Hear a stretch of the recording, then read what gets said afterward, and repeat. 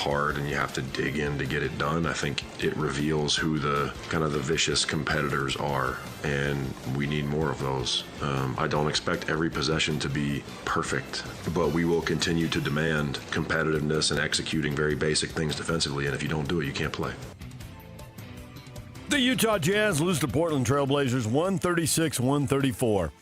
136, PK. That does not suggest vicious competitors, nor does it suggest that victory is in the offing. Not going to win very often when you give that The only up. way to have that is through defense. You can't be a vicious competitor on offense. I would say that you can be a vicious competitor on offense. However, there was not vicious competitiveness at the defensive end of the floor for the Utah Jazz last night. Was there at the offensive end? Oh, you could argue there is. 134 should be a winning number. That's scoring a lot of points. I mean, obviously you're not going against one of the better teams in the league there, so factor that in. But, yeah, I think 134 is a number that should be a winning number most of the time, and there's a lot of success at that end of the floor. Oh, so they're halfway there then. That's good news. Lowry Markin and Lisa Jazz with 32 points. Keontae George had 29 points and 8 assists. Leading to the question, has Keontae turned the corner? We will get to that coming up in the question of the day. Hot takes or toast in our next segment. Jazz are hitting the road, 5 in a row. It all starts in Phoenix on Halloween. Tomorrow. Exactly. TJ and PK. Hashtag NBA. Jaylen Brown drives, runs it off the window and in. Jaylen has been a star tonight. 30 points for Jaylen Brown, 100-88. Retrieved by Vazelis. Topside Giddey. Baker goal! Are you flat out kidding me? Josh Giddey with the kiss off the window from 30 feet. He's laughing at his teammates on the bench. Russell to the cutting flag along the baseline and scores on the reverse with a foul and a chance at a three-point play. And that's a beautiful cut by Cooper Flagg. Highlights from around the NBA. The Chicago Bulls beat the Sacramento Kings 126-113. That's big. Yeah, well, Josh Giddey off the glass. There it was. Kissed it off the glass. Celtics pounding the Cavaliers 125-105 in Boston. Decisive win for the shorthanded Celtics. Is Austin Reeves cooling off anytime soon? 28 points, 16 assists. Lakers beat the Minnesota Timberwolves in Minnesota, 116-115. Yeah, I thought the story of that game was my guy, Jake LaRavia. 27 points, 8 boards. Who is he? I mean, Austin Reeves has been in the league for a number of years, and I don't know that he's hot when you go 9 of 24, 3 of 11. You hit the winning shot. Volume shooting. But Jake's 10 of 11, and that's not happening every other day. Yes. I think that had 5 of 6 from 3. That was the story of that game. Your 91% shooting will turn a few heads. You heard Cooper Flagg in there. He had 15 points, 10 boards. Mavericks beat the Pacers 107-105.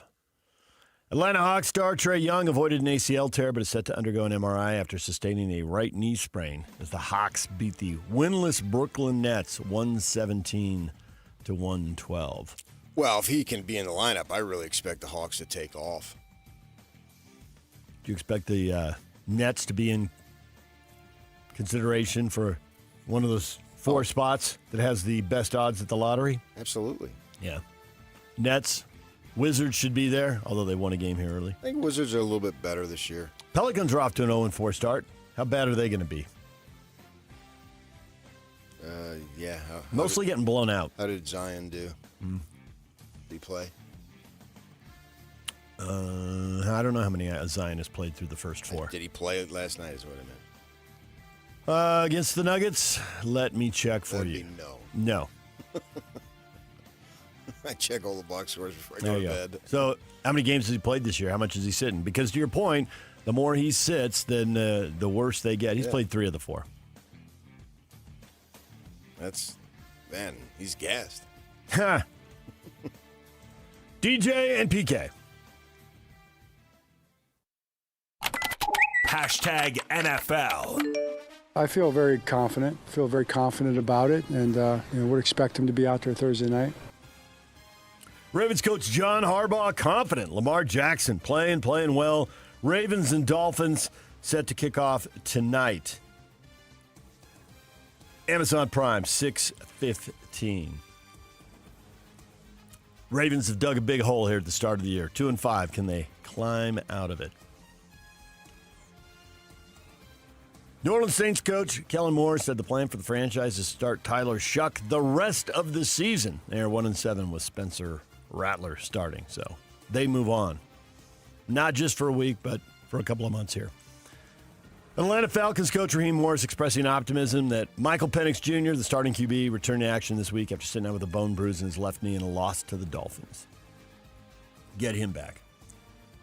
And the Eagles bolstered their secondary, making a trade with the Jets. Corner Michael Carter II in exchange for sending John Mechie III to New York. Teams also swapped late-round draft picks.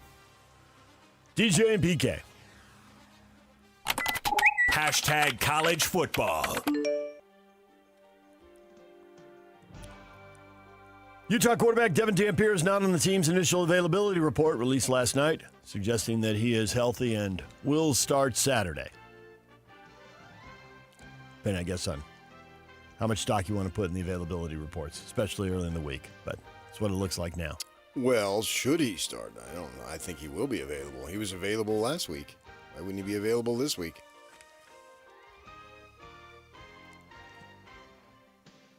Well, I think that Kyle would say he wasn't available last week. Well, he was an emergency quarterback. In order to be emergency, that means you're available. All right. In case of an emergency. Break glass. Right? Pull out Devin Dampier. If you're the emergency quarterback, that by definition tells me you're available. Yeah. But he couldn't play well. But he could have limped through it. Yeah. Apparently that's what he did against Texas Tech, too. Yeah, right.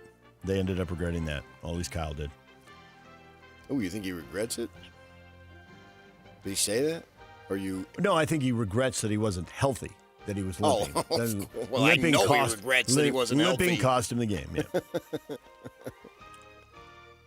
Former LSU coach Ed Orgeron expressed interest in the opening with the Tigers as he looks to get back into coaching. Are you kidding me? Hey, I'm one phone call away. I just got to get in my truck. I could be there today. Orgeron led the Tigers to the 2019 national title before being fired in 2021. The Louisiana governor says that LSU's AD, Scott Woodward, would not be involved in the hire of the new head coach, saying he'd let Donald Trump do it before Woodward. Landry said the LSU Board of Supervisors will assemble a selection committee to find a new coach, but Woodward will not be part of it because he gave Brian Kelly 10 years and $95 million. Also alluded to him being involved in the Jimbo Fisher Texas A&M. Gave him the contract, but not the extension there. DJ and PK. Hashtag Major League Baseball. And the 0-1. Vladdy rocks the ball. Left field and deep. Back to the wall. It is gone again. Back-to-back blasts in the first. And in 3 pitches, the Blue Jays lead 2-0. And the Blue Jays are headed home, 1 win from a championship. And it was a child who led them tonight. 22-year-old Trey Savage. 12 strikeouts. Only the 12th time in World Series history somebody's done that. Never know who the hero is going to be, PK. Handling the top of the Dodger order. Ohtani, Betts, Freeman, 3 of the top 4 hitters in the lineup. A combined 0 for 11 with 6 strikeouts. Yeah, I mean, that's baseball. That's why it's great, because you don't know. Not the same guys all the time. And a rookie might just step up and be the star. Now Toronto is 1 win away. Up 3-2, heading home with a chance to win it tomorrow night. DJ and PK. Hashtag golf. Future for Tiger Woods, with regards to his competitive golf career, is up in the air. The PGA Tour Champions President Miller Brady said the senior circuit is prepared to welcome Woods to the tour if he decides to play. Woods turns 50 on December 30th and recently underwent another back surgery. I bet they'd love to have him out there, but it doesn't seem very likely, given his health. No, I think he needs to be an ambassador of the game, or if he wants to get in some form of management and have more than just a presence, have an influence. Well, They're talking about reimagining the PGA Tour, and he's leading that 15-person committee, so I think that's going to give him some influence here in the short run, and depending on what kind of changes they make, I guess short-term decisions could have long-range influence. Yep. DJ and PK. Hashtag NHL.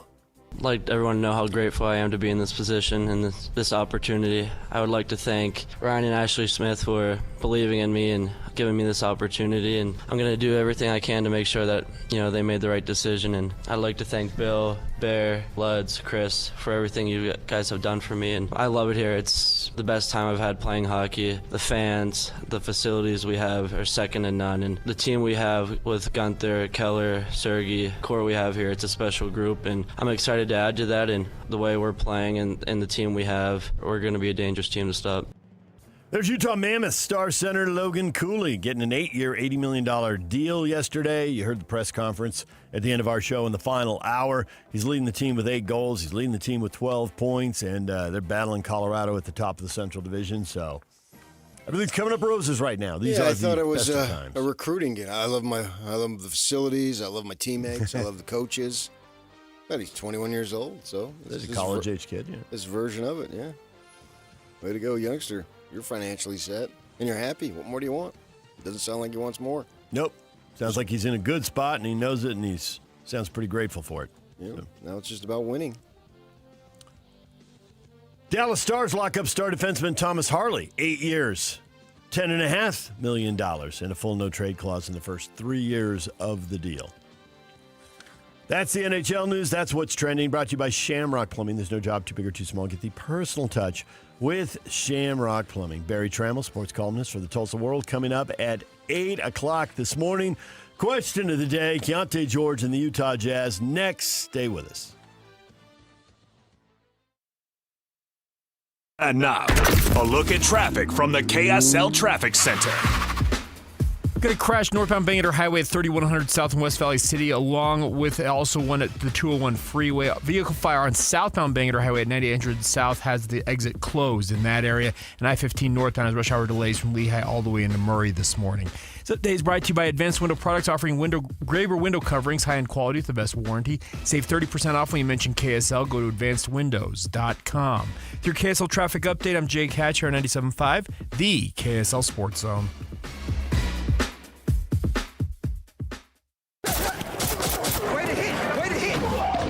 Just keep on coming for Kalani Sitake and BYU. LJ goes off tackle and gets in for 6. As the undefeated Cougars get ready for the stretch run of the college football season. 97.5, the KSL Sports Zone will be there every step of the way as BYU looks to punch their ticket to the Big 12 title game.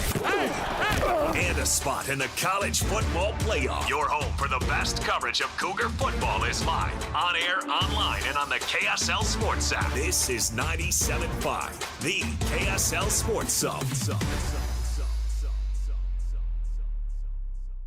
Is your financial advisor offering you up to a 30% upfront bonus? Or are they promising you up to 10% growth per year, all for your retirement income? If not, then you need to come to Trajan Wealth. I'm Jeff Jr., founder of Trajan Wealth. If you have a plan to retire within the next 10 years, don't wait only to find out it's too late. I've seen hardworking folks like you retire only to be required to go back to work, all because their advisor told them guarantees like these were too good to be true. They're not. That's up to $30,000 upfront or up to $10,000 per year on $100,000, all guaranteed for retirement income. Don't keep working when you're supposed to be retired, and don't let any financial advisor tell you it's too good to be true. Call Trajan today, 801-210-6800. That's 801-210-6800.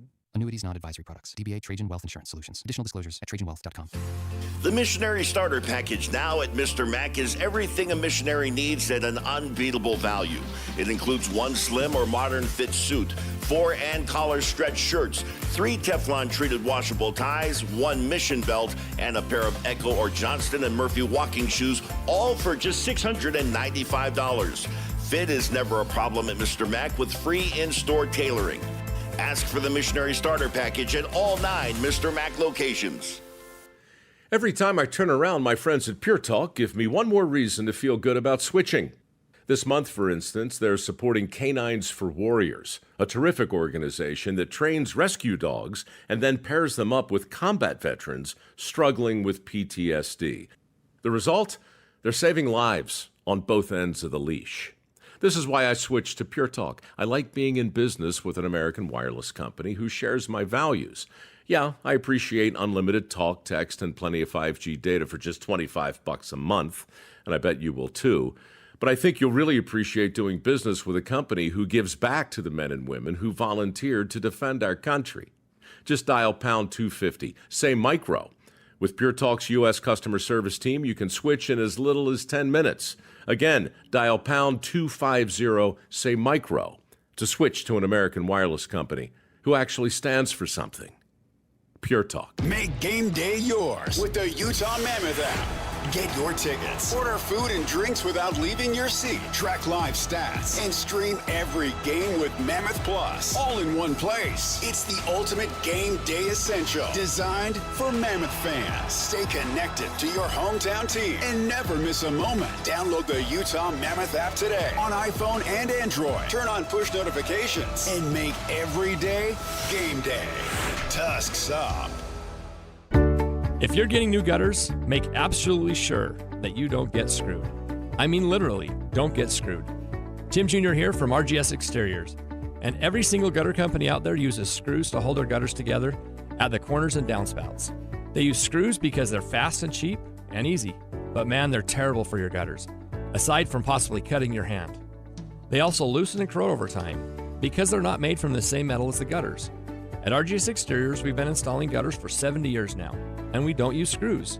We only use permanent, strong, and unobtrusive rivets. They're made from the same material as the gutters, so they won't oxidize, and they won't corrode. They'll also never loosen. Your hand is safe too. Did I mention they look amazing? So don't get screwed. Call RGS and get riveted gutters. Our number is 801-280-3110, or visit us at rgsutah.com. That's 801-280-3110, or rgsutah.com. Listen every Monday morning to DJ and PK and Monday afternoon with JJ and Alex for your Chevy Strong Play of the Game. Win great prizes from Rocky Mountain Chevy. This is your Cougars at 30 update. Presented by Kenny J's Barbecue on 97.5, the KSL Sports Zone.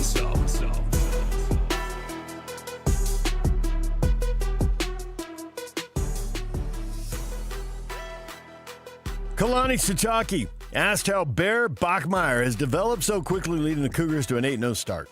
I think I give a lot of credit to the way A-Rod's brought him along. You know, A-Rod and Matt Mitchell have done a great job prepping him. And then you have to give a lot of credit to the other quarterbacks in the room. They work really well together. That's been amazing, everything here, but the way the kid was raised, it doesn't surprise me at all. You have to just look at his big brother, not just Tiger, but also Hank, and how they've mentored him along the way. So this guy's been learning from the very beginning at a young age, and he has never stopped learning. That's what a great example he can be to the rest of our team, but super humble and love coaching him.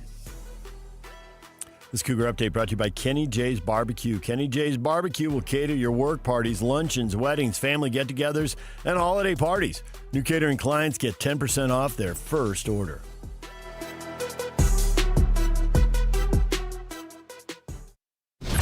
Nobody brings you better coverage of the teams you're passionate about than these guys. Try some more. This is DJ and PK on 97.5, the KSL Sports Zone.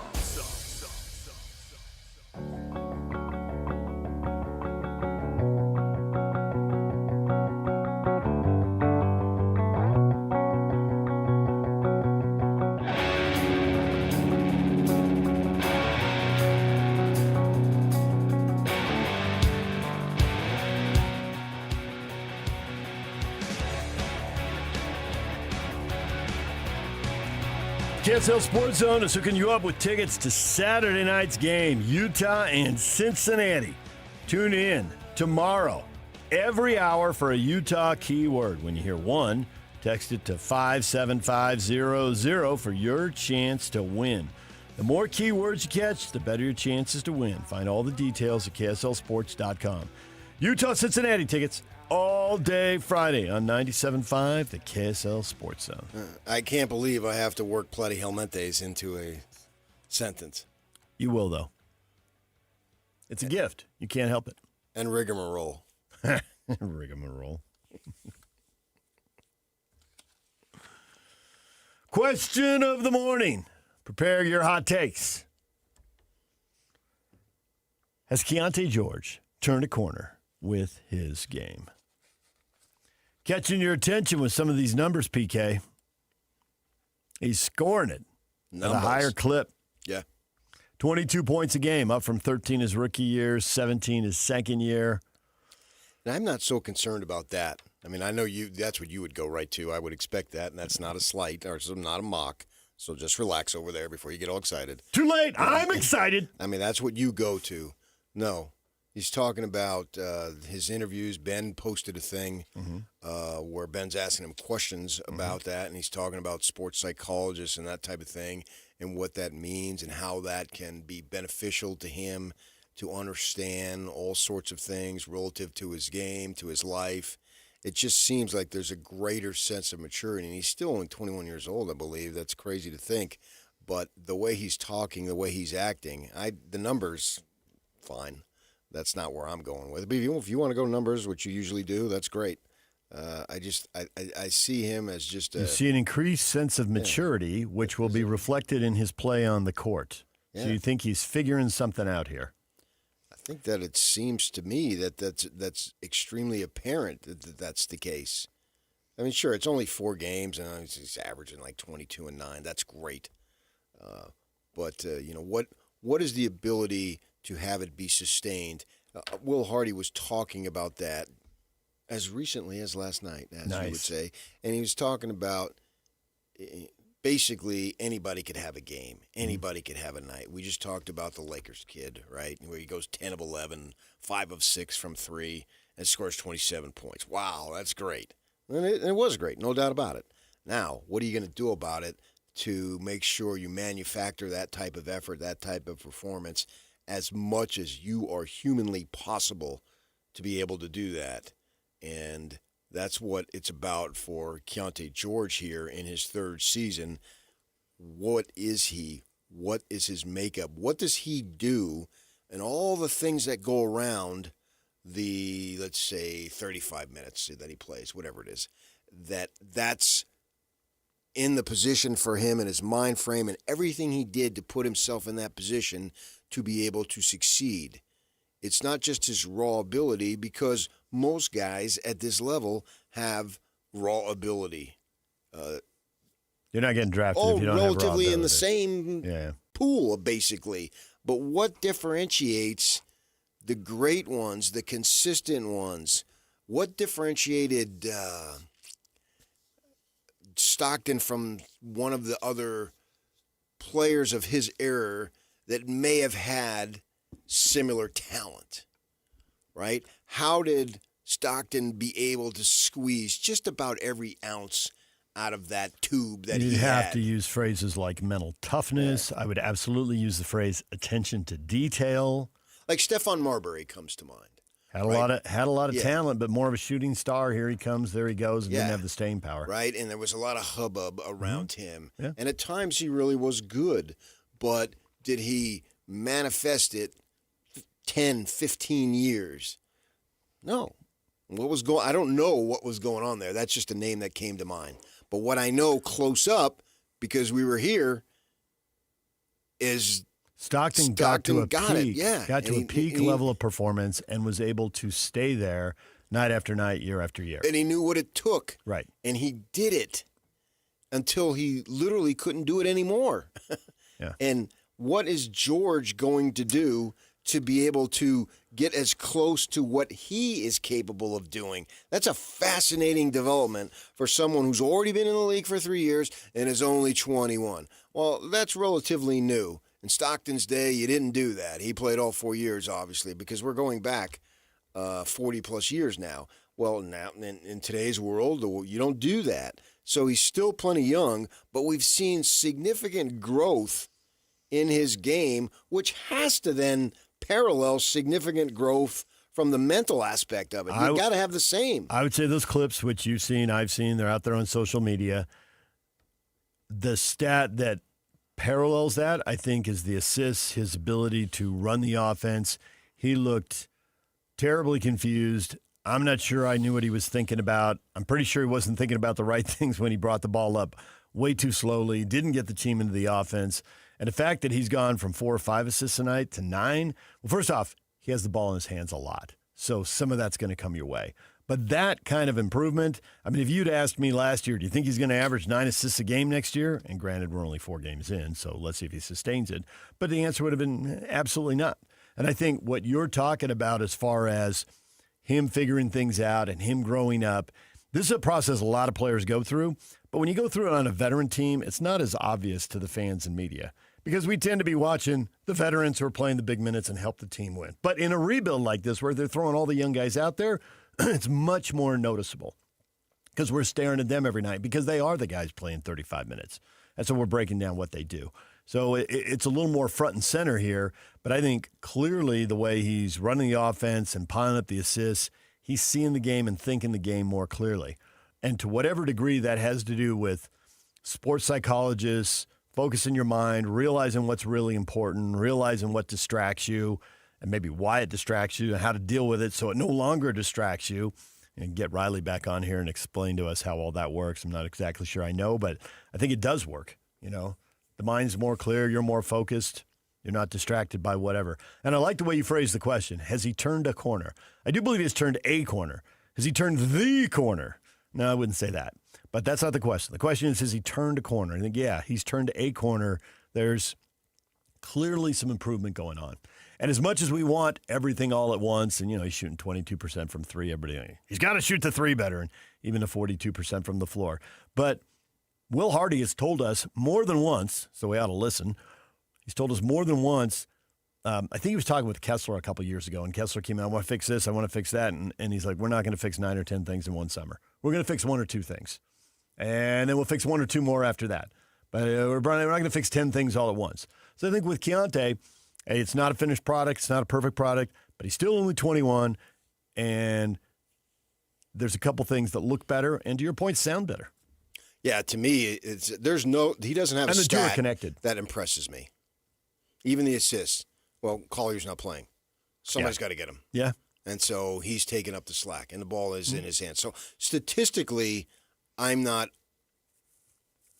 unimpressed. But you will reserve your judgment for later. Right. Right. And I get that. We're 2 years and 4 games into this. It's all about his approach and the way he is speaking that has really caught my eye and ear to lead me to believe that, okay, there's something there, and let's scratch it and see what's underneath it. And there might just be a really, really good player there who's capable of, if he plays 75 games, of turning in 70 pretty doggone good games. And how does he relate to everybody else? Because of all the younger guys, the first or second guys and even third-year guys, he's got the most experience. He's been through the most, right? So then he could be a positive influence upon a bunch of different players. And I brought that up last year when they got the cliche with Patty Mills, he could teach him in the locker room. Yeah, well, I mean, you got to say something nice, and so that's what you're going to say, because sure as hell, he ain't going to make much of a contribution on the court. It's over for him. And it turns out he's not going to be in the locker room that long either. I looked at who among the young guys can be the leader, because those are the guys that will be hanging together, who will be together in various different socially and in practice and in training, maybe in the cold tub or lifting weights, all the stuff that they do that goes into that. And if George is thinking, man, I got to take this leadership role, I got to have the positive attitude, I got to lead by example, I got to lead also through words, these types of things. It seems to me, and I could be way off here, but it seems to me like he's understanding this at a much greater level, which then will lead to him being a really good player potentially. And I'm excited to see where this kid goes with his game over this season, because we're just barely getting started, and we've got all the way till the middle of April before this thing is over, the 25-26 season goes. And where is this going to be when we get to next spring? I think there's a possibility where Austin Ainge has had, and now he's had a full year of eyewitness. He follows the league because that was his job, and I'm sure he scouted that kid many times over, probably when he was in AAU ball and then in Baylor and then now. But now he can really dig into who is and what is Keontae George, and then they'd be able to make the most accurate assessment for him relative to his future on the team. That's one of the things that I'm going to enjoy following coming up this winter and into the spring. I think that Austin probably has a pretty good 20,000-foot view of what has happened with Keontae's development. But I think the thing you get when you get into this job is you get a chance to dig into the why is it happening, or why is it not happening? And you don't get that when you're not with a club and you can't talk to them. So now we'll be around him, and he'll have one-on-ones off to the side. He'll see, he'll hear, he'll listen. Speaking of Austin, what other people say. What do his peers think? What do guys like Kevin Love thinks? And then obviously he's going to be in constant communication with Will Hardy as far as what those guys think. And then they can really see what they've got. I mean, that's what this season is all about. And from that perspective, I think there could be something good there, because it seems like he's on a track that is at a higher plane than it has been. And maybe that's not to say that he was a goofball and it's Cantor or whomever not taking it seriously, blah, blah, blah, which was the case with him, and they had to try to change that, and ultimately it didn't work. But the fact is that it's better. It appears to be better. Whatever it was the first 2 years appears to be better this season. We got people weighing in on our Facebook page. Has Keontae George turned a corner with his game?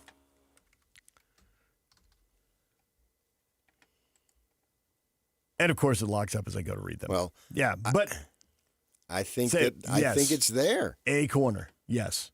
Yeah. And I think that the people that you want when you talk about your leaders, which are often your best players, although I think most teams also have a guy who is one of the leaders who isn't necessarily a star. Different guys do interviews differently and have different relationships with the media, and obviously some guys love the camera and some guys don't. Yeah, for sure. But they think the game the way Keontae is starting to talk about thinking the game. And you got to figure that out. And you figure that out at whatever clip you figure that out. Some people figure it out on their third or fourth stop in the NBA. Some people figure it out with the team they're drafted by. I think for me, as far as his statistics, I just want to see him statistically in terms of giving me the effort defensively. It's hard defensively, especially at his position. Guys are lightning quick, and they're running you into guys that weigh 50 pounds more than you. And they may be trying to switch you onto guys who are 4 inches taller than you. So you got all that. But just battle. That's all I'm asking. Is just battle. Do the best you can. There's certain situations you're going to be overwhelmed. Just try as hard as you can to do what you're capable of doing physically, and then what you're capable of doing in a team situation in which they teach you, okay, this is what we need you to do when the ball's here, blah, blah, blah, and you're on this side, all that stuff. Offensively, I want to see him put himself in a position to make the right play, whether it's passing the ball, whether that's, leading directly to the assist, or whether that's reversing the ball. And as far as the shot making, he already has, I believe, a supreme level of confidence there. he thinks that everything he chucks up is going to go in. I was going to say, he might have a little too much confidence. Yeah, right. And so with that in mind, where I'm going with that point that I'm trying to make is when you decide to take the shot, make sure it's a really good shot. And make sure time and score is reflective of that, because I know you think you can make everything. Well, you're only shooting 42% from the floor. Obviously, we'd like to see that higher. The 22% from three has got to get higher.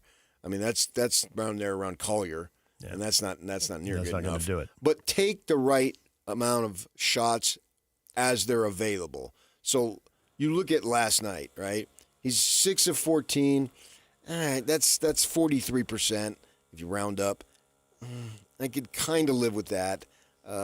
You may have to. I'd have to investigate each shot because you may end up with the ball and the clock's winding down and you got to put it up, so that's going to make your number not look as good. But take the right shot and be aggressive, man. You're 15 of 15 from the free throw line. He has only missed one free throw. 15 of 15, 8 of 8, 7 of 7, 3 of 4. That's 97%. That's incredible. That's awesome. And then if you give me the James Harden-like volume, then you're racking up the points even if you don't shoot well. And Harden has made about $20 trillion off of that. 27 free throws through 4 games. I mean, once you start getting into that 7 free throw a game, you have my attention.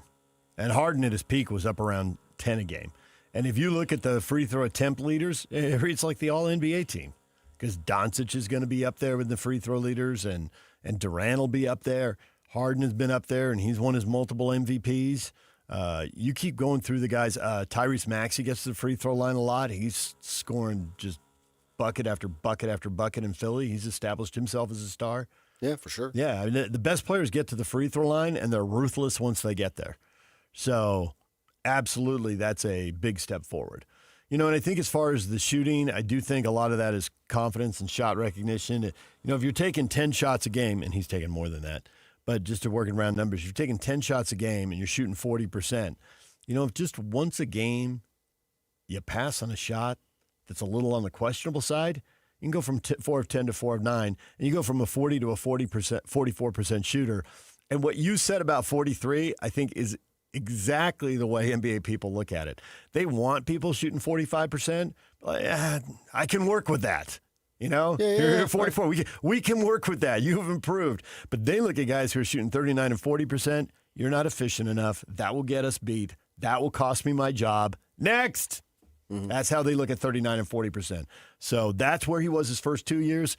Get out of that neighborhood, because that's going to impress exactly 0 coaches and 0 general managers. Yeah, I want him to just try to make the right play with the highest percentage possible, whatever that right play might be. Yeah. And I think the first couple of years it seemed like it was shot happy.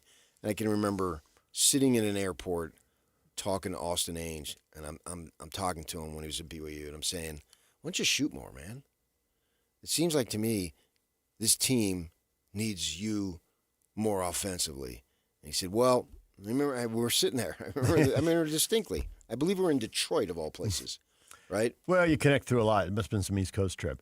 Detroit and Minnesota. I think they played in Minnesota, or played in Detroit. Played Michigan State. Oh, Michigan State. Yeah. Okay, yeah. And with Izzo, they did that home and home thing. So we're sitting there and saying, and he loved to talk basketball. Mm-hmm. That's why I knew he's going to get in this type of position. Obviously, he had an opportunity with the name, but I really felt like he was going to get in some high-level management because his mind of thinking the game was very high. And so he tells me, he says, well, I can't really hunt shots. My position, I can't do that. Mm-hmm. I've got to take the shot when it's available. I can't pass it up. But, and I doubt, there's no way he remembers this conversation. There's just no way. All the stuff that he's gone through. But I remember it for whatever reason.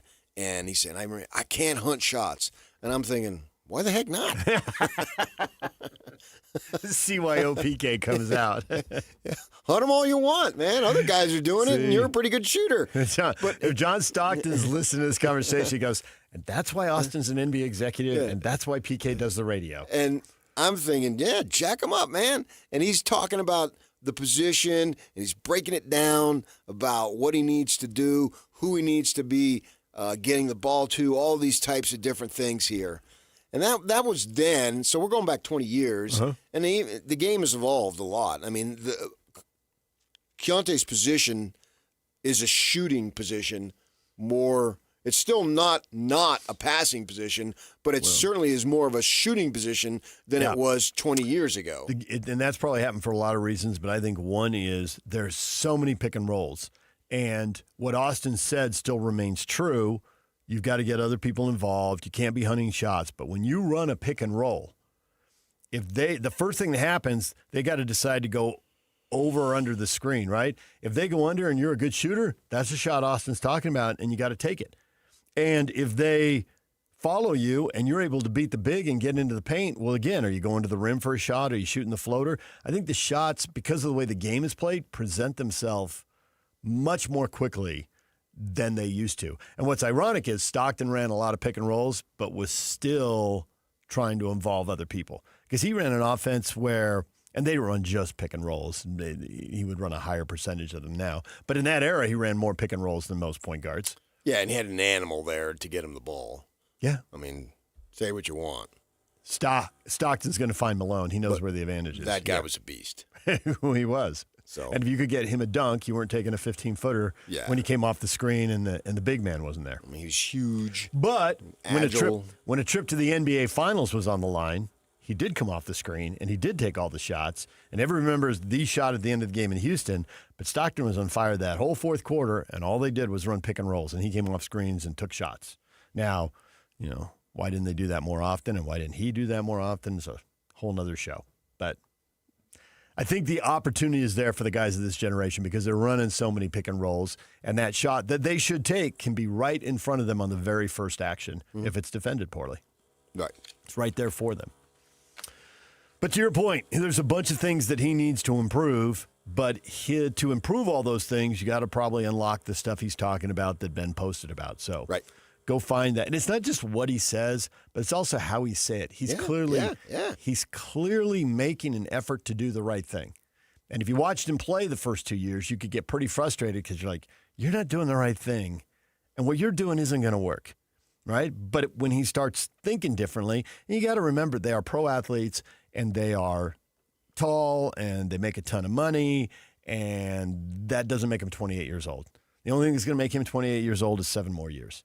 And there's a reason that most of the best players in the history of the game didn't win at 21. Well, they were in college. But they didn't win until they were 27 or 28. And, I mean, MJ and Shaq, and you go down the line, Hall of Famers, because they got to figure all this stuff out. Yeah, the learning curve is much more advanced now. Yep. It's like what they say about quarterbacks. And I do think that we can see really good NBA players winning titles and being at the highest level at 24, 25, 26. You're seeing that now. How old is Doncic right now? You're good at the age thing. I'm not. Oh, I would say 26. Is he 26? So he was in the he was in the finals at 25 or to whenever his birthday falls, 24 or 25. I don't know. He's 26 is my guess. Bang, 26. Oh, okay. Nailed it. Yeah. DJ PK, it's 97.5, the KSL Sports Zone. Coming up 8 o'clock, Barry Trammell, sports columnist. Tulsa World, we're talking Big 12 football. There's now, we had an idea they were coming, but we know for sure there are 3 or 4 massive games out there that will determine who's getting into the conference title game. Barry will break them down with us. Coming up next, stay with us. And now, a look at traffic from the KSL Traffic Center. Latest crash this morning is northbound Mountain View corridor just before the old Bingham Highway intersection. It's blocking the left lane and the shoulder in that area. Traffic is backed all the way to Lake Avenue in Daybreak as a result. I-15 southbound also very slow leaving Kaysville out to the Park Lane exit in Farmington if you're up north this morning. This update is brought to you by the Whipple Service Champions. From system installs to fast fixes to delivering award-winning heating, cooling, plumbing, and electrical services, call the Whipple Service Champions for the win today. With your KSL traffic update, I'm Jake Hatcher, 97.5, the KSL Sports Zone.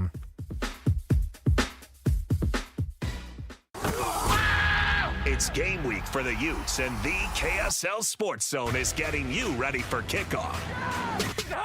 It's back-to-back home games for Utah as Kyle Whittingham and the Utes welcome the Cincinnati Bearcats. Listen all week long for the best coverage of Utah football and your chance to win tickets to the game. Then catch college football Saturday, game day at 10 a.m. with a post-game show immediately following the game on KSLSports.com. Let's go then. Let's go, baby. Your home for the best coverage of Utah football is live on air, online, and on the KSL Sports app. This is 97.5, the KSL Sports Zone. The holidays are just around the corner, and Western Nut Company is here to make your gifting a breeze. From our beautiful gift baskets and nut boxes to our famous in-house fudge and brittle, We've got treats for every taste bud, crafted with the highest quality ingredients. Corporate gifting, that's our specialty. Just send us your list and we'll handle the rest. Beautifully packed, shipped with care, and guaranteed to impress. Calling all office managers or executive assistants. Call Western Nut now and let us make your holidays a little less nuts. But we actually do want you to eat more nuts. For 60 years, Western Nut has been a proud Utah tradition. Stop by our downtown shop for unique gifts, glittering ornaments, festive decor, and so much more. Western Nut Company, more than just the best gifts in Utah. We're a holiday tradition, in-store or online at westernut.com, where quality meets tradition, and every gift is packed with love. I'm Walker Kessler, and I play basketball for a living. So I know how important it is to have the support of a team you can trust. That's why I love UCCU. UCCU is more than a credit union. They're a true financial partner, a local team of experts your entire family can trust at every step of your financial journey. Just visit uccu.com and elevate your banking experience. Tonight on KSL, Saltaire, a Utah landmark filled with history and ghosts. Doors open and close. I kept hearing footsteps all around. From the man facing Utah's worst fears for more than a decade. Wants to talk to me. Yeah. What do you want to know? Andrew Adams takes you inside, if you dare. Did you die here? Spooky Saltaire, tonight at 10 on KSL. These days, many companies have turned to influencers to tout their products or services. But here at John Watson Chevrolet, the only endorsement we need is from our customers.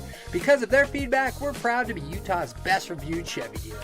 Visit us today to see why we get reviews like, "Their sales team is the best. Didn't put on any pressure, just super helpful and fun. They made the process a breeze." John Watson Chevrolet, your 5-star Chevy dealer. 3535 Wall Avenue, Ogden. Chevrolet. Together, let's drive. Hi, this is Derek Overstreet, president of the New Millennium Group and co-host of Stop Working, Start Living with KSL News Radio. Can you imagine what your life would be like if you could retire 3 to 5 years earlier than you thought possible? The things you could do, the loved ones you could spend time with, the memories that you could create. That's what our team at the New Millennium Group does. We'll walk you through the entire process every step of the way. If you'd like to get a copy of the 5-step proprietary plan that will help you retire 3 to 5 years sooner than you thought possible, give us a shout right now. 888-999-6370. That's 888-999-6370 or utahsfinancialplanner.com. Listen, most of our listeners right now have a tax problem, not a money problem. There's not enough money in Social Security Medicare as it is. Let us show you how you can significantly reduce your taxes. That's 888-999-6370, 888-999-6370, or utahsfinancialplanner.com. Hey, this is Chris with JCW's. Are your kids picky eaters? Bring them in and try our chicken fingers or a grilled cheese sandwich. They'll be smiling big in no time. JCW's, quality and a lot of it. 3, 2, 1. This is your Utes at 50 update. 58! Presented by Kenny J's Barbecue on 97.5, the KSL Sports Zone.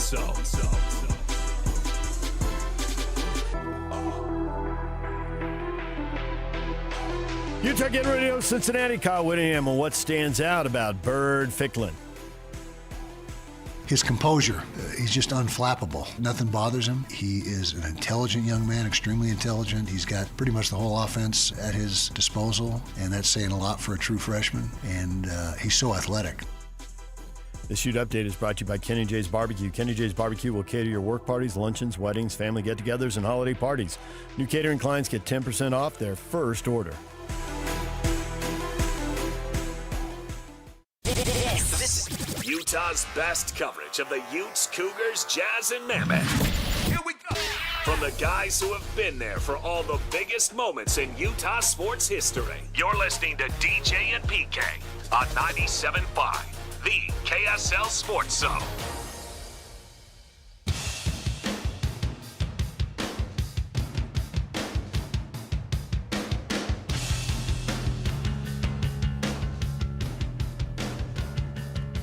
The band of the day is the Foo Fighters. They were inducted into the Rock and Roll Hall of Fame on this day in 2021. brought to you by Live Nation. For all the live concerts and events in 2025, check out livenation.com. Got a question up on our Facebook page. Devin Dampier not on Utah's injury list. Is he your starter? And Davis said, I guess. It depends on practice, but probably. Mickey, why wouldn't he be? Because Ficklin looked awesome last week as the Utes rolled Colorado. I don't even know that blowing them out does justice to, how would you describe that game? You've got a better vocabulary. You're a wordsmith. A writer. It was the bomb. Okay. Beat them down? Tony. Whooped them. Yes, but that doesn't mean the freshman won't start. Might we get a hint after practice on Thursday? Yeah, I hope that's not the case. I think Utah screwed around with that way too long. You name a starter after Thursday. It's too late in the week. So I hope that didn't work. And we have conclusive proof when a receiver's telling us, well, we never knew who the starter was. And once we knew, the receiver took off and ended up getting drafted and is still in the NFL today. So you need to have all that stuff earlier in the week rather than let's wait and see. By Tuesday, Monday's a lighter day, Tuesday, that you go out there and that's when it needs to be decided. I think that it has to be Dampier because Dampier,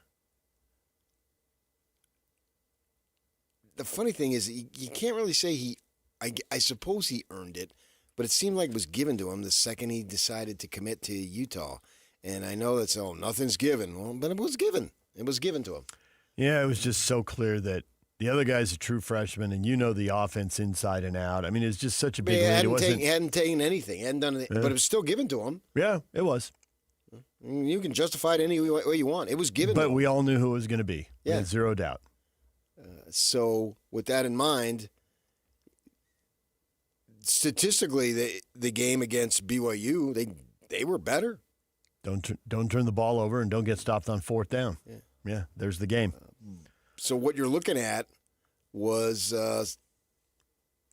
he has played statistically to the level that you anticipated with the skill set that he has, except for Texas Tech. And I don't think that you can go away from that. Anybody on that on that roster was going to beat Texas Tech that day. You can't say, he was injured, because if you're going to say that, then I'm going to say Sam Levitt was injured. Yeah. Well, I mean, we both thought, and lots of people who watched that game thought, that they got dominated at the line of scrimmage, and a quarterback can't fix that. Yeah. So what hasn't he done to maintain the job? I don't think that there's anything that he hasn't done that he can do or should be able to do. Don't tell me he can't be a big-time passer. You brought him aboard knowing he wasn't a big-time passer. But is the hook quicker if they're behind and they have to throw?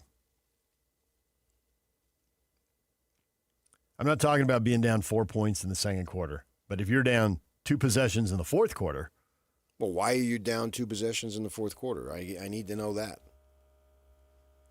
Did the running backs fumble the ball or something? 49-35, yeah, and you've only been stopped with fumbles. Yeah. So I just can't answer. I can never decipher anything on a raw stat, nor will I ever. Well, the question is, if they have to throw the ball late to come back, will they put Ficklin in because he can throw it better? Or do they not trust him because not only has he not been in any pressure moments, but that was just such a laugher and so easy. You really know what you have. Can he throw it better? I don't know that he can.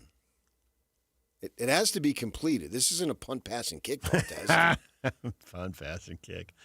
Yak! Roll the tape measure down the middle of the field. It starts in 10 minutes. There's so many things that go into it. And it's not, can he throw the ball better? You can throw the football over there, that mountain. Okay, great. But thank you, Uncle Rico. Is it going to be completed on the other side?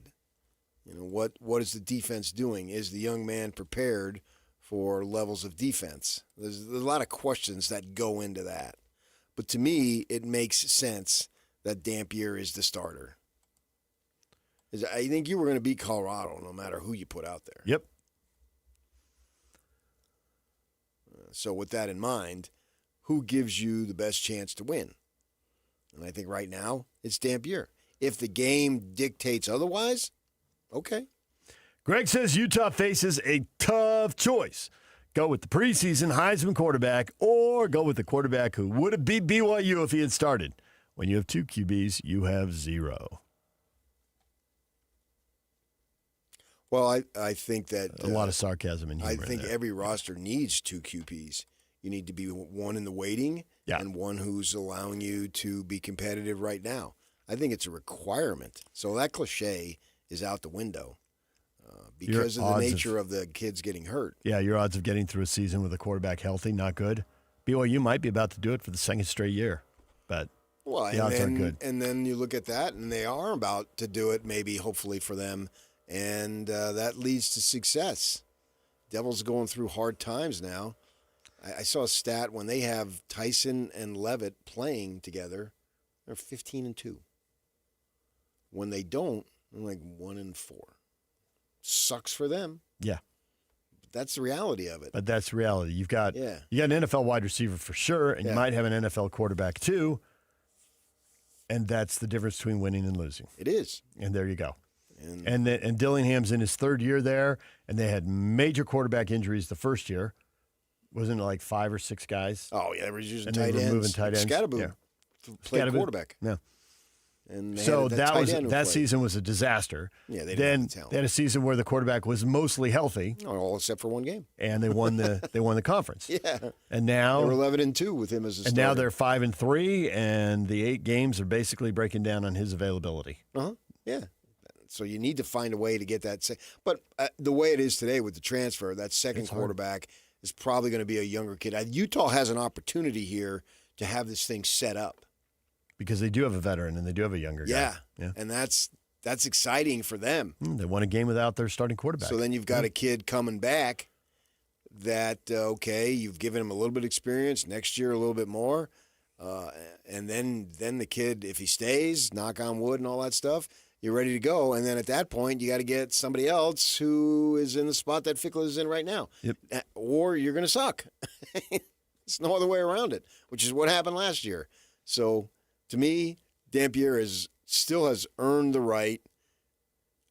I'm very hesitant to criticize his weakness when you knew that was his weakness in the beginning and you still brought him in and then gave him the starting spot. He's given you what you thought you would get from him.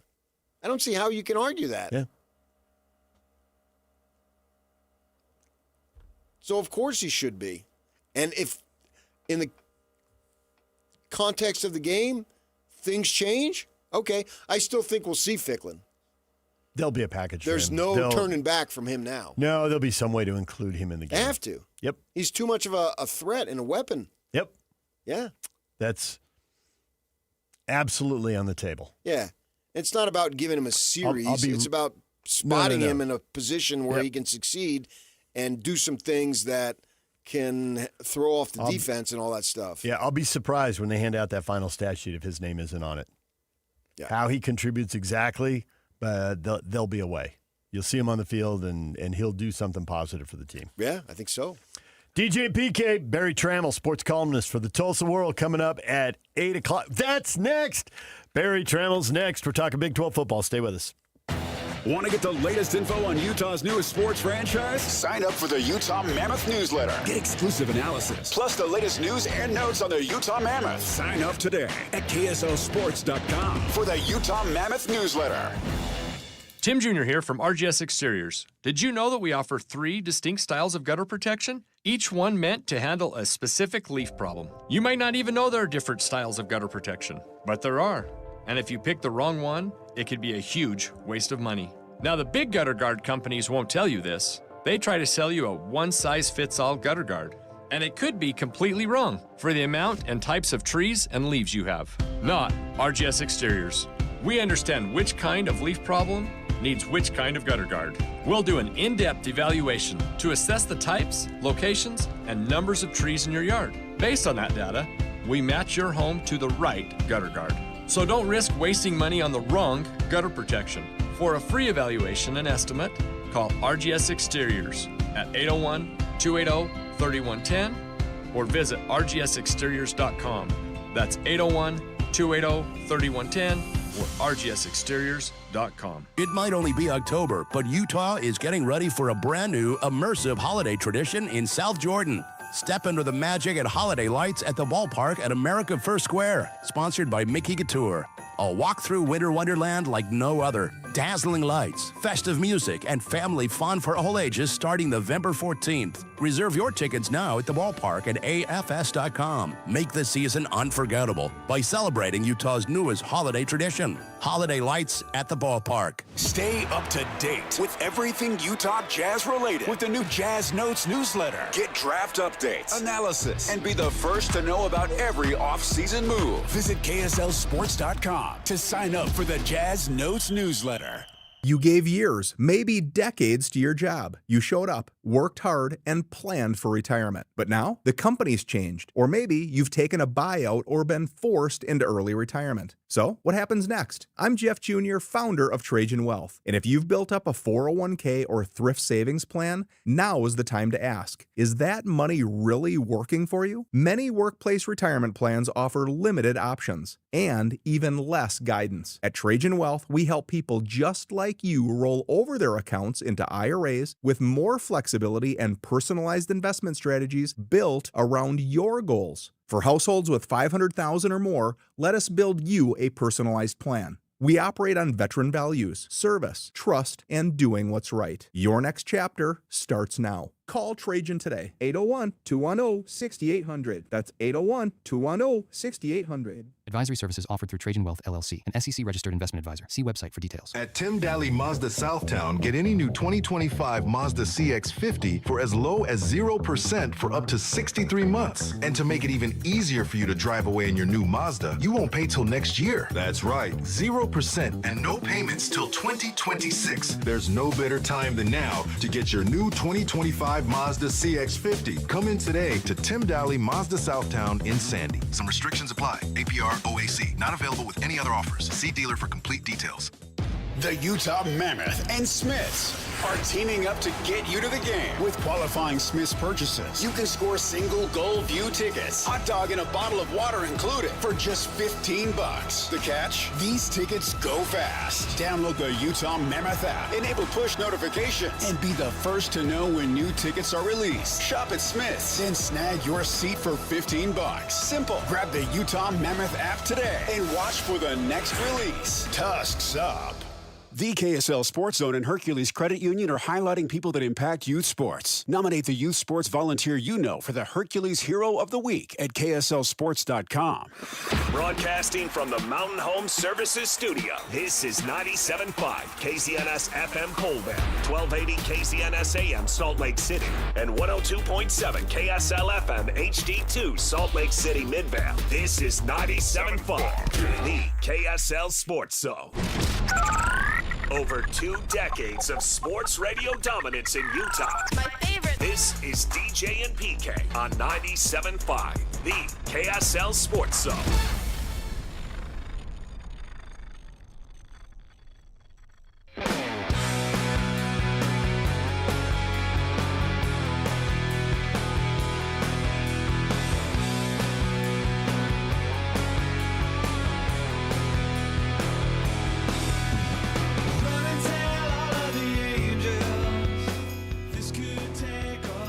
DJ, PK, and we are joined once again by Barry Trammell, sports columnist for the Tulsa World. Barry, good morning. How you guys doing there in the capital of college football, Salt Lake City? We're doing all right. We're seeing a lot of big football games. We're seeing a lot of these Fox and ESPN pregame shows roll through town. Good times. Seems like every week. It does, actually. Seems like every week. This is the third time. And that is because there is another big game, and for whatever reason, possibly because college football has such a goofy system, I root for as much chaos as possible. I love to see total chaos, big dogs lose, and everybody sitting on 2 losses is entertaining to me. Obviously, Cincinnati and Texas Tech have a couple of big games coming up here, and if they sweep them, and it might be those 2 teams in the Big 12 title game, it'd be pretty straightforward. However, if they were to get swept, it'd be chaos. What are the odds that Cincinnati's going to lose to Utah and BYU, and what are the odds that Texas Tech could lose to K-State and to BYU? I actually think Tech and BYU are the best teams. Now, Cincinnati, I like them. I think it's a great story. I thought their coach would be fired in mid-October. Instead, he's fighting for the playoff. But I don't think they've got staying power. Their schedule's been fairly easy. So I think we can write them off. Well, we can't write them off. I wouldn't put a lot of stock in Cincinnati. However, you did not mention a team that is sitting there lingering, just waiting for all the buildings to burn. Houston. The Houston Cougars, who have an unbelievably easy schedule remaining. For crying out loud. So I agree with you. It's fun. It's not fun if you're Brett Yormark or if you're a Big 12 loyalist wanting two teams into the playoff. It's going to be difficult for that to happen. But here sits the Houston Cougars playing a pretty weak schedule with a really good chance to get to 11-1. And if they get to 11-1 and the playoff committee acts like the playoff committee acts, they might just rubber stamp the Cougs into the bracket, seed them 12th or 11th or wherever they put them, and away we go. So it is fun. I agree with you. It's a lot of fun. I want to make sure I understand this. If you're talking about Houston, you're talking about them winning the conference or getting an at-large bid? I think if they go 11-1, they might not even make it to Arlington, depending on the tiebreakers. But I think they'd get in at 11-1. Well, and I also think what the committee did last year. Ward Manuel said it. He said, "The championship games don't matter if you're." He's talking about SMU, I guess, or he was talking about SMU, and it played out. We're not going to hold it against you if you're 11-2 and lost your championship game. So even if Houston gets into Arlington and loses, which they probably would, they're still golden. So, they say they beefed up the strength of schedule metric discussion, but I think Houston's going to put that one to the test. Well, that would be good news then for the conference. And when Yormark was at Media Days in basketball a couple weeks ago, he was saying that as the weeks go by, he's more confident essentially that they are going to get two bids. Yeah, I love Bo Brett to death, but I don't know that everything he says he means. I don't know. I don't think he's all that confident. I think he's probably sitting on some eggshells there, worried because a bunch of SEC teams, 5 or 6, still could get in at 10-2 and probably would. So Big Ten's made it a little easier. They got 18 teams. 15 of them are out of the running, basically. So they've made it a little better for the Big 12. But the SEC's pretty deep. I think that one could be problematic.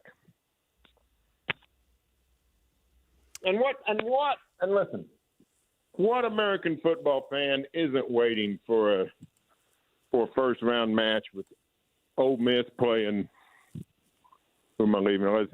Ole Miss Vanderbilt in the first round. That would have national appeal as long as the nation is, a sliver of the Deep South. Oh, for sure, yeah. This week, it's Texas Tech and Kansas State. And Kansas State has been a disappointment, but it still seems like they could play the spoiler role. And Tech is having health issues, man. The starting quarterback's been in and out of the lineup. The backup quarterback looked pretty good, but he's out for the season now. Is this the kind of game that we're going to see an upset and K-State takes down Texas Tech? We could. Kansas State is way better than we think.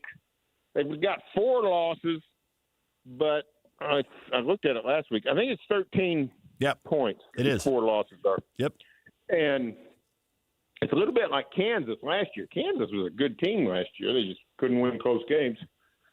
And K-State starting to start off the season doing the same thing. I think it's going to be a really good game. Manhattan is a tough place to play. And I think Tech's better, but that doesn't mean they'll win. So that's one to keep an eye on. And if Tech gets to 2 losses, I mean, that's thin ice. I don't think they're going to make the playoff. So, the key is to get to 11 wins. That's really the key. We in some ways we look at losses with most leagues. That in the SEC, Big Ten, 2 losses get you in, but in the Big 12, I think it's get to 11 wins, 11-1 or 11-2, and Tech is going to have to win the conference. If they lose in Manhattan, they're going to have to win the conference, and I don't know if they'll even get to Arlington. So it's a huge game. I like Kansas State to play it tough. I think I picked Tech, but that's going to be a bear fight right there. What I want to see happen is that Kansas State wins, and then it sets up Texas Tech with 2 losses, and then the Utah fans don't have the tiebreaker with the 2 losses if it's a head-to-head with Tech. So then the following week, a week from now, they would be rooting passionately for BYU to give Texas Tech the 3rd loss. And if they're true Utah fans and not BYU haters, because you BYU fans tell them, Barry, that they're actually not Utah fans. They're just BYU haters. And that would be the real test. Would you then root for BYU knowing it would help you, or are you truly a BYU hater first and foremost? That's the dilemma that we face in our community next week if that happens. And it'll be such a conundrum for so many of us. Well, when you first started giving me that scenario, I grabbed my submission nomination for the Nobel Peace Prize. You're trying to bring Utes and Cougars together, but no, it's a scandalous operation on your part. You're just trying to identify, the untoward. It's a little bit like what you described is a lot like one of my pet peeves in sports when coaches like to say this, and some players, he hates to lose. He hates to lose more than he likes to win. Well, it's nonsense. People who use words in that way just drive me nuts. Not only is that stupid, but it's provably false. Because the easiest way not to lose is do not play the game. If you do not play the game, you will not lose. So just quit talking like that. But it's interesting. Let me speak from experience. Listen. I'm gonna be able to spit in the wind and change the culture of 200 years of the state of Utah. But getting along is a way better way to live. And the better BYU is, the more it helps Utah. The better Utah is, the more it helps BYU. I think that's clearly the case. And so that'd be a great scenario. And BYU at Tech, do we have a time on that game yet? Yeah, I don't think it'll be 11 o'clock your time, 10 our time. Is it a big noon game? Or? Yes. Oh, big noon. They're getting some love. They're getting some love from the networks. The Big 12 is. That's cool. I like that.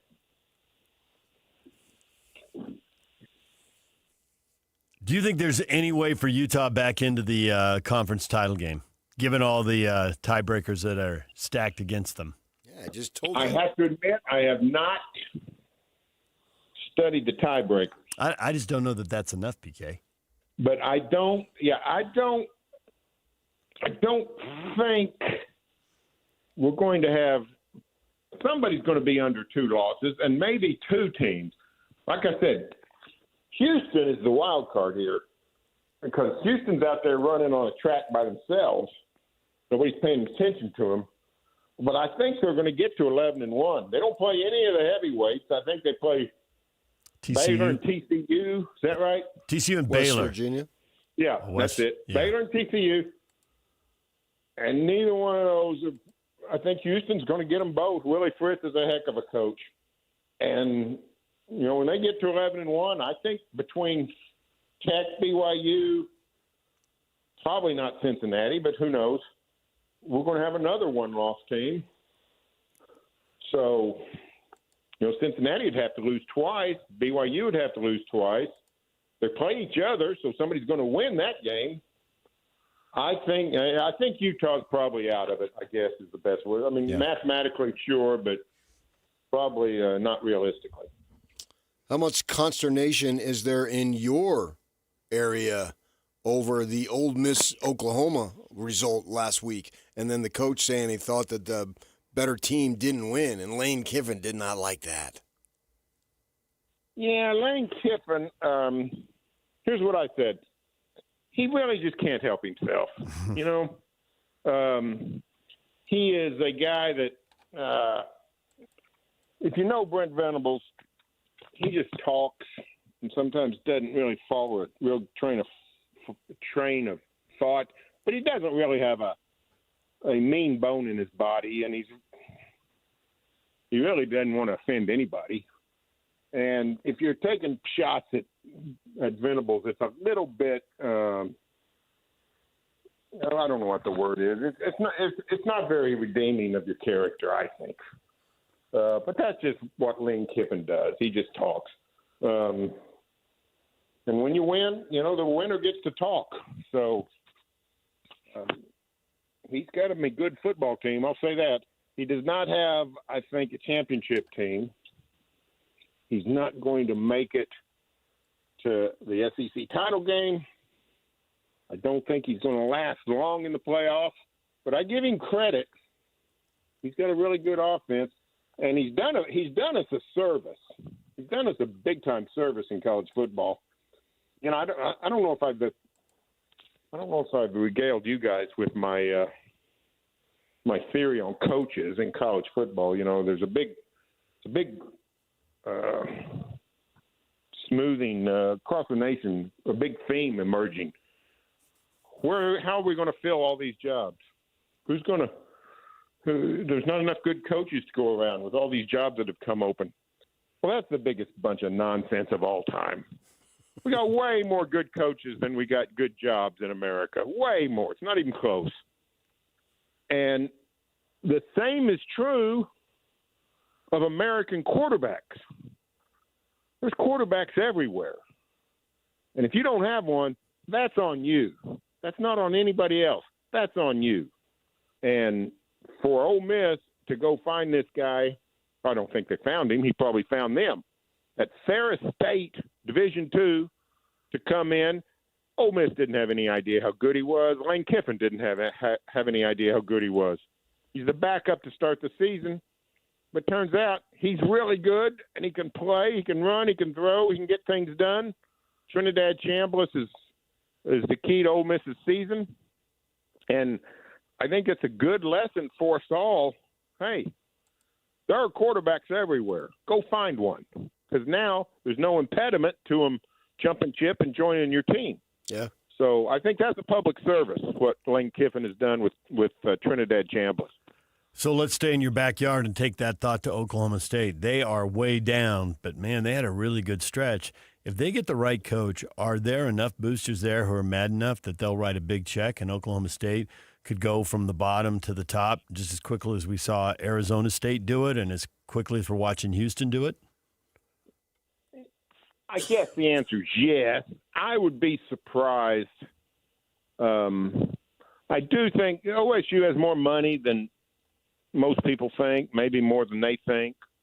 Gundy's departure has unlocked some boosters who checked out on him years ago. You can get quick good. I mean, you can get good quick. And that's been proven over and over. Indiana, Vanderbilt, Arizona State, all kinds of people, whether it's a short slump or a long slump, you can reverse your fortunes. However, I don't know that you can count on that all the time. It's not automatic. It's not everybody. Mississippi State hadn't done it. Half the Big Ten hadn't done it. Turns out in the Big 12, just about everybody's done it, you know.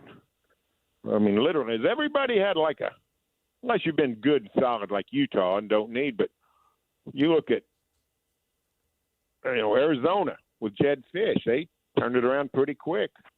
Houston, Baylor did it even before the portal. Matt Rule went from 1-11 to 11-1 in 2 years. So people are doing it quickly. It can be done, but I think it is a high standard. I don't think it's automatic. Oklahoma State does not have great leadership going on. New president, who's not a very strong individual and politically. Athletic director that's been on the hot seat for 6 months. Finally got a new contract, but it's not a glowing vote of confidence. So I don't know that OSU. 2 years ago OSU would have ranked near the top of these coaching searches. Now it's slipped quite a bit down the poll. Do you think Van Gundy's done, or would he want back in somewhere? I can only fall back on the words of Boone Tickens, who many years ago told me you couldn't run that guy out of Stillwater. And he doesn't mean just a job. I think he means just living in Stillwater. I think Gundy likes to talk about what a hermit he is. He has few friends, and he likes it that way. I think he's going to find retirement pretty good. He's good with people, but he says he basically doesn't like them. So that's not a good way to get a job. And it's also, I think, a sign that he's not going to want one. So I also don't know that he wants to work as hard as you got to work to build. He's not going to get hired at Penn State. He'd have to go to Oregon State, instead. And I just don't think that's going to fit him. I think he's probably finished. In college football, you need a lot of passion to generate the money it takes to win. But at some point, the passion might become a little suffocating. When the governor has a press conference and weighs in on the hiring of the next football coach, is that a good sign or a bad sign? Well, I'm actually somewhat of a student of American history. So somebody ought to go Google Huey Long and see how that turns out for everybody. Louisiana is a mess politically, always. I'm not speaking out of school. They will admit it. Always have been. When you combine LSU football, which some say is the most important thing in the state of Louisiana, I would tend to say the oil industry, but, I'm not an expert. When the governor and all the politics get mixed up in the football program, that's a terrible thing. That's a terrible thing. I want to know, how's LSU going to hire anybody? What if a coach has options? Why would you go to a place where they don't have a president right now? The athletic director has just been decapitated, and the governor is saying, if nothing else, I'll get Donald Trump to pick the new coach. And, oh, by the way, we've fired 3 straight coaches, 2 of them after winning national championships, 1 of them 20 months after winning the national title. We don't have much patience here. So if you need a good job, there you go, LSU. If you got your pick of some good jobs, that's where you don't go. So I think it's a mess at LSU. I think somebody, I can't remember who said it, somebody said the events of this week with the governor has dropped LSU. Everybody would agree, or did agree, LSU is the top job on the market at this point. After this week, I don't think it is. I'd say Penn State's a better job. I would say Florida might be a better job just because this political stuff, it'll get you. it will just get you, and it's a mess of a place. Brian Kelly's a good coach. Now, I don't think he had any business being in Baton Rouge, Louisiana, but he was a good coach. And here, 3.5 years in, he looked miserable. Everybody was miserable around him, and it was a total mess. Barry, we'll leave it right there. Feel free to wake up early and watch another pregame show from Utah. Well, I'm going to do it. I'll be in Knoxville, Tennessee. That's going to require me to do a lot of time zone manipulation there. But I'm so happy for the people of Utah. You're getting in the spotlight, all this. And then again, next week, got another one. I mean, it's in Lubbock, but just week after week, state of Utah is in the spotlight of college football. I think that's good for Utah. I think that's good for college football. He's Barry Trammell. He's a sports columnist for the Tulsa World. He joins us every week to talk Big 12 football right here on 97.5, the KSL Sports Zone.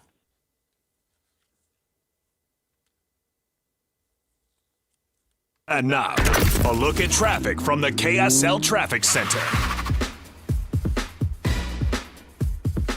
Longest delays currently I-15 northbound go from Lehigh into Midvale as you head towards downtown Salt Lake City. The crash earlier this morning on northbound Mountain View corridor in South Jordan has just been cleared. Now all lanes are open, but some residual delays remain. This update is brought to you by UTA. Try UTA and get more done while you ride. Game, work, books, shows. You'll be too busy to notice all the traffic you're missing along the way. Plan your trip today at rideuta.com. With your KSL traffic update, I'm Jake Hatcher on 97.5, the KSL Sports Zone. You've been listening to The Zone for decades. Yes! But now you can watch the guys break down your favorite teams. Some viewers may find the following video disturbing. Viewer discretion is advised. Catch the video stream of DJ and PK, Jake and Ben, Hanson, Scotty, and JJ and Alex right now at KSLSports.com or by searching KSL Sports on YouTube. Utah's best sports radio is on air, online, and on the KSL Sports app. This is 97.5, the KSL Sports Zone. Hi, this is Derek Overstreet, president of the New Millennium Group and co-host of Stop Working, Start Living with KSL News Radio. Can you imagine what your life would be like if you could retire 3 to 5 years earlier than you thought possible? The things you could do, the loved ones you could spend time with, the memories that you could create.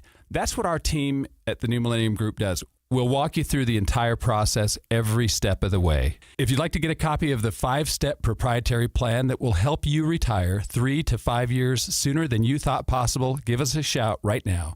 888-999-6370. That's 888-999-6370 or utahsfinancialplanner.com. Listen, most of our listeners right now have a tax problem, not a money problem. There's not enough money in Social Security Medicare as it is. Let us show you how you can significantly reduce your taxes. That's 888-999-6370, 888-999-6370, or utahsfinancialplanner.com.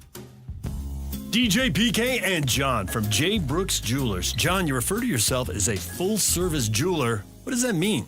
Once upon a time, before national stores and online sites flooded the market, your local family jeweler was the expert in your life that handled all your jewelry and watch needs. J. Brooks is that full-service jeweler today, where everything is handled by us, including appraisals, jewelry repair, watch repairs, as well as general service of all Swiss brands, and the most beautiful custom creations, including our new JBJ Bridal Collection. We can take your existing jewelry and freshen it up, or we can repurpose it completely with a fresh design using all of the sentimental parts that you already own. And of course, if she's ready for the upgrade you always promised, we can help you with a selection of a new larger diamond to say I love you more than ever. So whatever your celebration is, let J. Brooks help you any way you may need. J. Brooks Jewelers, Murray and Lehigh, and online at jbrooksjewelers.com, where women know what women want.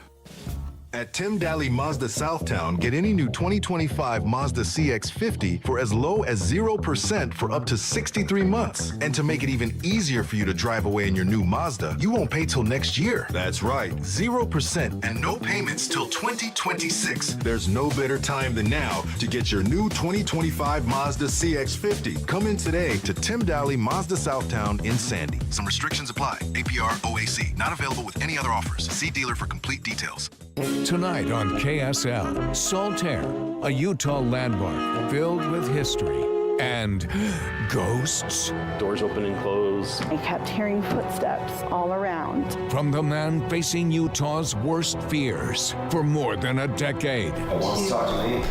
Yeah.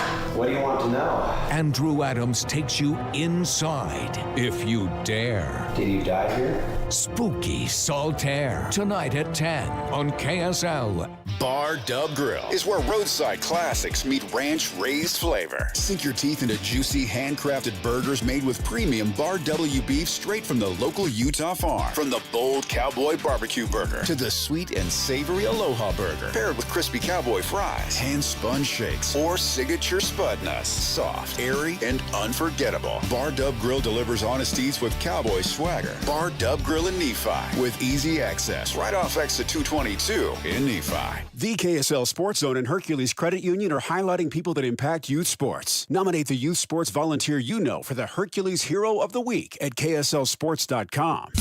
This is your Cougars at 30 update. Presented by Kenny J's Barbecue on 97.5, the KSL Sports Zone.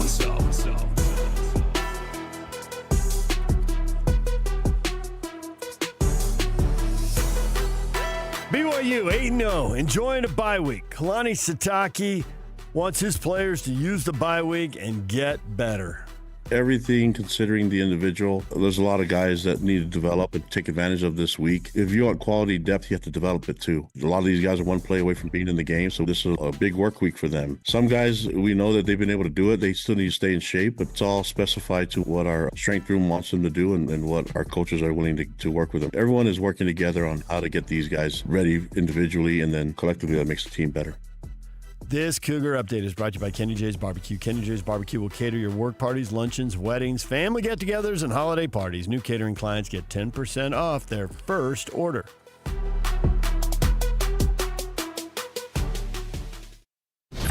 Nobody brings you better coverage of the teams you're passionate about than these guys. Try some more. This is DJ and PK on 97.5, the KSL Sports Zone.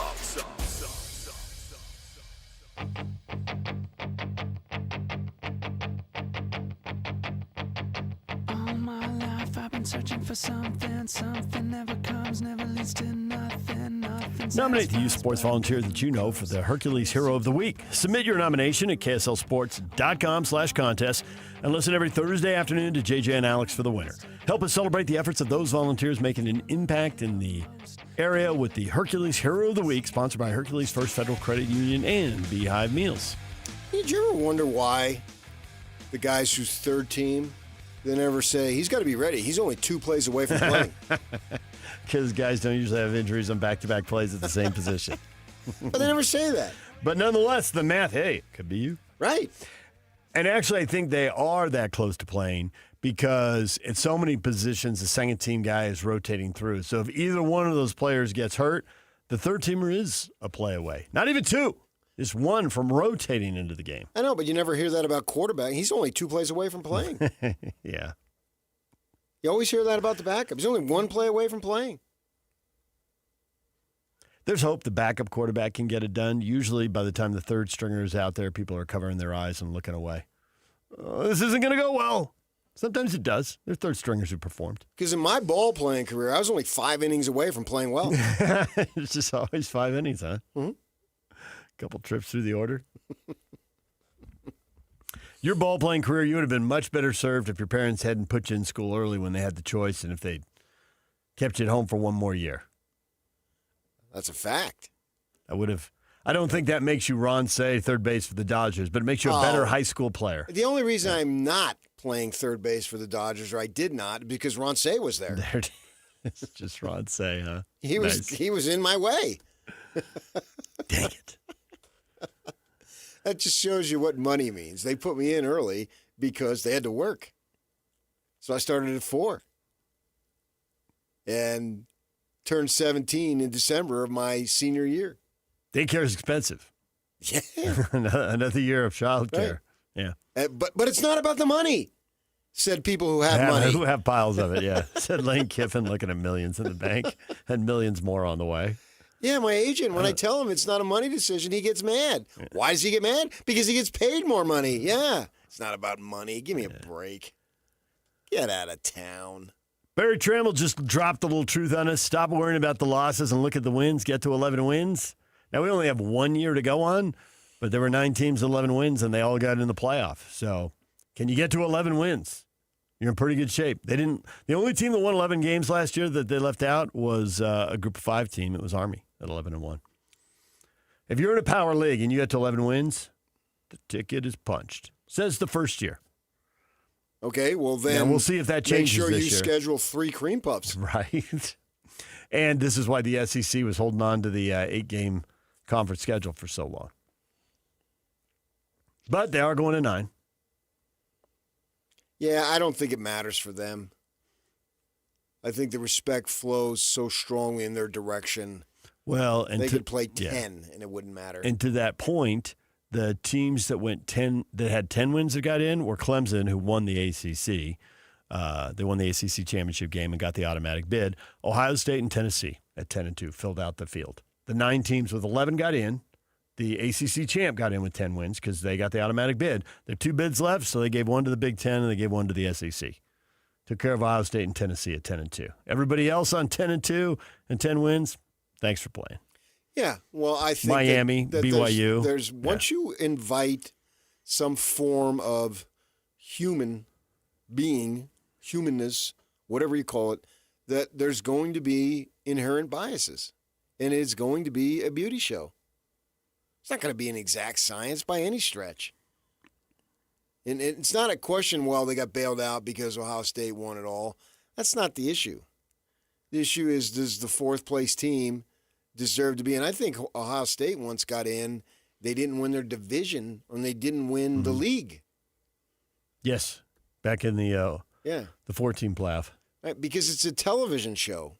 And it's old Feinbaum. I don't want Utah in there. I don't know anything about them. Who the heck wants them? They got nobody out there. Well, relatively speaking, we do have nobody out here. Wants to see Utah. Yeah. And he's speaking at large for the majority of the country. Your boy, the Herd, he talks about that all the time. When you were religiously listening and hanging on every word that he ever said, and then would come in here and recite it until I called you out on it. Maybe. What did he say? Oh, he said big markets, big brands. I'm sure you've heard it. I have heard that, Right. Yeah, okay. Big markets, big brands. Right. His thing is football's a little more regional. I like He's the a more Cinderella in the NCAA because that's where it's coined the most. To a point. Early. Yeah. Not late. Yeah. And when we get to the Final Four, right. I want Kentucky, I want Duke, and blah, blah, blah. And then when you see the ratings, which are what they always talk about, and San Diego State's in the championship game one time, terrible ratings. Terrible ratings. People are click. Yeah, I don't remember them, nor do I care. They speak for because a lot it's of a people. TV show, and they're trying to make the most money. I mean, that's why, Yormark, when we're talking with Tramble about Yormark saying back a couple of weeks ago that, I'm very confident we'll get into. Well, he's always trying to sell it, and he goes on, what are they on, TBS or TNT on Saturdays, whichever one it is, and he starts, well, we have the second best basketball in the world next to the NBA. Now, he thought that was a clever line. It's just constant sell. The selling to make more money. That's why. It's 2 reasons. For him to make as much money as he possibly can, and for the Big 12 to make as much money as it possibly can. Everything boils down to money, but yet they tell us it's not about the money. I'm so sick of that. Trammell doesn't want to hear I hate losing more than I love winning. All right. I don't want to ever hear it's not about the money. Bull crap. I had to start school at 4 years old because my parents both worked. Literally worked the whole time in my entire life. My freaking entire life until the last 2 years when my father was 82 and he physically could not be a janitor anymore. That's it. That is literally the only time he didn't. 2 years of my life, he didn't work because they needed the money. And I got these buffoons who are rolling in the dough telling us it's not about the money.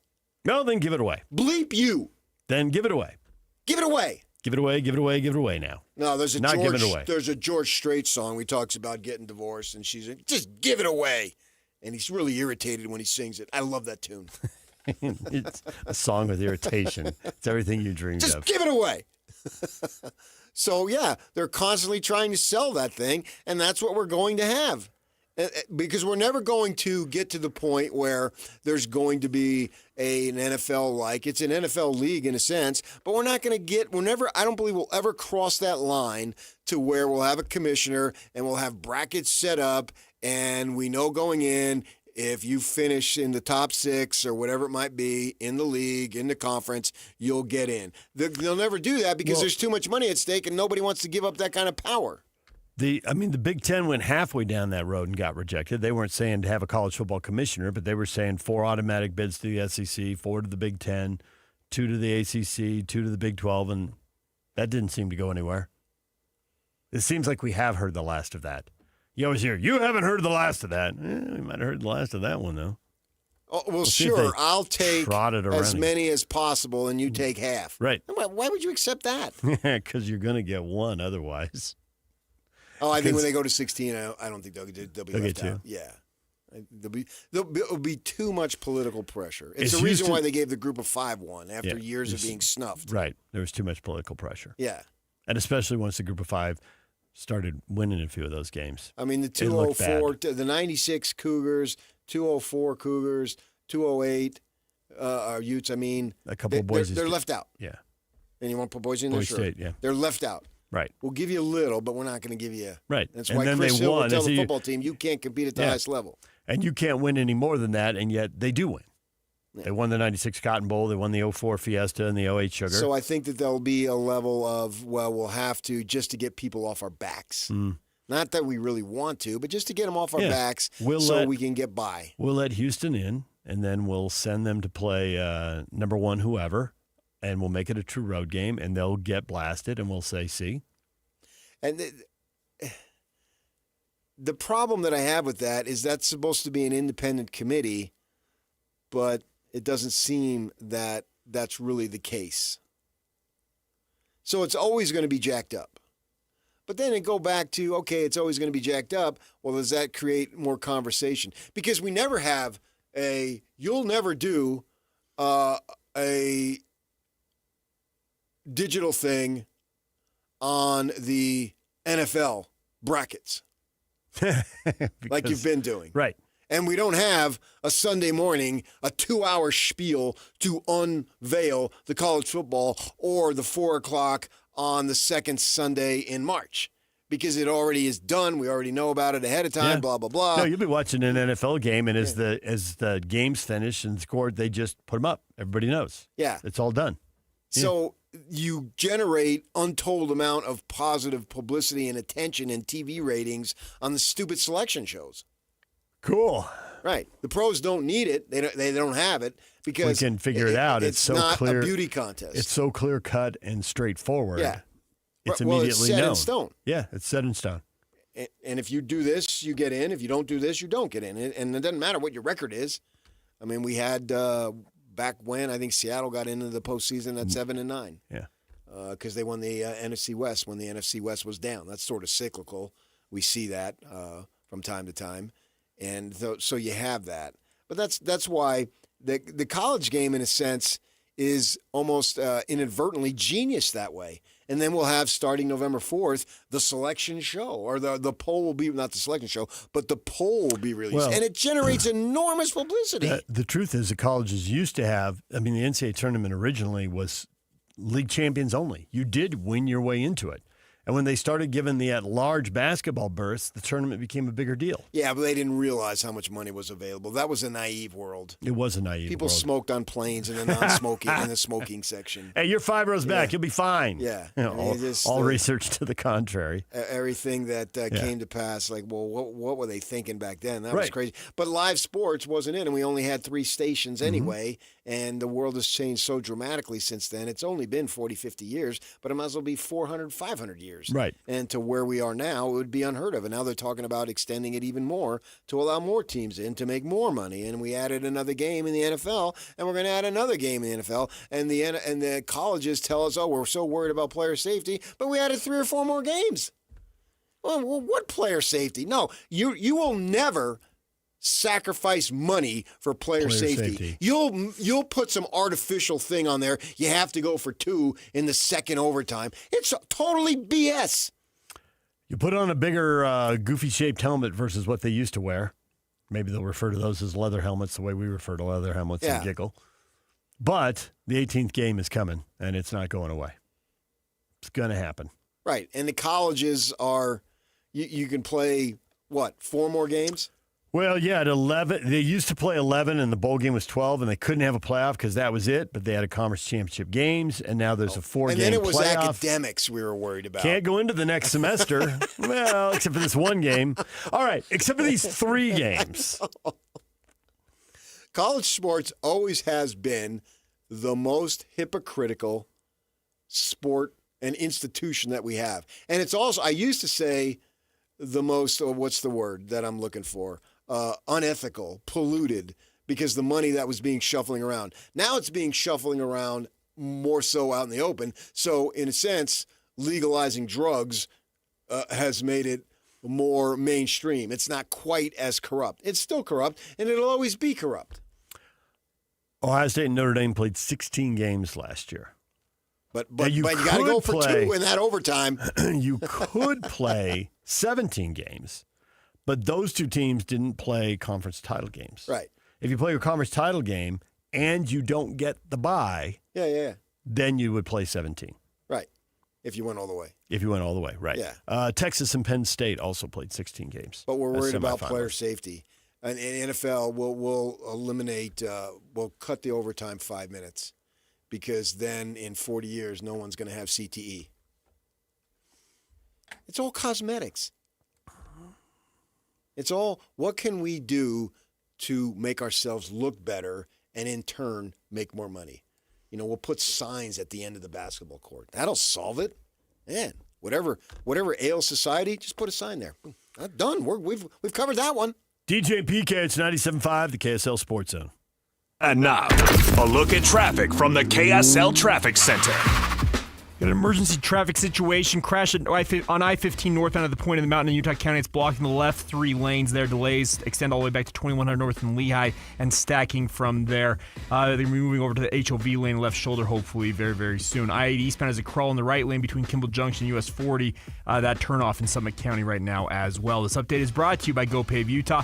Whether you park it, strap it, or pave it, GoPave Utah has your blacktop covered at GoPaveUtah.com. That's GoPaveUtah.com. Call them today or once again visit them at GoPaveUtah.com. With your KSL traffic update, I'm Jake Hatch here on 97.5, the KSL Sports Zone.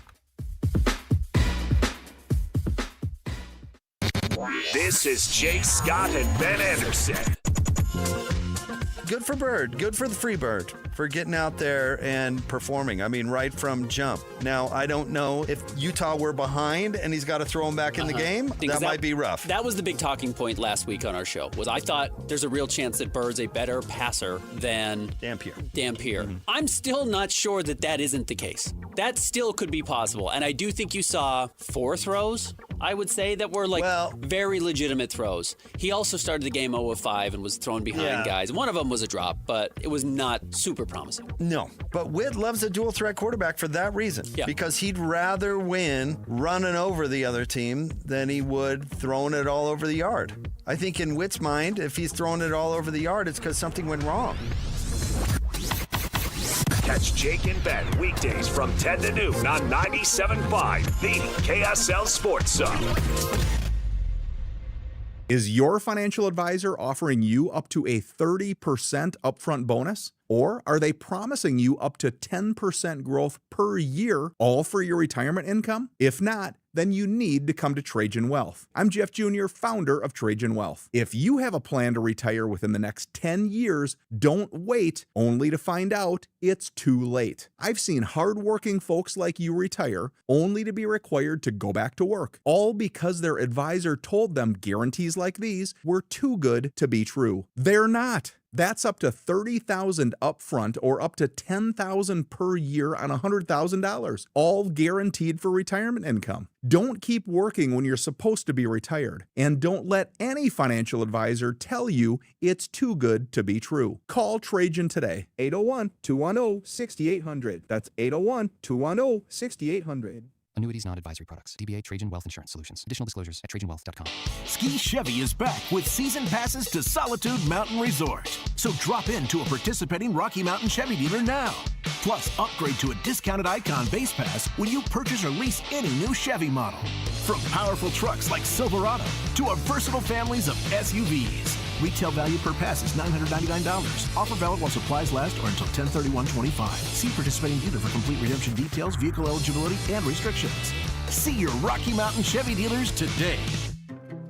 Since 1954, Mountain Home Services has been Utah's trusted name in home comfort.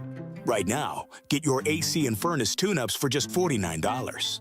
A furnace tune-up helps prevent wear and tear, catches small issues early, improves efficiency, enhances safety, and keeps airflow balanced, adding years to your system's life. And Mountain Home Services is not just heating and cooling. They offer free second opinions on everything, including electrical, plumbing, and fireplaces. Plus, you're backed by Mountain Home Services' upfront pricing guarantee and 100% satisfaction guarantee.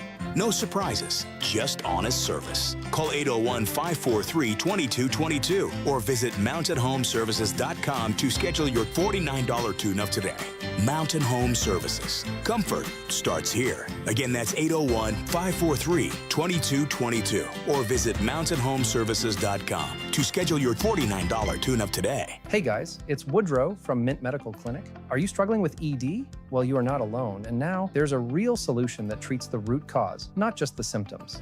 Introducing our trifecta approach, a breakthrough combination of acoustic wave therapy, hormone replacement, and cryotherapy, all designed to restore blood flow, boost performance, and rebalance your hormones. Whether it's ED or hormonal imbalance, if you're ready to reignite your love life, this treatment helps bring back your energy, your drive, and your confidence. And right now, when you call, you'll receive a free consultation, a blood flow ultrasound, and an intimacy gift. That's a $650 value, absolutely free. And here's the bonus. The next 20 callers will also receive a 5-night stay at a luxury resort in Hawaii just for taking the first step. But you must call now. With 2 convenient locations in Layton and Sandy, help is closer than you think. Call 801-804-8000 now. That's 801-804-8000. Mint Medical Clinic. We'll get you back to mint condition. At Western Nut, nuts are in the name, but there's a whole lot more. Delicious confections, unique wrap, and home and gift decor. Western Nut is your store for client and company gifting. Call or visit westernut.com. 3, 2, 1. This is your Utes at 50 update. 158! Presented by Kenny J's Barbecue on 97.5, the KSL Sports Zone.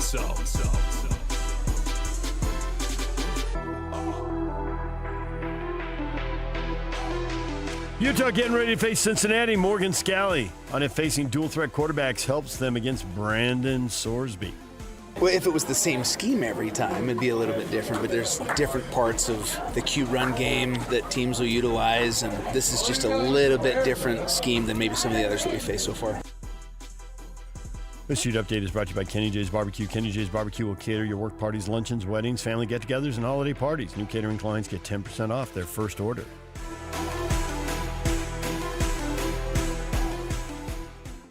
This is Utah's best coverage of the Utes, Cougars, Jazz, and Mammoth. Here we go. From the guys who have been there for all the biggest moments in Utah sports history. You're listening to DJ and PK on 97.5, the KSL Sports Zone.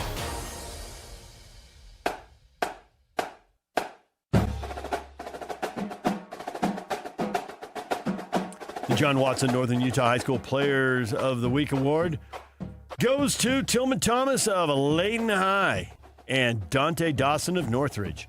Thomas passed for 336 yards and 3 touchdowns, added 4 tackles on defense as the Lancers beat Cedar Valley 41-16.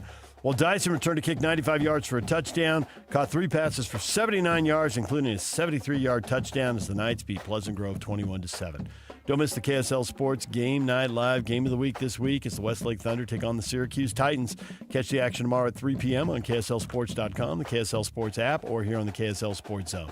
See why new and used car buyers give John Watson Chevrolet more 5-star reviews than any other Chevy dealer in Utah.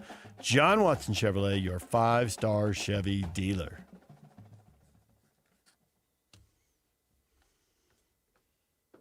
Coming up, PK with Nick Faldo. If you missed that interview, we're going to play that again in our next segment. So if you want to hear him with Sir Nick, the 6-time major champion, stick around for that.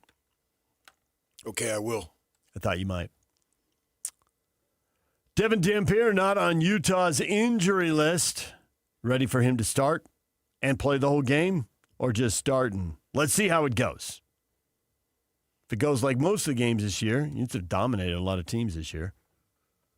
Can they dominate this game regardless of who the quarterback is? I think last week they could have dominated regardless who the quarterback was. Well, I think I have too much respect for Cincinnati, but you never know how a game's going to turn out. But I think that you have to go into it with the mindset that Dampier's your guy. I don't think you can go in it, well, we'll see how it goes. That's pretty weak. You're leading to failure. I mean, they're so, I don't know, the word is superstitious, but mindful of, we believe in this guy, we believe in that guy, we're confident. So I don't think you can go into the game thinking, well, we'll see how it goes. You're the starter here, but hey, you better produce. And just what do you expect the kid to do if he's unsure of himself? I go back to Travis Wilson. They had that kid tied up in a knot. Mentally. Yeah. And that's the best example of that. Yeah. They're 8 games in. They've really only played one competitive game. That was BYU. They've been in 7 blowouts. The Tech game was a blowout the last 10 minutes. It was competitive most of the game. Tech sure. was in charge. It was 50 minutes of competitive football. It was sort of a comedy of error football. It seemed like each team was turning it over inside the 40s. Mistakes have been made. Yeah, and nobody could get a handle. And then Tech did get a handle. And I don't want to say that, Utah just as easily could have gotten a handle, because I don't think that's the case. But they could have gotten a handle. Not easily, but they didn't. And so they lost that game. And then, the BYU game, this was a crazy game in that statistically they were just fine. But the 4th down stops and the lack of going for points. And, we've Coming had up that discussion. Yeah. The Atlantic, what's the word? Analytics say, no, I want you to say. I don't want that. Then I can get anybody. If you think you're smarter than the analytics, you're wrong. Well, then pay the analytic people. Well, they do, actually. No. But they don't pay them like they pay the head no. coach. Right. They pay them, right. But they don't pay them. Right. Right. That's not what I'm saying. If it just boils down to analytics and you think you're smarter, no. Do I think I'm smarter? No. And I'm paid to second guess. I'll be the first to admit. My job, this is Monday morning quarterbacking all the way. Yeah, that's what sports radio is about, and I don't apologize for it. But I thought it was stupid not to take the 3 at the beginning of the game. And I agree with what he says at that point. Everything doesn't transpire exactly the way. But when you lose and you keep repeatedly failing on 4th down because some analytics says you should go, and you're over 1. Well, then you're 0 for 2. Then you're 0 for 3. Isn't that the definition of insanity? Mm-hmm. Some of them, they were painted in a corner, time and score. They had to. The 4th and 3 was the one that bugged me the most. But so how will they be? I bring that up because I'm just curious, how will they be? How will they perform in a close game? We've both watched a million games, and sometimes you get the best version of someone under pressure. Sometimes you get the worst. Sometimes people the pressure grows and they just are who they are. And it doesn't really impact the game. Maybe they're good enough, maybe they're not. And I'm curious because at this point in the season, I think most teams have been in closer games than the Utes. Their 6 wins are all by 25 points or more. Okay, well, is that game, again, you look at raw numbers. I want beyond the numbers. Are you ahead by 4 so your defense is out there? Or are you down by 4 so your offense is out there? Are you getting the ball at the 10-yard line, or you get it in at the 35-yard line? Are you getting the ball from the defensive perspective, the other team, on the 10 or the 40? All these things I'd have to see at what the situation is. I assume that in a close game, you'll be getting a mix of all of those things. Then a lot of close games, you do have bad field position for a while, and you do have good field position for a while. But all those games were close for a while. They didn't. No, they didn't. The Tech game is a great example of a game where it's a 24-point final score, but the game was a 3-point game early in the fourth quarter, and everybody was on the edge of the seats. But the ASU game was not a good example of that. The West Virginia game was not a good example of that. The Colorado game was not a good example of that. The UCLA game was not a good example. Yeah, but that's not their fault. I mean, they played crappy teams. I totally get that, but it's like, I think this is going to be a close game, and how will they perform? And we've seen so little of that. Well, it will be a close game. They start out 0-0. You think it's going to be 28-0 after the first quarter? I wouldn't take 28, no. But I do wonder if they're going to run right through Cincinnati. Now, Cincinnati's better defensively than Colorado, but I would describe them as mediocre, and you've done a pretty good job of beating up on mediocre. Wow. But it could be – the thing is that watching Cincinnati and Iowa State – 7-1 ranked, and they're mediocre. And against the run, they are. But Cincinnati scores a lot of points, so it could be a close, high-scoring game, and I'm intrigued to see that because we haven't seen any of those. But look at Cincinnati's score. I mean, the Iowa State game ended up 38-30. It was out of hand for a while, a little bit of the backdoor cover going on there. But Cincinnati's played a lot of high-scoring games this year. 37-34 with Kansas, 38-30 with Iowa State. If you add any mediocrity into any of the phase of the games, then Utah's going to win going away. DJ PK with Sir Nick Faldo next. Stay with us. Whether you're stuck in the office, I believe you have my stapler, in your car, or at your in-laws. You want a piece of me? You bet I do.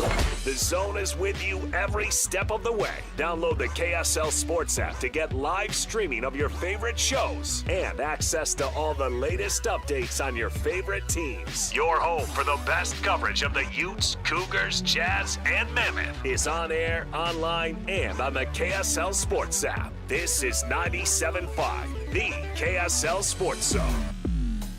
I've always wanted to learn French, but the app I tried didn't help. If you want to memorize words in another language, there's an app for that. But if you want to really learn another language, there's Babbel. Babbel was designed by over 200 language learning experts to be the most effective way to learn another language. With other language learning apps, I was just playing games. I wasn't really learning. Babbel's different. Every time I open the app, I can choose to work on my writing, speaking, or listening. And it saves my mistakes for me to review, so I'm constantly improving. Babbel feels like it was created intentionally by people who really know what you need to learn another language. Before Babbel, I thought I just wasn't good with languages. But now I'm speaking French. Tout ça, c'est grâce à Babbel.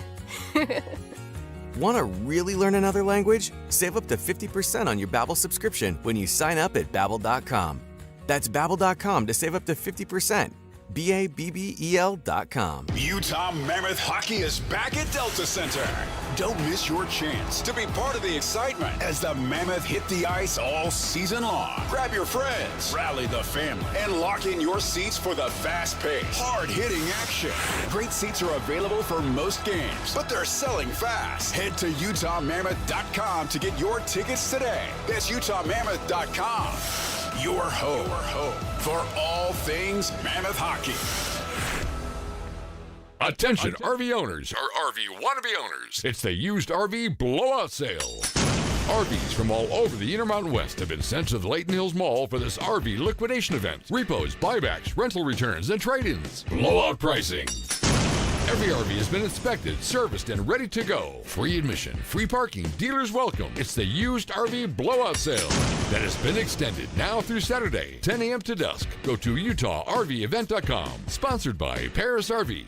Paris RV is your locally owned, family-run RV dealership. We strive hard to find the very best RVs for the price. With 4 locations, over 1,000 RVs in stock, 42 service bays, and 4 super parts stores. We're sure to help take your family on the best RV vacation. Check out our perfect family bunkhouse trailer, the 26BH, that sleeps 9 for $19,995 or $227 a month. Zero down. Life is short.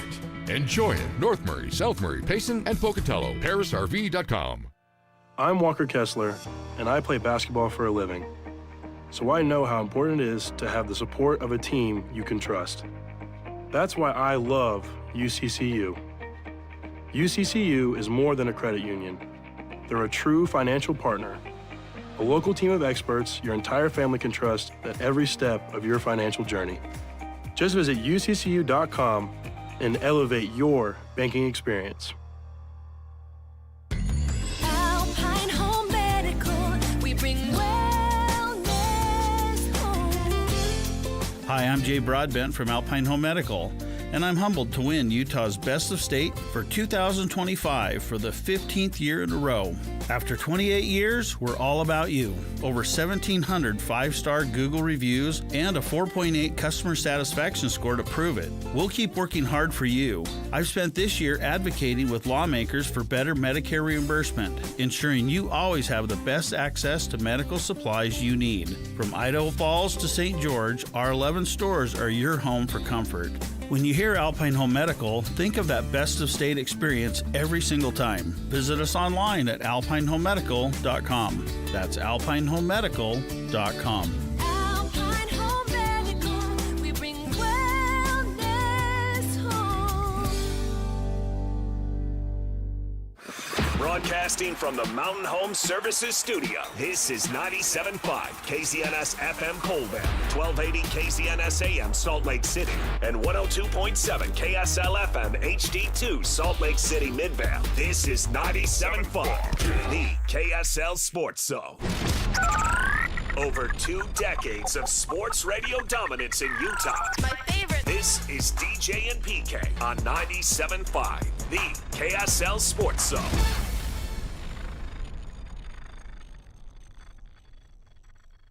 I've got another confession to make. I'm your fool. Everyone's got their chains to break. Holding you. Were you born to resist or be abused? DJ and PK, it's 97.5, the KSL Sports Zone. PK hanging out with 6-time major champion Nick Faldo. He was in Utah. Now a Montana guy, he says. He does live in Montana, yeah. Yeah. This is up by Bozeman. Big Sky Country. Mm-hmm. Yeah. The Englishman making the transition.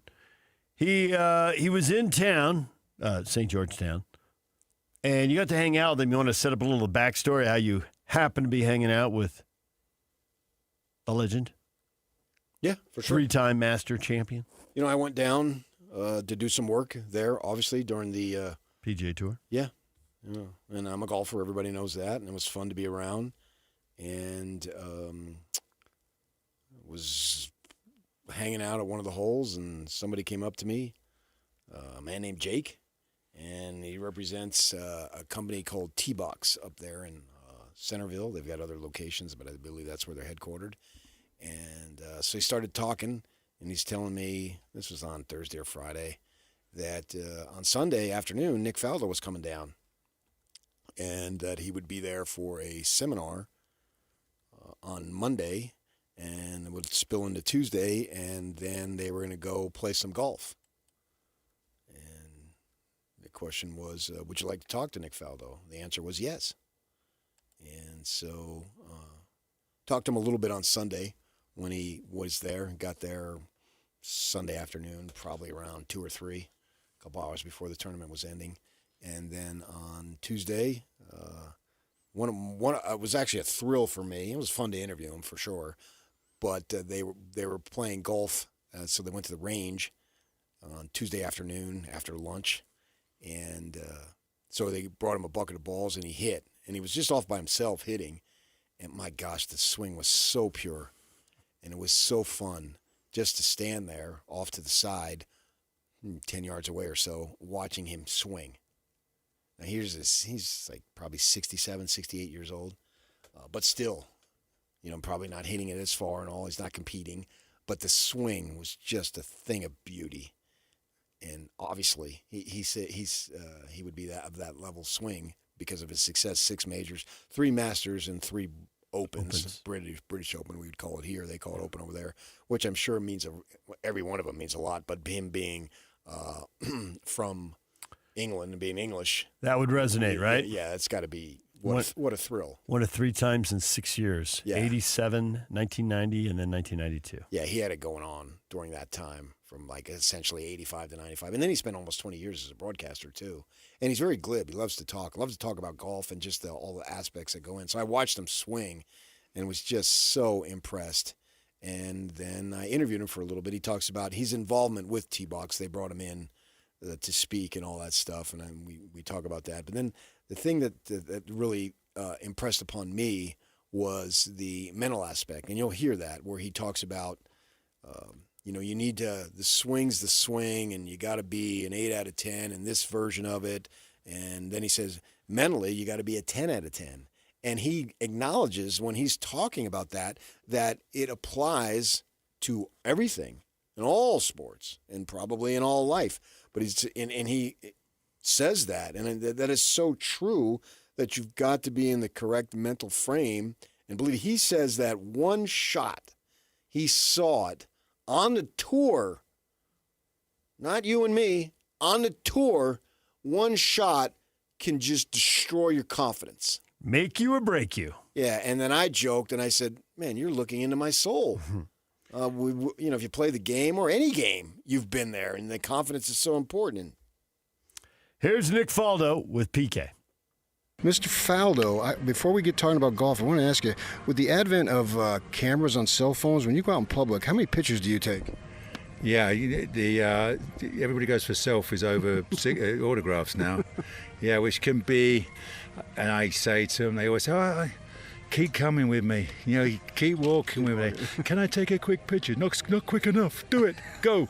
Yeah, it's fun. It's fine. I guess that's what happens when you have 6 majors and all the accomplishments that you've had in golf. Now, you've been in Black Desert for a couple of days. We're standing at the driving range for our listeners. What do you think of this place? Amazing. I mean, it's, I'm now living up in Montana, so I'm just loving the view. And you come over a hill and you suddenly can see, everything from 10, 20 to 50 miles in different directions. And that's I love about this place. And obviously this is different. Desert Rock is a different look to Montana, but it's absolutely gorgeous. It's amazing. Absolutely. Now, I understand you're involved with a Utah-based company, T-Box. Tell us about your involvement. Yeah, they, as you know, it's bringing obviously TrackMan technology. They have Box Pro, so you can get instruction. We have gyms. You get physical training. So we're basically putting the physical and all the technical part of the golf swing together. So you join as a member, and it's very cool because if you were to build those facilities at home, that's serious bucks. So you join as a member, and you get all this expertise. So I've come on board as kind of adding a bit of old school with new school. I'm obviously old school. I haven't really been a pro 50 years next April, and obviously, but I love the technology. I've used it. I've known Klaus, a TrackMan, since they started in 2001, and so I love the technical side. And obviously, we've now got AI and all sorts of things. So, put all that together. But the good thing about the golf swing, it's still it's a physical move, and so that's what I've come on board to really push the understanding of how to. I'm trying to make it as simple as possible how to get the right physical move to make a golf swing, and then you can have all this technical stuff to really help you fine tune it. But the bottom line of our game, it's it's the same old golf swing for the last couple hundred years, same principles anyway. But obviously they translate it completely differently. There are a million different ways of translating the golf swing, unfortunately. So I've tried to bring it back down to we physically, if you do this, this, and this, then hopefully, better than hopefully, you won't be able to do all the bad moves. If you do a couple of really good moves, or maintain your posture and all that sort of thing, and maintain your angles, then you won't be able to do crazy stuff. Sounds enticing for sure. Speaking of the golf swing, what do you think as far as Scotty Scheffler's on top of the world right now as a PGA golfer? Where do you think he can take this? That's a heck of a question. I haven't been asked anything like that. Yes, Scotty is unique. He's a fabulous person. Lovely guy, and I will say tongue-in-cheek, so hopefully people understand my humour, but you wouldn't copy a swing. I couldn't copy his foot. I couldn't copy his foot action. I wouldn't. For sure. I wouldn't recommend. And he's got a kind of a bit of a weird rotation. He's got the gift of incredible hand and eye coordination, a great mind, and he's able to translate what he sees into a feel.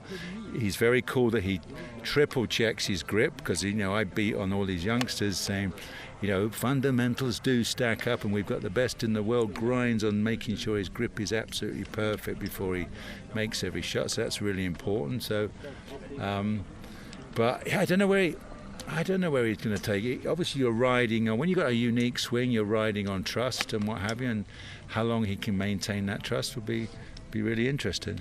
Well, we look at, Tiger and Jack Nicklaus obviously dominated during their runs, and then we've had others who've had moments. Rory, Phil, you had 6 majors, Gary Player. At a moment, yeah, right, exactly. That's my point. Yeah. Thanks. And so, a phenomenal moment. I remember it well, growing up, no question about it. I'm just wondering, can you think he can join that group? Because we've seen a couple guys, like, not to disparage anybody, but we thought maybe somebody like a Jordan Spieth would take off, but then they sort of plateaued. Yeah, but Jordan had a unique. He was very unique. A unique grip. And what have you? So we're back to what we're saying. Look at Jack and Tiger. Fundamentals, grip, posture, alignment, all that, knee action, all fabulous. And you've got guys who are not as fabulous as Jack and Tiger. And obviously so there's something about that. You have to say all the best players have obeyed all of our fundamentals absolutely the best they can. So we will see. He's got great mental strength. You've got to give him that. You've got to have all. I look at guys and go, where are they physically? That can be health as well as strength and everything.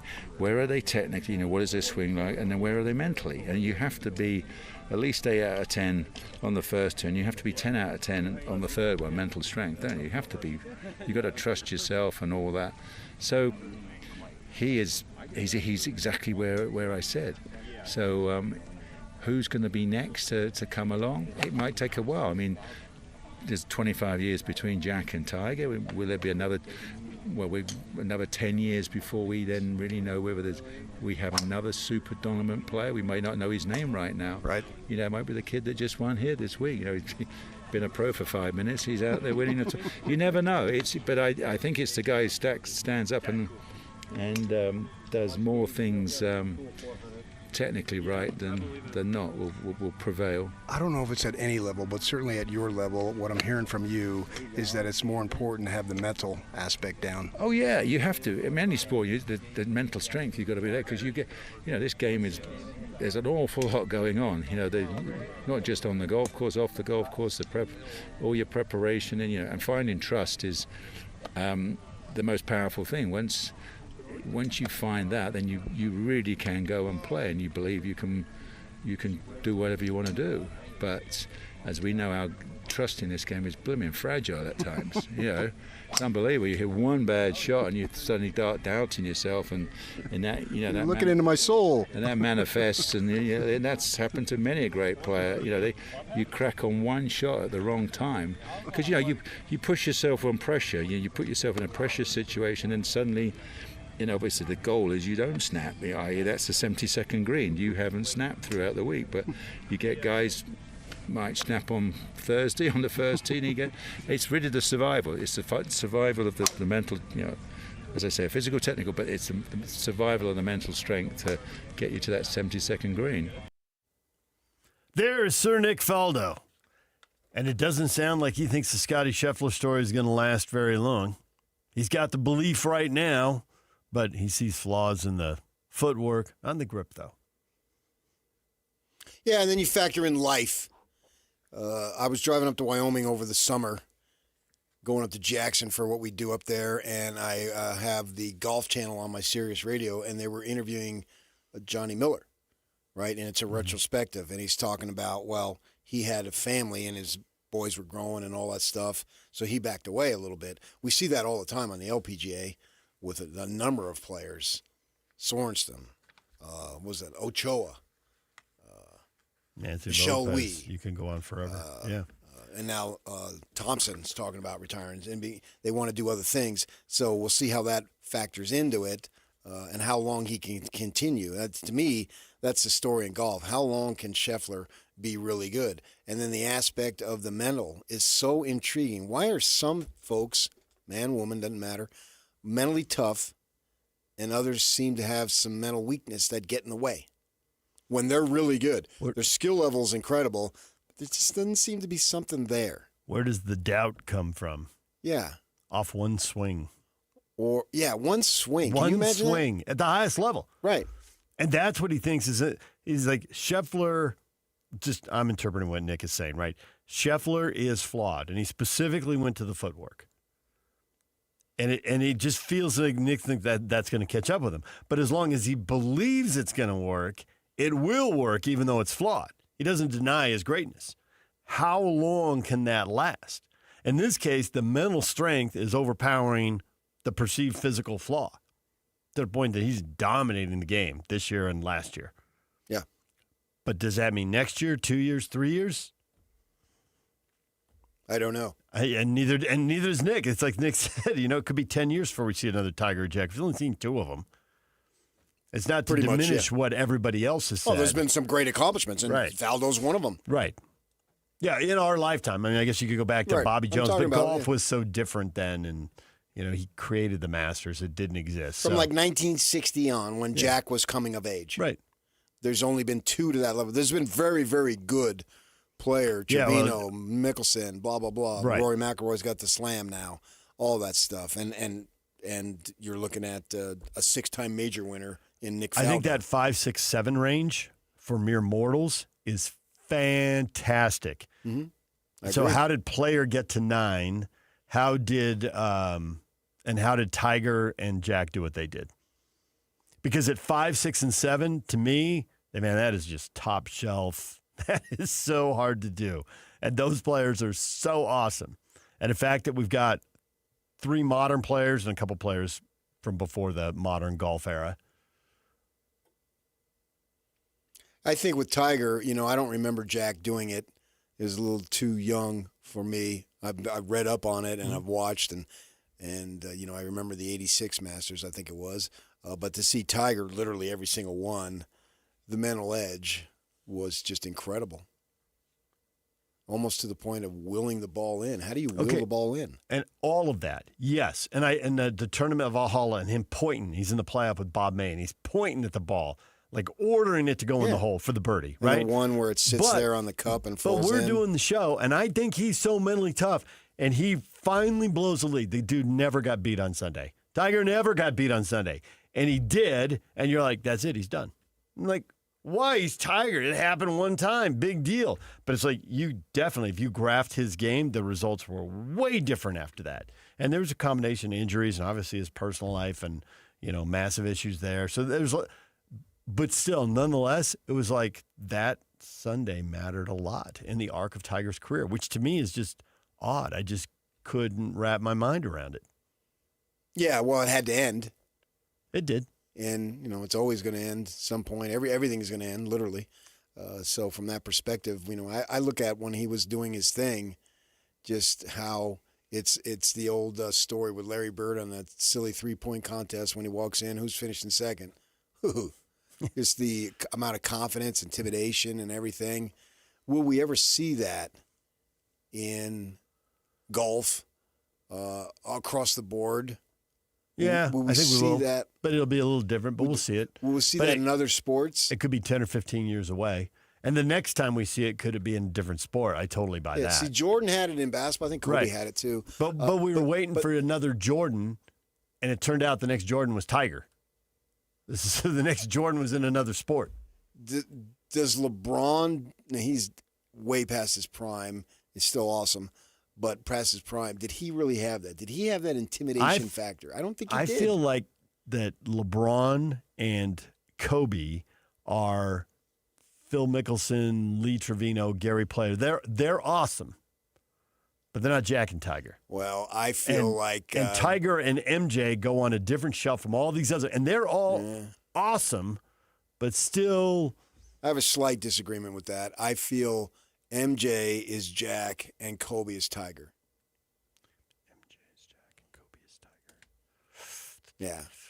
We're splitting hairs. We'll continue arguing this during the break. DJ and PK, it's 97.5, the KSL Sports Zone. And now, a look at traffic from the KSL Traffic Center.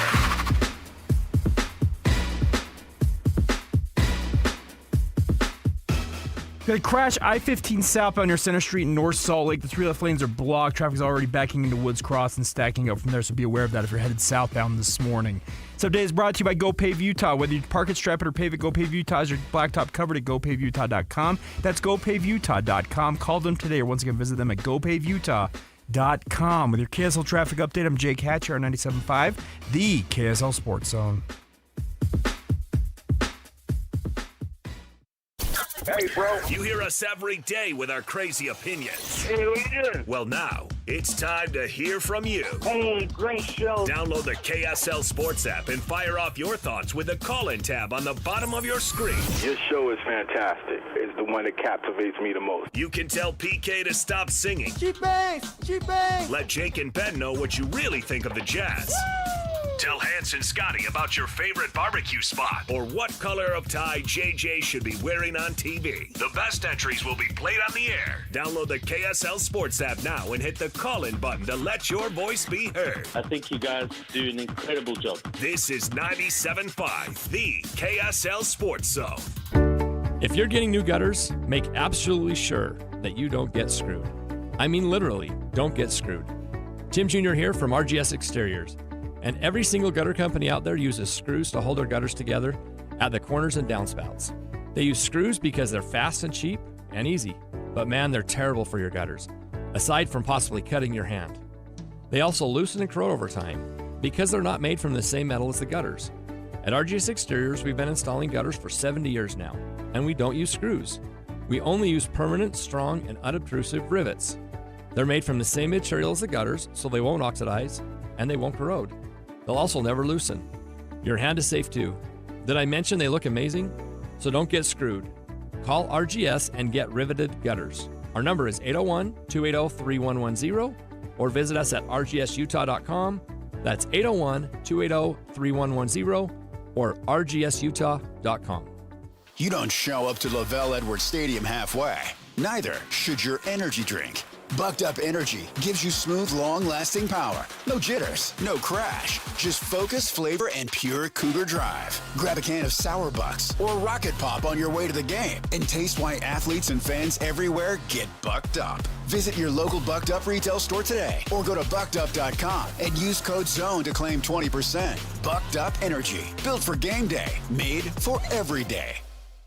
Hey, Doug. Oh, hey, Kelly. Welcome back. How's the new Outback? I love it. Glad to hear. I was wondering if I could test drive maybe another? Of course. Which one? How about that one? But that's another Outback. You already have an Outback. Yeah, but I don't have a red one. Test drive the new 2025 Subaru Outback at Doug Smith Subaru in American Fork and get 1.9% APR financing for 72 months on all new 2025 Outbacks. No one knows Subaru like Doug. Since 1954, Mountain Home Services has been Utah's trusted name in home comfort. Right now, get your AC and furnace tune-ups for just $49. A furnace tune-up helps prevent wear and tear, catches small issues early, improves efficiency, enhances safety, and keeps airflow balanced, adding years to your system's life. And Mountain Home Services is not just heating and cooling. They offer free second opinions on everything, including electrical, plumbing, and fireplaces. Plus, you're backed by Mountain Home Services' upfront pricing guarantee and 100% satisfaction guarantee.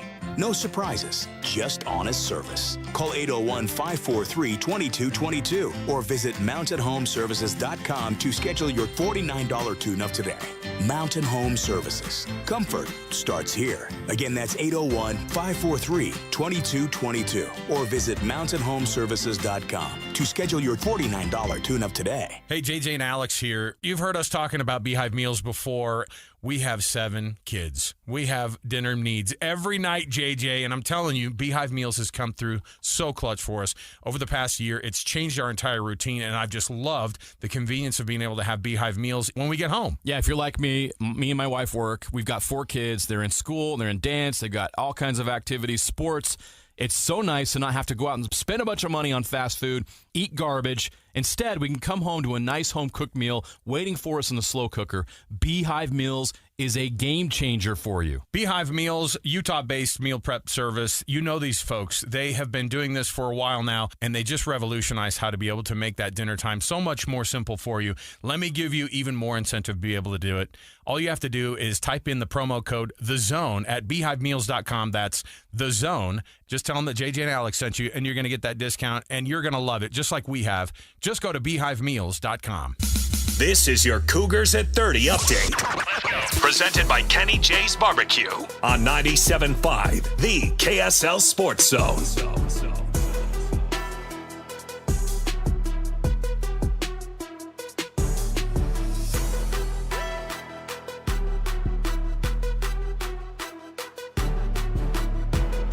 BYU's on a bye week, and Kalani Sitake explains that gives them a chance to look at all their options for the running back position. Yeah, we're considering everything. We want to be in the best position possible, whether that's changing not just the running back position or where can we put guys. This is the time to work on it and give them extra reps this week with the bye coming up. And so, yeah, we have to consider all those things. And we feel good about our running back group. We just have to see how they're going to take to the reps that they're going to get and things like that. And we have to prep them even if LJ's ready to go. This Cougar Update is brought to you by Kenny J's Barbecue. Kenny J's Barbecue will cater your work parties, luncheons, weddings, family get-togethers, and holiday parties. New catering clients get 10% off their first order.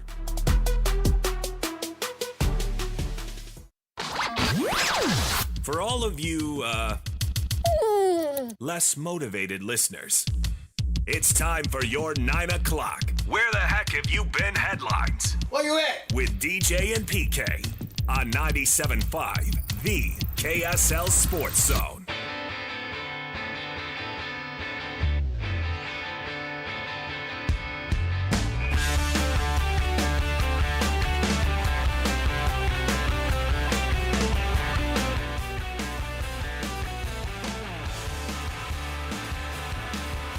DJ and PK, the Slacker Radio headlines, brought to you by Trajan Wealth. Call Trajan Wealth today, your local trusted and financial fiduciary. Call them at 801-210-6800 or visit their website at TrajanWealth.com. The headline for the Utah Jazz, a close loss. Beaten by Portland, 136-134. There's some guys putting up some pretty awesome numbers here in the first 4 games of the year, and we all know that that's great, but what do you do over 20, 30, 40, 50 games in a row? Be consistent across the entire season. But, PK, the one thing they are consistently doing is giving up a lot of points. Well, I think we saw that Will Hardy was irritated by that, putting in Harkness and Cody Williams in the fourth quarter. He was sending a powerful message. Now, fortunately, those guys played well. I was happy to see Cody Williams out there show us something. Yeah. Take the ball to the hole, look aggressive, your mindset. Now, what do you got to lose, son? You're on the verge of being a bust. And so go for it. Yeah. Go out and give it everything you got. And he did do that, and that was fun to see. 46 points for the Blazers in the second quarter and 38 in the third. That would lead to the frustration from Will Hardy and the willingness to go down the bench and find somebody else in the fourth, when the Blazers scored just 19 points. Yeah. Play with some energy. Make them make tough shots. They're going to make some. The truth is, you can play great defense. They're still scoring 20 points. They are. As a team in a quarter, you're talking about? Right, yeah. But don't let them get to, do they get to 25? Do they get to 30? Do they get to 35? Man, you can live with 25. You can live with 30. But 35-point quarters, let alone a 46-point quarter. I mean, 3 of those quarters are just not acceptable. It's just not going to work. You give up 33 points a quarter, you're giving up 132 points in a game, you're going to lose a lot. You'll win a few shootouts, but you're going to lose a lot. And it is the whole make or miss league, and sometimes the ball goes in and sometimes it doesn't.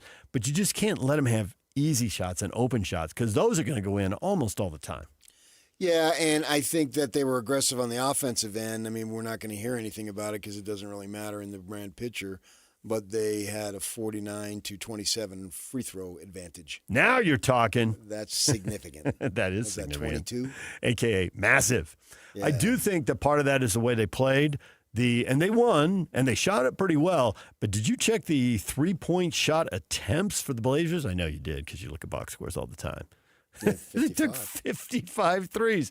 You just can't complain about how many free throws you get when you take 55 threes because you're not going to shoot a lot. I actually was surprised when they got to shoot 27. That's higher than I would have guessed. Yeah, I don't really launching care about 55 their threes. number. I'm talking about the Jazz level of aggressiveness on offense. Yep, and that's good, but 49 free throws that's so many free throws. My gosh. Yeah. But the fact is both teams shot over 80%. Go out and make them. Keontae George is 15 for 15. All right. But I want to see, if you're aggressive offensively, be aggressive on the other end. That would be good. You're not alone. Will Hardy would like to see that. Austin Ainge would like to see that. That's the point here. Yeah. If you can do it on one, why can't you do it on the other? And defensively, to me, offensively is skill. Defensively is mindset. And that's only because Majerus beat it into my mind for 10 years. And he was right. Yeah. And then you see a 46-point quarter, and it's all Will Hardy can do not to throw up on himself. 46. That's staggering. That's double what you ought to be doing. Yeah, it's staggering that you scored 43 in the first. Yes.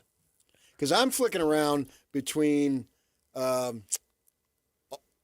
Series and Jazz, right? Mm-hmm. So I'm bouncing back and forth.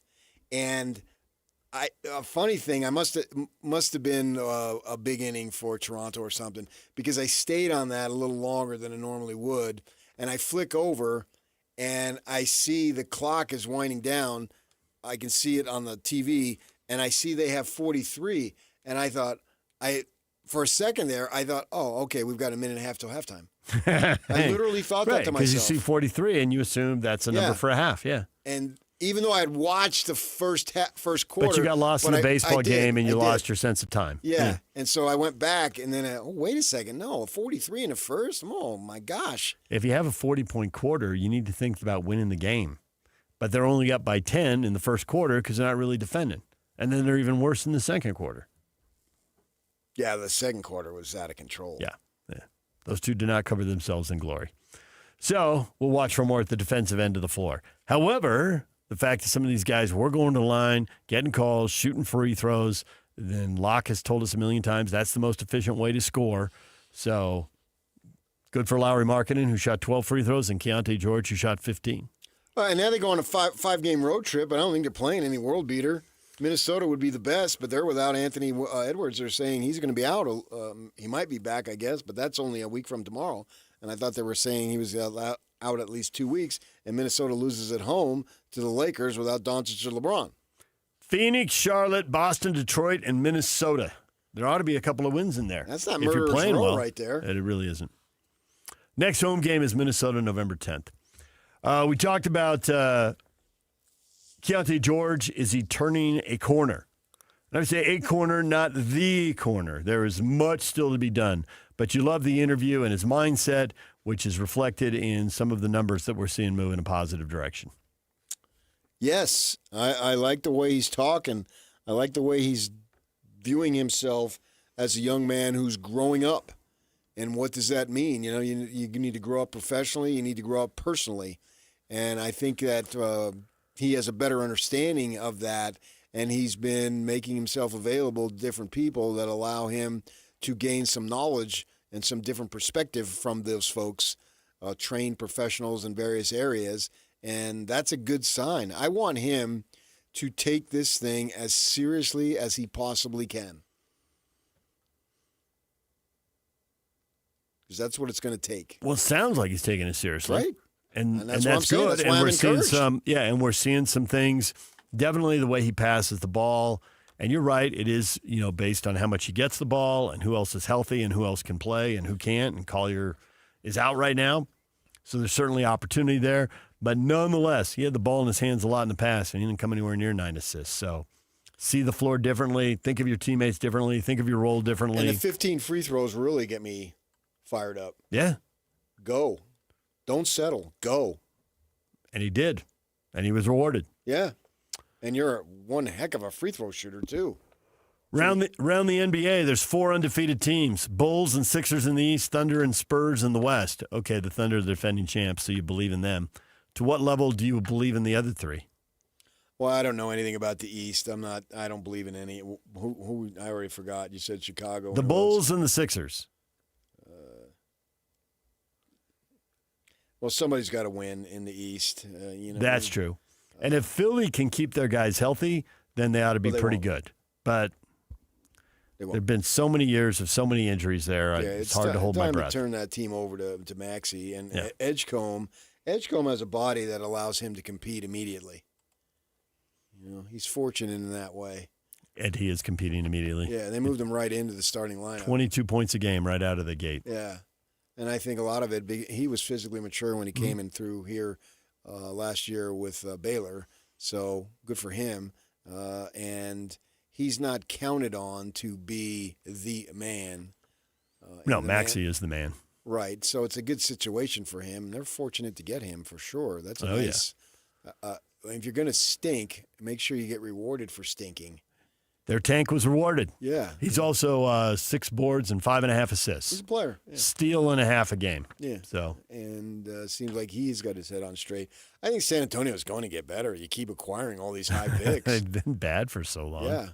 Right. At some point, it's got to pay off. Right. And you got one by Yama. And he's going to, he's a heck of a player who's going to grow into it. And you got other guys. So San Antonio making the postseason in one form or another wouldn't surprise me. Ravens-Dolphins tonight, 6:15 kickoff, and they're handing out money all over the NFL. Aiden Hutchinson got his 4 years and $180 million. So there you go. Devin Dampier is not on the team's initial availability report, so if you're not on that means you're healthy and you're going. So gear up for Devin Dampier versus Cincinnati. I will. I am. I shall. And to your point about baseball, the Jays are up 3-2. How surprised are you that after the Dodgers won that 18-inning game, they lost the next 2 home games, and really they weren't flat. They weren't that competitive. No, I'm 6-2, surprised. 6-1. Yeah, I'm surprised. I'll admit that. Their pitching kept them in it, but they just haven't been swinging the bats at all. Which actually goes back to the 18-inning game. I mean, that was 5-5 in the 7th, right? So they scored 1 run in 11 innings there. And now they've got, so it's 4 runs in the last 30 innings. That's not much. It's not going to get it done. I'm surprised, yeah. Tomorrow night, Toronto will try to wrap it up at home. Game 7 is Saturday if Now, is Yamamoto necessary. going tomorrow night? I have not seen. He is the scheduled starter, yes. Yeah, well, it's Kevin Gossman on opposite him. Yamamoto versus Gossman, so assuming Now he was. Yamo's been Madison Bumgarner here in 2014, I think. So 3-1 with a 1.57 ERA in the playoffs. Yeah, fairly impressive He's right hot. there. Yeah, and then if he can force a Game 7, it's Saturday night. So there you go. All right. Anything else you want to tell the people? Just that I love him dearly. Nice. Okay. When we come back, your feedback on today's show. If you missed Barry Trammell, it's fun talking to him about the Big 12 and how the race shapes up. He likes Cincinnati, but he doesn't love them. But he does think Houston is set up to finish 11-1 and get in the Big 12 title game and the playoff game. It's all set up for Houston with a super soft schedule. But you can hear him wherever you get your podcasts, and you can hear PK with Sir Nick Faldo, 6-time major champion, wherever you get your podcasts. Your feedback's next, right here on The Zone. And it's all over almost here. Don't go nowhere. This is JJ and Alex. I got this. Is Bear more consistent than Jake Retzlaff has been? Yes, 100%. Is it a more impressive thing what he's doing this year, not just because of the freshman part, but because of the actual performance part? Yes, 100%. Jake Retzlaff had to go through a period of learning, growth, gaining experience at the Power 4 level. Bear Bachmeier, he didn't have that chance. And he was thrown into the fire this year, and he has been unbelievable when you consider the circumstances. If Bear was a senior quarterback and he'd been playing 3 years and he had these type of stats and production, be like, yeah, that's okay. When you consider he's a true freshman who transferred here, didn't even get spring ball, and he's doing what he's doing for this team and leading comeback after comeback after comeback, how can you not be blown away by what he's doing? He's leading. This is not just a freshman getting the job done. He's leading. Catch JJ and Alex afternoons from 3 to 7 on 97.5, the KSL Sports Zone. Utah Mammoth Hockey is back at Delta Center. Don't miss your chance to be part of the excitement as the Mammoth hit the ice all season long. Grab your friends, rally the family, and lock in your seats for the fast-paced, hard-hitting action. Great seats are available for most games, but they're selling fast. Head to UtahMammoth.com to get your tickets today. That's UtahMammoth.com. Your home for all things Mammoth hockey. Five guys walk into a JCW's and order burgers. A pastrami, a mushroom Swiss, a guacamole bacon, a hickory barbecue, a ribeye steak, 2 onion rings, 3 french fries, a strawberry, mint, peanut butter, chocolate, and marshmallow shake, and not one left to tip. Because at JCW's, we don't ask for it. We think the price you see should be the price you pay. And all that, would you like to leave a tip stuff, is for the birds. JCW's. Quality and a lot of it. Open in American Fork, Lehigh, Provo, South Jordan, and Harriman. Hi, this is Derek Overstreet, president of the New Millennium Group and co-host of Stop Working, Start Living with KSL News Radio. Can you imagine what your life would be like if you could retire 3 to 5 years earlier than you thought possible? The things you could do, the loved ones you could spend time with, the memories that you could create. That's what our team at the New Millennium Group does. We'll walk you through the entire process every step of the way. If you'd like to get a copy of the 5-step proprietary plan that will help you retire 3 to 5 years sooner than you thought possible, give us a shout right now. 888-999-6370. That's 888-999-6370 or utahsfinancialplanner.com. Listen, most of our listeners right now have a tax problem, not a money problem. There's not enough money in Social Security Medicare as it is. Let us show you how you can significantly reduce your taxes. That's 888-999-6370. 888-999-6370 or utahsfinancialplanner.com. At Tim Daly Mazda Southtown, get any new 2025 Mazda CX-50 for as low as 0% for up to 63 months. And to make it even easier for you to drive away in your new Mazda, you won't pay till next year. That's right, 0% and no payments till 2026. There's no better time than now to get your new 2025 Mazda CX-50. Come in today to Tim Daly Mazda Southtown in Sandy. Some restrictions apply. APR OAC. Not available with any other offers. See dealer for complete details. It might only be October, but Utah is getting ready for a brand new immersive holiday tradition in South Jordan. Step into the magic and holiday lights at the ballpark at America First Square, sponsored by Mickey Couture. A walk through winter wonderland like no other. Dazzling lights, festive music, and family fun for all ages starting November 14th. Reserve your tickets now at the ballpark at afs.com. Make the season unforgettable by celebrating Utah's newest holiday tradition. Holiday lights at the ballpark. From sunrise tailgates to the final whistle, keep your edge with Bucked Up Energy. Zero sugar, legendary flavors, clean performance. Stop by 7-Eleven, Maverick, or Holiday Oil. Pick up your favorite Bucked Up can and stay dialed in through every Cougar touchdown. Visit your local Bucked Up retail store today or go to buckedup.com and use code ZONE to claim 20%. Bucked Up Energy. Utah born, Cougar strong. Ready when you are. Listen every Monday morning to DJ and PK and Monday afternoon with JJ and Alex for your Chevy Strong Play of the Game. Win great prizes from Rocky Mountain Chevy. 3, 2, 1. This is your Utes at 50 update. 158! Presented by Kenny J's Barbecue on 97.5, the KSL Sports Zone.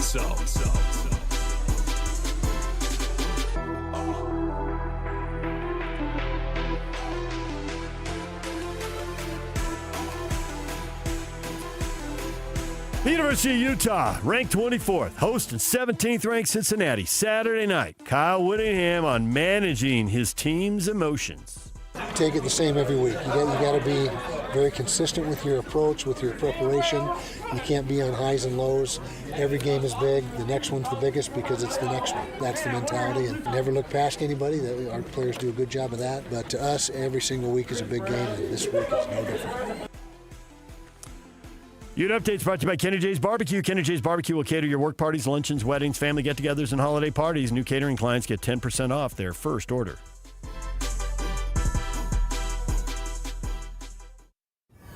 And now, enough of us. It's time to hear from you. From all your texts, tweets, and posts. This is the best feedback of the day. Woo! Oh, I was there. It's the best game of my life. With DJ and PK on 97.5, the KSL Sports Zone.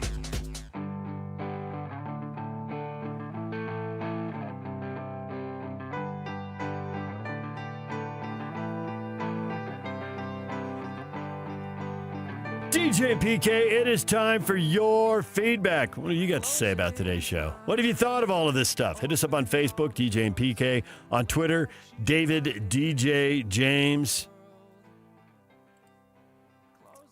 Devin Dampier. Will he start? Is he your starter since he isn't on the injury report?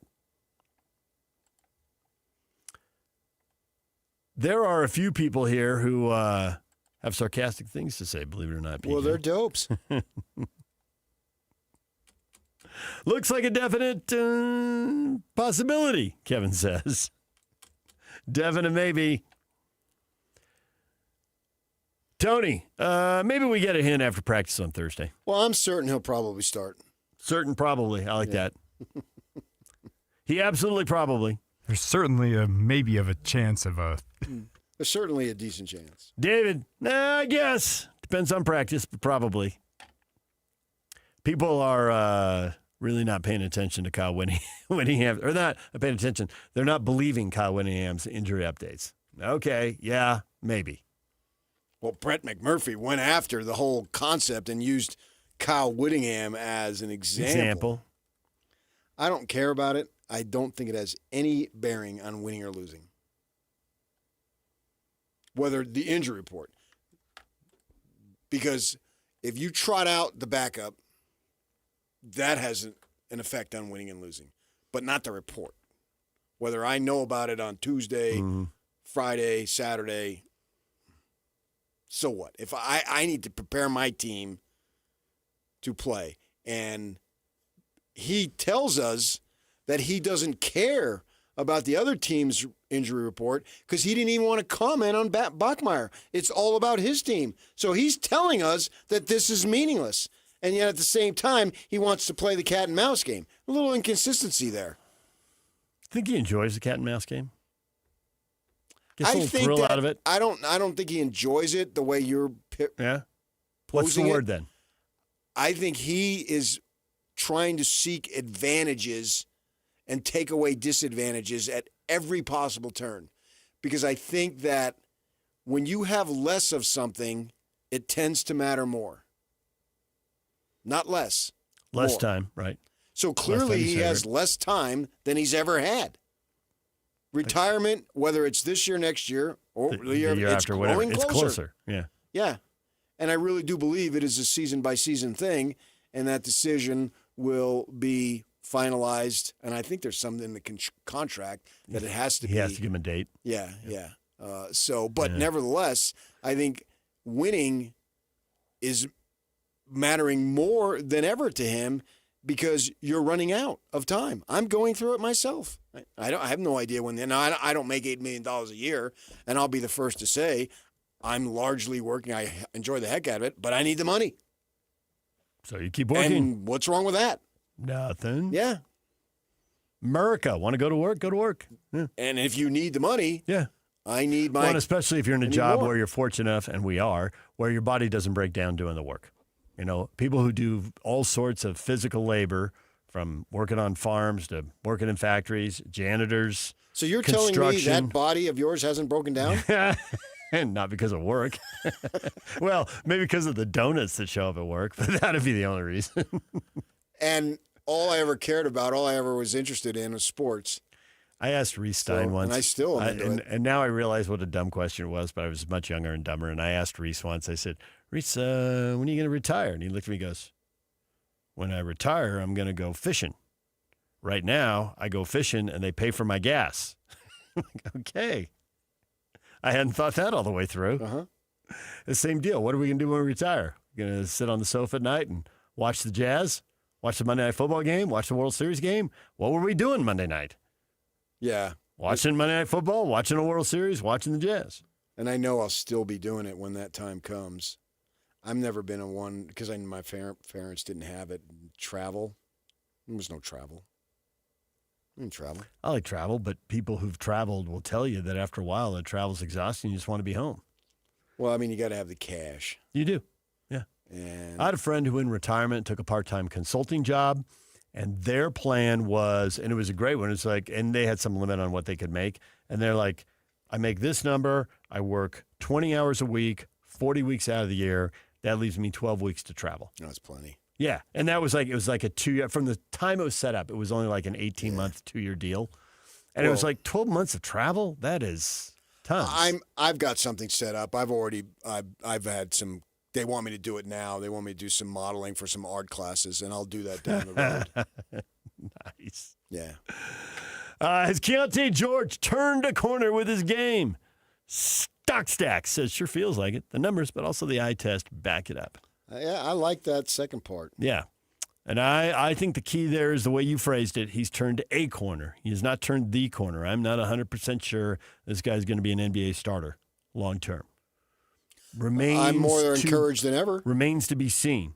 But he is definitely improved from year 2 to these 4 games in year 3. I think there is clear improvement. I think the stuff Ben posted as he leans on the wall in there shows the mindset it takes to get that improvement on the court. And so if he progresses down that road, it still may happen.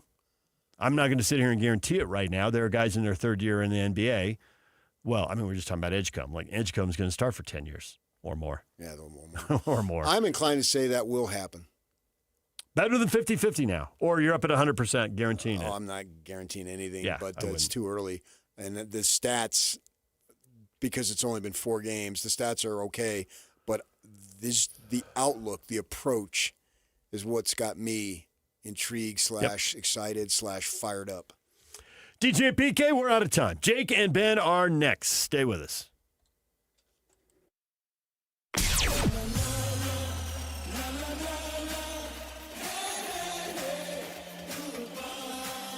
Dang it, show's over. Wait a minute, I'm not finished. Shut up and let him finish. Where did the time go? Well, that was an incredible waste of time. That's it. I'm done. See you next time. Goodbye. Whether you're stuck in the office, I believe you have my stapler, in your car, or at your in-laws. You want a piece of me? You bet I do.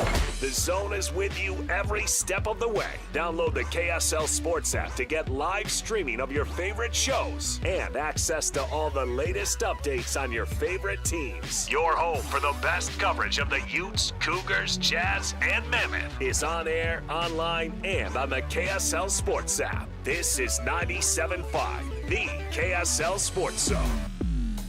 You gave years, maybe decades to your job. You showed up, worked hard, and planned for retirement. But now, the company's changed. Or maybe you've taken a buyout or been forced into early retirement. So, what happens next? I'm Jeff Jr., founder of Trajan Wealth. And if you've built up a 401k or thrift savings plan, now is the time to ask, is that money really working for you? Many workplace retirement plans offer limited options and even less guidance. At Trajan Wealth, we help people just like you roll over their accounts into IRAs with more flexibility and personalized investment strategies built around your goals. For households with $500,000 or more, let us build you a personalized plan. We operate on veteran values, service, trust, and doing what's right. Your next chapter starts now. Call Trajan today, 801-210-6800. That's 801-210-6800. Advisory services offered through Trajan Wealth, LLC, an SEC-registered investment advisor. See website for details. You do countless things without a second thought to protect your family and home. Every time you're in the car, you buckle your seatbelt. Before the next load of laundry, you remove the dryer lint. When you head out, you always lock your doors. And one simple task, done far less often, can protect your family and home this winter. Schedule a furnace inspection by a certified heating contractor to check for safety and efficiency. A friendly reminder from Enbridge Gas. Tonight on KSL, Saltaire, a Utah landmark filled with history and ghosts. Doors open and close. I kept hearing footsteps all around. From the man facing Utah's worst fears for more than a decade. Wants to talk to me? Yeah. What do you want to know? Andrew Adams takes you inside, if you dare. Did you die here? Spooky Saltaire, tonight at 10 on KSL. Attention RV owners or RV wannabe owners. It's the used RV blowout sale. RVs from all over the Intermountain West have been sent to the Layton Hills Mall for this RV liquidation event. Repos, buybacks, rental returns, and trade-ins. Blowout pricing. Every RV has been inspected, serviced, and ready to go. Free admission, free parking, dealers welcome. It's the used RV blowout sale that has been extended now through Saturday, 10 a.m. to dusk. Go to UtahRVEvent.com. Sponsored by Paris RV. Paris RV is your locally owned, family-run RV dealership. We strive hard to find the very best RVs for the price. With 4 locations, over 1,000 RVs in stock, 42 service bays, and 4 super parts stores. We're sure to help take your family on the best RV vacation. Check out our perfect family bunkhouse trailer, the 26BH. That sleeps 9 for $19,995 or $227 a month. Zero down. Life is short. Enjoy it. North Murray, South Murray, Payson, and Pocatello. ParisRV.com. I'm Alonzo Mourning. At the height of my basketball career, I was diagnosed with kidney disease that was later discovered to be APOL1-mediated kidney disease, or AMKD. I am teaming up with the American Kidney Fund to share an important message with you about AMKD, which is a serious and progressive form of genetic kidney disease that may eventually lead to kidney failure. I'm LaVarn Burton, President and CEO of the American Kidney Fund. You may not know that kidney disease can have a genetic cause. AMKD occurs in people of African ancestry, and it's important to detect it early. I encourage you to take charge of your health. Learn about your personal risks of developing kidney disease and talk to your doctor about getting tested. To learn more about AMKD and how to be APOL1 aware, visit kidneyfund.org/AMKD. A message from the American Kidney Fund. Broadcasting from the Mountain Home Services Studio, this is 97.5 KZNS FM Colville, 1280 KZNS AM Salt Lake City, and 102.7 KSL FM HD2 Salt Lake City Midvale. This is 97.5, the KSL Sports Zone. And now, it's 10 a.m. Let's just get down to it. And it's time for your sports fix. Strap yourselves in, folks. From 2 guys who have covered the teams you're passionate about for years. We are professionals. This is Jake Scott and Ben Anderson on 97.5, the KSL Sports Zone.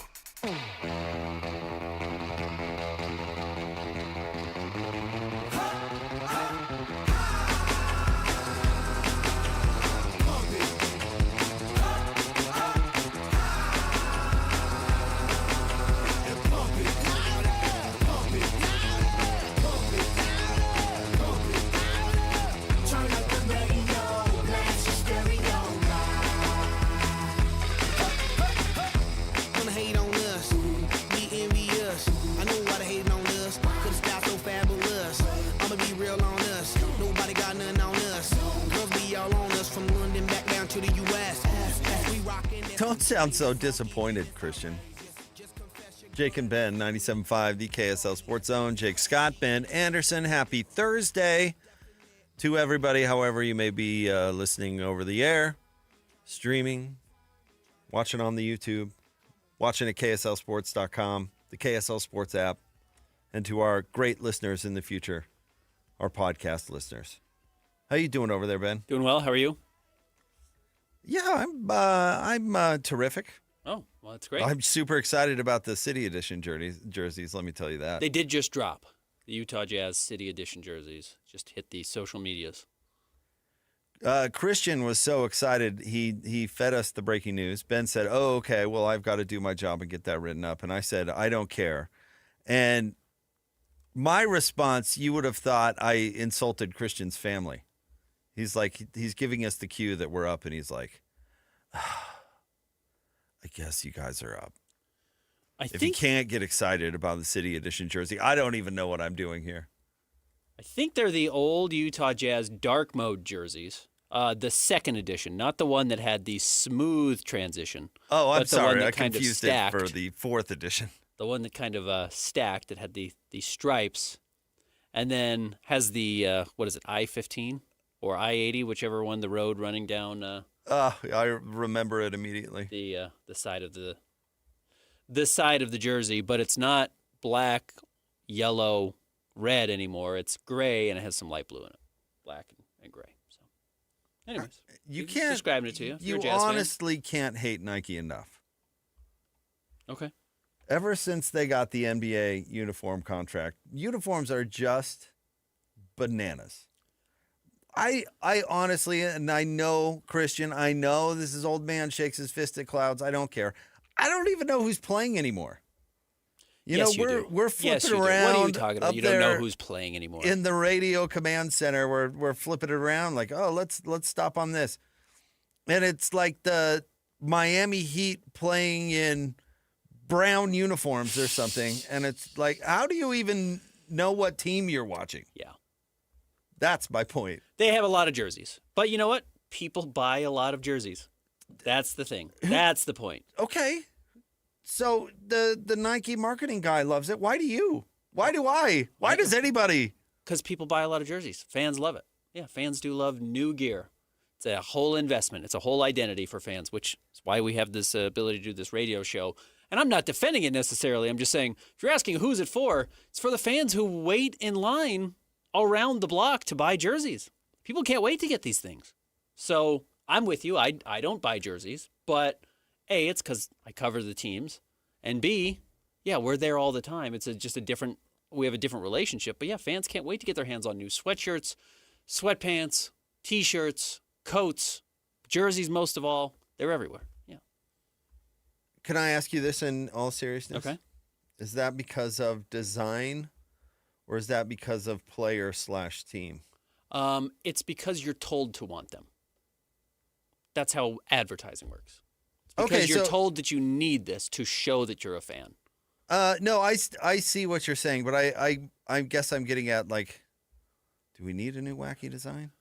Or do we just need a new player's name on the back? Probably don't need anything. We need food, water, and shelter. Or like a new sweatpant or something. Do we have to change the color scheme? I guess is my point. I don't know. Do Do we people need figure to go out- to Disney World every year? Do people need to, go back to whatever their but- favorite movie is every winter? No, I'm trying to ask you an honest question. Like, I don't, we give the city edition credit for selling uniforms, where I think we should just give the team and the player's name on the back credit. And do we have to get down the cause and effect kind of lane? Yeah, the I problem guess is what I'm getting at. Once you have one, you don't need to buy another. But if there are 3 different editions, then you buy 3 different editions. Yeah, I remember why Larry changed it to the Mountain in the first place back in the day. I got it. This isn't my first rodeo. I understand.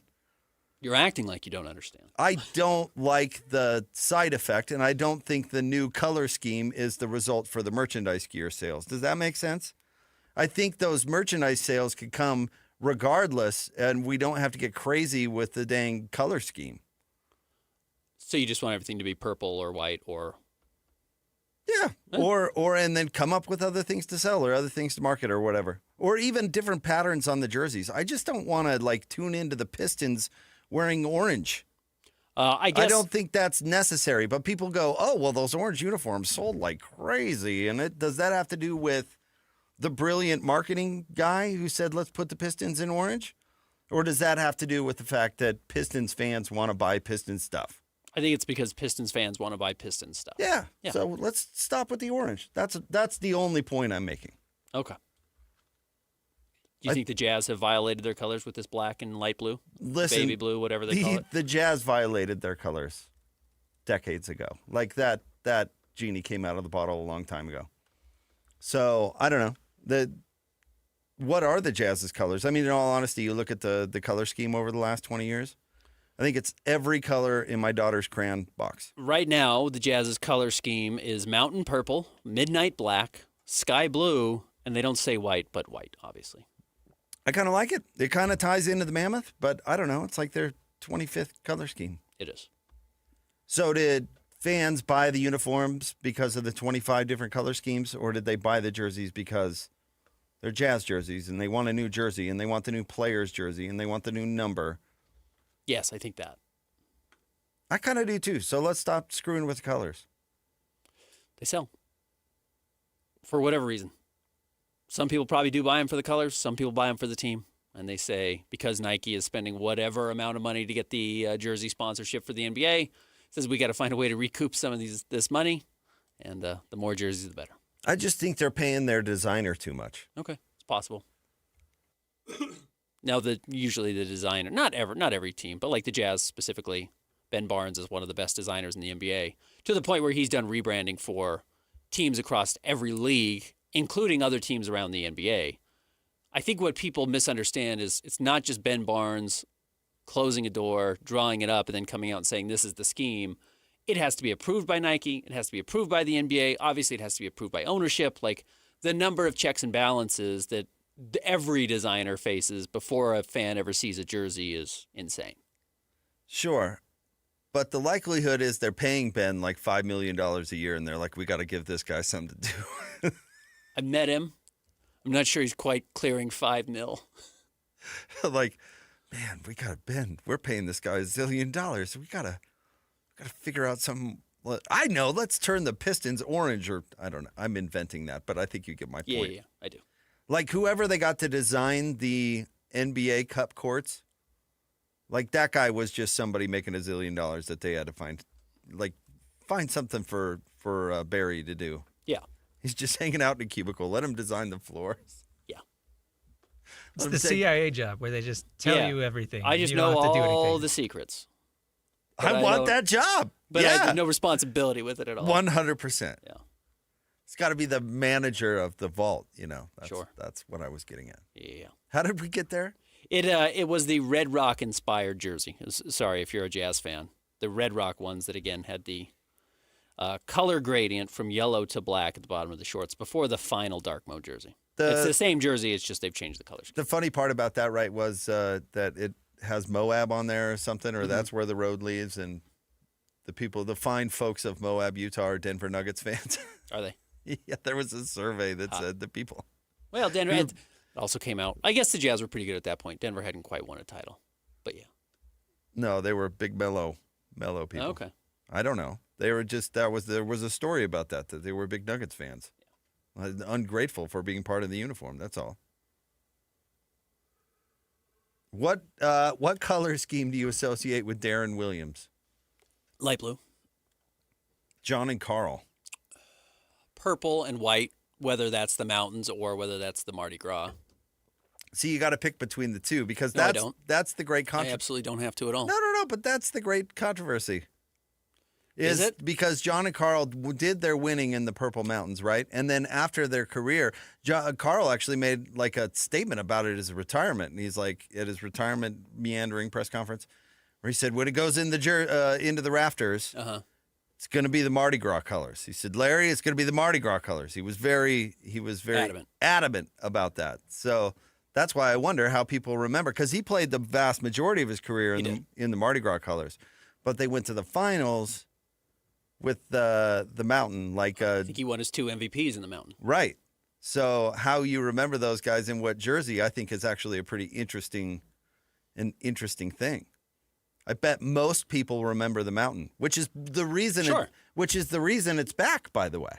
Yeah, it's when they had their greatest success. It's when fans across the country saw them at their highest. So yeah, of course. All right, we can move on to the game, but that's why all this stuff is very silly to me. But yeah, a new confusing uniform. Do you like it? Yeah, it looks fine. Again, I'm not a huge jersey guy. I notoriously did like the yellow and the black jerseys. Me and Lowry Markkinen were the only people who liked the yellow jersey, apparently.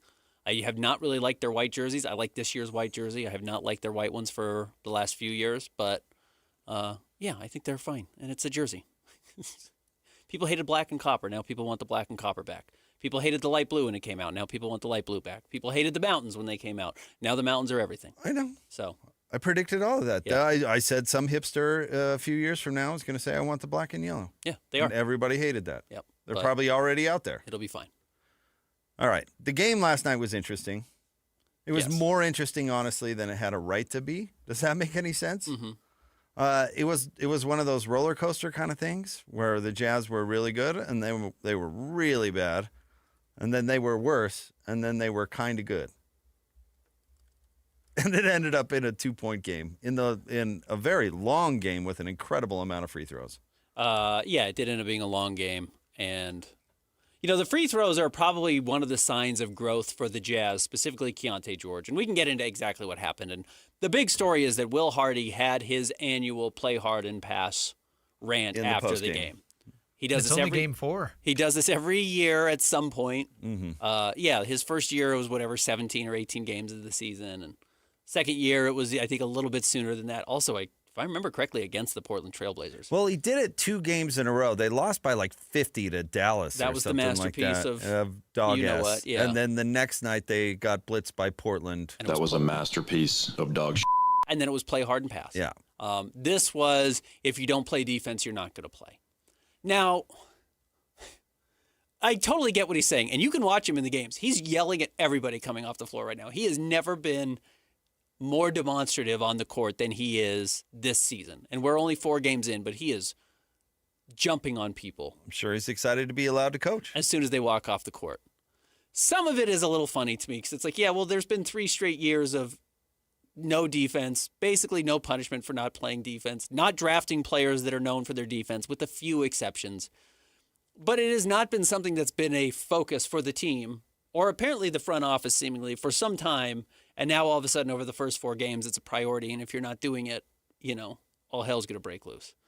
Well, you're playing Lauri Markkanen, who's a truly terrible defensive player. You're playing Kyle Filipowski, who's not a good defensive player. You're playing Keontae George, who until this year has been maybe the worst defensive player in the NBA. Now, credit Keontae, he is really busting his butt out there. He's really playing hard on that end. Svi tries hard. He's better than the rest of those guys I've mentioned. And Walker's fine. He just catches so many strays of guys, as Will Hardy said, driving in straight lines right at him, that he really doesn't have any chance. But, yeah, if you want to be a good defensive team, you got to play your good defensive players. And right now, Taylor Hendricks doesn't start, and Ace Bailey at least has the ability to bend his hips, which I don't think Kyle Filipowski or Lauri Markkanen do. And he's playing 15 minutes a night, and he's a rookie. I'm not pretending he's a great defensive player right now, but he's not on the court. Cody Williams didn't get any run this season outside of 2 minutes before the fourth quarter last night. And Elijah Harkless is an afterthought, despite the fact that he's a truly plus defender in the NBA.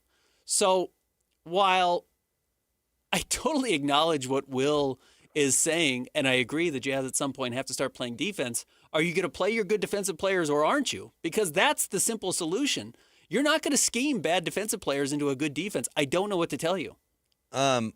Can I throw a theory at you? Because I do. I have a theory. I understand.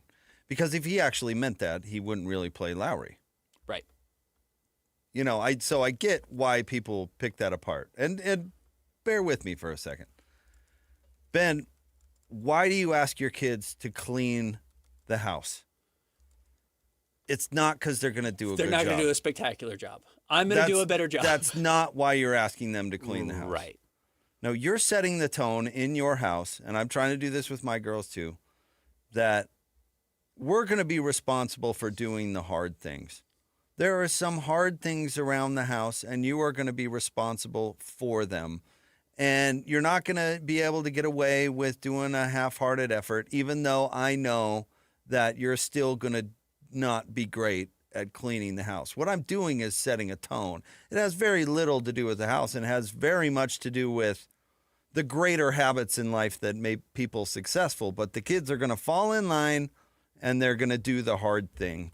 And I think when he says that, I think that's what he's doing, is setting the tone, especially now. Like, I'm going to take my team back, and you're going to do what I'm going to say, and I'm going to tell you to do some things that you don't want to do, and there's some hard things, but if you don't do them, you're not going to play. And I think that's more what it's about than, well, Elijah Harkless is the best defender on the team, but he can't do anything else, but I'm going to play Elijah Harkless. Because when pressed on it last night of who's not going to play, Will said, well, I'm going to go back and watch the film. Hey, but that's not what he's doing. Cody's not starting the next game. No. Elijah Harkless is not starting the next game. No, I think he's telling them they have to clean. I think you're right. And mine, yes, I do the same thing. Right. You're going to lose this X, Y, or Z if you don't clean. For the Jazz, it's you're going to lose playing time if you don't clean. Now, do I ever actually take the iPad away or a PlayStation away or a bike away? No. Maybe if it gets extreme. Sure. You know. But it's for 5 minutes and then it goes right back. But what you're doing, I think, is setting the tone. And you don't necessarily expect Luka to polish the baseboards. Yeah. Like, it's not going to be done well. You're going to go in there and spot 5 or 6 different things. And you're like, well, that doesn't go there and that doesn't go there. And then you have to hold her hand to get through the rest of it or whatever. But what she's going to do is do it. Or she is going to lose the iPad. Yeah, right. Or you are going to lose playing time. And maybe you give, I'm sorry, I'm picking on your poor daughter. Maybe you give her more latitude or less latitude. Maybe you're in a bad mood and that iPad gets like one, I'm going to check there once. And if it's not clean, but whatever, she knows that that's the tone. Like, it's got to be done. Correct. So that was the or big, you're out of the family. That was the big storyline. She knows it. That was the big storyline coming out of the game. I do think the other storyline, and maybe the best line outside of Cody Williams, and Cody Williams played hard. I again, it's why I haven't sold our Cody Williams stock. The fact that he wants to go out there and play defense is fine. He still picked up 5 fouls in 11 minutes. Like it was rough still. But he is long. If you're only going to play 11 minutes, I'm fine with you getting 5 fouls. Yeah, go after to be it. honest, Change the tone. Go get it. Yeah. And he was thrown in ice cold against a team in Portland that had 36 minutes basically to warm up on an open basket. So he had a very tough draw there. I'm not pretending he's going to suddenly surge into the lineup and make a difference for the Jazz defensively. I actually think one of the big reasons why the Jazz were able to mount a comeback from down 19 going into the fourth quarter and cut it to 1 with whatever it was, 8 seconds left, was that Keontae George has figured out how to not have his bad games turn into unmitigated disasters. And last night it could have been because he was 3 of 10 for 16 points and 5 assists and 4 turnovers. Now, he still finished with 6 turnovers, which is far too many. But he scored 13 points in the fourth quarter without saying, you know what, my best thing is I can do is shoot this team back into the game. And that's what he used to do. He said, pull up three, coming off a screen, in transition. I think if I get hot, I can get us back into it. He said, I'm going to get downhill and I'm going to go to the free throw line. And he went 15 times last night and made all 15 of them. And had an impact. And had a real impact. Yeah. Plus, he's much better defensively than he used to be. So he can, when the guys around him are playing defense, not be the person they start targeting every time up the floor. That's as good a sign of growth as anything he has shown so far this season. Yes, his 20-10 games are great, and he basically had another one last night, 29 points and 8 assists. And the 6 turnovers are far too many, but not turning a bad night into a disaster is a real sign of growth and maturity from a point guard, especially when it had not been particularly good for 36 minutes. And he salvages it by doing hard work, not just by making shots in the fourth quarter. Yeah, I couldn't agree more. In fact, at times this game, the whole team was disastrous. And to not go away, I agree, says something. You know what really stood out to me, though, in the postgame, and this is not a hugely important thing and I don't want to be too mean with this take, but that this team is still quite young and quite dumb. And the reason I said that, or I say that, is because Will Hardy in the postgame has said, we told them they were going to straight drive us all night. We told them in the pregame.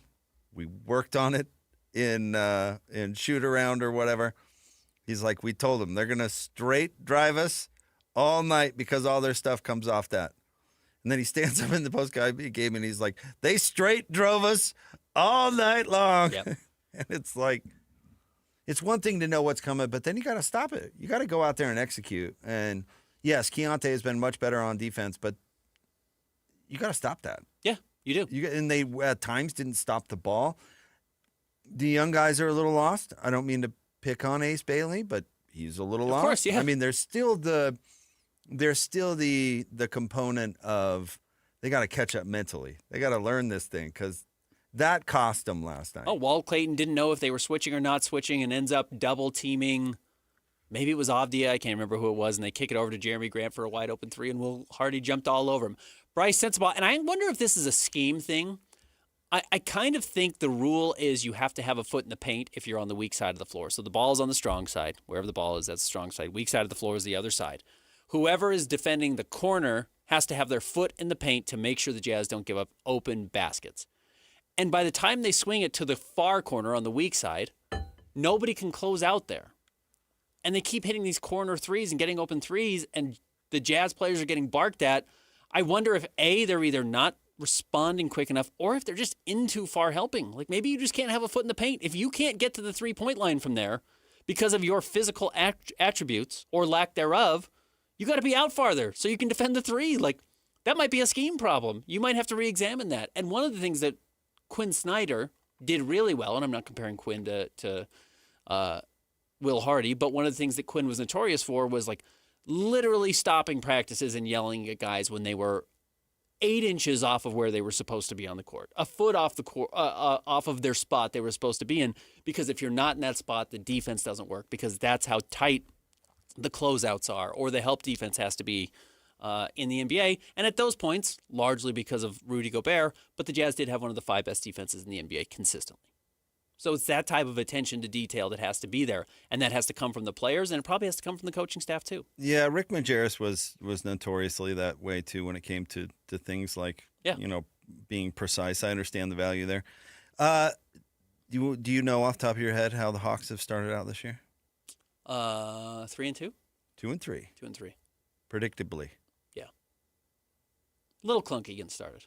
A little mediocre. Trae Young's hurt now, so maybe they'll get better. Maybe they'll improve. So can't build a defense with Trae Young. It's a little bit the Larry Markkinen thing. It's a hard guy to have on the floor for 35 minutes if they're not going to be good defensive players. Yeah, Lowry's at least sizable where you can stick him somewhere. But if Denny Avdija is going to drive right past him every single time he touches the ball, who cares if it's Trae Young or if it's Larry Markkinen? Who cares? I got you. That's a little bit of a mismatch, but yeah, at least give me the guy with length, the 6'1" guy who can't stand in front of anybody. Yeah, it's not great. No. But anyway, yeah, I don't. Quinn Snyder can make him stand, Trae Young stand in the he can be in the perfect spot on the floor, and it's not going to make one. If lick I of can difference. shoot over him, it's going to be a problem. And yeah, the Jazz defense worked. It did on paper, but it also failed them at the most crucial times because it was so unique. Yeah, one-dimensional. I remember when Mike Conley just lost patience with taking the blame. He's like, "We're getting beat on purpose." Yeah, they tell us everybody to Rudy to get beat. Yeah. Get off my back about getting beat. That's the idea. Yeah. All right, top 3 stories of the day at KSLSports.com. Coming up next, it's Jake and Ben, 97.5, the KSL Sports Zone. Way to hit! The wins just keep on coming for Kalani Sitake and BYU. LJ goes off tackle and gets in for 6. As the undefeated Cougars get ready for the stretch run of the college football season. 97.5, the KSL Sports Zone will be there every step of the way as BYU looks to punch their ticket to the Big 12 title game. And a spot in the college football playoff. Your home for the best coverage of Cougar football is live, on air, online, and on the KSL Sports app. This is 97.5, the KSL Sports Zone. Hi, this is Derek Overstreet, president of the New Millennium Group and co-host of Stop Working, Start Living with KSL News Radio. Can you imagine what your life would be like if you could retire 3 to 5 years earlier than you thought possible? The things you could do, the loved ones you could spend time with, the memories that you could create. That's what our team at the New Millennium Group does. We'll walk you through the entire process every step of the way. If you'd like to get a copy of the 5-step proprietary plan that will help you retire 3 to 5 years sooner than you thought possible, give us a shout right now. 888-999-6370. That's 888-999-6370 or utahsfinancialplanner.com. Listen, most of our listeners right now have a tax problem, not a money problem. There's not enough money in Social Security Medicare as it is. Let us show you how you can significantly reduce your taxes. That's 888-999-6370, 888-999-6370 or utahsfinancialplanner.com. Hey, Utah! Are you ready for the Utah Mammoth to hit the ice? From game-winning goals to behind-the-scenes moments, Mammoth Plus brings the action to you all season long. Whether you're at home, on the go, or in the stands, don't miss a single shift. Visit UtahMammothPlus.com and start streaming today. That's UtahMammothPlus.com. Every game, every goal, live on Mammoth Plus. Tim Jr. here from RGS Exteriors. Did you know that we offer 3 distinct styles of gutter protection? Each one meant to handle a specific leaf problem. You might not even know there are different styles of gutter protection, but there are. And if you pick the wrong one, it could be a huge waste of money. Now, the big gutter guard companies won't tell you this. They try to sell you a one-size-fits-all gutter guard. And it could be completely wrong for the amount and types of trees and leaves you have. Not RGS Exteriors. We understand which kind of leaf problem needs which kind of gutter guard. We'll do an in-depth evaluation to assess the types, locations, and numbers of trees in your yard. Based on that data, we match your home to the right gutter guard. So don't risk wasting money on the wrong gutter protection. For a free evaluation and estimate, call RGS Exteriors at 801-280-3110 or visit rgsexteriors.com. That's 801-280-3110 or rgsexteriors.com. It might only be October, but Utah is getting ready for a brand new immersive holiday tradition in South Jordan. Step into the magic and holiday lights at the ballpark at America First Square, sponsored by Mickey Couture. A walk through winter wonderland like no other. Dazzling lights, festive music, and family fun for all ages starting November 14th. Reserve your tickets now at the ballpark at afs.com. Make the season unforgettable by celebrating Utah's newest holiday tradition. Holiday lights at the ballpark. Hi, this is Doug Wright. The other day I was reading an article, and it talked about the finest restaurants around the United States. And right at the very top of the list, it was Ruth's Chris Steakhouse. And I'm quoting now. They say, high-quality food in an atmosphere that is sure to impress. Isn't that the perfect description of Ruth's Chris Steakhouse? And here in the state of Utah, we have 2 locations. Hotel Park City, that's where Dee and I celebrated our anniversary the other night, and downtown Salt Lake City at 275 Southwest Temple. And at this time of year, it's not too early to call and make your reservations for a special holiday event or a corporate party, whatever it might be. And remember, too, everybody loves a gift card from Ruth's Chris Steakhouse. It is the best meal you will ever have. You're going to love your dining experience at Ruth's Chris Steakhouse. The Garden Restaurant in downtown Salt Lake. Dine in or order out. The Garden is open weekdays 11 to 3. Hearty, healthy, and so craveable. Fresh flavors, iconic location. The Garden Restaurant. This is your Cougars at 30 update. Presented by Kenny J's Barbecue on 97.5, the KSL Sports Zone.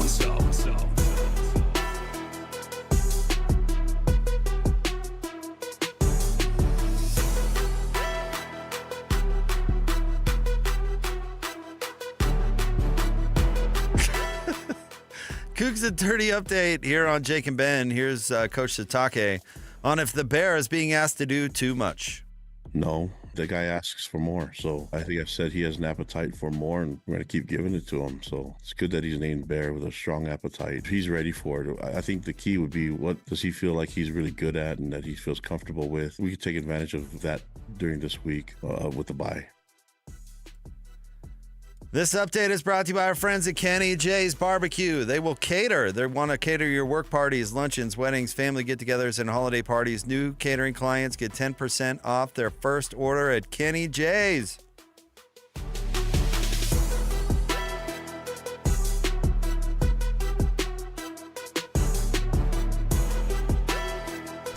It's time to break down the biggest stories of the day. This is the top 3 stories of the day on KSLSports.com. 97.5, the KSL Sports Zone.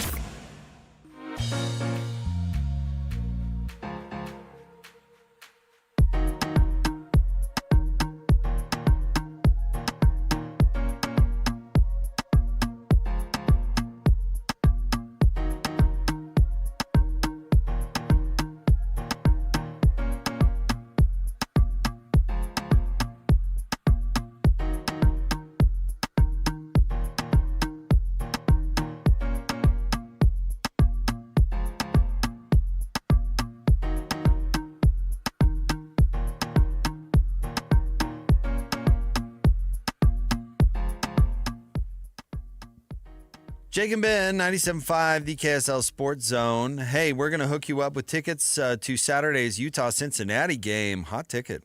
Tune in Friday every hour for the Utah keyword. When you hear one, you want to text it to 57500, 57500, for your chance to win. More keywords. The more keywords you catch, the better your chances to win. Find all the details at kslsports.com. Utah-Cincinnati tickets all day Friday. Listen all day long. Time for the top 3 stories of the day. KSLSports.com, brought to you by J. Brooks Jewelers. 2 locations to serve you, one on Winchester Street across from Fashion Place Mall, the other at Traverse Mountain in Lehigh. Thanks a lot, Lloyd. I just did a read from like 6 months ago because you're distracting me. Christian, where are we starting today? Number 1, according to Matt Zenitz, Devin Dampier is expected to start versus Cincinnati. Well, you can't trust Kyle Whittingham and his injury reports, so I guess we don't know yet, and I mean that somewhat half-heartedly. Was it Pete Thamel who reported that Dampier had been upgraded to probable? Yeah, who updated that Friday night? Because all Wednesday it had been, I think you're probably right, and then he didn't play.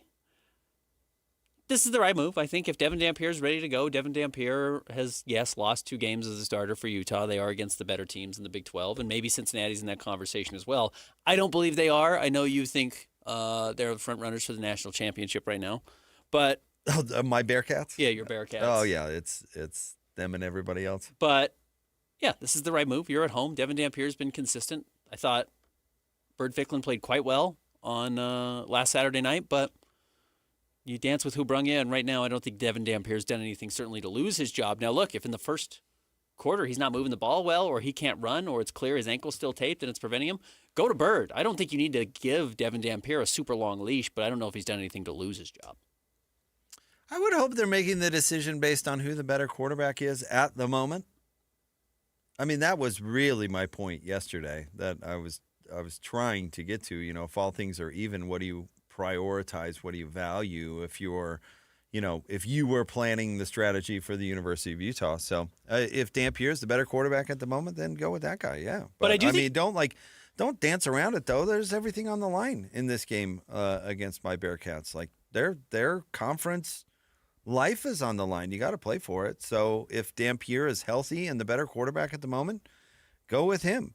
I think Bird more than represented himself well against Colorado. I do think Bird raised the bar, which is a good thing. There is somebody pushing Devin Dampier. That's a good thing. But if you're making the decision based on, I don't know, what booster paid him or something stupid, I think there's too much on the line for that kind of thing. So if you think Devin Dampier is the best quarterback right now, well, then that's the way to go. Honestly, I think this game against my Bearcats, I think the Bearcats are in trouble based on their defensive front. Because I think the way to beat Utah is make them one-dimensional. I think Utah's offense is going to be able to move the ball against teams they're better than. And I know that seems obvious, but I don't know if they're better than BYU, and I don't know if they're better than Texas Tech, and so they couldn't move the ball. But I think they're better than Cincinnati, so they're going to move the ball just fine. And I don't think Cincinnati's going to be able to move it against Utah as well. Well, better where, though, I think is definitely relevant. And I think Utah is more vulnerable at some places than others. And I think it is relevant whether or not a good team like Cincinnati can exploit those weaknesses, and I just don't know that they can. Texas Tech, the whole reason they beat Utah, that game was close the whole game until the fourth quarter when the defense kind of finally gave way because they were on the field for the entire game. The whole reason that Utah lost that game was because Texas Tech was able to exploit where Utah was weak. I'm not even convinced that Texas Tech was that much of a better team than Utah, honestly. I think that's very fair. I think they were good, and they were able to stop really the only way that Utah can win, which is the danger of being a run team, for lack of a better word. And they were able to exploit it. In a different way, BYU was able to exploit some other things, but also that to a certain extent. I don't know if you want to say that BYU's defensive line won up front. I don't know if that would be how I would characterize it, where at Texas Tech I would. But Jack Kelly and other guys came up and made plays and was able to slow down what Utah wanted to do. And then Dampier, for whatever reason, couldn't make him pay. If you have the speed to catch up to Utah's running attack, you're going to be fine. Texas Tech did and BYU did. And I don't know if anyone else does in this conference. Yeah, so if you can make Houston might. Utah doesn't play Houston. If you can make Utah throw it, they might be in trouble. Mm-hmm. And there are certain ways that you can force that issue. If they jumped on them early and scored a quick 21, well, that kind of changes the formula. But if Utah is going to get a lead and Cincinnati can't get off the field, it's going to be a really long day. And then Devin Dampier's not going to make mistakes. He's not going to throw the ball Right. away. And then, yeah, you're in. Again, Arizona State ran into it. Colorado ran into it. If you find yourself, whether it's Dampier or Bird Ficklin, yeah, if you're not forcing turnovers or forcing Utah to throw the ball, I don't think you really stand a chance. Yesterday, and then we can move on from this, and I don't know if we want to get back to it, we can.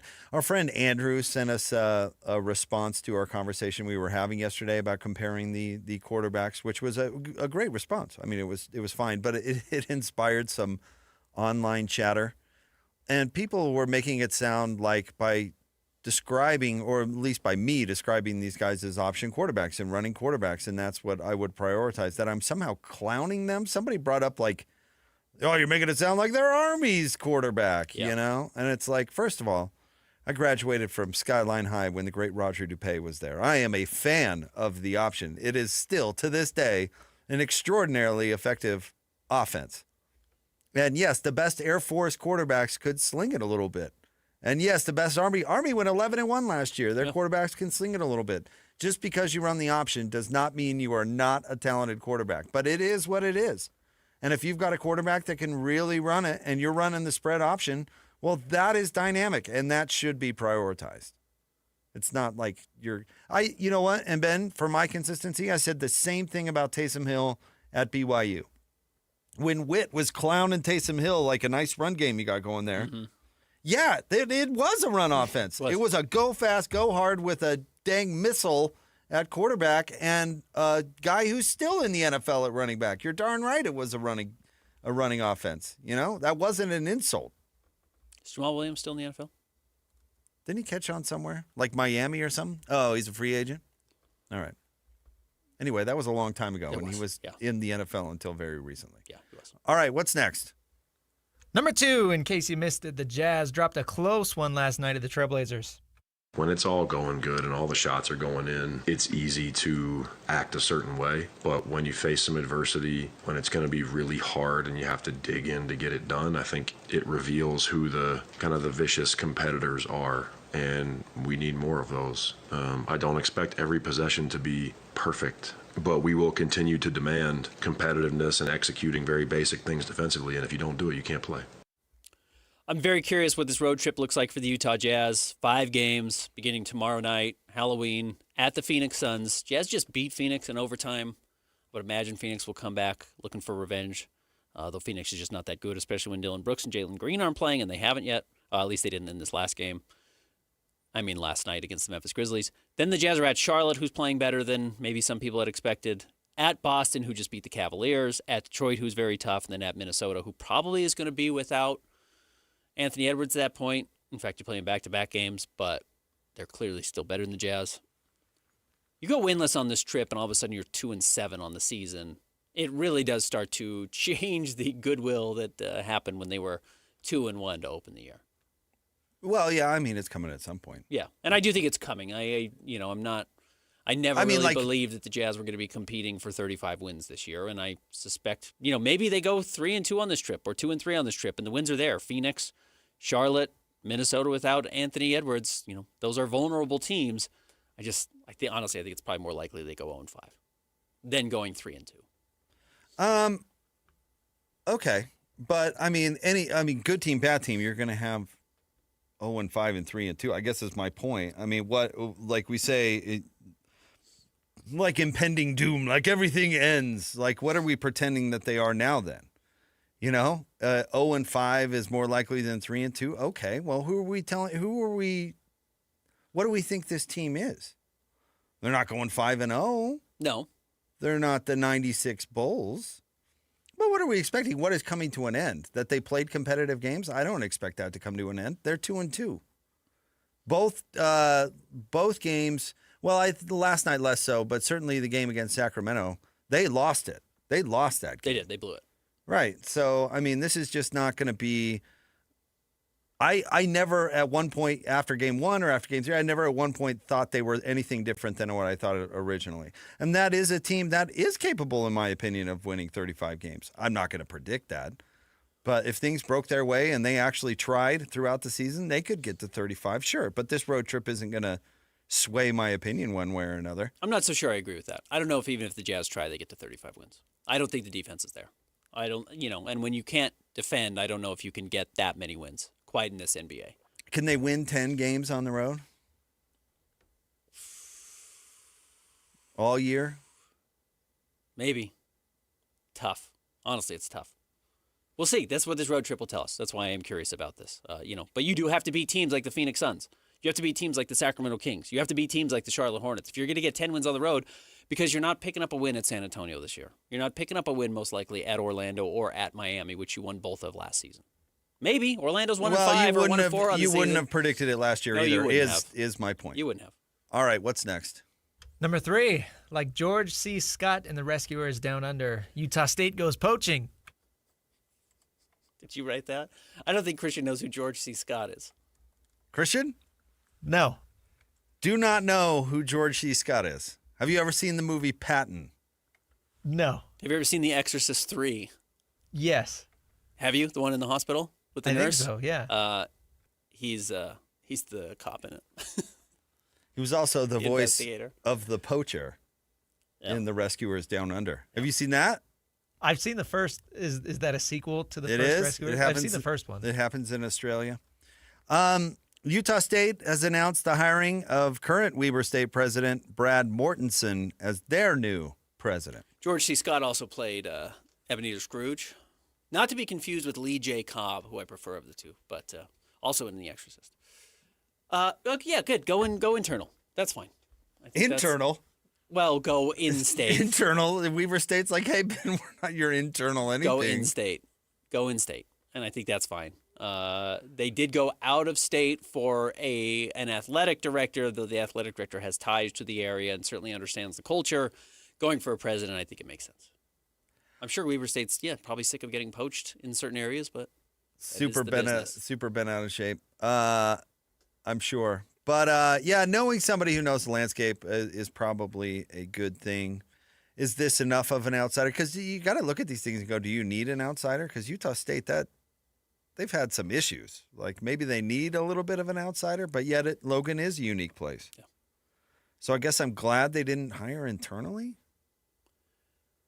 Yeah. But anyway, they're going to have to figure out what's going on in the athletic department and, other issues with the athletic department, like getting the Department of Justice out of there, and then all the other myriad of issues that surround a university president. But I think you're starting to put good people in place. I think you're bringing in an athletic director who understands the culture. I think Bronco Mendenhall, who doesn't just understand the culture, but sets a culture onto his own. Basketball culture seems to be very good right now. Those are good steps in the right direction when we're specifically talking about sports. I thought George C. Scott would be enough of a legend that, it transcends the younger generation. Because it's not like George C. Scott was really our generation either. No, he wasn't. Right, you are the younger generation. But he didn't transcend us. He made it to us, but we obviously haven't passed him on to the Christians of the world. But if we would have said... And I don't mean of the religious belief. I mean people like Christian, our producer. But if we would have said Marlon Brando, he knows who it is. I thought more George C. Scott was more up there, you know? That's true. That's all. Not quite. I guess not. But, Christian doesn't know who Montgomery Clift is either, but that's fine. All right, stay tuned. We'll have more next. Nick Olczyk at the top of the 11 o'clock hour. Jake and Ben, 97.5, the KSL Sports Zone. This is JJ and Alex. I got this. Bird Ficklin with that 65-yard run at the very beginning. You went, oh, this guy's got something. The running game was as good as it's ever been up there on the hill, and they get the win. And they needed the bounce back, JJ. Boy, did they need the bounce back, and they're back in the top 25. I think that if they win that game 28-21, they don't go into the top 25. Probably not. If they don't win in that fashion, are they back in the top 25? They're a 6-2 team, which 6-2 teams are in the top 25. However, the way they won that game, I think convinced people, this is a different Utah team. You beat Coach Prime 53-7. You're going to get get attention across the country. I don't care what the current state of Colorado is. Just people follow Coach Prime, and to see that is shocking. Just as much as it's going to draw eyeballs when Colorado has things going, it's also going to draw eyeballs when they have a disaster like that. And it was a disaster because of the way Utah played the game of football. That's as good as I've seen Utah execute all season long. Catch JJ and Alex afternoons from 3 to 7 on 97.5, the KSL Sports Zone. For nearly 70 years, Les Olson IT has been the trusted name for businesses. From state-of-the-art printers and copiers to managed IT services, we have the solutions you need to stay ahead in today's world. And now Les Olson IT is trusted and licensed in Utah for security systems, for technology that helps you work smarter. Les Olson IT, providing solutions that empower your business. Les Olson IT. Hey, Benjamin, we've got a surprise for you. What? You have a brother. $100 bill just like you. Hey, I'm Ben. What? We just got him for joining America First Credit Union and opening a new checking account. And you're going to live together at America First. What? This is nice. For a limited time, new members get a $100 cash bonus when they open a checking account or $50 when they open a youth checking account. So head to AmericaFirst.com and get your money working today. Membership eligibility, terms, and conditions apply. Federally insured by NCUA. I'm still going for it, even with higher stroke risk from atrial fibrillation, an irregular heartbeat not caused by a heart valve problem. Over a 3-year study, Eliquis apixaban tablets reduced stroke risk better than warfarin, and over 97% of Eliquis patients did not experience a stroke. A first stroke occurred in 2.9% of warfarin patients versus 2.3% of Eliquis patients. Don't stop prescription Eliquis without asking your doctor. Stroke risk may increase. Eliquis can cause serious and potentially fatal bleeding. Don't take if you have an artificial heart valve, abnormal bleeding, or antiphospholipid syndrome. While taking, you may bruise more easily or bleed longer. A spinal injection increases blood clot risk, which may cause paralysis. Get medical help right away for unexpected bleeding or bruising, or back pain, tingling, numbness, muscle weakness, or incontinence. Aspirin products, NSAIDs, SSRIs, SNRIs, and blood thinners increase bleeding risk. Tell your doctor about planned medical or dental procedures.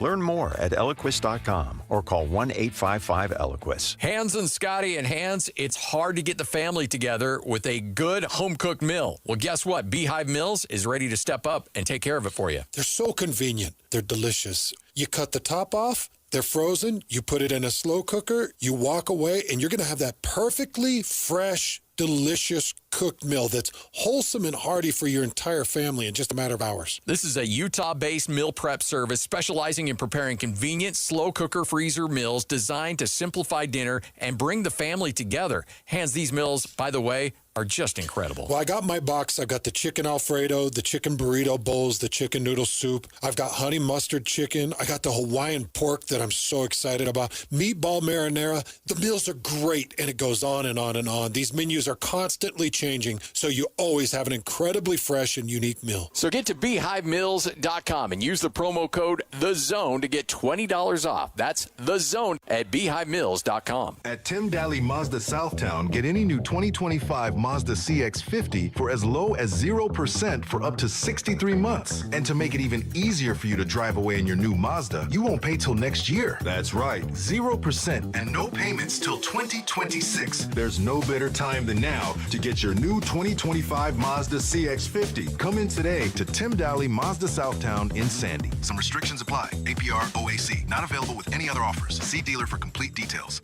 Listen every Monday morning to DJ and PK and Monday afternoon with JJ and Alex for your Chevy Strong Play of the Game. Win great prizes from Rocky Mountain Chevy. 3, 2, 1. This is your Utes at 50 update. 58! Presented by Kenny J's Barbecue on 97.5, the KSL Sports Zone.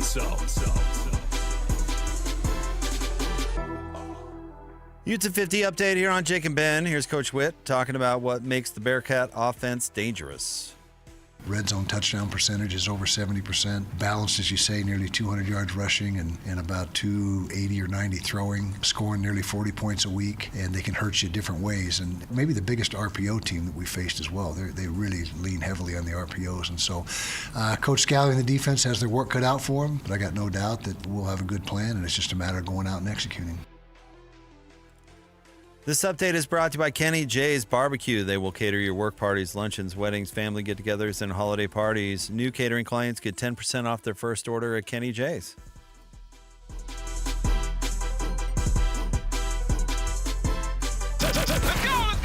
Complete game coverage of the Cougars is right here on the KSL Sports Zone.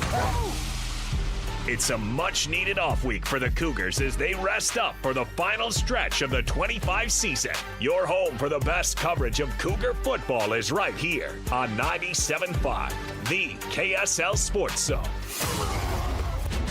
You're listening to Jake Scott and Ben Anderson on 97.5, the KSL Sports Zone.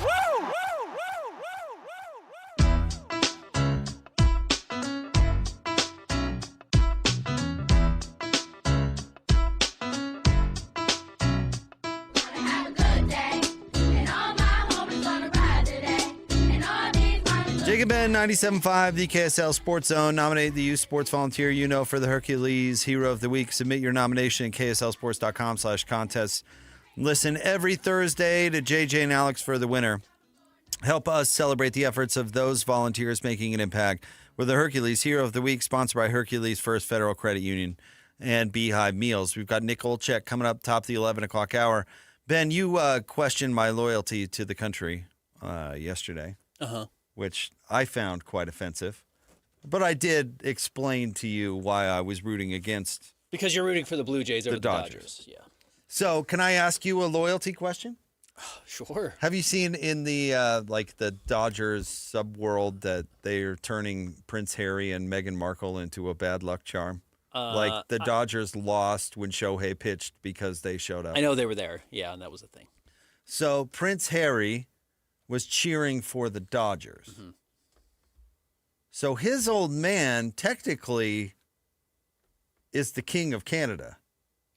Yeah. It still falls under the United Kingdom. Yeah, they're on the money, et cetera, et cetera. I mean, you could accuse me of betraying my country. Traitordom. But that's way worse, right? Come on. That's terrible.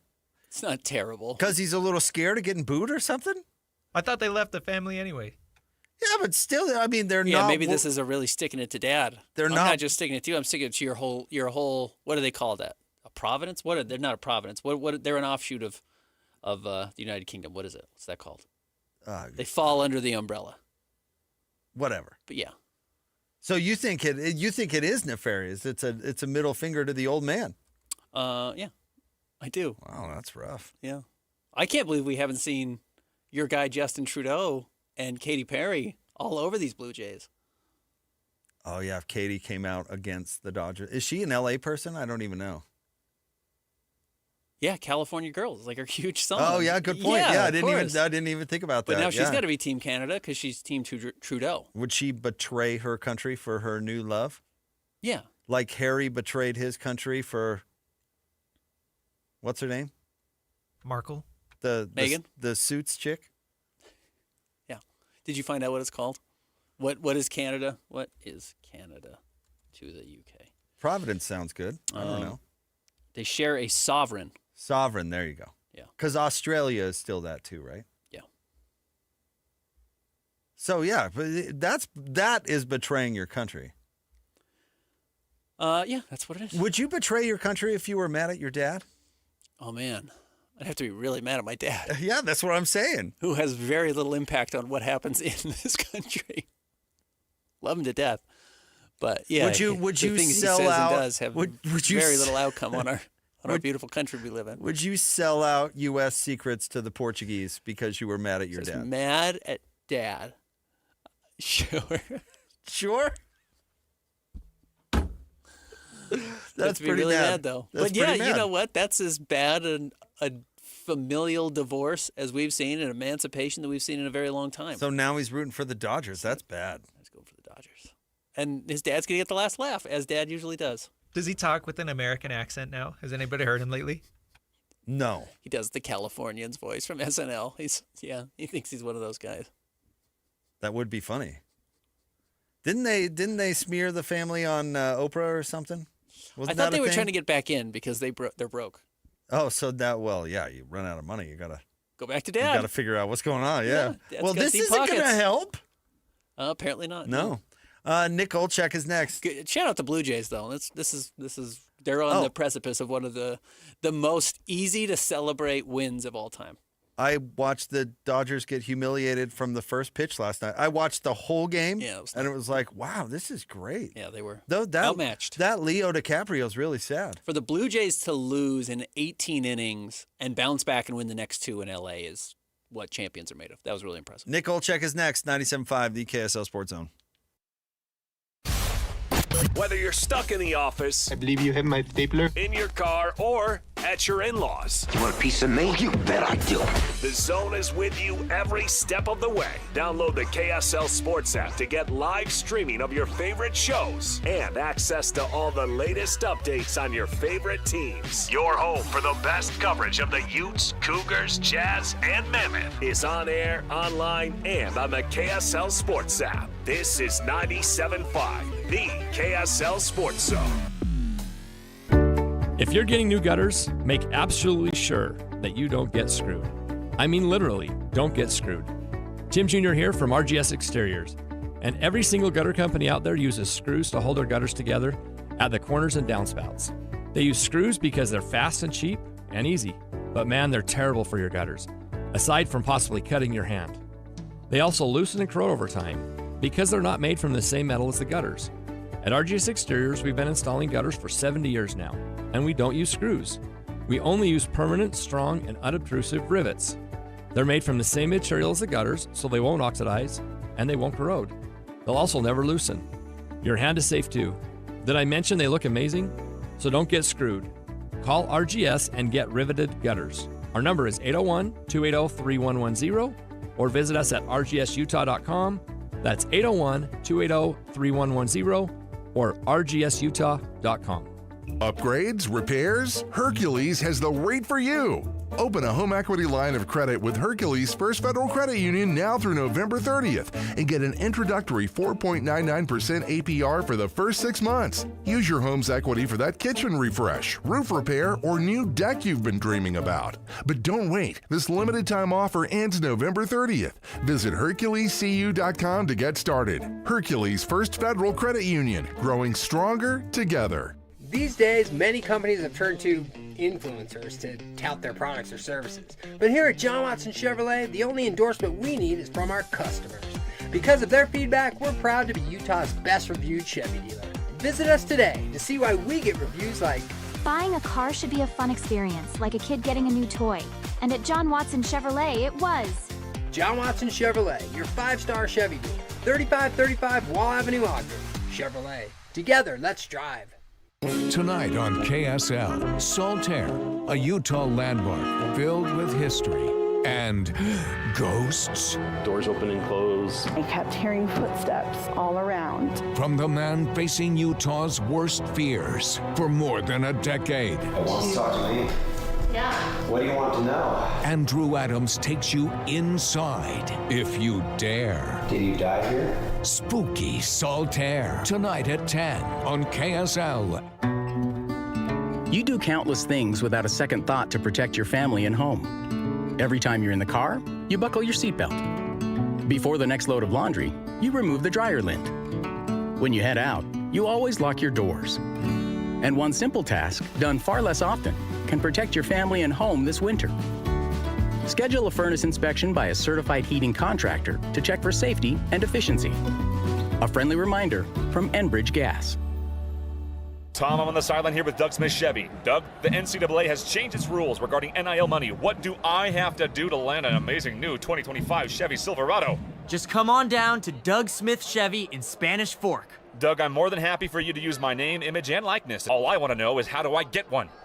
You have to buy it, Scott. Together, let's drive. Get 2.9% APR financing for 72 months for well-qualified buyers when you finance with GM Financial on all new 2026 Chevy Silverado 1500s. No one knows Chevy like Doug. It might only be October, but Utah is getting ready for a brand new immersive holiday tradition in South Jordan. Step into the magic and holiday lights at the ballpark at America First Square, sponsored by Mickey Couture. A walk through Winter Wonderland like no other. Dazzling lights, festive music, and family fun for all ages starting November 14th. Reserve your tickets now at the ballpark at afs.com. Make this season unforgettable by celebrating Utah's newest holiday tradition, Holiday Lights at the Ballpark. Broadcasting from the Mountain Home Services Studio, this is 97.5 KZNS FM Colville, 1280 KZNS AM Salt Lake City, and 102.7 KSL FM HD2 Salt Lake City Midvale. This is 97.5, the KSL Sports Zone. Who's got it better than us? Your home for the best sports coverage in Utah. You're listening to Jake Scott and Ben Anderson on 97.5, the KSL Sports Zone.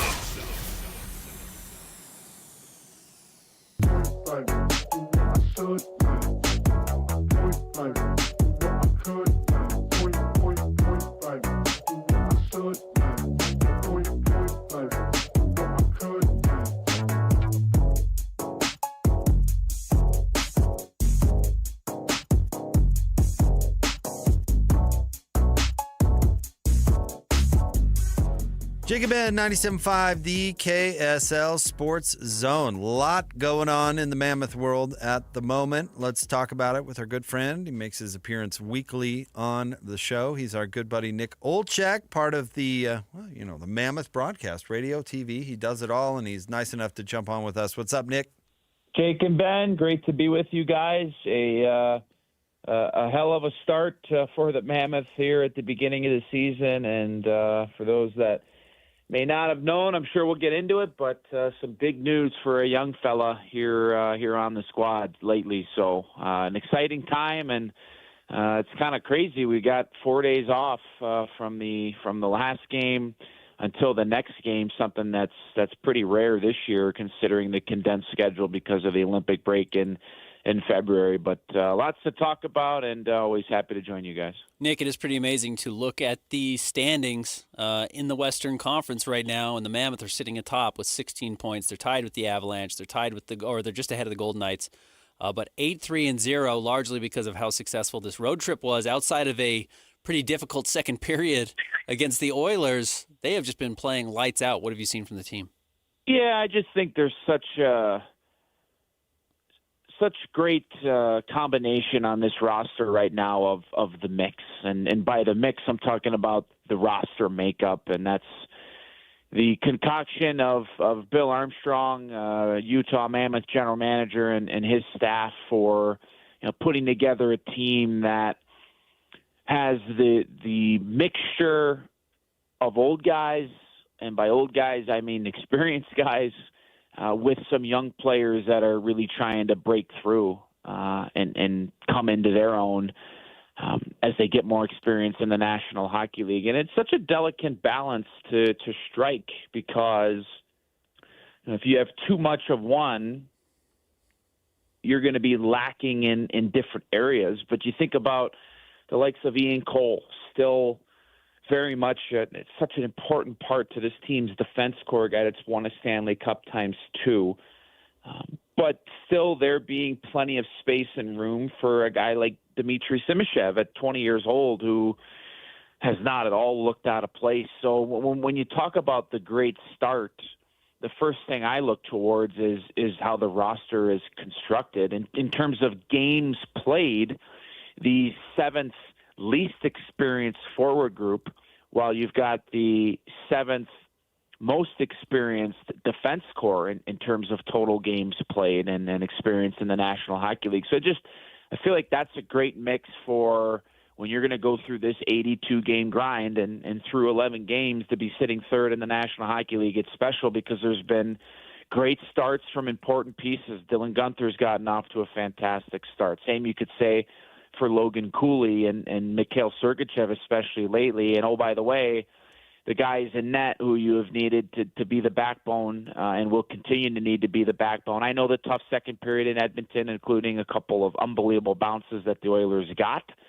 But overall, everybody seems to be clicking on the same wavelength. And for this team that plays fast, that's creative, that relies on their young guys and it doesn't hide them, it's been a special time, but it just feels like everything right now is clicking on all cylinders. I know these guys are excited to get back home for an afternoon game on Sunday, and then right back out on the road for a couple games out east and into Eastern Canada.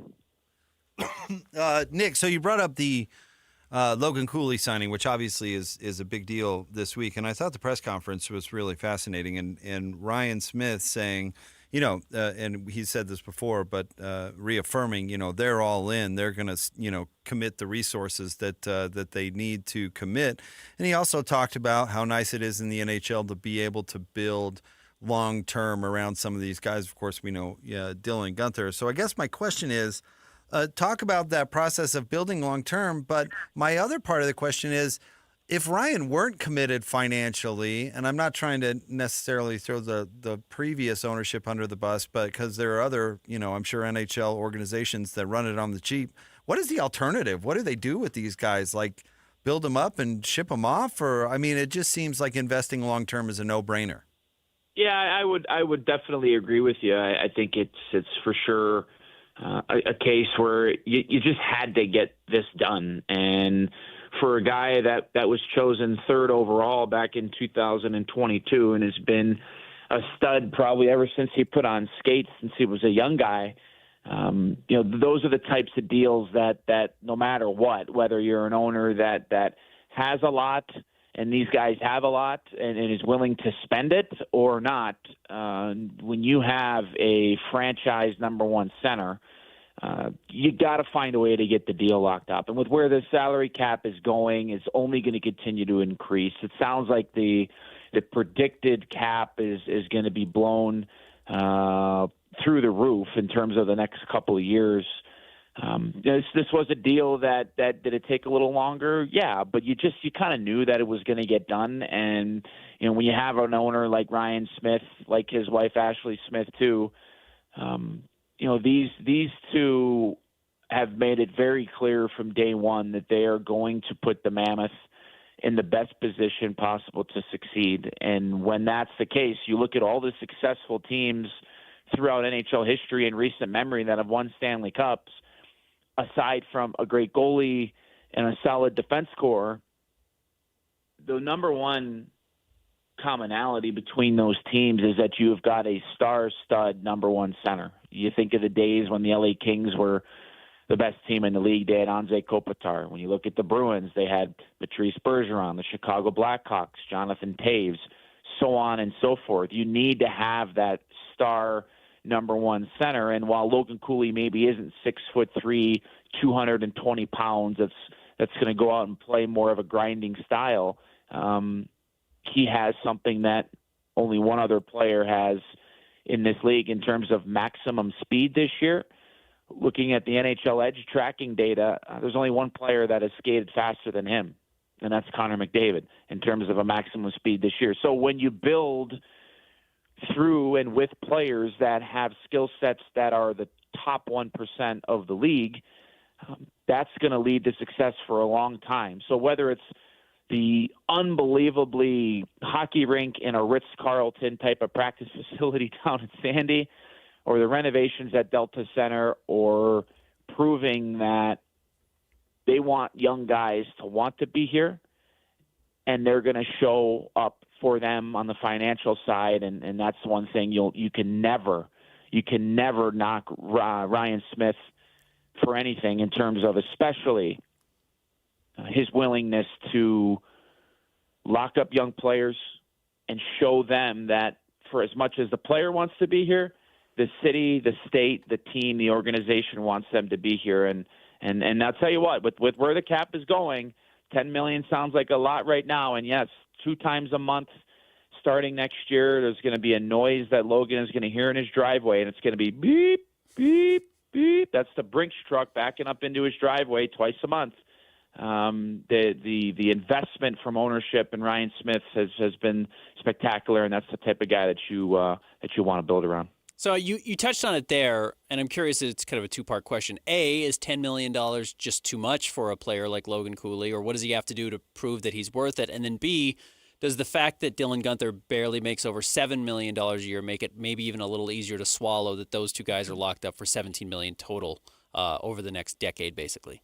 Yeah, it's an interesting dichotomy because of the time of which those two contracts were signed. I think we've got a little bit better idea of where the cap is going to go. And so when you try to predict this out into the next couple of years and with where the cap is going, where Logan's going to be, at about under that 10% of the cap in terms of his average annual value, it's one of those things that it's based on timing. It's also what the player wants. I mean, there is no question that Dylan Guenther contract looks little over $7 million. That's a ton of money, and considering the term and length at which Dylan Guenther signed it, he's going to get another heck of a deal when he's in his late 20s.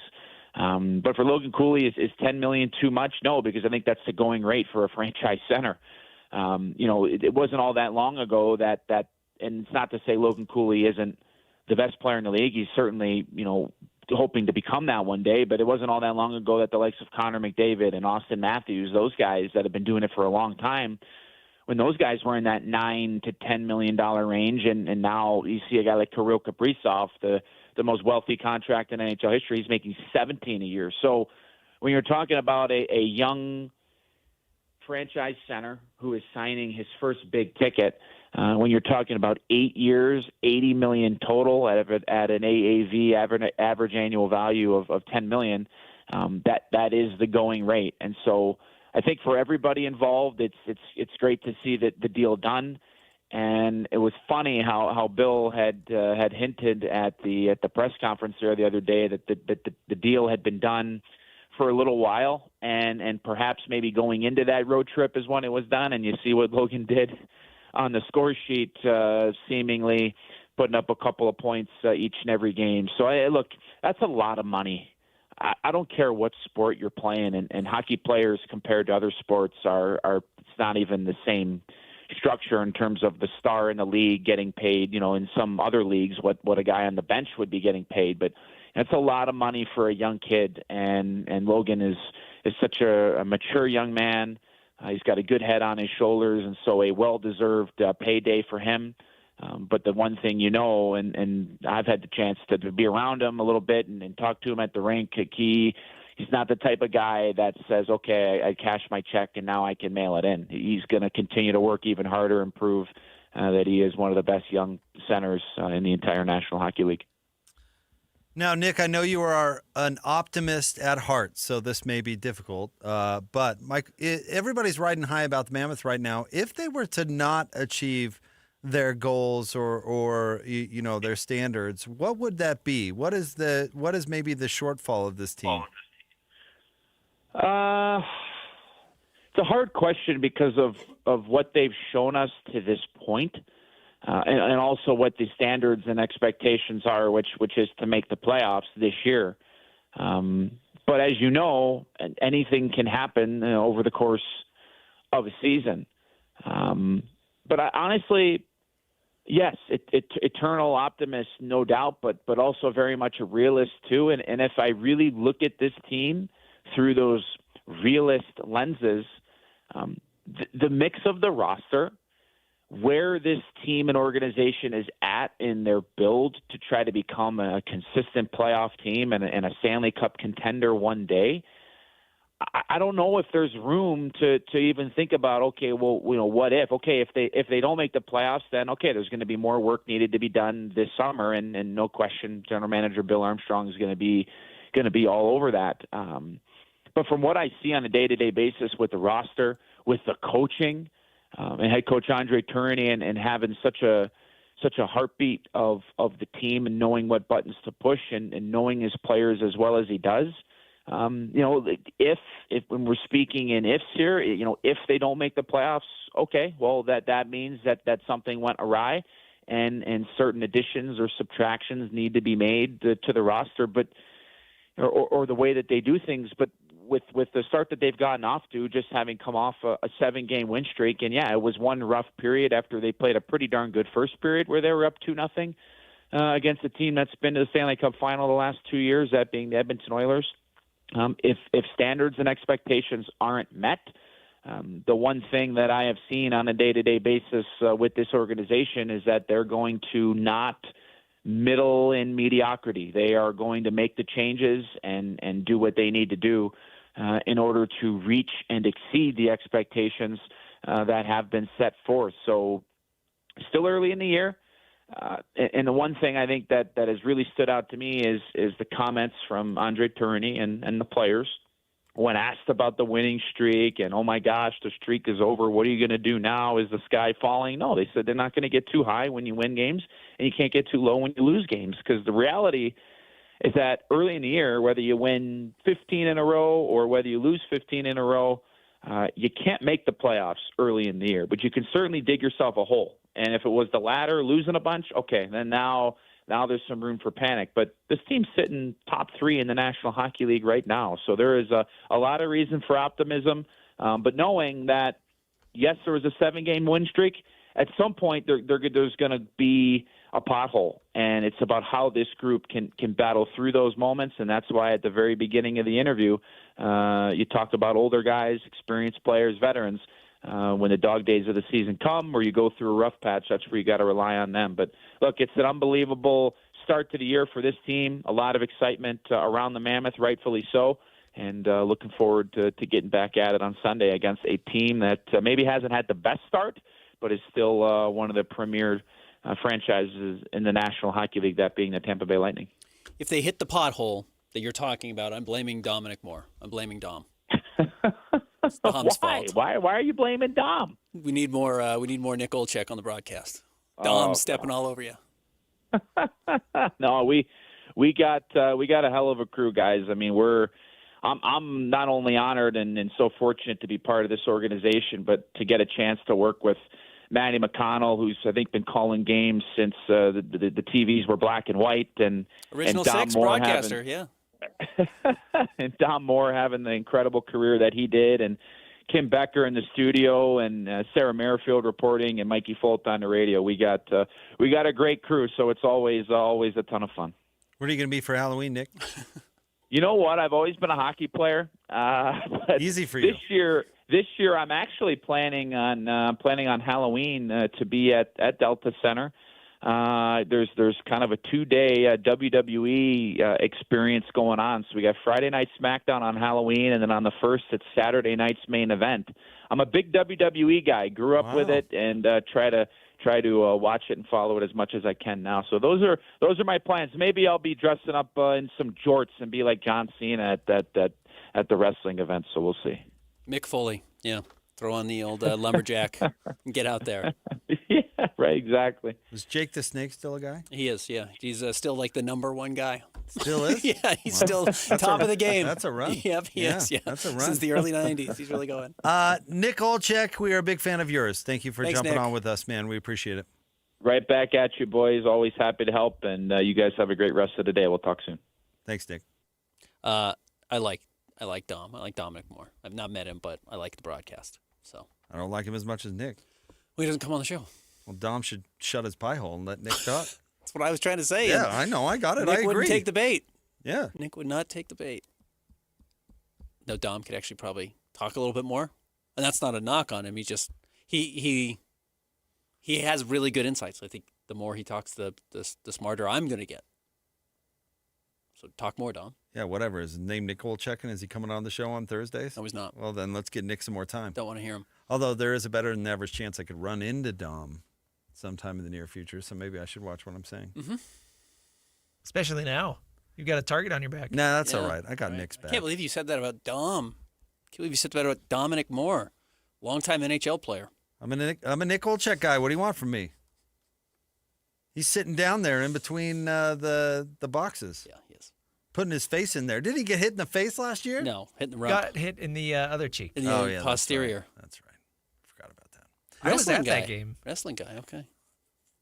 I'm going to the Rangers game coming up next month, so I'm excited for that. The Rangers, is that a wrestling team? Yeah, it is. Jake the Snake plays for them. That's coming in this weekend? Mm-hmm. The Rangers? The Wranglers. Oh, it's the Wranglers. Snake Wranglers. Oh. Yeah. Let's see. No, I felt so dumb in the studio yesterday. We're sitting there with all the broadcast assistants, and they had a famous wrestler on the TV broadcast. Uh-huh. And I looked right at Jamil and Jalen and Hunter. I was like, I know I should probably know, but who is that? And they looked at me like, are you serious? I'm with you. If you haven't made it onto national movies, if you haven't turned into The Rock or you haven't turned into John Cena, I'm probably not going to recognize you. Mick Foley may be the exception. Well, what's his name was a governor? Jesse. Uh-huh. Almost drafted him yesterday Yeah, from you Minnesota. did.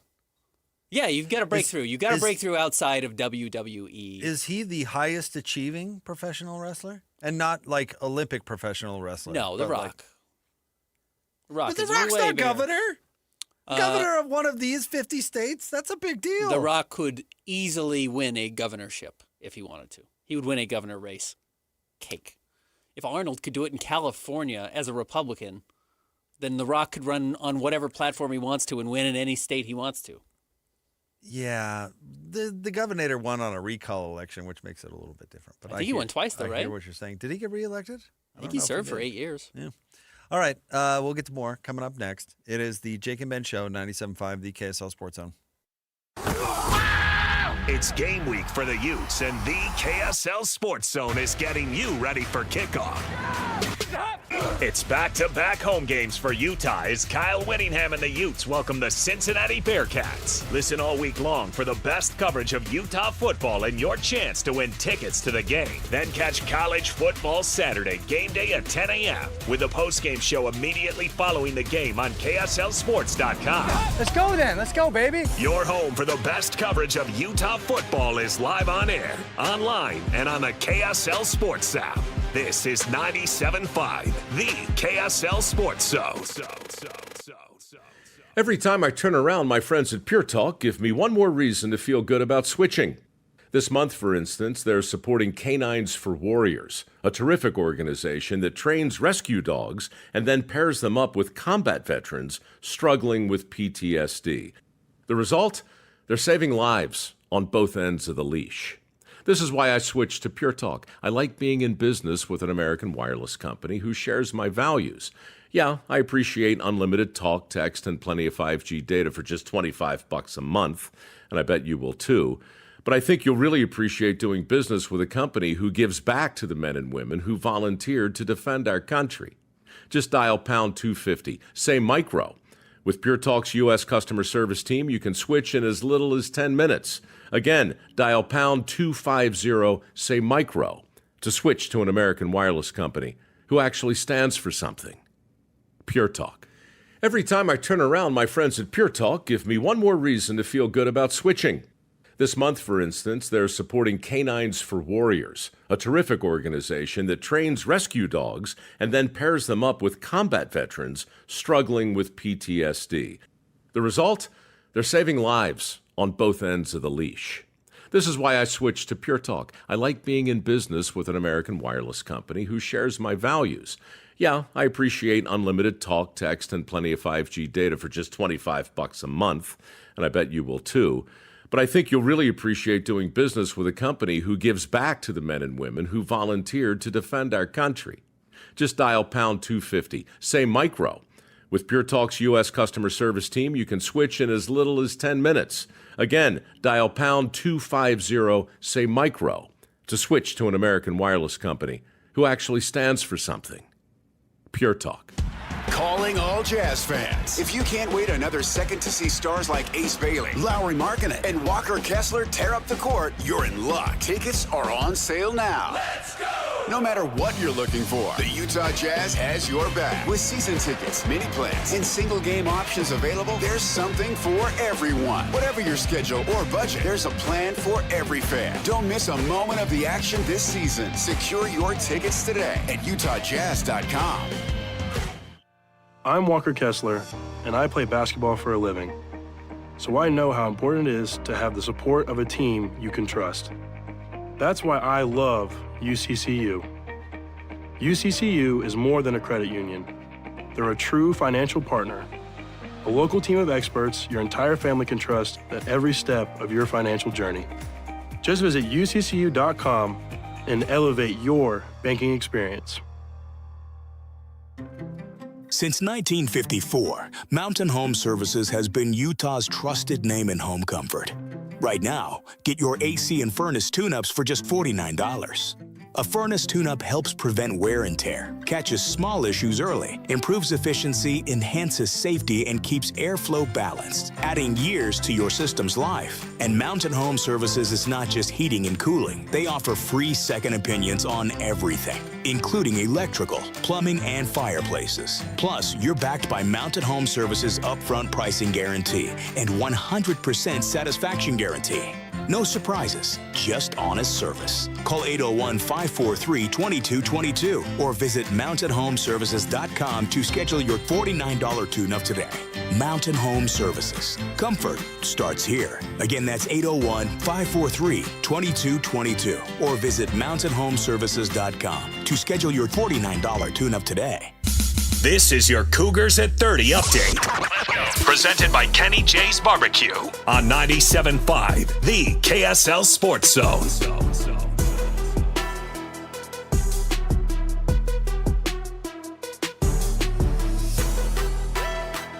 It's your Cougars at 30 update. Here's the Cougars on how the team stays focused after a big win. Yeah, I think the focus more than anything is just, hey, get these guys focused on what we want to accomplish. It's great to celebrate the wins. I want our guys to experience that and have as much fun with it, but it's now time to go to work. We've had plenty of time to receive praise and pat ourselves on the back. We want to learn from the Iowa State game. Part of staying humble and staying hungry is that we would get hungry and get back on the path of working and make sure that we're getting where we want to be by the time we take the field again. Cougars at 30 brought to you by Kenny J's Barbecue. Kenny J's will cater your work parties, your luncheons, your weddings, your family get-togethers, your holiday parties, any gathering. New catering clients get 10% off their first order. Kenny J's Barbecue. It's kennyjsbbq.com.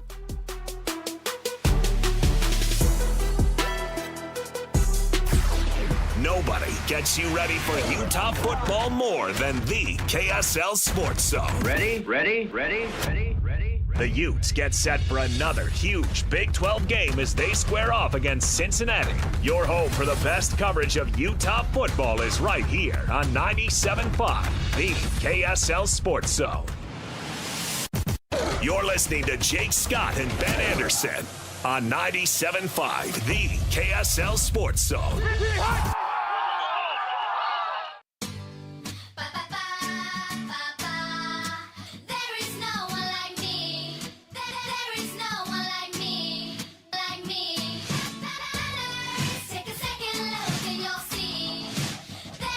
Jake and Ben, 97.5, the KSL Sports Zone. Jake Scott, Ben Anderson. Thanks for making us part of your Thursday. Hey, Ben, can we talk about a national college football story for 1 second? Sure. And we can get back to the Utes and my Bearcats coming up. But I'm sure you saw this yesterday. Well, actually, let me preface it by saying this. I never thought I would ever see like an NBA coach arrested during the season. Sure. For some sort of mob-related gambling scheme. It feels like we're seeing a lot of things that I never would have thought I would have seen. Did you see yesterday that the governor of Louisiana, whose name is Jeff Landry, came out during a press conference and weighed in on not only the LSU football team and their coaching search, but also the athletic director, who he basically decapitated and said that he will not be searching for the new LSU football coach, and made a big grandstanding thing about it. It said he'd rather let Donald Trump hire the football coach than the sitting athletic director. Is this because Brian Kelly was so mediocre? Or whose name is Scott Woodward, by the way, the AD. Yeah, probably the payout has something to do with it. Isn't a private donor paying for this buyout? Yeah, I don't know. So it's not like this is coming out of the state of Louisiana's budget. Well, to pay Brian Kelly to go away. Listen, honestly, I think you're splitting hairs a little bit. Like, what is it? Why is the governor weighing in on this? Yes, the governor is above the university system in Louisiana. Yeah. But we're really seeing a sitting governor come out and weigh in on a coaching situation? Sports Are you washing. kidding? Yeah, it's Can you sports imagine washing. if Spencer Cox was like, yes, I'm going to tell Mark Harlan exactly what to do? It'd be like, yeah, governor, I guess you could technically do that under your purview. Yeah, but what are you doing? Governor Cox is a fan, obviously. He's a big Jazz fan, and he's talked a lot about the Jazz in his life. But yes, he's not out there being like, hey, guess what, Ryan Smith? You're giving Lowry Markin an extension Otherwise, we're blocking your ability to expand downtown. Spencer Cox didn't hire Bronco. Correct. You know what I mean? Like, I guess you could be involved in that because it's a public university, but what are you doing? I remember when the Utah Attorney General at the time got involved in the BCS conversation, which actually he was somewhat relevant given that the Mountain West and specifically Utah and BYU in that conversation as well were part of that whole antitrust stuff. But for the most part, the AG was just getting involved because it was popular amongst his constituency. I don't see any purpose in this. It's because of the question I asked, is people are wondering, because it's Louisiana State University, if the state is paying for it, if the taxpayers are paying for Brian Kelly's contract and then paying for the buyout. And this is what Governor Landry said. He says, my role is about the fiscal effect of firing a coach under a terrible contract. All I care about is what the taxpayers are going to be on the hook for. Yahoo Sports but then says, while LSU's athletic department is traditionally self-funded and supported by private donors, some of whom have pledged to cover Kelly's buyout, Landry made it clear he's not willing to let history repeat itself. If big billionaires want to spend all that kind of money, no problem.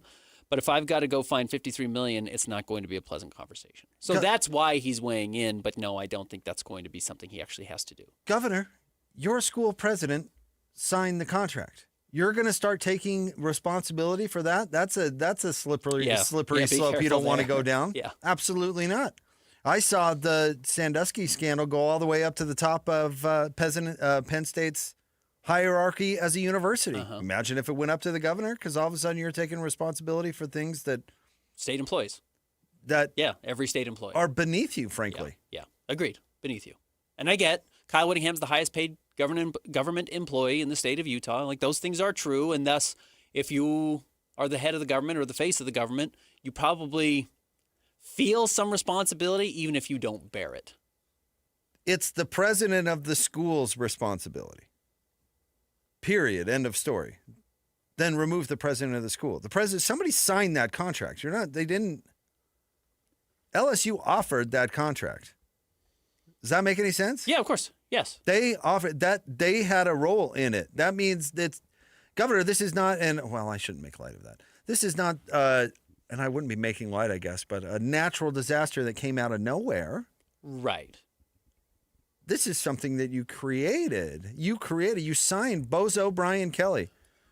3/4 of the college football world could have told you what a bozo that dude is. You signed him to a crazy deal. And by the way, guess where this athletic director, Bozo, hired by the state of Louisiana, the athletic director, do you know what his previous spot was? Notre Dame? Before the Tigers? No. Where was he?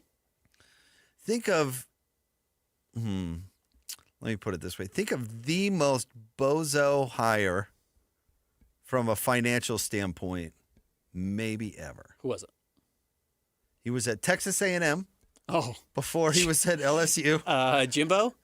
He was the one who gave Jimbo that bananas deal. Yeah, that's great. So, Governor, you hired me, the guy, because you're taking responsibility for the university's actions now. You hired a guy, assigned the worst coaching contract in the history of college sports. Jimbo was at Florida State and went to A&M for $80 million or whatever it was. It was more? Yeah. Crazy. Then you backed it up with the second worst contract of all time to Brian Kelly. You hired that guy. Your school president hired that guy. Governor Landry went on to say, I'm not going to be picking the next coach, but I can promise you we're going to pick a coach, and we're going to make sure that coach is successful. Isn't that exactly the what the five hands say to the face? Isn't that dude? And you know what? If I'm LA Times, buddy. Yeah, exactly. If I'm Rick James, he says, I'm not going to be picking the next coach, but I can promise you we're going to pick a coach. No, it's the shoes on the couch. Yeah, you mixed the metaphor. My shoes on his couch. I put my shoes. I just couldn't remember Rick James's name. He says, but then he says, and this is what's curious to me and why I wonder if they're not going to get a good coach. He says, we're going to make sure that he's compensated properly. Yeah. No. Listen, if you are a coach, do you remember Gary Anderson working in Wisconsin? Mm-hmm. A big part of his problem was that Barry Alvarez was like in the office next door. His AD was his predecessor as the football coach and made it a little awkward. If you are the Lane Train, are you taking LSU's job knowing that the governor of the state is going to be all up in your business? Right. Heck no. No, you're not. Heck no. I got to take phone calls from the dang governor? If I was Florida or Penn State with an open job, I'd say, you have carte blanche. It's all yours. Old, what's his name in Florida? Old Ronnie D isn't going to bug you. Yeah. Not He's Ron still the Duncombe. governor? Ron Is DeSantis still the governor? DeSantis. Yeah, he is still. I thought he had to back out. I thought he was going to back out to take another role. He didn't do that, right? No. Rubio took it. Yes. They needed a new senator. That's right. Landry goes on, I'm tired of rewarding failure in this country and then leaving the taxpayers to foot the bill. I think everyone feels that way. That's fine. Can you imagine if Witt had to field calls from the governor? How little patience he would have for that? Yeah. Hang up on him. Hey, Coach Witt, I think that fly sweep in the third was a bad call.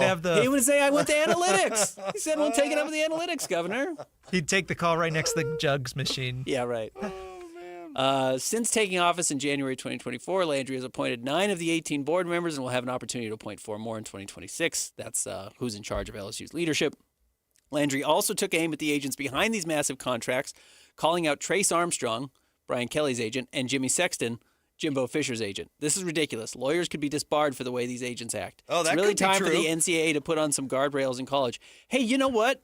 If I'm a bozo head coach and I'm trying to get my last contract, I'm hiring Brian Kelly's agent and I'm hiring Jimbo Fisher's agent. The first phone call I'm saying is I'm calling my assistant and saying, who represented them? Who got them those deals? I would like to be their client. Get me Jimmy Sexton and Trace Armstrong. I want the law firm of Armstrong and Sexton. They're going to get me $90 million with a bulletproof buyout. They're going to pay me every penny to go away. I can suck, and I'm going to get every dang nickel.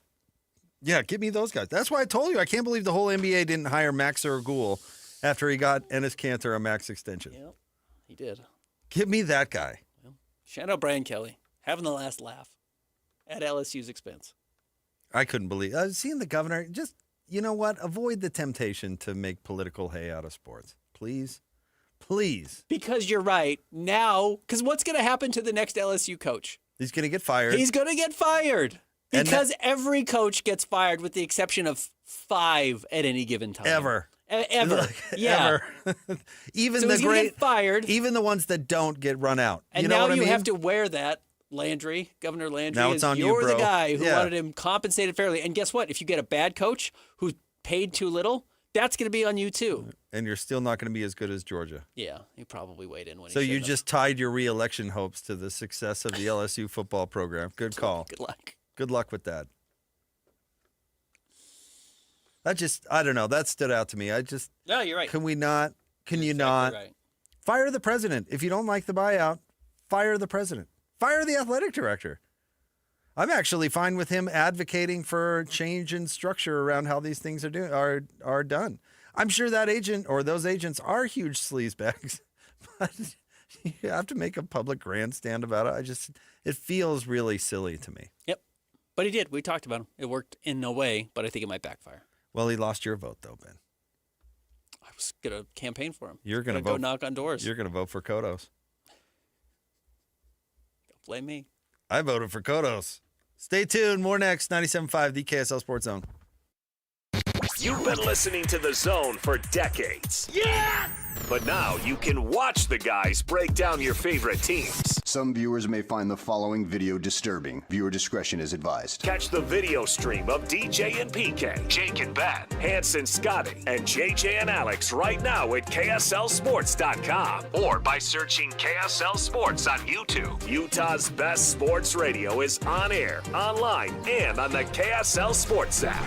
This is 97.5, the KSL Sports Zone. Bar Dub Grill is where roadside classics meet ranch-raised flavor. Sink your teeth into juicy, handcrafted burgers made with premium Bar W beef straight from the local Utah farm. From the bold cowboy barbecue burger to the sweet and savory Aloha burger, paired with crispy cowboy fries, hand-spun shakes, or signature spud nuts. Soft, airy, and unforgettable. Bar Dub Grill delivers honest eats with cowboy swagger. Bar Dub Grill in Nemo. Nephi with easy access right off exit 222 in Nephi. At Tim Daly Mazda Southtown, get any new 2025 Mazda CX-50 for as low as 0% for up to 63 months. And to make it even easier for you to drive away in your new Mazda, you won't pay till next year. That's right, 0% and no payments till 2026. There's no better time than now to get your new 2025 Mazda CX-50. Come in today to Tim Daly Mazda Southtown in Sandy. Some restrictions apply. APR OAC. Not available with any other offers. See dealer for complete details.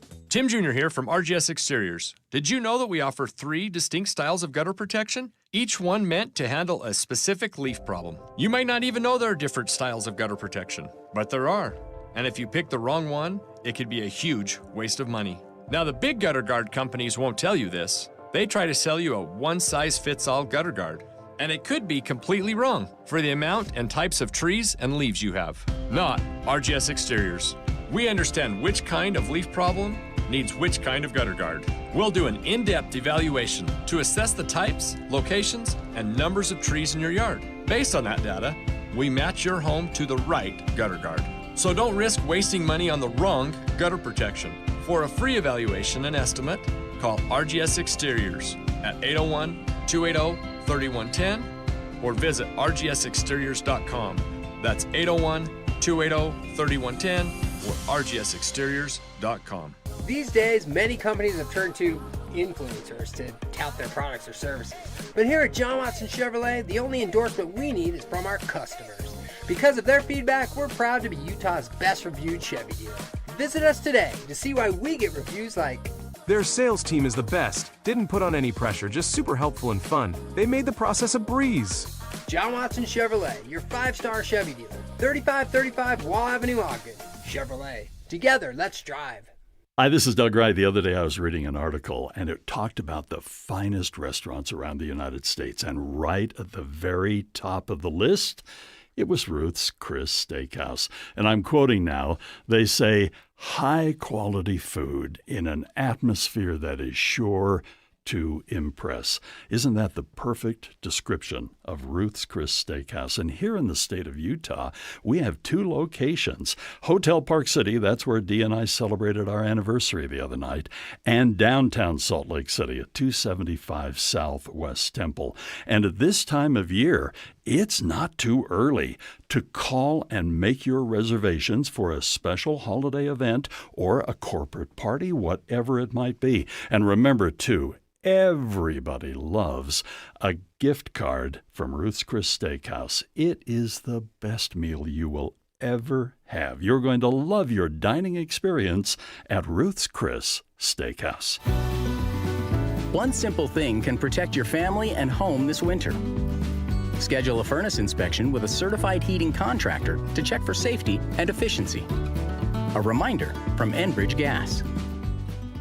3, 2, 1. This is your Utes at 50 update. 58! Presented by Kenny J's Barbecue on 97.5, the KSL Sports Zone.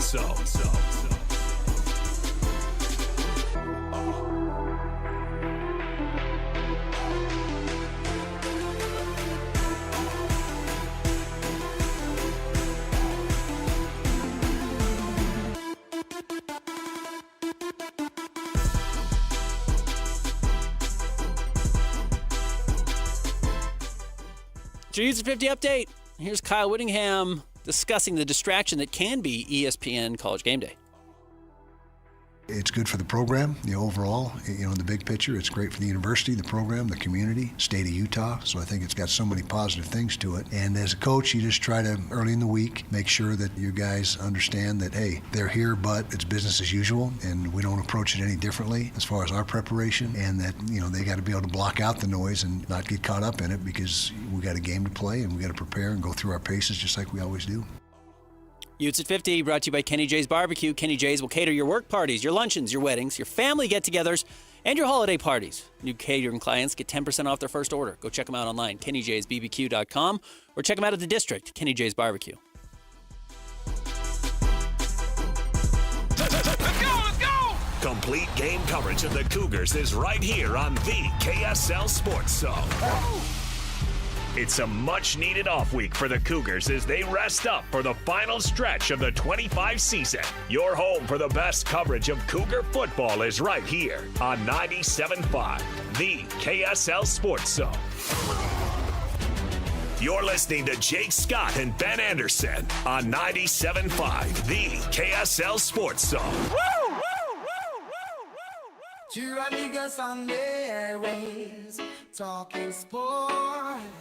They got it made, Jake's and also loves his tie-dye. Ben's got style with his scarf. Oh my.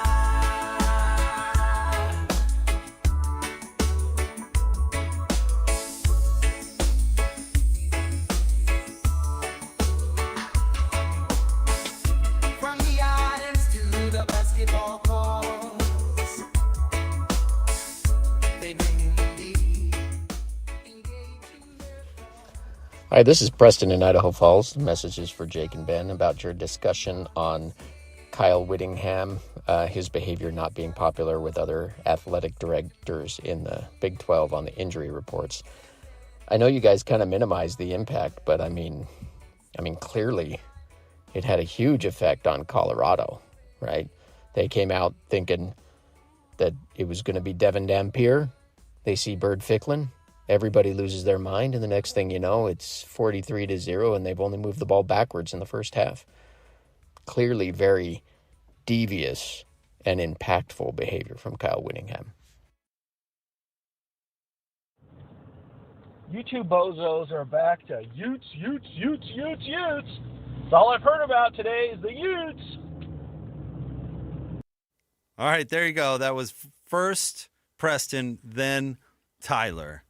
And they were responding to the show yesterday. I will say to Tyler, well, the Cougs are on bye week. Yeah, they don't play this weekend. They don't play this really weekend. Nothing to talk about right now with BYU. Not a whole lot. You hope L.J. Martin's shoulder is feeling better. But And they were ranked number 1 in the Big 12 Power Poll, which is the most college football we've talked this week. And we said they're the best team in the Big 12 several times this week, other than Jake thinks it's Cincinnati. But, I do. I think it's BYU. But, yeah, BYU is not playing this weekend. So sorry about that. Not a whole lot to preview. But, we aim to please, and we'll try and do better. Do you want to break down who BYU is playing this weekend? Go ahead. The practice squad. Oh, good. No, I don't want to talk about that. No, they're probably off having a good time this weekend. That's what bye weeks are all about. But Preston, thank you for listening in Idaho, and you're right. Bird Ficklin had all those sacks. Oh, so well, that was thank a huge. you. Hold on. Thank you to Tyler for listening, too. We're not hating on anybody. Thanks for listening. But Preston, his comments about Coach Witt, they seemed a tad facetious. Yeah, no? agreed. Just a tad? Yes. I do not think the clandestine leaking about whether or not Dampier is going to play or not had any effect on the outcome of the game. If you lose to a team because they shocked you by playing their backup quarterback, that's a you problem. A true freshman backup quarterback who's never started a game and you were unprepared for it, that's a you problem. Hey, Utah not being able to beat, who's the backup at Texas Tech? Will Hammond, that's a Utah problem. Utah not being prepared that Will Hammond can run the ball and Baron Morton can't is not Texas Tech's fault. That's Utah's fault. Absolutely.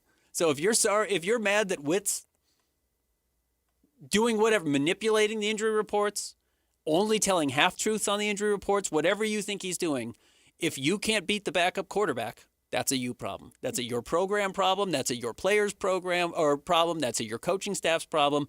That's not Kyle Whittingham or anybody else's problem. Listing Barton on there last week was pretty funny.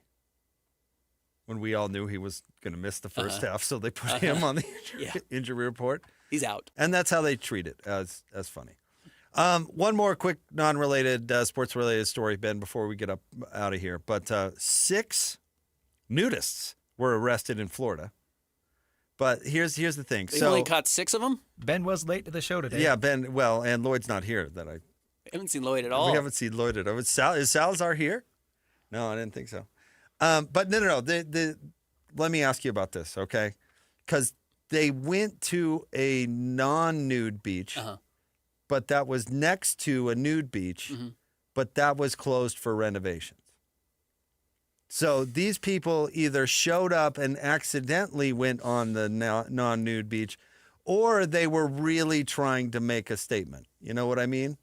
But the curious thing is none of them really none of them said that they were in the wrong place. One of them just said, "I just like a tan line with no line. A tan with yeah, no a line." Tan with no line. And another person said, "I don't feel like I'm harming anyone." So it feels to me like these people were bent about their beach being closed and said, "You know what? They're not going to tell us what to do." Sure they are. In which case, I don't have any sympathy for them. Yeah, I don't have any sympathy But for if them at all. No, if they accidentally like didn't you read the sign, Larry? Like, you're going to get us arrested. I have sympathy for that. I don't have sympathy for we're doing it. We're going to do it. Here's my question. Was everybody else at this beach wearing a swimsuit? Yeah, apparently. Then you know it's a non-nude. You know it's So not a nude beach. This is some sort of protest then? Yes. And yeah, you know what? You might be doing harm. They are doing harm. Yeah. Yes, I agree they're doing harm. That's why I'm saying if it were an accident, I'd be like, okay, well, you guys are just kind of dumb. If this is a protest, I mean, not only are they dumb, but yes, they are doing harm. Yeah. So yeah, lock them up. I'm not harming anyone. Mm-hmm. Kind of. Yes, you are. You're ruining everybody's beach day. Look at the pictures of these people, too. It's exactly what you would think, minus the guy in the bottom right. What's his deal? Well, this guy, too. There's just two people in their 30s with there's four other four old people. who are just like, well, what are you going to do? You know, it's Kyle Whittingham's injury reports. It's just like, what are you going to do at this point in my career? Are you going to arrest me? I'm 85 years old. And then two younger males. And then Nick Ramos is truly a wild man. Lloyd's not on there? Yeah. Unless this is him in a wig. I just can't imagine of all the things to protest. Like, nope, we're doing it. I don't care. It's being renovated? Nope, we're doing it. I didn't bring a suit. What do you want me to do? But I do think the scenario where it would be funny if they just accidentally happened on the wrong beach. Like, you were supposed to take a left. Sure. I told you to take a left, and now we're in jail. I bet those people, the nudists, know their territory well. Well aware where the beach is. Yeah, they're not taking many wrong turns. They were mad about the renovation. Because it's probably hard to find that. No one accidentally stumbles upon a nude beach, do Christian, they? I'm do sure they? somebody has a story. I don't know. I No? live in Utah. Well, you've been to the beach. You're a beach goer. You're a beach. You're a Not beach a bum. nude beach. Ours are all fully clothed. Up at Out of it- Manaway Reservoir. Yeah. Okay, Catch me okay. up there. Wait, Manaway Reservoir. Is that a nude beach? I was joking. Oh, But okay. yeah. All right. Of all the staff, who's most likely Hans Olsen. nude beach guy? Hans Olsen. Hans? That Yep. didn't even. You think? He's the most intimidating person. What do you think, Christian? The whole staff, who's most likely nude beach guy? I don't know why, but I'm going Jeremiah. Oh, I was going to say Patrick Kenahan. Yeah, I was actually going to say Patrick Kenahan. Yeah. Hans Olsen, because he's the most intimidating person. What, are you going to stop him? Yeah, Hans would not have been arrested Hans in goes this to Lava circumstance. Hot Springs. It's just like, no, it's a nude beach now. Yeah, nobody's Sir, doing this is- anything. It's all paved. Everyone has their clothes on. Nope. Hans goes to the crater up at the homestead. PK's always going to Hawaii. I don't know why. Okay, yeah. He's a beach guy. He's going to one of those kind and of he resorts. has a great tan. That's a good point. All right, stay tuned. Hans and Scotty G are coming up next. You got to tune into the YouTube stream, see what Hans is wearing. Jake if and anything. Ben, 97.5, the Thanks, KSL Christian. Sports Zone. Whether you're stuck in the office, I believe you have my stapler. in your car, or at your in-laws, You want a piece of me? You bet I do. the Zone is with you every step of the way. Download the KSL Sports app to get live streaming of your favorite shows and access to all the latest updates on your favorite teams. Your home for the best coverage of the Utes, Cougars, Jazz, and Mammoth is on air, online, and on the KSL Sports app. This is 97.5, the KSL Sports Zone. Is your financial advisor offering you up to a 30% upfront bonus? Or are they promising you up to 10% growth per year, all for your retirement income? If not, then you need to come to Trajan Wealth. I'm Jeff Jr., founder of Trajan Wealth. If you have a plan to retire within the next 10 years, don't wait only to find out it's too late. I've seen hardworking folks like you retire only to be required to go back to work, all because their advisor told them guarantees like these were too good to be true. They're not. That's up to $30,000 upfront or up to $10,000 per year on $100,000, all guaranteed for retirement income. Don't keep working when you're supposed to be retired, and don't let any financial advisor tell you it's too good to be true. Call Trajan today, 801-210-6800. That's 801-210-6800. Annuities, non-advisory products. DBA Trajan Wealth Insurance Solutions. Additional disclosures at trajanwealth.com. Since 1954, Mountain Home Services has been Utah's trusted name in home comfort. Right now, get your AC and furnace tune-ups for just $49. A furnace tune-up helps prevent wear and tear, catches small issues early, improves efficiency, enhances safety, and keeps airflow balanced, adding years to your system's life. And Mountain Home Services is not just heating and cooling. They offer free second opinions on everything, including electrical, plumbing, and fireplaces. Plus, you're backed by Mountain Home Services' upfront pricing guarantee and 100% satisfaction guarantee. No surprises, just honest service. Call 801-543-2222 or visit mountainhomeservices.com to schedule your $49 tune-up today. Mountain Home Services. Comfort starts here. Again, that's 801-543-2222 or visit mountainhomeservices.com to schedule your $49 tune-up today. Hans and Scotty and Hans, it's hard to get the family together with a good home-cooked meal. Well, guess what? Beehive Meals is ready to step up and take care of it for you. They're so convenient. They're delicious. You cut the top off, they're frozen, you put it in a slow cooker, you walk away, and you're going to have that perfectly fresh, delicious cooked meal that's wholesome and hearty for your entire family in just a matter of hours. This is a Utah-based meal prep service specializing in preparing convenient, slow cooker freezer meals designed to simplify dinner and bring the family together. Hans, these meals, by the way, are just incredible. Well, I got my box. I've got the chicken Alfredo, the chicken burrito bowls, the chicken noodle soup. I've got honey mustard chicken. I got the Hawaiian pork that I'm so excited about. Meatball marinara. The meals are great, and it goes on and on and on. These menus are constantly changing, so you always have an incredibly fresh and unique meal. So get to beehivemeals.com and use the promo code THEZONE to get $20 off. That's THEZONE at beehivemeals.com.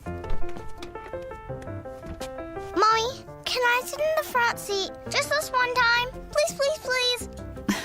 No, not yet. But why? Because I love you, and you're just not ready yet. Now, get in the back so I can get you in your car seat, please.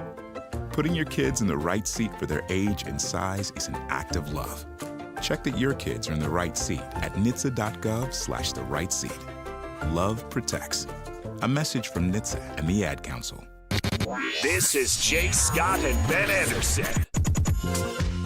Good for Bird. Good for the Free Bird for getting out there and performing. I mean, right from jump. Now, I don't know if Utah were behind and he's got to throw him back in the game. That might be rough. That was the big talking point last week on our show. Was I thought there's a real chance that Bird's a better passer than Dampier. Mm-hmm. I'm still not sure that isn't the case. That still could be possible. And I do think you saw 4 throws, I would say, that were very legitimate throws. He also started the game 0 of 5 and was thrown behind guys. One of them was a drop, but it was not super promising. No, but Witt loves a dual threat quarterback for that reason. Yeah. Because he'd rather win running over the other team than he would throwing it all over the yard. I think in Witt's mind, if he's throwing it all over the yard, it's because something went wrong.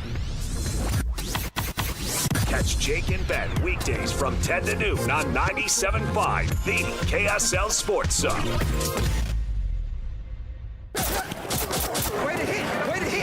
The wins just keep on coming for Kalani Sitake and BYU. LJ goes off tackle and gets in for 6. As the undefeated Cougars get ready for the stretch run of the college football season. 97.5, the KSL Sports Zone will be there every step of the way as BYU looks to punch their ticket to the Big 12 title game. And a spot in the college football playoff. Your home for the best coverage of Cougar football is live, on air, online, and on the KSL Sports app. This is 97.5, the KSL Sports Zone.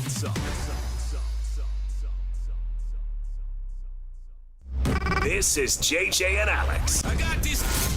Is Bear more consistent than Jake Retzlaff has been? Yes, 100%. Is it a more impressive thing what he's doing this year, not just because of the freshman part, but because of the actual performance part? Yes, 100%. Jake Retzlaff had to go through a period of learning, growth, gaining experience at the Power 4 level. Bear Bachmeier, he didn't have that chance.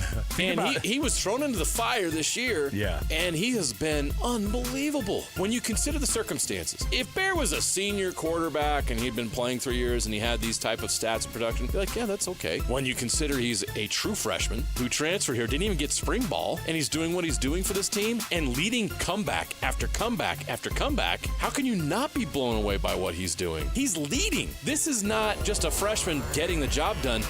He's leading. Catch JJ and Alex afternoons from 3 to 7 on 97.5, the KSL Sports Zone. Broadcasting from the Mountain Home Services Studio, this is 97.5 KZNS FM Colville, 1280 KZNS AM Salt Lake City, and 102.7 KSL FM HD2 Salt Lake City Midvale. This is 97.5, the KSL Sports Zone. The noon hour is here. Check it out. And you're locked on to Utah's highest rated, most listened to sports radio station. It's my station. It's my station. This is Hans Olsen and Scotty G on 97.5, the KSL Sports Zone.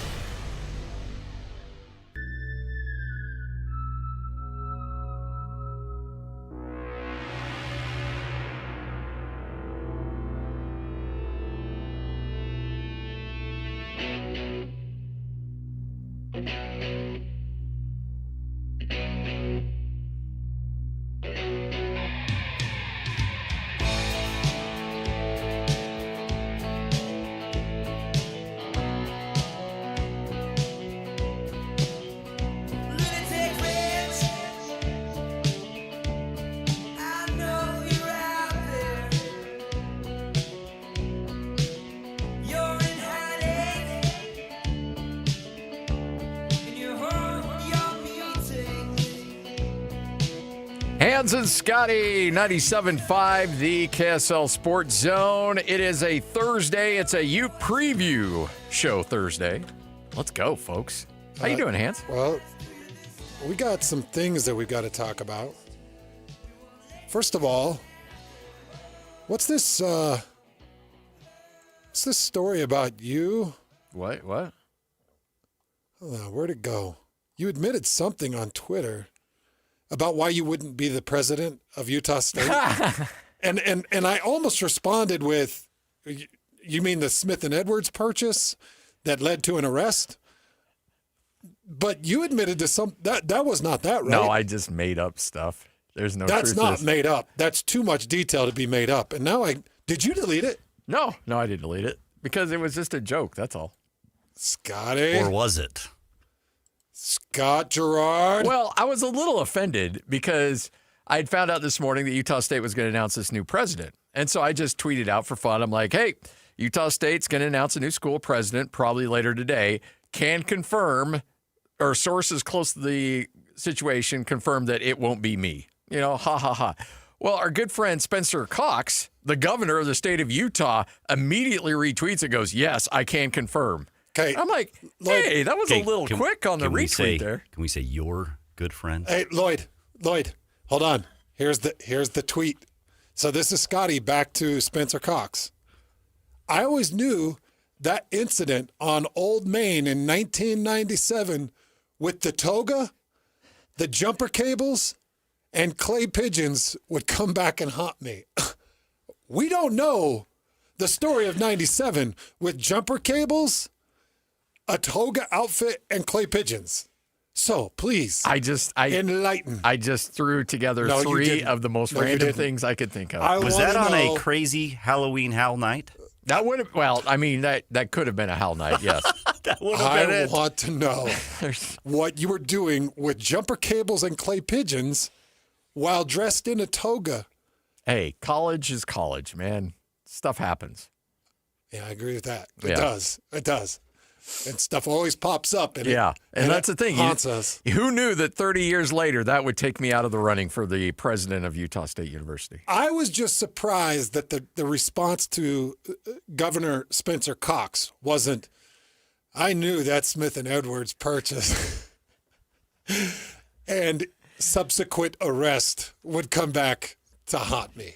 You know, when I talk to kids that are in college and they're like, yeah, I want to get done in 3 years. I'm like, why? Why? Oh, dude. Why do you want to be done in 3 years? Why do you want to be done in 2 years? Trust me on this one. Do the 5-year plan. Do the 6-year plan. Stay in college as long as you possibly can because those years are awesome and you're never going to get them back. Why do I see you going Billy Madison on this and grabbing their head and Oh, shaking? yeah, that's exactly. Yeah. I want to go to high Stay school as long as you can. That's exactly it, Lloyd. How many years did you do college, Lloyd? Well, I dang near got my doctorate. I know you're still in college to a certain degree. No, I'm not. He played doctor a lot. You need to be better. Wow. I just was waiting for but something else, or I was waiting for, I knew that the ultimate Aggie incident. I thought about bringing up the ultimate 97 Aggie. would eventually come back to haunt me. But we do have a new president. You had a busy night last night. You got to go see the Jazz up close and personal. Yes, and by the way, I just with my schedule and Utah State and things like that, that was my first time in the arena since the renovation, and my goodness, they did a phenomenal job. Like, it feels different, but it's not. It still has that same vibe. It still has that same atmosphere. It still has the same rowdy, loud fans. It'll be interesting to see what happens over the next couple of years when they get after the Upper Bowl, but they knocked it out of the park. It feels great. It still has that same vibe to it, and we had a great time. I'll say this, and I know we got the starter to get to, and we'll talk some college football, but Ace Bailey, watching him live, I know the Jazz are walking this fine line with him, and they're being very careful. Minutes, rotation. And rotation. Comes off the bench. There's the old Oreo cookie analogy that Locke and I came up with a long time. You want to dunk your Oreo cookie in milk, but if you leave it in a little too long, it falls apart, and it's no good to you anymore. So you want to have that right amount of exposure early on, but that horse wants to run. And there are moments where he looks like he has no idea what he's doing, especially on the defensive side. And he's 18. He probably has no idea what he's doing. Like, there were missed rotations and there were baskets that he gave up. And I get that. And I'm totally fine with that because he's a biscuit toss out of high school. And there's going to be those lapses. Literally just turned 19 last month. Like that's going to happen. Yeah. But when you see the athleticism up close and in person, there are stretches where you can see he is the most athletic player out on the court. And frankly, it's not even close. Like, his movement is so fluid. His ability to get the ball or shot off quickly, his mid-range shot is extraordinary. His ability to pass, he had that behind-the-back pass or, between his legs back to Keontae George, who hit a three. Incredible pass that happened about 10 feet away from where we were sitting. And then also he's willing to dish too. There were opportunities he could have finished at the rim, but was dishing out to other guys that had better looks. There are so many things to work with. And I know the Jazz are being careful, and I saw a lot of people on Twitter saying, like, give this guy more minutes, feed him the ball, let him go. I know there's a fine line there, and the Jazz are trying to walk that line.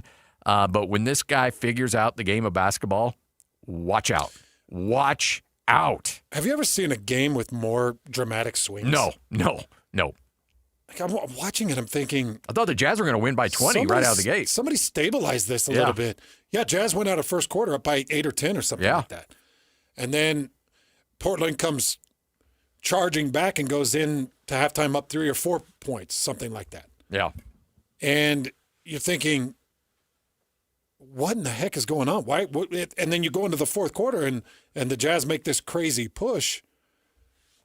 The swings are pretty dramatic. And I think the swings show a bit of maybe inexperience, a bit of age. And on both sides, both Portland and with the Jazz. And the guys that had big games, Lauri Markkanen, Jeremy Grant, Drew Holiday, were the veterans. Yeah. And those are the guys that had the big nights last night. I mean, Portland, they were shooting threes because of some real bad rotations by the Jazz. They were like shooting threes in warmups. they were that wide open. And they ended up shooting for the good chunk of that game nearly 50% from three. Now, it dried up a little bit there in the back end of the fourth quarter when the Jazz made their run. But I think at one time I looked up and they were 19 of 45 from three or something like that. They were like at 45, 46% and just knocking down everything. Your thoughts on up close and personal with Keontae George? 3 quarters of abysmal basketball and then fantastic the final quarter. That fourth quarter, he was lights out. Again, you talk about swings. I don't know if I've seen a game where a guy, he was like Bo Nix against the Giants the other day, where 3 quarters of just absolute miserable basketball, and then when he turned it on, he looked phenomenal. And I thought he and Cody Williams, there were some guys that had some really good moments in that fourth quarter that you can build on. The Jazz end up getting the loss, but I don't think anybody really cares about wins and losses this season. It's about those things that Danny Ainge keeps telling us about every Wednesday. Hustle, want to, drive, willing to make the hard play, the right decision, things like that on the court. And in the fourth quarter, there was a lot of that. Now, granted, there were a lot of miscues throughout a good chunk of that game. Defensively, they looked like the Jazz of last year. Just really bad rotations, bad communication, not being in the right spots. And good ball movement by some veteran players. Portland made them pay. But when they locked in and made the run, they were able to take advantage of it. Okay, last thing. Your thoughts on R-Truth? Okay. R-Truth was sitting. But just so you know, he's quite a bit older. You know, he's 5 years older than us. Wow. He's 53. He was born in 72. So I was actually a little bit surprised you didn't know who R-Truth was. There's R-Truth, how close he was to me. And that's a guy to my left who was Googling R-Truth sitting right behind him. Oh, that's funny. Oh, is he so he's in just the jersey. So he had his guns out? Oh, yeah. He came in wearing something, and then when they handed him the jersey, he's like, all right, well, that's going to give me an opportunity to go sleeveless. So he rips the whole shirt off, puts the jersey on, and off he goes. You know his real name's Ronnie Killings, Killings. That's what Google told me last night. He's a beast. Yeah, I had no idea who he was. And everybody comes up, and even my son. Now, my son doesn't watch wrestling, but he's like, Dad, who is that? I'm like, you never want to tell your kid you don't know. But you're like, I'm sorry, son, I don't know. But everybody came up and was taking pictures. And then there were some guys that were sitting to my left who were big-time listeners, and they were awesome. We had a good time chatting with them. And they were having a great time with him. And when me and my son left, I went up to him. I'm like, hey, did you guys know him? And they're like, no, we had no idea who he was, but he was fun to hang out with. That's kind of crazy. And by the way, the guy was totally gracious, cool. He had so many people coming up and taking pictures. That's the only way you make it in that show business for that long.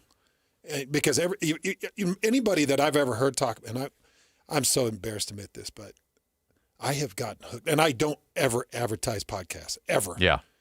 But I've gotten hooked on it's a WWE, it's a professional wrestling podcast, and they interview old wrestlers, and it's fun because they don't talk about the old wrestlers. They ask old wrestlers about their impressions of other wrestlers. Oh, okay. So, you get to hear the legends talk about other wrestlers.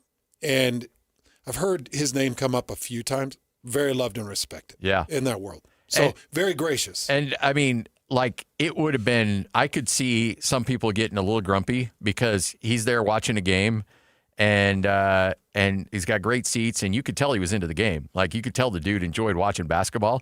And every 5 or 6 minutes, somebody was coming up and tapping him on the shoulder and saying, hey, can we take a picture? Each stand up, big old thumbs up, big smile on the selfie and everything like that. Never showed an ounce of anger or annoyance or anything like that. And he's a better man than I would be because I'm like, hey, I want to eat my popcorn and watch a game. Was he still, or is Python still around 20? Oh, yeah.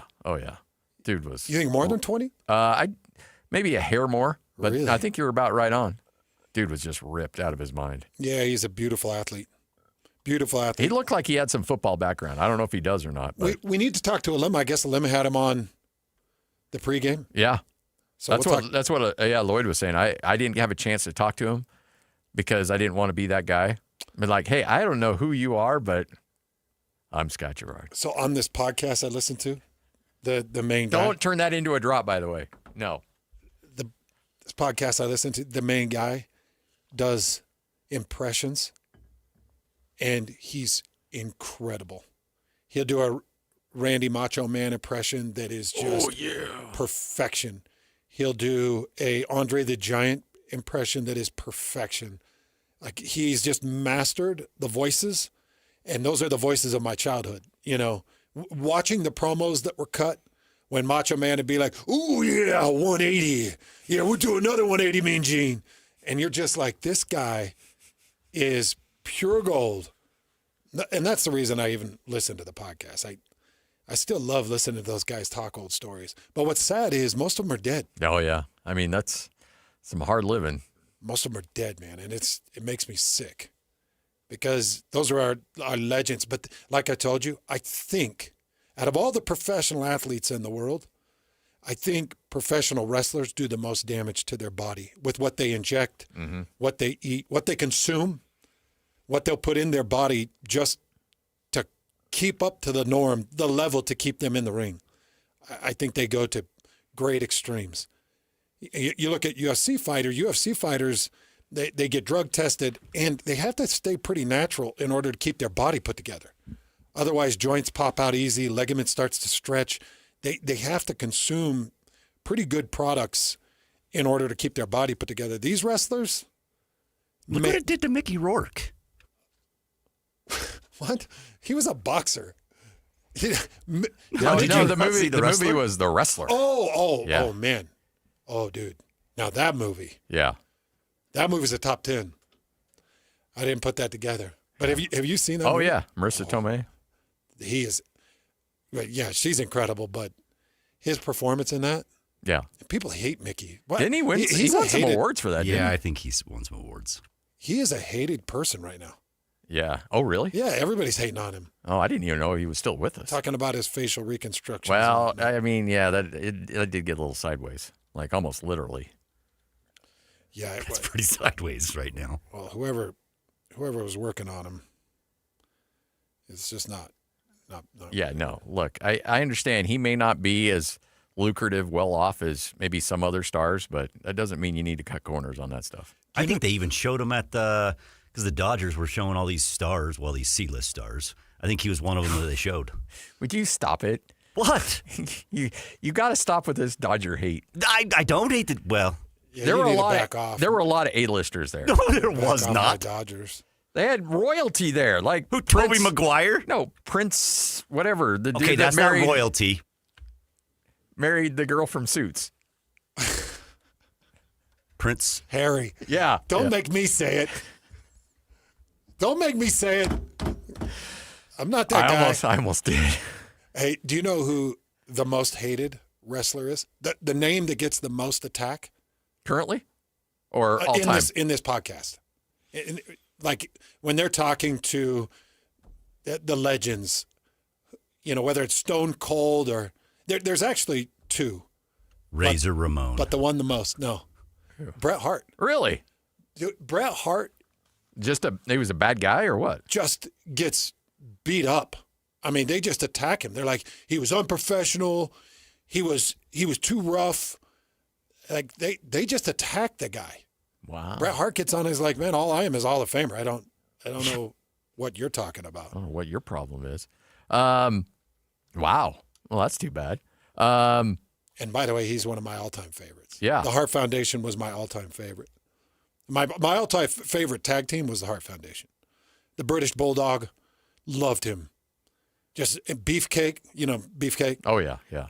The best. Do you watch any of it now? Or are you... Not as much. Yeah. Not nearly as much. Like they kind of lost me on the Roman Reigns. Actually, I really started to get lost on The Rock. I wasn't a big fan of that generation. I'll tell you when it really started to fall apart for me was when NWO? Yep. When Hulk Hogan took the heel stand. Yeah, I didn't like that. And went over to NWO and teamed up with Razor. See, and I Nash. actually loved that part of it. Did you really? That was when I was and X-Pac. When he painted the beard black. Yeah, the beard black. There was just something about that bad guy. I don't know. That was our childhood though. That was like Mr. All-American, good dude. I tell you what. I did not like how that went. Everybody talks about when Twitter fell apart. And they say, oh, it's when Elon Musk bought it, or it's when they did this or did this. No, Twitter died when, why am I spacing his name? The guy that Sheik? Iron Sheik died.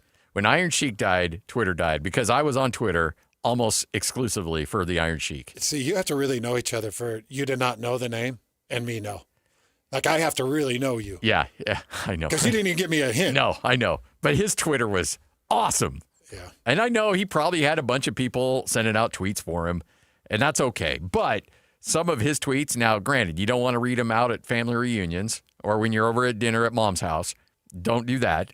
But I just loved him on Twitter. And when he passed away, I'm like, oh, what? There's no reason being on this platform anymore. But if you're getting back together with your classmates, your old Aggie classmates, then you might talk about some of those tweets. Yes. Yeah. The second most hated wrestler? Oh, yeah. Who? Goldberg. Really? Yeah.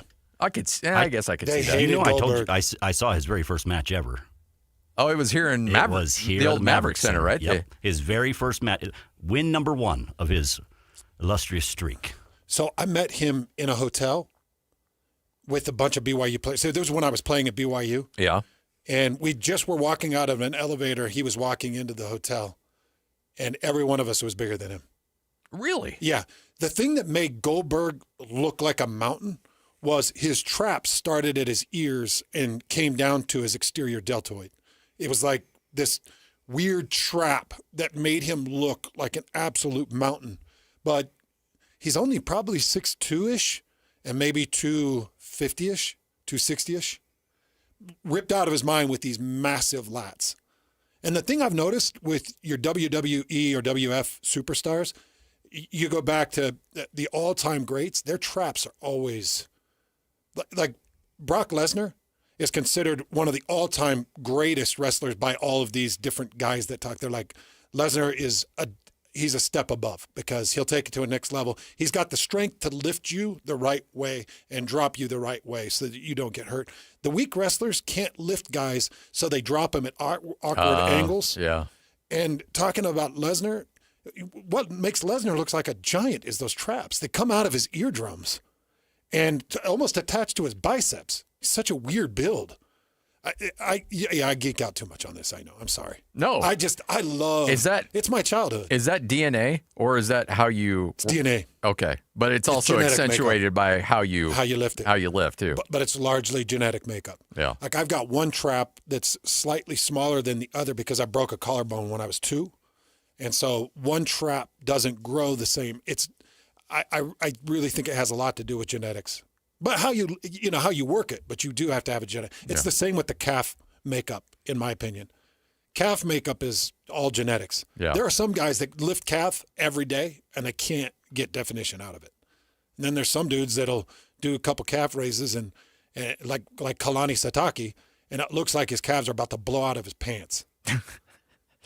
Kalani's calves are unbelievable. In their prime, who had better calves, Luke Staley or Kalani Satake? Luke Staley. Luke Staley to this day is the nicest calf I've ever seen. And I've been around beautiful, great, beautiful calves. Yes, buxom calves. Like very voluptuous. Very full, very large. They're real and they're spectacular. Yes. I've been around some great calves. And nothing like Luke Staley. I've never seen anything like it. He was wound up so tight that you're like, one thing pops, everything's going to come out. It's going to be like that spring-loaded box of snakes when you open the thing and all the springs pop. Like, that's how he's wound. His calves were so tight. He was just a beautiful man altogether. Yeah. Really handsome. I did not have this whole every which way we went in this first segment. You know what? On my bingo card. When you go back, and I used to do this as PD with shows, and we would like road map the show, like how we started here and how we ended up here. This would be kind of like a Autobahn, kind of like a back and forth, quite. But that's all right. I got to imagine people are entertained. This is so cool. Stu tweets in, he said, and he's got a picture with him and Smith Hart. He said, I used to meet with Bret Hart's brother, Smith Hart, at least once a week in Ontario, Canada on my mission. He had the craziest stories. And look, he's there with his mission companion and Smith Hart. The Hart family, when you're talking about the pantheon of wrestling families, I think it's number one. Nobody's done more for wrestling, pro wrestling. I've had people ask me, well, why wouldn't you? Why didn't you? Why? That's not a good world, buddy. No, you don't want any part of that. It's not. Yeah. I'd heard horror stories of the Big Show. I mean, you would be great. Like, your personality and all of that. I think I would have fun. But yeah, you're right. The world itself is miserable. Just to keep your body up. Yeah. And the things you got to put in it, I just can't. Yeah. Can't imagine. All right, 1227, Hans and Scotty. It's your Ute preview show. Frank Dolce will join us coming up at 1:05 right here on 97.5, the KSL Sports Zone. It's game week for the Utes, and the KSL Sports Zone is getting you ready for kickoff. It's back-to-back home games for Utah as Kyle Whittingham and the Utes welcome the Cincinnati Bearcats. Listen all week long for the best coverage of Utah football and your chance to win tickets to the game. Then catch college football Saturday, game day at 10 a.m. with a post-game show immediately following the game on KSLSports.com. Let's go then. Let's go, baby. Your home for the best coverage of Utah football is live on air, online, and on the KSL Sports app. This is 97.5, the KSL Sports Zone. Step into the warmth of the holidays at Western Nut Company. It's a season for connection, gratitude, and sharing. And we're here to make gift giving special and stress-free. Grandpa's favorite peanut brittle, a festive nut and treat basket for the neighbor who brings in your garbage cans. And your coworkers? We've got you covered with our pre-wrapped nut gift boxes. Homemade caramels, baking nuts, popcorn brittle, cashews galore, and more. Want a gift that keeps on giving? Our Nut of the Month subscription delivers a variety of nut boxes right to your door all year long. Western Nut's downtown location is a holiday wonderland filled with beautiful gifts for everyone on your list. Don't miss our holiday preview sale, November 6th, 7th, and 8th at 4th South and 3rd West, where you'll save on everything in store. Can't make it in? Visit westernut.com or call our friendly team. We'll pack and ship your gifts with care. For nearly 60 years, Western Nut has been a part of Utah's holiday traditions because here, it's more than nuts, it's memories. So many commercials you encounter these days include generic people engaged in generic activities, frolicking in generic locations, accompanied by generic music and a generic voiceover. Pharmaceutical commercials are on the cutting edge of this phenomenon. In fact, I find myself less worried about the risk of lockjaw, intermittent loss of smell, or explosive diarrhea, and more concerned that the drug might turn me into a mannequin at Kmart. So what does this have to do with Shamrock Plumbing? Nothing, really. But if you find our commercials over the top, just remember it could be worse. They could be generic. For 70 years, Les Olson IT has helped businesses succeed, and for the past decade, we've been your trusted managed service provider, delivering stability and innovation to protect what matters most. This October, during National Cybersecurity Awareness Month, remember, your business needs protection on every front, physical and digital. From advanced cybersecurity to secure office technology, Les Olson IT has the tools to keep you safe. Call this month for a free network assessment, including a full cybersecurity risk evaluation. Les Olson IT. Make game day yours with the Utah Mammoth app. Get your tickets, order food and drinks without leaving your seat, track live stats, and stream every game with Mammoth Plus, all in one place. It's the ultimate game day essential, designed for Mammoth fans. Stay connected to your hometown team and never miss a moment. Download the Utah Mammoth app today on iPhone and Android. Turn on push notifications and make every day game day. Tusks up. Alpine Home Medical, we bring wellness home. Hey folks, it's Jay Broadbent here with Alpine Home Medical, celebrating 28 years of keeping Utah and Idaho comfortable and at home. Back in '97, I started with a truck, a dream, and a lot more hair. Today, we've got 11 stores from Idaho Falls to St. George. From the moment you step into our clean, welcoming showrooms, you'll feel the Alpine difference. Our team will be there to listen and guide you to the best solutions for your needs. We believe that the right equipment can transform lives. We're honored to be a part of your healthcare journey and to help you live the life you deserve. Visit us online at alpinehomemedical.com. That's alpinehomemedical.com. Alpine Home Medical, we bring wellness home. UCCU, proud sponsor of Game Night Live. Celebrate 6 Salt Lake Valley UCCU branches. Enter to win a Jeep. UCCU. Love where you bank. This is your Cougars at 30 update. Presented by Kenny J's Barbecue on 97.5, the KSL Sports Zone.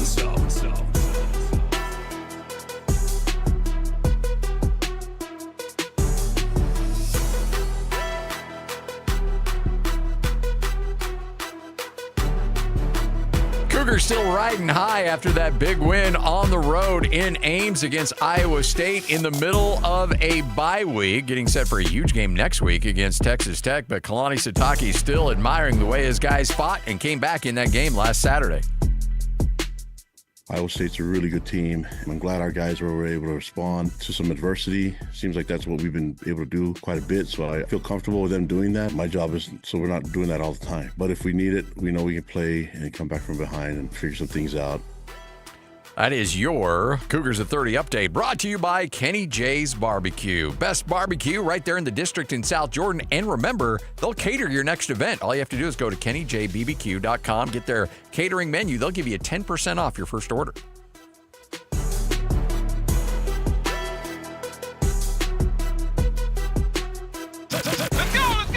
Complete game coverage of the Cougars is right here on the KSL Sports Zone. It's a much-needed off week for the Cougars as they rest up for the final stretch of the 25 season. Your home for the best coverage of Cougar football is right here on 97.5, the KSL Sports Zone.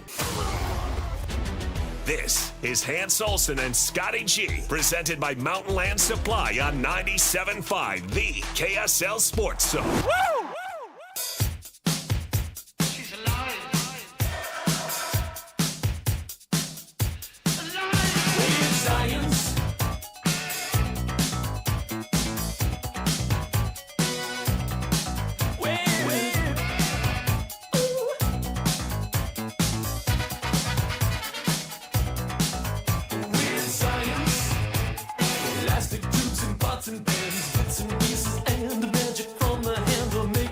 Hans and Scotty, 97.5, the KSL Sports Zone. Big one, Utah, Cincinnati, ESPN game day in the house. But the Bearcats looking to spoil the home game for the Utes. Joining us now, he is the play-by-play voice of the Cincinnati Bearcats, Dan Hoare. Dan, how you doing? Hi, Dan. Scotty, Hans, how are you guys doing? I'm doing well. So good to hear from you. How's life? Life is good. At least on Saturdays, life has been really good. On Sundays, when I do the Bengals games, not quite as good of late, but Saturdays have been terrific. What are we going to do with Joe Burrow, man? We got to get him back in that lineup. The boot is off. He's on the road to recovery. He is hell-bent on returning in December. That will only be the case if the Bengals still have something to play for. So fingers crossed that they can stay in the hunt in the middling AFC North and give Joe a reason to come back late in the year. So I'm coming out to call that BYU Cincinnati game coming up November 22nd. I'm staying for November 23rd. I got some tickets to come out to that Cincinnati versus Patriots game. Yeah. Any chance he's back in 3 weeks? No. Dang it. Dang it. Sorry to disappoint. Hopefully Joe Flacco will be playing then. We don't know about his status for this Sunday against the Bears, but Joe Flacco has been awesome since being picked up 3 weeks ago. But I'm afraid you will not get to see Joe B in that game against the Patriots. So there's a lot of people we talk to around the Big 12, and we always ask him, hey, did you see Cincinnati coming? And for the most part, people are like, no, we thought they'd be pretty good, but we didn't expect this. Did you expect this out of the Cincinnati Bearcat team? I can't say that I expected it. I didn't think it was completely out of the question, but I would be lying if I said I thought that they would be undefeated in the Big 12 at this point of the year. But they have played extremely well. Their quarterback has obviously been exceptional, and their offensive line has been too. I think that's the one thing I like to point out to anybody that has me on one of their shows when we're getting ready for a Cincinnati game against that city's hometown team. The Cincinnati offensive line has been incredible. They are number one in the country in fewest sacks allowed per game. They're right up there in the top 5 in rushing yards per attempt. So Brendan Sorsby's been great, but the guys in front of him have helped make it possible. Talk about the health. I heard there's a running back issue, but talk about the health in general. pretty good. The running back that you mentioned is Evan Pryor. So Cincinnati kind of has the classic thunder and lightning running back combo because that's been used over and over again over the years. We've changed it to zoom and boom in this case. Evan Pryor would be the zoom half of zoom and boom, and it doesn't look like he's going to be able to play because of an ankle injury. That means the boom half, Tawi Walker, probably gets more carries. Although they've got depth, the third guy on the totem pole is Manny Covey. He's a very talented guy who's looked good when he's played. So I would imagine he's going to get some carries in the game, but most of them will probably go to Tawi Walker. You're on an impressive 3-game stretch defensively. Now, granted, it's not necessarily the who's who of the Big 12, but you hold Central Florida to 11, Oklahoma State to 17, Baylor to 20. Is that more of the competition, or is it the defense really getting into a groove right now? Well, the last game was full credit to the Cincinnati defense because Baylor entered that game leading the nation in passing yards at more than 330 a game. Cincinnati held the Bears to 137. So that was a tremendous performance by the Cincinnati defense. I would say this year the offense has definitely been better than the defense, but the defense has been opportunistic. There have been times that they've given up yards between the 20s, but they've been tough in the red zone, both in terms of taking the ball away and forcing teams to settle for field goals. So the defense has been good. Again, not as good as the offense, but pretty good.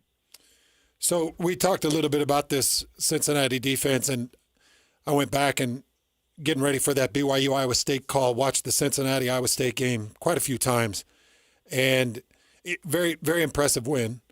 And I was just kind of watching the way this defense is formed. And I know Dante Corleone is not up there leading in tackles, but it sure feels like he's the general when it comes to defense and leadership and hype and everything else that goes on defensively. Dante Corleone is one of the best defensive linemen in the country. Unfortunately, he has not been healthy this year. He suffered an ankle injury. I think it was in week 2 against Bowling Green. He missed a couple of games, and he has not been himself since. They're trying to kind of have him on a pitch count. You know, I think 2 games ago he played 23 snaps. Might have been a little more than that last week as his ankle continues to get a little bit better. But Utah is not going to be seeing Dante Corleone at his toughest, roughest, and scariest, because when he is 100%, he is a wrecking ball in the middle of the defense, and he's still good, don't get me wrong, but I don't think you're going to be seeing the guy who's going to be playing in the NFL next year. Brendan Sorsby, you like a good touchdown to interception ratio 20-1 is pretty good. Plus 7 touchdowns on the ground. Kind of walk us through how he's developed his game and why he's playing at such a high level. It's his second year as Cincinnati's quarterback, and he was pretty good last year when he transferred to UC from Indiana. But as the season went along and the schedule got tougher, it seemed like they were kind of backloaded with their better Big 12 opponents last year. His wide receivers couldn't get open. His tight end could. They've got a really good tight end who's back in Joe Royer. But his receiving crew last year just was not able to get separation against the creme de la creme in the Big 12. So those guys are all gone.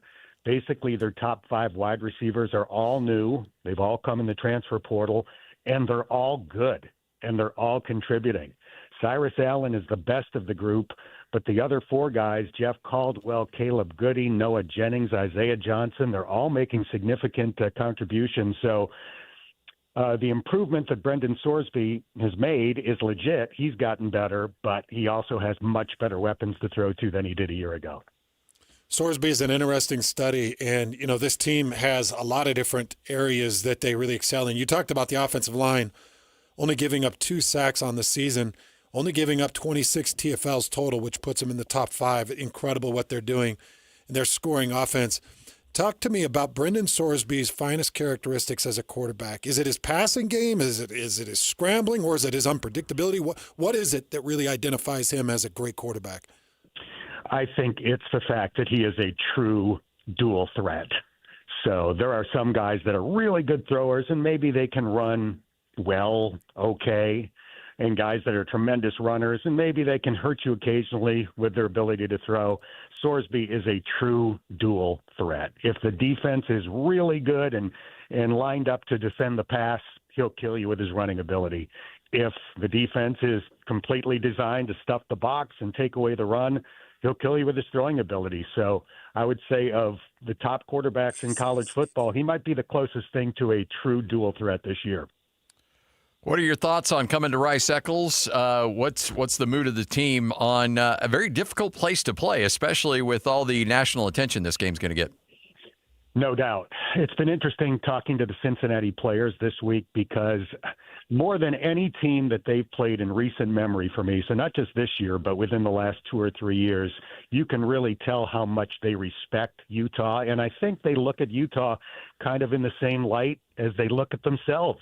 A team that is good, but maybe doesn't get the respect it deserves. A team that's built on, recruits that are not 5 stars, but more blue-collar guys that play with a chip on their shoulder. So I think they kind of look at the personality of the team as a mirror image, and as a result, they really have a ton of respect for Utah. Is this the first game day experience as far as ESPN's game day being at the game for Cincinnati in some time? Cincinnati has hosted once. When they went to the college football playoff in 2021, they hosted a game that year. I think it was against Tulsa for the league championship, and Cincinnati won. The year before that, or maybe 2 years before that, they played a road game at Central Florida. That was the game day game. So they played in a couple, one at home, one on the road. This will be the first time since 2021.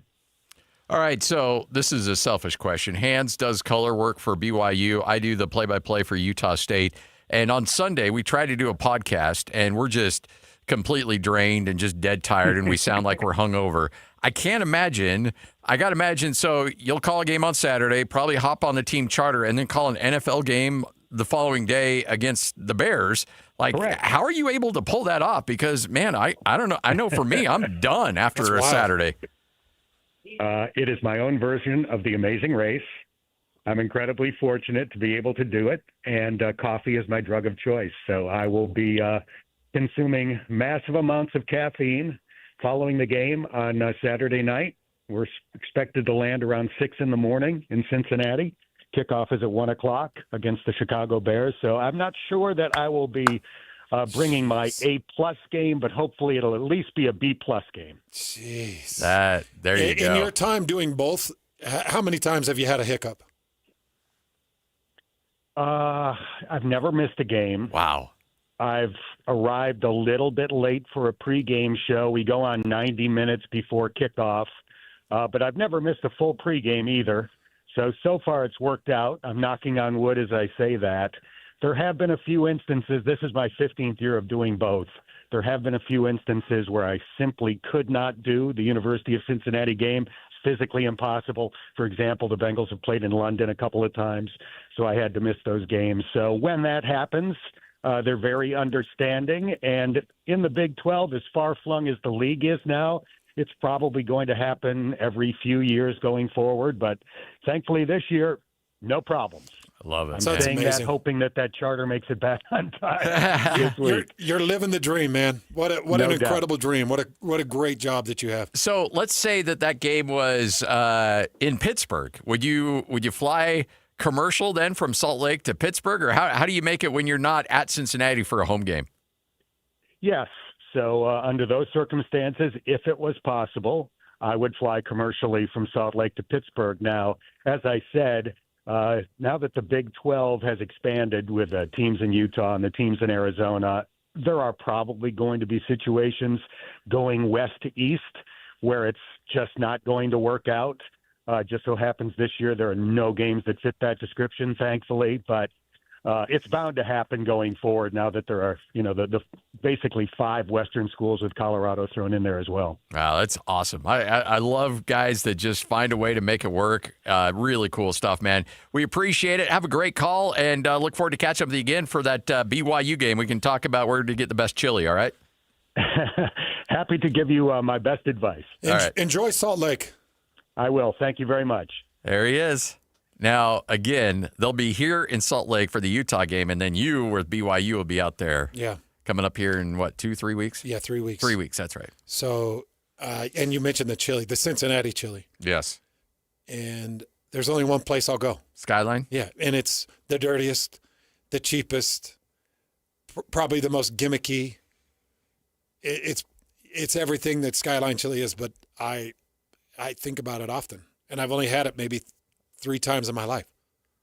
That's crazy. It's just one of those dumb gimmicky things. I was in the Cincinnati airport. I can't remember. It was a layover, and the Skyline Chili had a spot in the airport, and I was like, I can't do it with onions and stuff. I'm going to be on a plane, gone to hit that. and I'm going to be sitting next to somebody, and I'm like, I don't know if I want to make everybody's life miserable. You get the 3 Skyline Chili dogs, 3 dogs heaped with the Skyline Chili, heaped with onions, fresh shredded cheddar, and you just sit down all alone, box yourself out, just to completely envelop your mind and body into that dish of Skyline Chili. That's what I do. Yeah. Even if the last time I went, I was with my wife, and I just completely ignored her. I was like, "This isn't about you. Yes, this is about these dogs and this chili. It needs me now." I'm curious now because Greg he's got a fine taste. Yes, he does. I don't know if you're going to be able to get him in that place. He has a very socialized palate. Yes. No, I won't. And this may be one of those times we go our separate ways. Okay. And we do it cheerfully. Yes. Knowing that someday we'll unify again. Yeah. But on this one, we're gonna. If he doesn't want to slum it at Skyline, then I might just. Yeah. I might just put on the old tank top and mustard stain. Let's go. Weaved leather belt. Yep. And flip flops and head there myself. As you should. Sweat bottoms. I quit. I give up. What you may miss coming up next, Hans and Scotty, 97.5, the KSL Sports Zone. Way to hit. The wins just keep on coming for Kalani Sitake and BYU. LJ goes off tackle and gets in for 6. As the undefeated Cougars get ready for the stretch run of the college football season. 97.5, the KSL Sports Zone will be there every step of the way as BYU looks to punch their ticket to the Big 12 title game. And a spot in the college football playoff. Your home for the best coverage of Cougar football is live, on air, online, and on the KSL Sports app. This is 97.5, the KSL Sports Zone. Hans and Scotty, 97.5, the KSL Sports Zone. Beehive Mills, folks. Incredible meals, incredible prices, and the convenience is through the roof. We want you to go to beehivemills.com because Hans and I have been experiencing these meals. We've eaten over hundreds of these meals at our own individual houses and have loved each and every one of them. Every single one of them is delicious. We just did the barbecue chicken last night.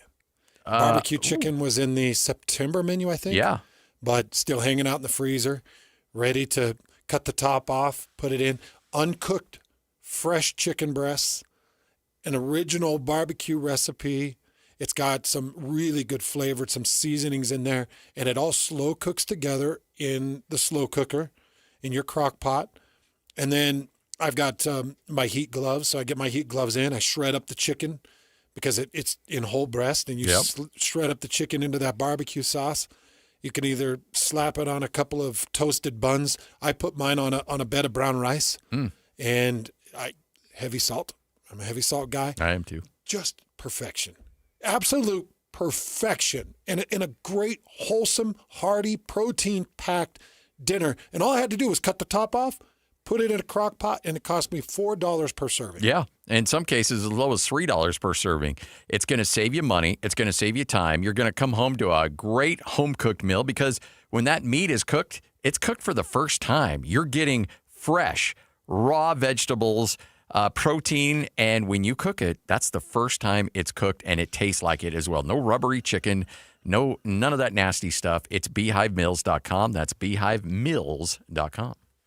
Hey, Doug, I hear you're giving out free test drives. Yeah? How about bringing around that sweet black 1500 and we go for a little spin? Seth, you're 16 and don't have a dime to your name. Yeah, but my daddy does. When I pass the test on Thursday, I'm going right back here to Doug Smith. You don't even have a license? Drop in at Doug Smith in American Fork for our Drive into Fall event and get 0% APR financing for 72 months on all new 2025 Ram 1500s and 2025 Jeep Grand Cherokees. No one knows Cardinals ram like Doug. Bar Dub Grill is where roadside classics meet ranch-raised flavor. Sink your teeth into juicy, handcrafted burgers made with premium Bar W beef straight from the local Utah farm. From the bold cowboy barbecue burger to the sweet and savory Aloha burger, paired with crispy cowboy fries, hand-spun shakes, or signature spud nuts. Soft, airy, and unforgettable. Bar Dub Grill delivers honesties with cowboy swagger. Bar Dub Grill in Nephi with easy access right off exit 222 in Nephi. Hi, this is Derek Overstreet, president of the New Millennium Group and co-host of Stop Working, Start Living with KSL News Radio. Can you imagine what your life would be like if you could retire 3 to 5 years earlier than you thought possible? The things you could do, the loved ones you could spend time with, the memories that you could create.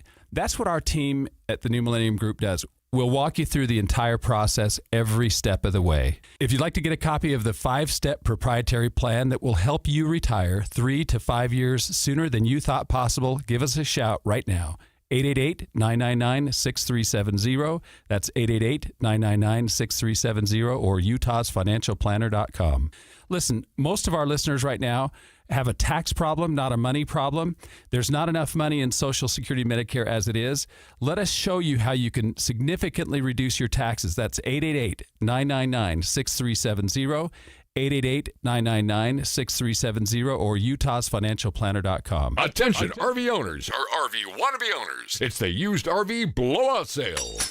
RVs from all over the Intermountain West have been sent to the Layton Hills Mall for this RV liquidation event. Repos, buybacks, rental returns, and trade-ins. Blowout pricing. Every RV has been inspected, serviced, and ready to go. Free admission, free parking, dealers welcome. It's the used RV blowout sale that has been extended now through Saturday, 10 a.m. to dusk. Go to UtahRVEvent.com. Sponsored by Paris RV. Paris RV is your locally owned, family-run RV dealership. We strive hard to find the very best RVs for the price. With 4 locations, over 1,000 RVs in stock, 42 service bays, and 4 super parts stores. We're sure to help take your family on the best RV vacation. Check out our perfect family bunkhouse trailer, the 26BH. That sleeps 9 for $19,995 or $227 a month. Zero down. Life is short.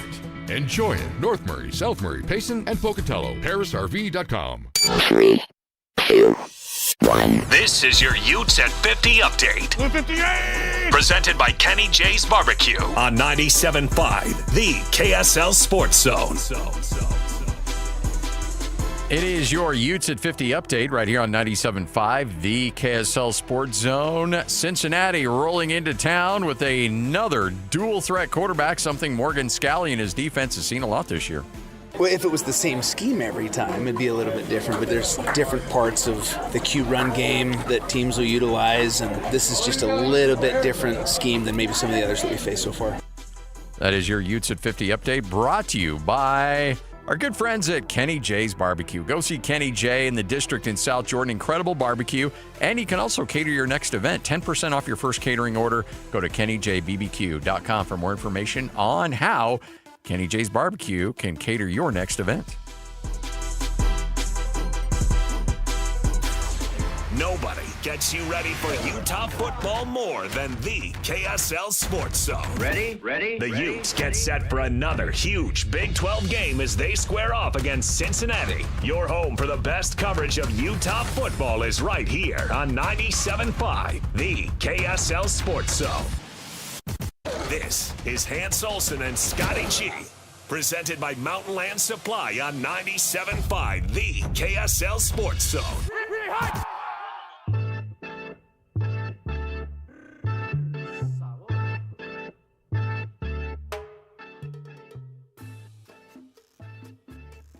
Hey, I don't know who you are, but I'm Scott Gerard.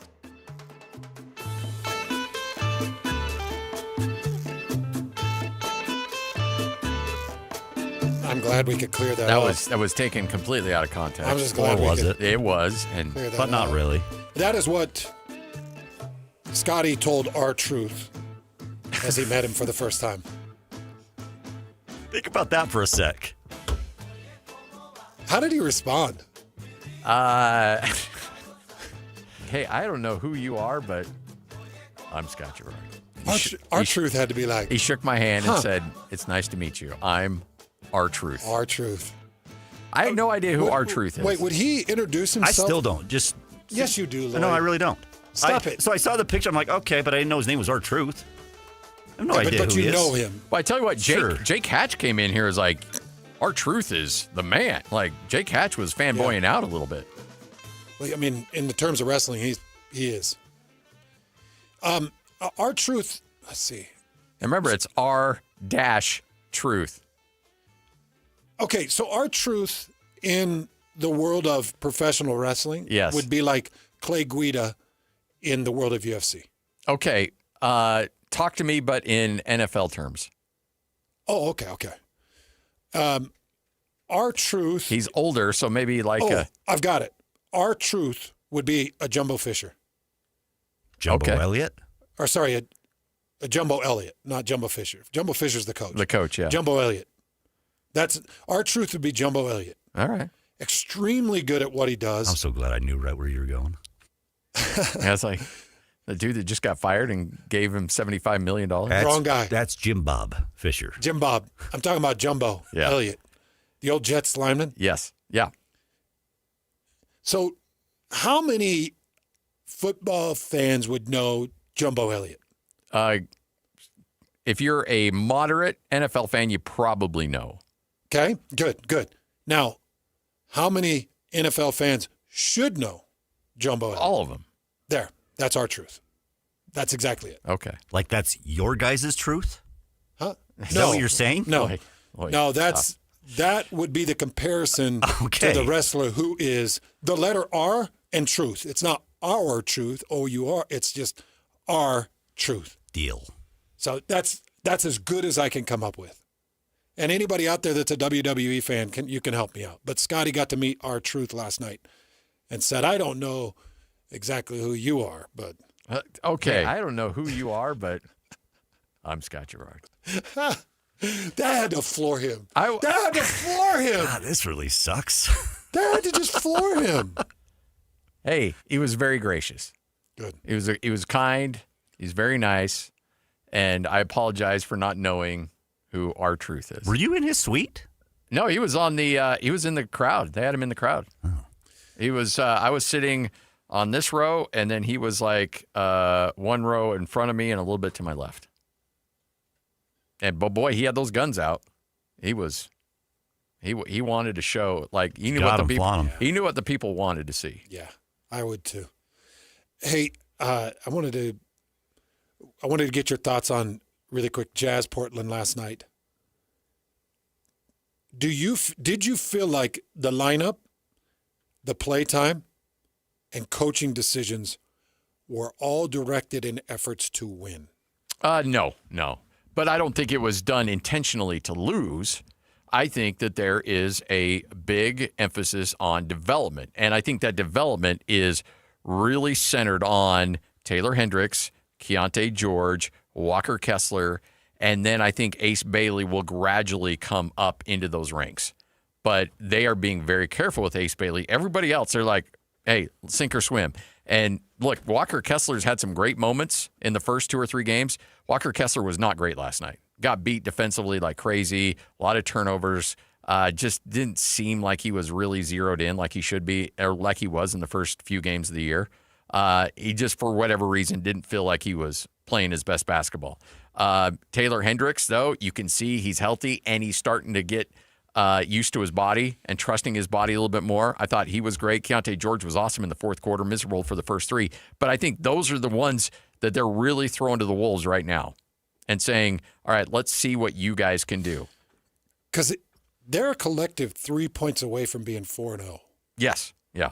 So the reason I ask is because I just wonder, and by the way, Will's comments in the postgame were really pointed. Yeah. It's like one good game doesn't make you. Nope. And not in this league. I'm looking for guys that want to do it the right way. And Coach Hardy is very direct. He's not messing around right now. And I think he's sending a message to all of these young guys. And I think that they've come together collectively, everybody from Austin Ainge to Ryan Smith to Danny Ainge to everybody. We're going to Chris Barney, Jim Olsen, everybody else, and saying, what do we need to do? And the thought is, We got a lot of young, impressionable minds. So how do we set the standard of what's expected of them? Okay, well, the only thing that gets through to guys is playtime. Mm-hmm. It's not money. Yep. It's playtime. How much they're on the court, when they're on the court. And you can send a direct message to me by saying, Hans, sorry, you're going to be off air for the next 2 days. I don't want to be off air. Yeah. I'm part of the show. This is my platform. Like, you can't take me off. Well, we're going to take you off air because we don't like the way you're executing something. That's a shot. That's like, hey, big banner saying what you're doing is not okay, so you better do it right. That's kind of what I'm seeing. And it's what I'm hearing from Coach Hardy as well. Yep. That's the one thing that, because he knows these guys understand that this is a golden opportunity. Like, there's not that veteran that's in front of them that's stealing all the time. They can sink or swim this team, and they're going to get lots of opportunities if they do things the right way. But if you don't do things the right way, well, guess what? There's another young guy ready to take that spot and get those minutes. And Ace Bailey is chomping at the bit. Like, that horse wants to run. And they will eventually let him run, but they're going to be very careful in how they bring him along. One other point that I think is really important to what we're watching right now, and it's really important, and it's a really good point. Every one of the players on the roster knows who the big dog is. Ace Bailey is not going to wag Will Hardy. No. Larry Markkinen is not going to wag Will Hardy. Will Hardy will wag them. Mm-hmm. I think that that's a really important social construct that you have to build and say, here's the deal. This is the world you live in. Shut your mouth, play defense, grow, develop, or you're going to sit the bench and you're not going to dictate how I coach. You're not going to get me fired. You're not going to get me reprimanded. You're not going to talk to Ryan Smith and have me in a meeting talking about who wags who. I wag you. Shut your mouth and play the way I'm asking you to play. I think it's a really important thing when you've got young guys. And look, you got a number 3 overall or number 5 overall pick that comes in, and it would be very easy to be like, hey, I'm the number 5 overall pick. I will tell you how many minutes I'm going to play. Exactly. And they set the standard very quickly. Look, Jerry Sloan did the same thing with Darren Williams his rookie year.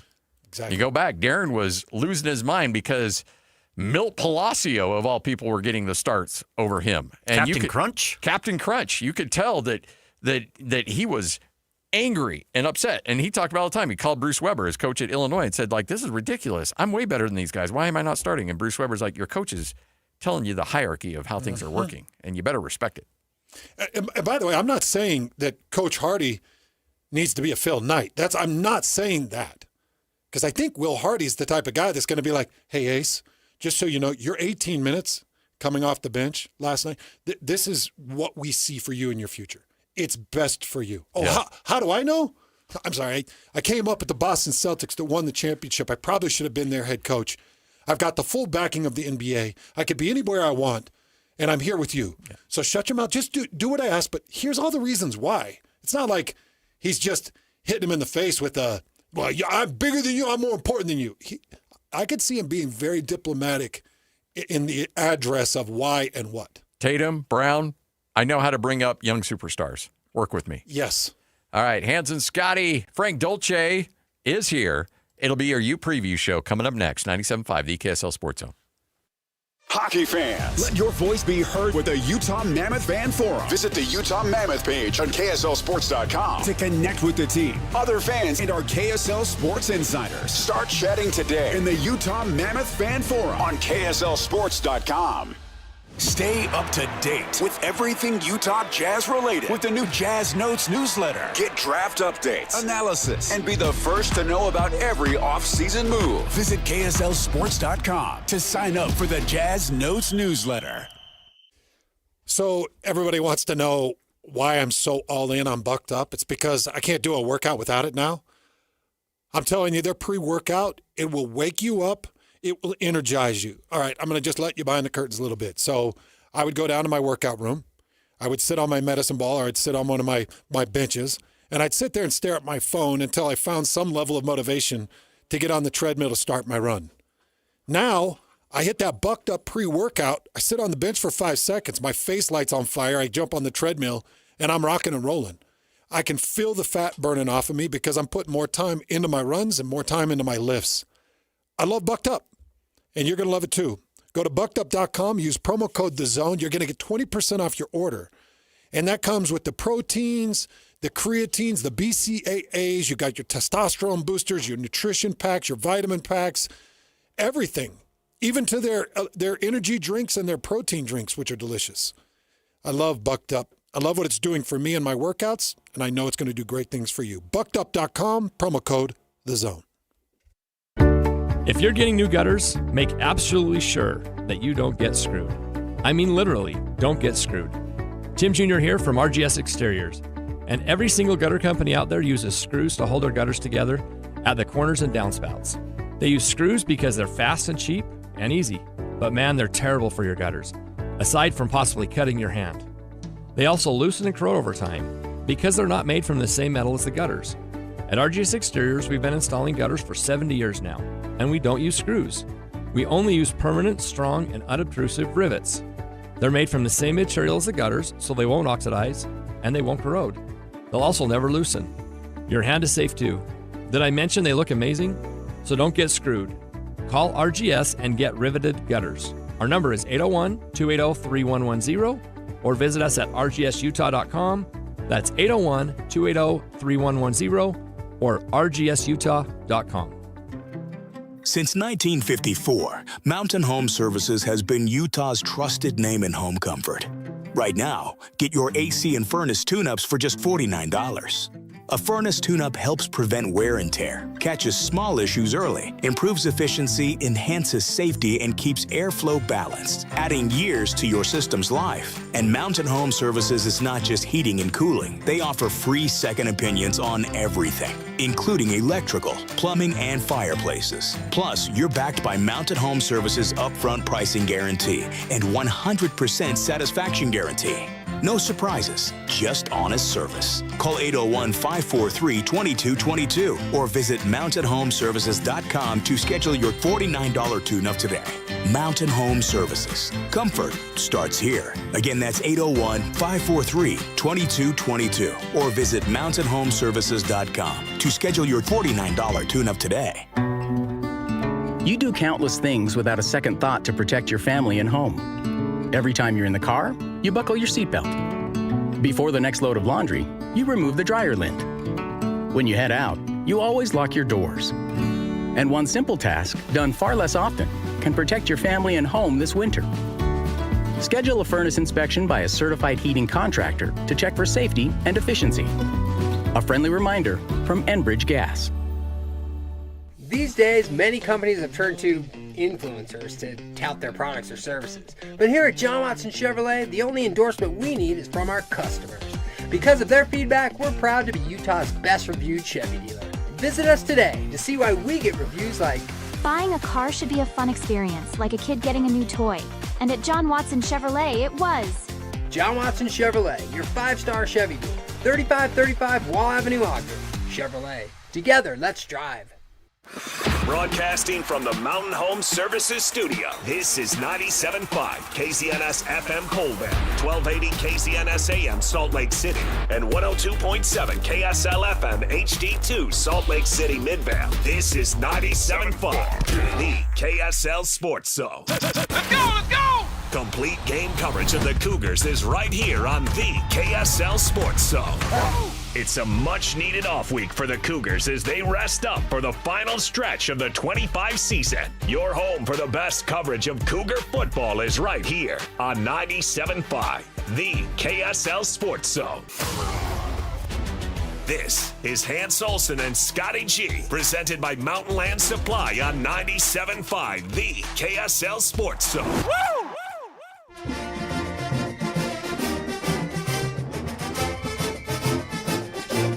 Cinnamon motion, Ficklin keeps it, has some real estate into plus territory, up to the races, and the true freshman quarterback on play number 2 reaches the end zone. Bird takes flight right away from 63 yards out. There goes Parker, Wayshawn, show me the way to the end zone. A 58-yard touchdown run for the Utes. And Utah in business at home tonight. 3rd and long, Salter again off the back foot. And nobody home. That pass without a receiver within 25 yards. You wonder, could that be intentional grounding? I think it's going to be a safety. And right now, Pat Shermer and Caden Salter do not have a plan. Number 3, the penalty happened in the end zone, results in a safety. The heavy pressure coming in by Benny. Jonathan Hall was there, and give the Utes 2 more. Parker, the running back, he motions out quickly. Ficklin towards the end zone. And there it is again, another touchdown. Larry Simmons from 20 yards out. And the route is on in Salt Lake City. The Utes a statement half tonight against Colorado. What a half, what a game. Utah, hey, there's no hangover after the BYU loss. Utah came out and put the hammer down on Prime and Colorado en route to a blowout victory. Frank Dolce joins us. It's a Thursday, which means it's your Ute preview show. So we are graced by the presence of one Frank Dolce. Hey, handsome. That's you. Yep. That's you. I didn't know. Oh, yeah, no, you know. You know it's you. I didn't know. There's only one really handsome dude right now. I didn't know that you were talking to me. Yeah, you the power, do you know what else I didn't know? The power rankings of looks on the show. You here, and then hands like right there, and then me. No. Like that 5, like what do they say on Moneyball? Like 5 You're a 5-tool player. No, you're a 5-tool player. That's and what then they I'm say. down there. You're a 5-tool player. I appreciate it. All of it. Except you didn't bring donuts today. Are your eyelashes purely natural? Be honest. Have you ever used Latisse? Or extensions? Be honest. Why? You know what? Why are you so angry today? I'm not angry. I don't know what I did. I'm angry because you're I don't know what I very did handsome. To do this. I'm getting my comfort spot here, Lloyd. You rock bald way better than Scotty. He keeps Lloyd keeps harassing where I'm sitting. I know it's the camera throws you off because the camera looks like it's pointing at Lloyd. Well, just trust me when I'm guiding you. Trust me. Help me help you. Mm-hmm. Hey, so do you bick every morning or do you 3 days a week? 3 days a week. So like every other day? Yeah. 3 days a week. Okay. Like is it Sunday set in night, stone? Wednesday. Yeah, Sunday night, Wednesday, Friday. Night? Sunday night, yes. Okay. And then Wednesday and Friday. Do you just use like a normal like just razor? Or do you have like a specialized thing or? Because I see a lot of things on TV now where they have like this 3-headed prong thing that does it. You remember that knife that Crocodile Dundee used to carry around? That's what I use. Yeah, boy. A survival knife? I would see that. Can we do really quick words association, please? I want you to close your eyes, and I'm just going to throw a couple of things at you. Just really quick. And so it's got to be really quick. You can't think about it. You just got to. That makes me too nervous. No, I'm not good at that. No. I'm going to try a couple of them, all right? Okay. Favorite childhood toy? Go. Fire truck. Look at fire truck. What? Yeah, favorite childhood toy. No, like a He-Man or like a Tonka truck. Transformers or. Okay, try it again. Favorite childhood toy? Fire truck. What else, what do you want me to say? You said the first thing that comes to mind? That was the first thing that came to mind. I can see myself, even on the family videos, family movies, you know, the old, what were those things called? The reel to reel? Yeah, but what was that? 8 millimeter? Slides. Yeah. The slides. Not the slides. The slides. No. We had a projector. No, I can even see myself pushing around that little fire truck. No kidding? Yeah. Yeah, you bet. Okay, really quick. All-time favorite song? All-time favorite song? That there's a lot of them, but I would probably go with Stardust, Nat King Cole. Okay, you are throwing me off with your answers. Are you being serious? Have you ever heard it? Oh yeah. Like, can you dial it up? I mean, it's a great song. I just didn't know that, when you were getting ready to play Colorado State in a key WAC game that you'd be playing Stardust in the locker room. If you don't get fired up listening to Stardust, then just leave the country. You're not an American. Wow. So I got to imagine you're a big fan of his Christmas collection as well. His Christmas collection is very good, but it's not as good as the Johnny Mathis Christmas collection. Ooh, okay. Now you and I agree. Yeah. Best Christmas album all time, Johnny Mathis. By the way, my 3 all-time favorite songs. You ready? Because I've only got the top 3. Hold on, let me guess. Scotty and I do this. Let me guess. Go ahead. There's a it's not 311. It's I always forget the band. If you say Coldplay, I'm no, it's not Coldplay. No, it's not. There's a Neil Diamond on there, but it's not what you think it I'm is. a It's believer. not. No, and it's not Coming to America. It's Forever in Blue Jeans. Forever in Blue Jeans. Yeah. Yep. Ramblin'. Okay. And then Radiohead, Creep. Yep. And then there's another one that says Guns N' Roses, November Rain. That's right. But the one that you might be thinking about is David Gray, Please Forgive Me. Yes. That's the one I was thinking of. That'll go in and out of number 3 with Forever in Blue Jeans. But that's my. Oh, really? Yeah, but the other 2 are static. Yep. Other 2, November Rain and Creep are static. Okay. Will not move. Ever. And by the way, it's Creep number 1, November Rain number 2. Those are your 2 favorite songs? All time. I don't know if I'm familiar with those songs. Oh, they're great. You know November Rain. Creep might be a little bit iffy, but you know November Rain. I'm a creep. I'm a weirdo. You know that song. They're more familiar than Loretta Lynn. Even though I do like Loretta Lynn. I didn't name Loretta Lynn. Oh, you didn't? She's fantastic. Who But did? I would pick Patsy Cline over Loretta Lynn. Patsy Cline over Loretta Lynn. Yeah. You fall to pieces. I get it. Yes. Walking. After midnight. Yeah. Are you blue? So Blue. Leanne Rimes did a nice remake of that. Yeah, she did. She was 13 years old when she No, cut that song. No, yeah, she was not. Yeah, she was. Stop that. Yeah. Wow. Talent. Yeah. I think Leanne Rimes had an underwhelming career for her talent. Oh, one of the most talented singers of all time. Do you think by pure. choice? She just Yes. decided not She to. got into fitness. And then she started wrecking marriages too. Yeah. She got into fitness. I'm not sure that's profitable. She really toned up and was on every fitness magazine for a good 5-year period. Is that right? Yeah. Yep. Yeah, abbed out. Crazy abs. You could wash clothing on them. Crazy abs. Yeah. Hey, Utes won. Utes win big. Lloyd is breathing a sigh of relief. Lloyd's been trying to figure out Hans' camera. His hands, you had zoomed out on him by a mile. Is everything good with him now? Yeah, it was a little sticky. Oh, okay. Come reset the camera. Why does this Utah football team play they're schizophrenic, right? They're multiple personalities. They're a little bit skits, but they're more the good skits than they are the bad skits. You know what I mean? They're I think this segment is the skits. They're still more in the positive than they are in the negative. I'll tell you what. Look at this, Scotty. Look at the yellow column on the Utes. Yeah. They're not a bottom 100 in a single major category, and they're in the top 25 in almost every major category. Their numbers are spectacular. The numbers are really good, but here's what I'm asking you. So if Utah plays the way they played against Arizona State and against Colorado, do they beat Texas Tech and do they beat BYU? Hey, do you know what the common denominator is with those 2 games that you mentioned?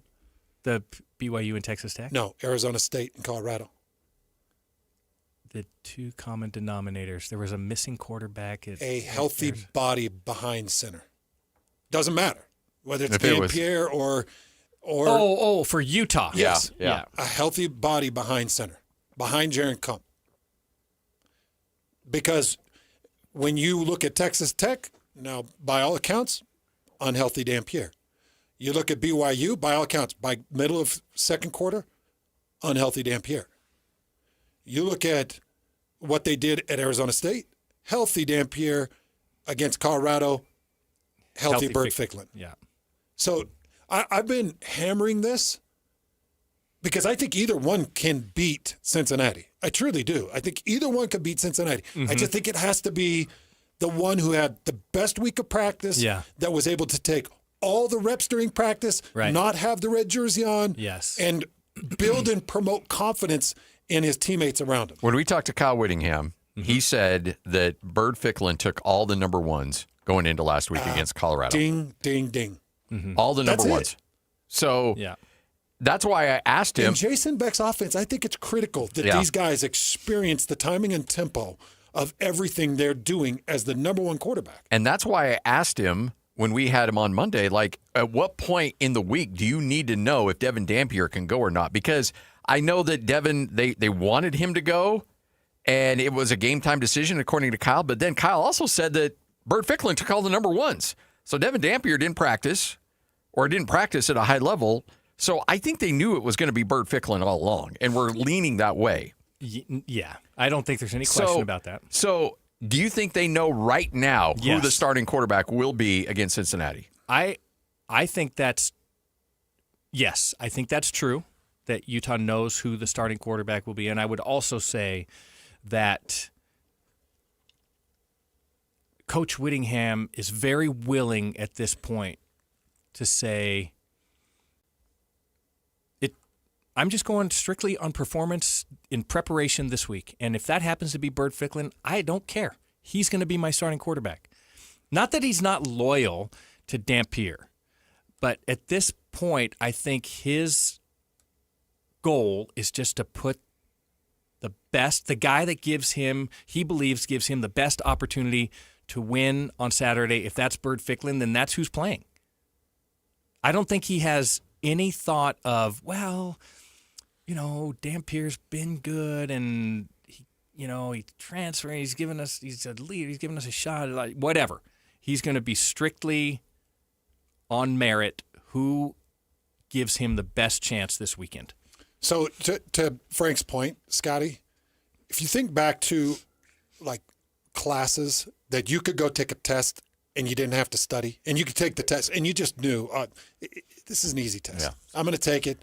I'm going to ace it. As compared to the test that you have to study for because you don't really know. And you have to take a full week of preparation. You might even have to get a tutor, but you really have to dig deep to try to pass this grade. I really think that Jason Beck's sets, movements, and particular timing and mesh, move-arounds, all kinds of different breaks in routes, I think it's all timing related. And I think it's a test that you have to study for actively throughout the week. So this is going to be the issue. If they decide today that Devin Dampier is okay, and Devin didn't take the first 3 days of practice and a couple of full pad days, and Dampier started kind of working in Tuesdays and taking first reps, and then took all of them Thursday, and then takes all the walkthrough of the starter Friday, and then Saturday shows up and there's 20% of the playbook that's cut out, and then you're like, we're going to go to Bert Ficklin. That's like a teacher coming in and saying, pop quiz, everybody get your papers out. And you're like, pop quiz? I didn't study for this crap. What are you talking about, pop quiz? We're doing all World War I. This is all references back to World War I. And you're like, holy hell, man, I don't have it. What? You can't check Bert Ficklin in the second quarter against Cincinnati, where he only had Monday's reps as the one quarterback. You can't do it. That's why you got to almost look at Devin and be like, hey, Devin, let's shelve you until we get a full week. Mm-hmm. Bird, we're giving you the full week, and we're going to go into Cincinnati. But from everything I'm hearing, it's going to be Devin Dampier. That's what it sounds like.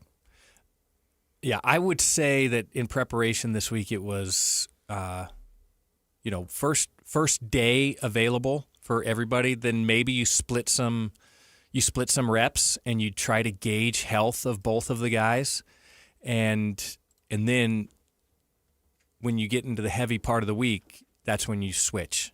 And if it's Dampier, they recognize that early. The week off was helpful, and he would have had all of the reps leading in to Saturday. Who do you feel more confident going into Cincinnati with? Let's say they're both healthy. Because Bird's a freak. I mean, he tore Colorado in half. To me, and he could do better passing. There are more things that have to align for. There's not as much margin for error if Dampier is back, because he doesn't necessarily pressure the defense with the passing game. And so if you're not dominating at the line of scrimmage, if your running game isn't going, if you're put into situations where you have to throw the ball downfield, I think there's limitations with Dampier. If if the offensive line is winning, getting a push, running lanes open, everybody is positive yardage, Dampier's great. There's no question. And he can even offset with some passing game, especially when he's on the move. If things aren't going that way, if the offensive line there's a little concern there. If the running game isn't catching 4.5, 5 yards a carry, I think Ficklin gives you more opportunity to pressure with the passing game. Even though we look at his numbers against Colorado, his passing numbers are not good. No. By the way, very good. By the way, watching him throw the football as a former quarterback, is that like, because he's got a weird motion to him, like watching him throw a football. Yeah, he's left-handed. Yeah. Well, left-handers always turn your head a little bit. Yeah, I think Penix has a weird throwing motion, but he puts the ball. Is he a right-hander? No, he's a lefty. Yeah, yeah, and Ficklin's a little, like, his release is a little slow. I think that's a freshman thing. I think that works itself out over some time and maturity. He kind of reminds me, hands to your point, and I know this guy drove you nuts in a Jazz uniform, but he's got a little bit of a Jordan Clarkson when there's like 6 seconds left on the shot clock and everything's broken down. You're like, go make a play. Yeah, and he'll go. He can make a play. Mm-hmm. Now you hate it when he does it with 22 seconds left on the shot clock, but sometimes it's hard to read that shot clock. So you never know what's Coach, happening. I saw it too. Well, there were two. I of had to them. go. Yeah. Coach, I had to go. All right, Hans and Scotty, take a quick break. Come back. It's your Ute preview show. That's Frank Dolce. I'm Scott Gerard. Hans Olsen, right here on 97.5, the KSL Sports Zone. It's game week for the Utes, and the KSL Sports Zone is getting you ready for kickoff. It's back-to-back home games for Utah as Kyle Whittingham and the Utes welcome the Cincinnati Bearcats. Listen all week long for the best coverage of Utah football and your chance to win tickets to the game. Then catch college football Saturday, game day at 10 a.m. with a post-game show immediately following the game on KSLSports.com. Let's go then. Let's go, baby. Your home for the best coverage of Utah football is live on air, online, and on the KSL Sports app. This is 97.5, the KSL Sports Zone. I'm Walker Kessler, and I play basketball for a living. So I know how important it is to have the support of a team you can trust. That's why I love UCCU. UCCU is more than a credit union. They're a true financial partner, a local team of experts your entire family can trust at every step of your financial journey. Just visit uccu.com and elevate your banking experience. Attention Jazz Nation. The long wait is finally over. Mountain basketball is back and better than ever. Let's go! All tickets are on sale now, and you won't want to miss the action. Jump on the opportunity to watch your favorite players live and in person. Whether you're after season tickets, mini plans, or single game matchups, the Utah Jazz has got your back. There's a plan for every fan. Don't miss out. Secure your seats today and be part of the excitement all season long. Let's go! Visit UtahJazz.com today. Step into the warmth of the holidays at Western Nut Company. It's a season for connection, gratitude, and sharing. And we're here to make gift-giving special and stress-free.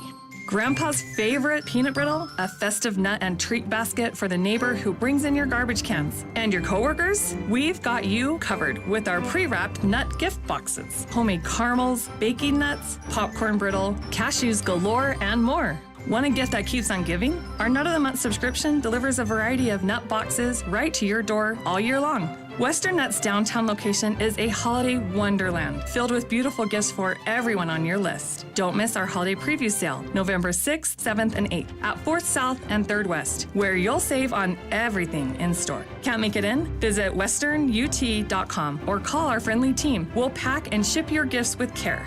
For nearly 60 years, Western Nut has been a part of Utah's holiday traditions because here, it's more than nuts, it's memories. After 30 years of plumbing experience in Utah, we've compiled a list of items we plumbers commonly find in sewer systems. First off, hair. Lots of hair, like so much hair. Oh. Roots, dental floss, marbles, and every other toy imaginable. Dentures, watches, coins, live animals, also dead ones.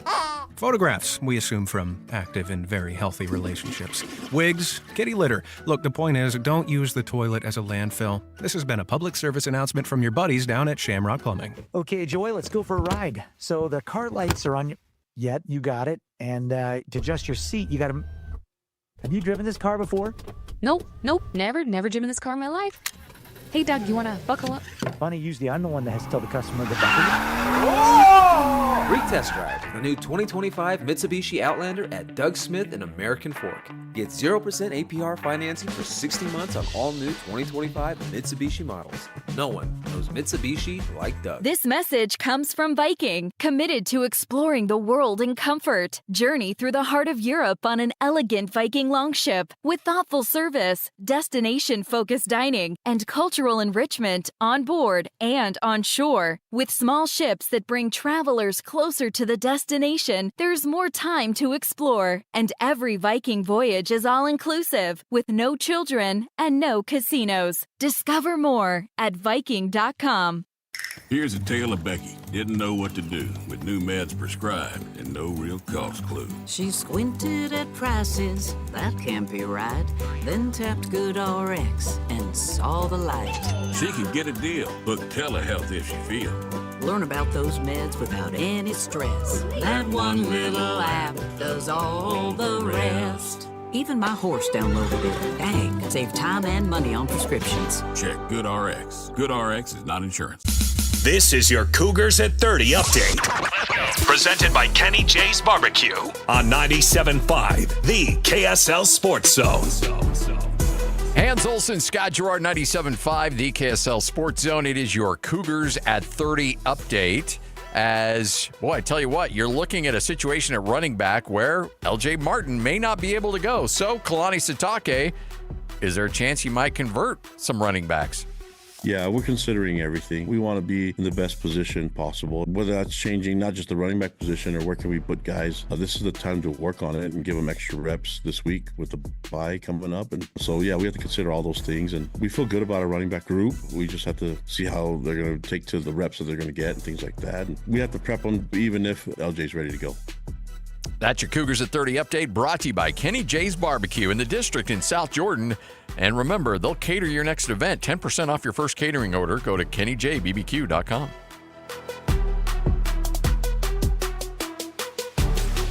Nobody gets you ready for Utah football more than the KSL Sports Zone. Ready?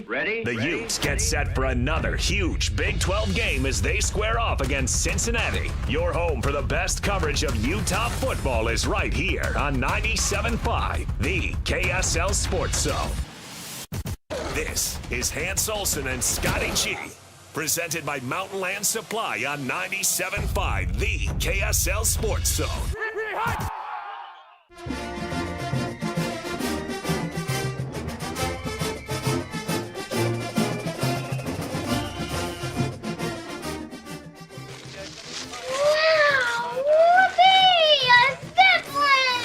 Okay. Hans and Scotty, 97.5, the KSL Sports Zone. Woo, a fire truck. Wow, whoopee! Wow, fire truck, that's mine. Hey, that's mine. So you fought over the fire trucks, Frank? It was always like... Hey, that's my fire truck. Lloyd didn't even turn your mic on. Well, good. Good, Lloyd. He was thinking of words that start with F and ends with K and isn't fire truck. I know. Fought after the fire trucks, man. I know what I know what to expect from the individual on my left. I know. I'm sorry. But you know what? I'm sorry. I have higher expectations. I'll do better. I'll do better. I have Are you higher talking expectations. about your immediate? I'm talking to Scotty. What? Yeah, but you have expectations of me. Oh, yeah, they're pretty low, to be honest. They're getting lower. Why? Whoopee! A fire truck. I think you just demonstrated why to everybody listening. ESPN Game Day coming to town, and they have announced who their guest picker will be. Here? Yeah. Oh. You want to take a guess? Is he like Utah related? Yes. Yeah. Is it the guy from Family? No. Not Family Ties. No. Yeah, the guy who owns a bar. Awkward Family? No. Family Matters. Modern Family. Modern You're thinking Family. of, but no, it's No, not him. it's not that Ty guy. Burrell. No. It's not him. That's typically the go-to, anything Utah. Diane Erickson. Jeez, wouldn't that be a sweet one if he was still around? Yeah. Man. Love your lounge, but no. That dude's life. Athlete? Skier? No. Carl Moll. Carl? No, not Carl. Extreme sports or Nope. regular? Okay, think very vanilla. Flying Tomato. Very basic. University of Utah grad. Very vanilla, very basic sport? Yeah. Football. University of Utah. Andre Miller. Oh. Andre Miller did not play football at the U. He said football right when I was in. Yeah. Mm-hmm. Very basic. Yeah. This is a boring one. Luther Ellis? Okay, go ahead. Alex Smith. Well, yeah. Boring but good. Yeah. Not boring. I mean, come on. We can do better. But Alex isn't going to sit at the desk Yeah, and Alex isn't going to have throw zingers. Wait, yeah. You can't do any better than Alex Smith. Now, I mean, on yeah. a football preview show, maybe you could have someone who would be like more entertaining. I don't know, but Yeah, like, Alex Smith is the best. Let's just make sure we. Oh clear no, this. Alex Smith. Oh. In terms of He's the beautifully hierarchy of college football in And- the state of Utah, in terms of Utah, yeah, absolutely. And his story, the documentary. The leg. Yeah. Oh my, give me a break. Incredible story. But Yeah. he's not going to upset Nick Saban, which No, I like guests that bug Nick Saban. Yes, I would like a. If you're going to go former University of Utah player like Dirty Bird, Jamal Anderson, he'd have some fun up there. Oh, he'd bust people's chops. Give me Brian Johnson with Nick Saban. Yeah. He beat Nick Saban. Brian's busy trying to figure out how to win. Yeah. Boy, the Commanders have been on a slide. Well, yeah, and His QB's he's got to get injured. his quarterback back. Yeah, it's kind of a tough deal. But I'd love Brian on there. Brian would be great. Alex would be good, but I want the Gillis guy that got after Nick. Yeah. Oh yeah, because Alabama was always on the up and up. Who was the comedian on game day last week? Do you remember? Bargazzi? Yeah, Nate Bargazzi. He was hilarious. It's like, well, I got a business decision, so I'm taking BYU. I got 4 shows out there this week. He was so good. Yeah. He was so good. Probably one of my top 3 favorite stand-ups right now. Yeah. He's really funny. Hey, Yeah, I agree. I love Alex Smith, but Alex Smith is just very black and white, and he is just very he's very straightforward. What do you mean? It's going to have they're going to have Nick Saban 1 and Nick Saban 2. Nick Saban is that's always true. like this. Well, What do you think of Nick on that show? Play good defense. Score more Play points. hard. Don't turn the ball play over. Play hard. Well coached. I'm going with this team. It's like the formula is always play good defense. I'm turning into a work fan hard. of Navy. How can you not root for a service academy? Yeah. No, I think underrated. Nick is underrated. Yeah, I think Nick Saban is What underrated. do you think of the what's the punter? McAfee. What do you think of him? Time is done. Get rid of him. Oh, really? That ship has sailed for you, huh? Yeah. It's too much. Like, Wait, what was it that caught fire that sent him into the stratosphere so quickly? It was the fact the Aaron Rodgers interviews.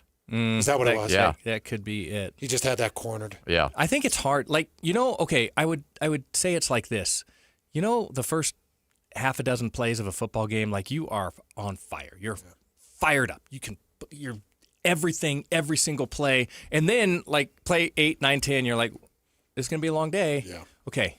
Like, I'm just going to get into my game mode, and now it's all effort and everything else. But you can't live on that excitement for 4 quarters. Like, it's unreasonable. Yeah. That's how it feels like. He's living on this excitement for 4 quarters, and I don't know. I feel like there have been better co-hosts. Well, he's like the Jack Black of commentators. Like, in small doses, funny, enjoyable. Yeah. If he's the main character, it's too much. Maybe outside of Shallow Hal. That was a good movie. But other than that, it's a great movie. Other than that, I don't want to see a movie that's 95% Jack Black. As a supporting role, yeah, absolutely. In the cable guy. Yeah, cable guy, high fidelity. Like there's moments where Jack Black's good, but no, I mean, he was good in Nacho. I think McAfee's done. That's true. McAfee's done like an amazing job. I don't want to discount that work that he puts in and the effort that he puts in. I respect the hell out of it. Yeah. So yeah, absolutely. Oh, Chewbacca brings up a good one. Posty would have been a really good one. Post Malone. Yeah. Even though I think he sold and moved out, didn't he? He's no, not. I think he's still got a place here. Hey, so Frank, we talked to Coach Whittingham yesterday about game day coming in. Yes. Said, what kind of distraction is it? He said, actually, and Scotty, correct me if I'm wrong, didn't he kind of say they make it really easy? Yeah, they take it easy on the players. He goes, for him, Kyle, there's a little bit more, but they said they're pretty respectful with the players. He said it's not much of a distraction, but, it just feels as of late when the big shows come into town, Utah doesn't play as flashy or as well. Mm-hmm. Is that an unfair thing to say? No. Well, game day is gonna book a good matchup. Like, so the teams that Utah's playing on game day are good teams. Some of the best in the country. Yeah, so that's something. But I also believe in that kind of these streaky things. Like, when game day is in town, Utah has won one time out of 5. I think that's the number, something like that. Like, is that a combination of Big Noon and game day? I kind of believe in those things. So I'm going into this one like, this is a very winnable game for Utah. Now, yes, Utah has to, same thing I think about Utah every single week. Like, they have to be right on top of their game. Attacking defense, dominant at the line of scrimmage on the offensive side, running game that has taken control of the game.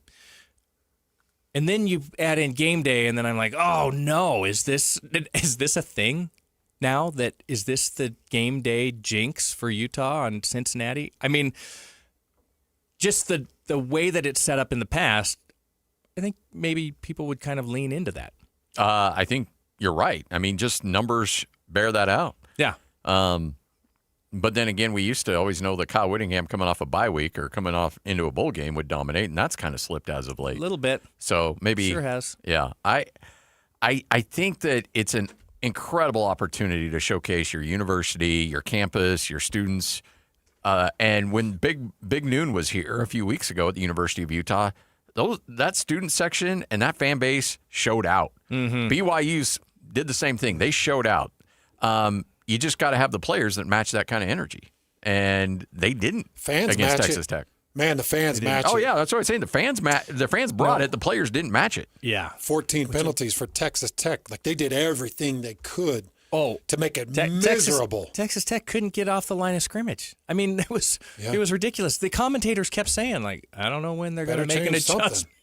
Better change something, because this is getting ugly. I don't know. Anyway, that was one of those strange games. Utah didn't play well. They just didn't play well in that game. But the fans absolutely showed up. I think you're right. There is something that is additive to the atmosphere of the game. And so if that's beneficial for Utah, all for it. Well, here's the deal. You said it. I'm going to reiterate it. Utah's a better team than Cincinnati. Yes.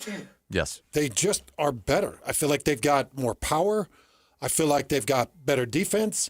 I feel like they've got more speed defensively. There's one difference.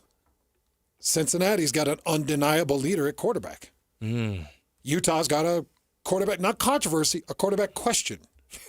I think there's a controversy, actually. Do you? Yeah, I do. Because I do think, and Kyle's been like, look, Devin's our guy. But he gave himself an out and said, Devin's got to be healthy. Okay, well, what's your definition of healthy? Because it could be, we need you 100%. Well, Coach, I'm 98. Okay, well, then Bird's our guy. I actually think that there's part of Kyle that wants to go with Bird Ficklin. But you got Jason Beck, who was a package deal with Dampier. So you gotta figure that out, and you got to work through that.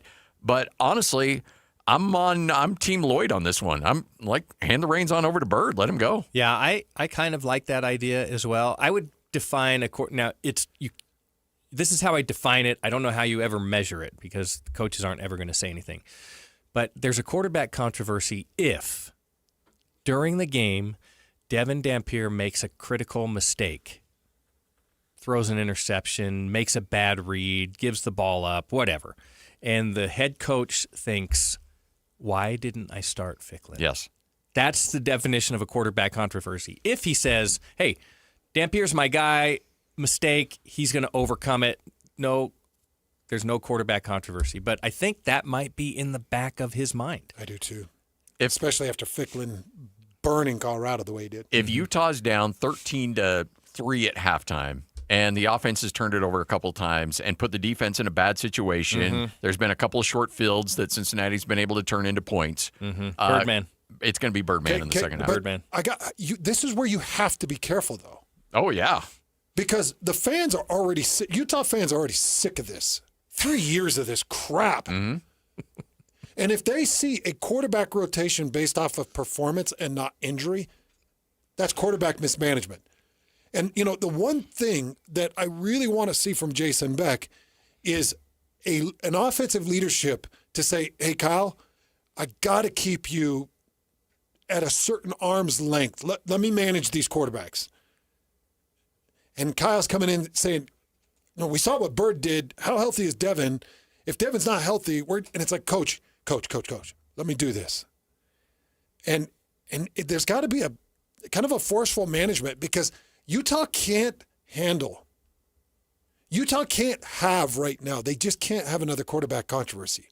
Like, oh, it's mismanaged again. It's mismanaged again. How does this keep getting mismanaged? That's why it is critically important to make the right decision with the guy that's behind center to start this game against Cincinnati. Mm-hmm. If you start rotating quarterbacks, well, this guy can run and this guy can pass. We'll put him in on the run plays. No. Well, if you start seeing that crap, it's like, hold on a second. That's QB mismanagement. Utah fans are done with it. I'm done with it. Because they've got guys that can just put Bird in, give him full confidence, give him the playbook, and let him go. But if you feel like Devin's hampered, then don't do it. Okay, so are you rolling with Devin through thick and thin in this game? No. I mean, no. I'm not putting Devin out there. But you're not even putting Devin out there. No, I don't. I give him a full another week. And then if Bird Ficklin performs well, you beat Cincinnati, and he looks great like he did against Colorado, then Bird's my guy. I'm like, hey, we're taking some time. Devin's going to get right. You know, there's tons of excuses you can throw out there as to why you're doing it. And then Devin will enter the transfer portal at the end of the year. And then that'll be it. Bird Ficklin's your guy. Because you know what else Kyle Whittingham's thinking? He joked about it with us. But when Bird Ficklin exploded on the scene against Colorado, what did he say? I bet his agent was taking a lot of phone calls. Because he knows. He's hot. Yeah. As soon as that, and as much as we hate to think about that, that's very much on the mind of Kyle Whittingham. He's like, look, if I've got a superstar in the making at quarterback with 3 remaining years, yes, then I gotta go. And we've already been outspent, and I've had guys poached from my team. Then I might need to make him the guy and start putting my resources behind him. Mm-hmm. So this is where things get tough. This quarterback situation, and as much as people want to ignore it and say, no, it's not tough, it's actually pretty cut and dry. It's not cut and dry. There's a lot of working parts to this. But one thing you got to keep in mind is you do have a bye week before Baylor. So you got a bye week next week. So how do you want to manage Cincinnati? How did Colorado go? How do you want to manage Cincinnati? And then the other thing is you brought in Jason Beck because you believe in him. If Jason Beck says, Coach, I think this is the right call, you got to let it be in Jason Beck's hands. And I know everybody, if it goes poorly, everybody's going to blame who? Kyle Whittingham. Yeah. Mm-hmm. Yeah, absolutely. Kyle brought Jason in for a reason. Jason knows that you got to know this playbook, and you got to be ready for some of my specialty calls, and you got to be ready for unorthodox, and you got to be ready for what I'm doing. And that can't come off a Kyle Whittingham decision. That's got to come off a Jason Beck decision because I've got to make the calls based off of the confidence I've got with the guy behind the center at the time. And if I've got a guy that's got a bum leg and I'm questioning a call because I can't, that takes away a portion of my ability as a coach. Mm. So it's got to be my decision. Am I way off on that? No, I agree. I just don't know if Kyle Whittingham's capable of doing that. Well, you don't? I think that may have come into play this week. Like, So you think Bird was a Jason Beck call to Colorado? Oh, I'm saying Dampier. If Dampier goes, then that's Jason Beck flexing and saying, he's my guy, we're going with him. Correct. Okay. Hey, the Zone has your chance to win tickets to the Utah-Cincinnati game. Tune in on Friday. Every hour, it's for a Utah keyword. When you hear one, text it to 57500. That's 57500 for your chance to win. The more keywords you catch, the better your chances are to win. Find all the details at KSLSports.com. Utah-Cincinnati tickets all day Friday on 97.5, the KSL Sports Zone. All right, 152. Coming up next, we continue to get you ready for Utah and Cincinnati right here on The Zone. Way to hit! The wins just keep on coming for Kalani Sitake and BYU. LJ goes off tackle and gets in for 6. As the undefeated Cougars get ready for the stretch run of the college football season. 97.5, the KSL Sports Zone will be there every step of the way as BYU looks to punch their ticket to the Big 12 title game. And a spot in the college football playoff. Your home for the best coverage of Cougar football is live, on air, online, and on the KSL Sports app. This is 97.5, the KSL Sports Zone. Hans and Scotty, 97.5, the KSL Sports Zone. Hey, by the way, I got a text from my color analyst for football, Kevin White. Guess where Kevin was hanging out today? Oh, he's with Bart and Jeremy. Bart and Jeremy down at Bar W. So everybody's getting in the mix at Bar W Beef and barwbeef.com. Once you try that beef, once you try those hamburgers, those steaks, everything that goes along with it, you're hooked. Whether it's the Bar Dub Grill or the actual website at Bar W Beef, there's so many great things to choose from. And I like, Hans, we go back to these subscription boxes, or if you're not quite sure what you want or how to try, just go on their website, barwbeef.com, and get one of their boxes. They'll send it to you. It's got a wide variety of steaks and ground beef, and you can try for yourself. Yeah, you're talking about the boxes, the bundles, which are just awesome. You got the Family Essential Bundle that comes with all of their 10 to 14-day dry-aged beef, a bunch of ground beef, some really nice New York steaks. You got the premium steak box, so you get the ribeyes, the New Yorks, the sirloins. You get a really nice array of their amazing steaks. You go with the Sunday dinner box. That Sunday dinner box has the tri-tip. It's got a nice rump roast. It's got a couple of rib roasts. It's really just a great box. So, yeah, just go on and get one of those bundles sent to your house, and that's free shipping. Yep. Remember, anywhere in the state of Utah, you get the free shipping. And if you use just until, I believe, the end of the month, if you go over $100 on your order, they will also give you 5 pounds of ground beef for free. It's Bar W Beef and barwbeef.com. It might only be October, but Utah is getting ready for a brand new immersive holiday tradition in South Jordan. Step into the magic and holiday lights at the ballpark at America First Square, sponsored by Mickey Couture.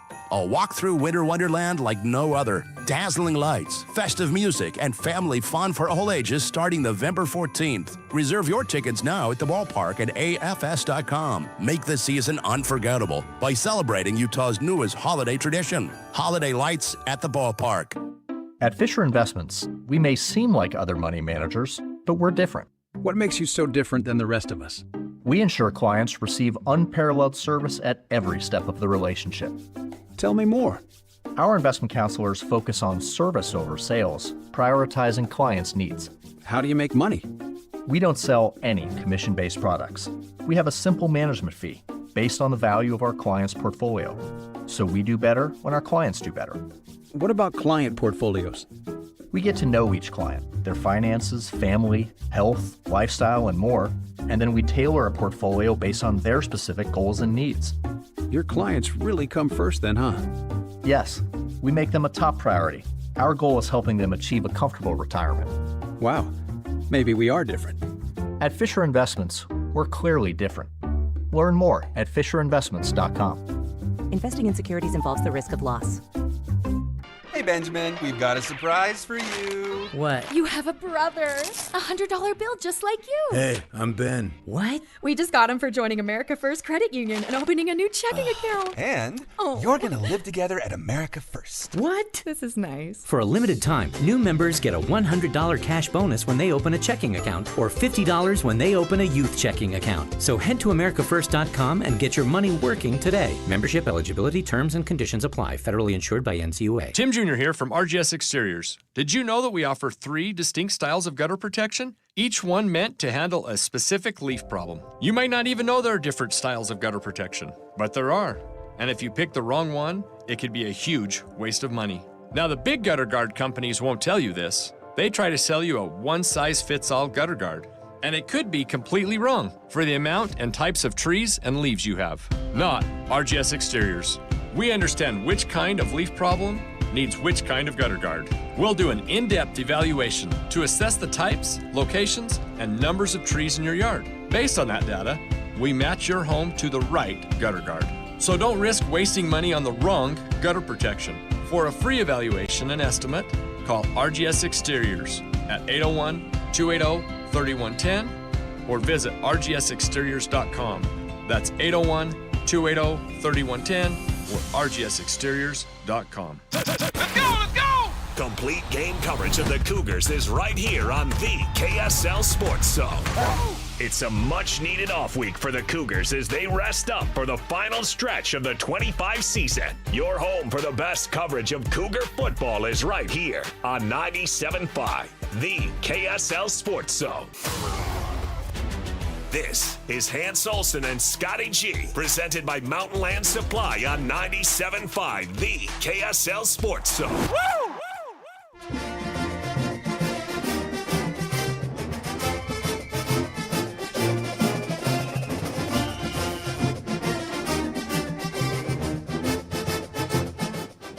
Kenny J's Barbecue is where you want to get your barbecue fix. It's in the district in South Jordan. Kenny J, you got the brisket, you got the ribs, you got the pulled pork, you got the smoked turkey. And remember, you can have it catered as well. You want to bring that barbecue to your event, go to kennyjbbq.com. Catering orders get 10% off their first order. All right, Frank, Utah getting set for Cincinnati bye week coming up next week for Utah. And I know that this is a team that needs to heal up. If they can beat Cincinnati and then go into that stretch run, those final 3 games, their schedule is a lot different than BYU's. It's a little bit lighter than what BYU has the rest of the way. If they get past Cincinnati, there's a chance for them to go on a bit of a run here. Yeah, absolutely. I feel like Cincinnati is that's a good football team. Yes. Very good. Yeah, very good. Well coached, but I think a beatable football team as well. Very beatable. So, and I like this matchup. I like this matchup for Utah, and what I think what Utah does well, I think they can do that against Cincinnati. I'm a little. I'm saying that about the offensive side. I guess I'm a little curious. I guess maybe a little more curious on the defensive side to see how. Cincinnati's defense or Utah's defense, how Utah decides to play this Cincinnati football team? Well, they're without Evan Pryor, their leading running back. Yep. So is Utah? But Tawi's good. Is Utah? Do you think that Utah's played differently? Let's just take the last 4 games. Has Utah played differently defensively in each of those 4 games? Do you see any similarities in the 4 games? It seems to me like there's a couple games there's a distinct way Utah's playing on the defensive side, and a couple games where it's a little different. Well, Morgan seemed like he was calling plays angry against Colorado. Yeah. And it looked like they were making tackles against Colorado. Don't drive angry. Yeah, I think it was a rough week. I think that there's been a couple of games, including the BYU game, where they just didn't tackle very well. They didn't tackle. Even though there was an attacking mentality, it wasn't executed the same way. It didn't feel as violent on the defensive side. There was 7 sacks in that game against Colorado. Yeah. They were after him. Yes. 7 sacks, 13 or 14 TFLs. Right. They were in the backfield. They were living back there. I think with Evan Pryor out, I think you continue to focus on Tawi. I think Sorsby is your key on everything you're doing defensively. So you're going to have to contain gaps. But, I was looking at this. You guys saw their initial report, the initial injury report. Mm-hmm. So you don't have anybody out. Nobody's listed on the injury report as out. You got 2 guys that are doubtful, Vakalehi and Taulonga, 2 defensive tackles. That's it on doubtful. And then you got 1 questionable in Tobias Merriweather. That's it. Yeah, but Kyle's playing the game a little bit, though, too, and he's taking some heat for it. What? Because what do you guys think about this injury report? Because Devin Dampier didn't show up on the injury report last week at all either, and yet he did not play. And they're like, well, we thought he was going to play, and then he, at pregame warm-up, said that he couldn't go. But then you say Bert Fickling took all the number 1s, and yet he wasn't listed as questionable all week long? Well, they were resting him up. I think all of that aligns. I know, and so you can say it. So, that's the thing. I think this thing is worth some birdcage liner, and that's about it. Which isn't what your Mark's intentions were. No, and definitely not your overlords at DraftKings and FanDuel. Mm-mm. But I'll tell you, in the world of competition, you do resort to a cease and desist. Yeah. Oh, I totally. If you're not pushing the line, then are you doing everything that you can? Look, if I'm Kyle Whittingham, I do the exact same thing. I push the line until your Mark comes to me and says, I'm going to start fining you $50,000 if I see guys that were not on the report that don't play.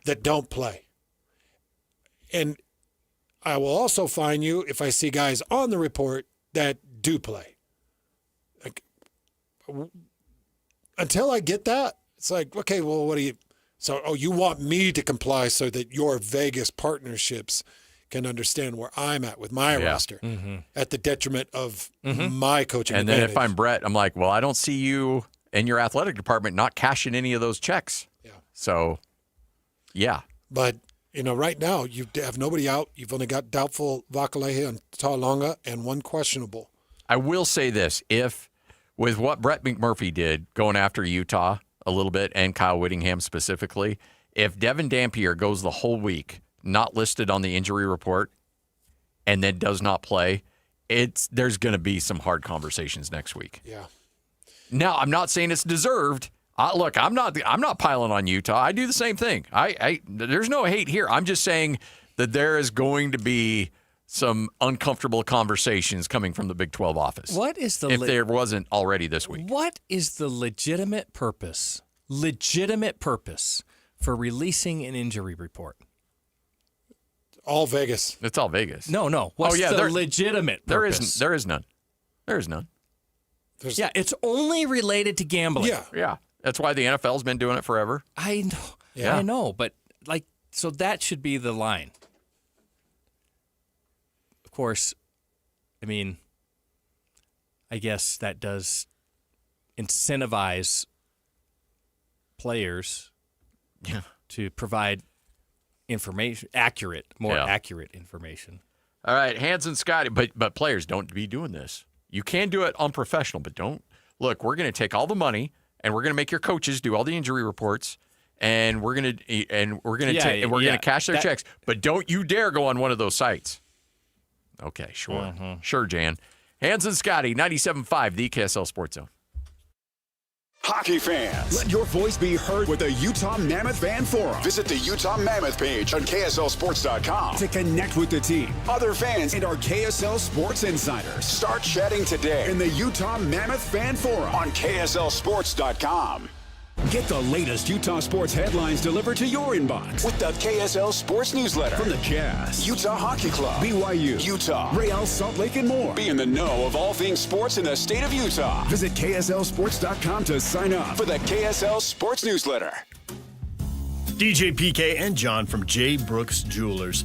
John, whenever someone loses a parent or a grandparent, it's difficult. Things get passed down inside the family. But if someone doesn't want a watch or a piece of jewelry, what's the next best step? At J. Brooks Jewelers, we're happy to help you sort through such a collection of things to help you know what is real and what has value. Of course, repurposing the items for the family is always the best solution. But if no one loves or wants the piece, The estate experts at J. Brooks Jewelers can help guide you on the best way to handle the liquidation and, of course, in complete confidentiality. We have buyers all over the country that we've established to get the largest return possible for your jewelry, coins, or watches to retain as much money as possible for the family. So whether you want to repurpose and create a new heirloom or liquidate part or all of the estate, let me and my team help you decide the best way to proceed. Call and make an appointment today at J. Brooks Jewelers in Murray and Lehigh or online at jbrooksjewelers.com. Your trusted custom and estate jeweler. Attention RV owners or RV wannabe owners. It's the used RV blowout sale. RVs from all over the Intermountain West have been sent to the Layton Hills Mall for this RV liquidation event. Repos, buybacks, rental returns, and trade-ins. Blowout pricing. Every RV has been inspected, serviced, and ready to go. Free admission, free parking, dealers welcome. It's the used RV blowout sale that has been extended now through Saturday, 10 a.m. to dusk. Go to UtahRVEvent.com. Sponsored by Paris RV. Paris RV is your locally owned, family-run RV dealership. We strive hard to find the very best RVs for the price. With 4 locations, over 1,000 RVs in stock, 42 service bays, and 4 super parts stores. We're sure to help take your family on the best RV vacation. Check out our perfect family bunkhouse trailer, the 26BH. That sleeps 9 for $19,995 or $227 a month. Zero down. Life is short. Enjoy it. North Murray, South Murray, Payson, and Pocatello. ParisRV.com. I'm Walker Kessler, and I play basketball for a living. So I know how important it is to have the support of a team you can trust. That's why I love UCCU. UCCU is more than a credit union. They're a true financial partner, a local team of experts your entire family can trust at every step of your financial journey. Just visit uccu.com and elevate your banking experience. Since 1954, Mountain Home Services has been Utah's trusted name in home comfort. Right now, get your AC and furnace tune-ups for just $49.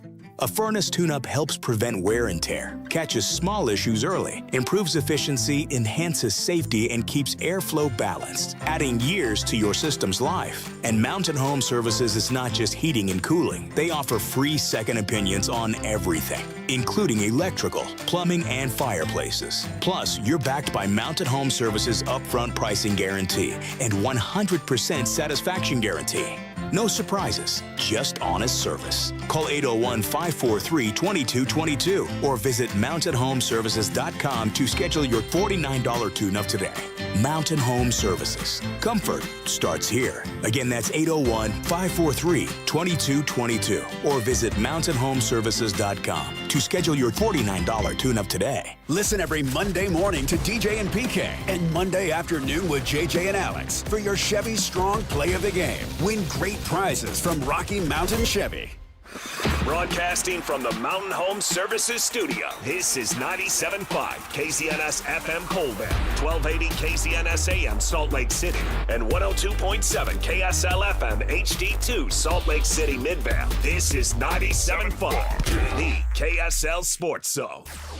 Nobody gets you ready for Utah football more than the KSL Sports Zone. Ready?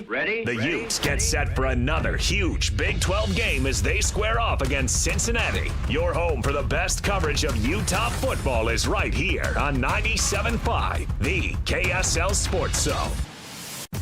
This is Hans Olsen and Scotty G. Presented by Mountain Land Supply on 97.5, the KSL Sports Zone.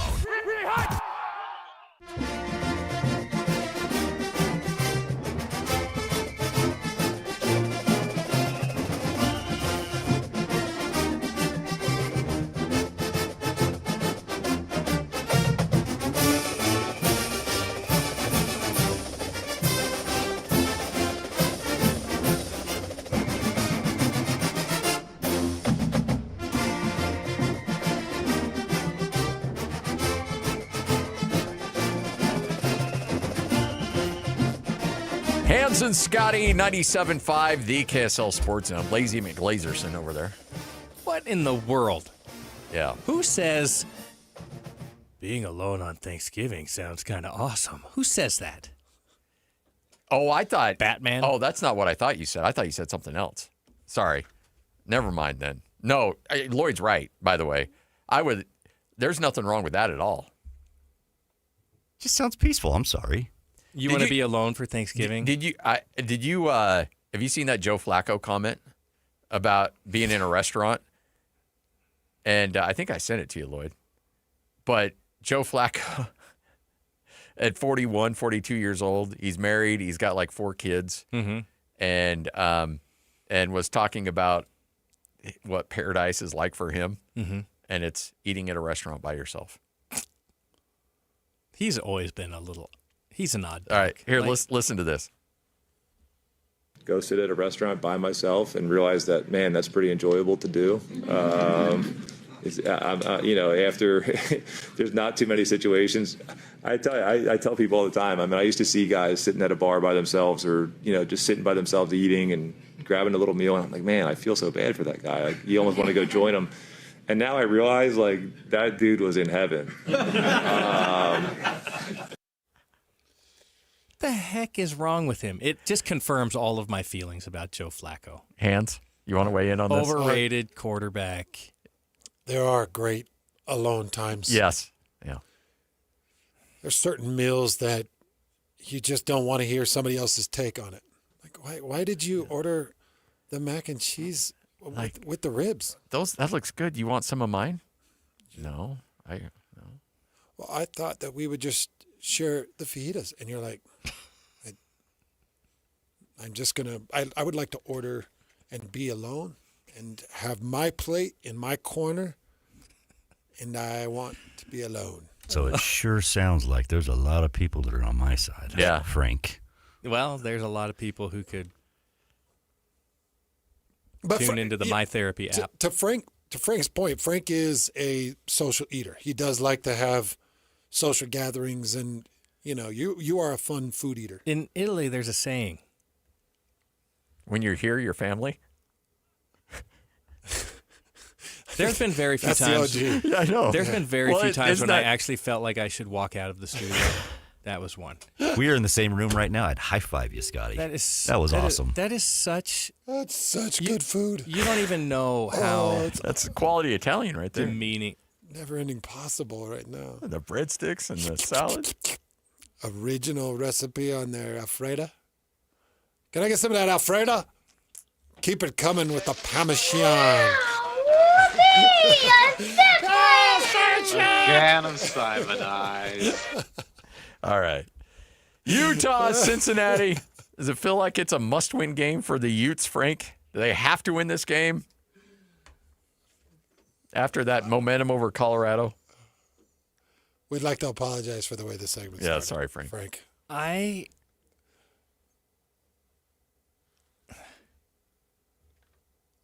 Well, yeah, what does Utah want to accomplish? You're right. If their goal is... They got to run the table. Yeah. Yeah. I think it's every week is a must-win game. Yeah, I hope that's how they approach it. I think their playoffs started last week against Colorado. Yeah, no doubt. And I think there's lots of things that Coach Whittingham would like to accomplish in this year. One is to put some of the question marks about some of the decisions that he made in the offseason and how that's playing out, and people jumping on and off the bandwagon. So, yeah, I think this is a must-win game. I think there's a lot in ways you could say that. I think that going back to the rivalry game, we classified that BYU game as a must-win for Utah. And I think that might have been a misclassification, because I think that the word must-win emphasizes what your ultimate goal is.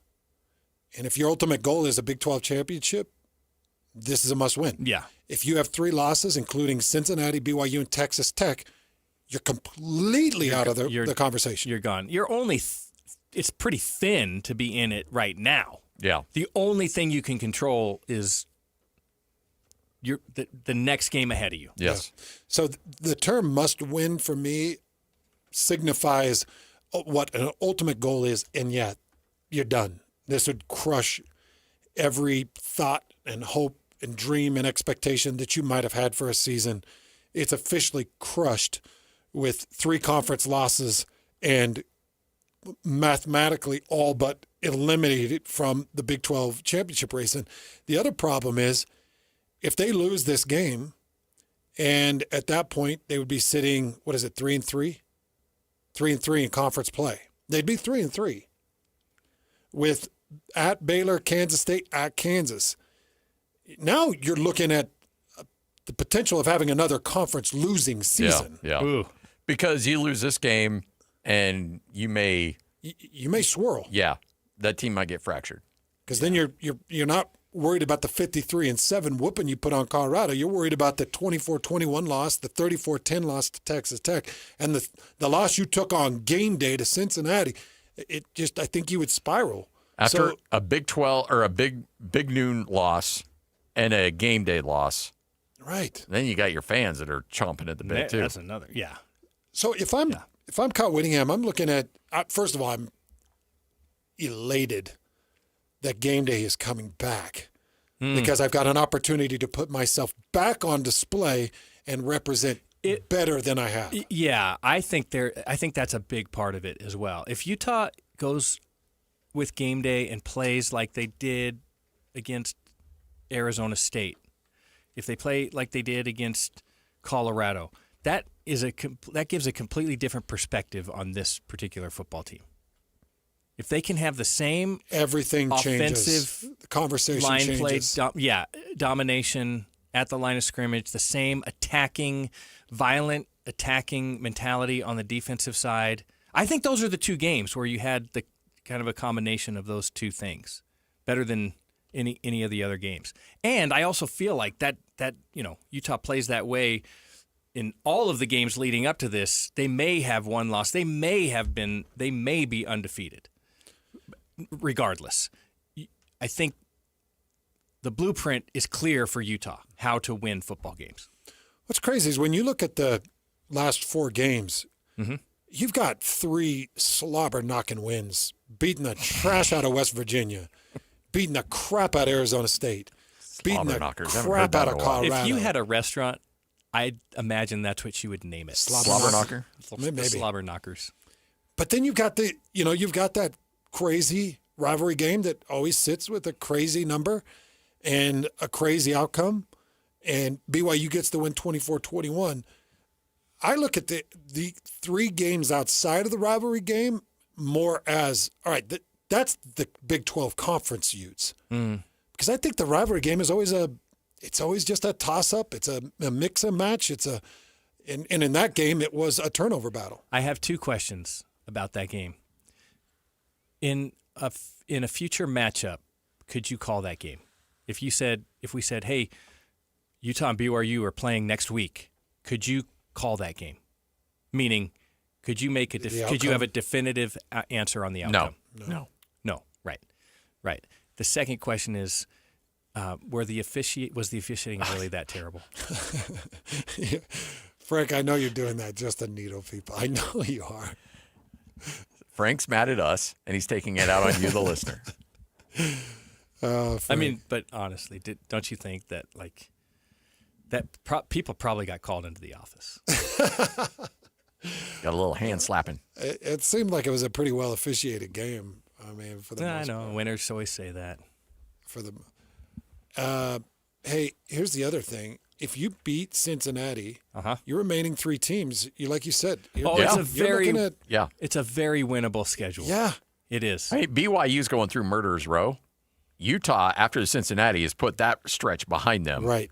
And now they can feast on with Texas Tech, ASU, BYU, and Cincinnati. Cincinnati's the last. That's why this game is so critical. It is. It's just, this feels like the Mount Everest of your season, because everything could be downhill after this. Yeah. I wish this was a 1:30 kick instead of an 8:15. I wish this was a 1:30 so that everybody would be watching. Actually, I wish it was 11.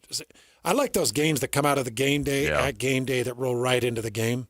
At 10. I do Is it like 10 a.m.? Yeah. I do like Utah at night, though. They usually when it's those night games. The one big question we haven't really talked about today is what's the uniform combination this week? Do we know that? I'm sure. But we do know that the helmets are the hand paint. That's this week. Yep. Is it homecoming? I have no idea. Is this homecoming? Do they do homecoming anymore? They do. Is that a thing? We do? I think Colorado was homecoming. But no, they are doing the hand painted. Yeah. The helmets. hand painted. Yeah. Okay.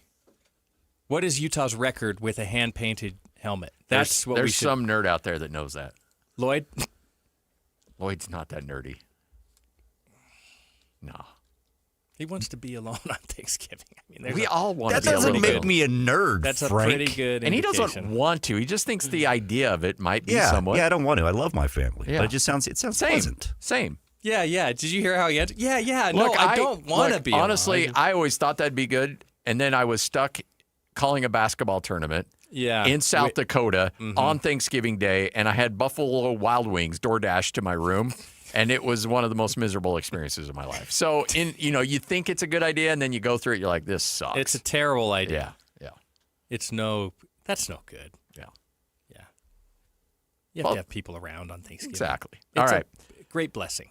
All right. So when you look at this Utah team, you look at game day, and I got to imagine you have to look at, okay, what has gone on that has caused us problems in some of these games? Is it just the fact that we're playing really good teams? Is that why we've stumbled in some of these games that are higher profiled and national attention is on us?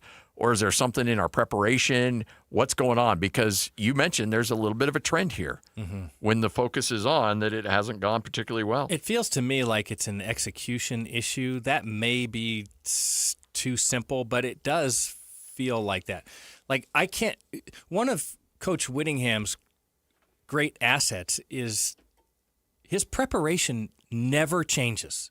It doesn't change with a win or a loss, or maybe the intensity ratchets a little differently, but the preparation is the same. Monday is Monday, Tuesday is Tuesday, Wednesday is Wednesday. All the periods are the same in practice. The preparation is the same. And so to say that something happened funny in practice to getting ready for a game, I don't think that's the case.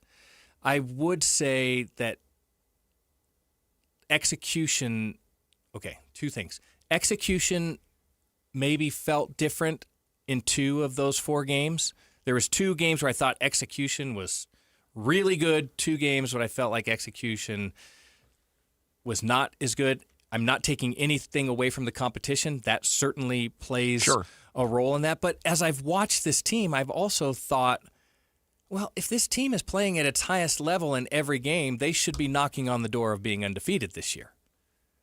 And for some reason, I don't know that they've reached that level. I will say that Utah has faced on the other side of the ball, has faced really good coaching and schemes. And that can be difficult to overcome. I don't want to take anything away from what the opponent is doing in terms of preparation and execution. Big 12's got some good coaching. Yeah. Right now, Utah is the number 1 rushing team in the Big 12, and they're doing it with the 12th and 13th rushers in the Big 12 in terms of yards per game. Mm-hmm. So L.J. Martin leads the Big 12 at 98.6 yards per game. You got to go down to number 12 in yards per game. Dampier is 63.1, and at number 13, Wayshawn Parker is at 62.9. Those combine to be the number 1 rushing offense in the conference. And you're going against a Cincinnati defense that I think you can do work against. Cincinnati's rushing defense shows up at number 67, giving up 141 yards a game. Colorado's defense was miserable, and their rushing defense is one of the bottom in the country. But I feel like you can do some of the things that you did against Colorado. You can do those things to Cincinnati. I think. We just had the voice of the Bearcat on, and he mentioned that Dante Corleone, who is their leading front man. By the way, that name's got to resonate with you. Yes, it does. Thank you, Scotty. Yeah. To the dome. But he said he's injured. Corleone. And he says he's just not playing. He's not playing well. Take this one to the mattress. I want you to take Luca. I want you to make him sleep with the fishes. That's pretty good. Put a head, a horse's head in his bed.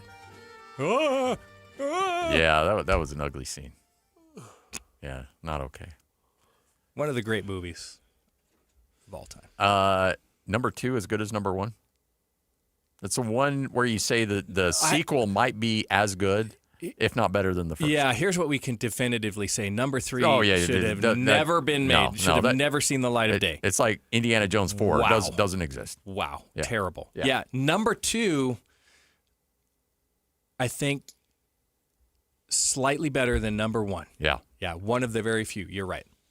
All right, Hans and Scotty, coming up next. Again, we get you ready for Utah-Cincinnati. Keys to this game. What do you need to see for a Ute victory against the Bearcats right here on 97.5, the KSL Sports Zone?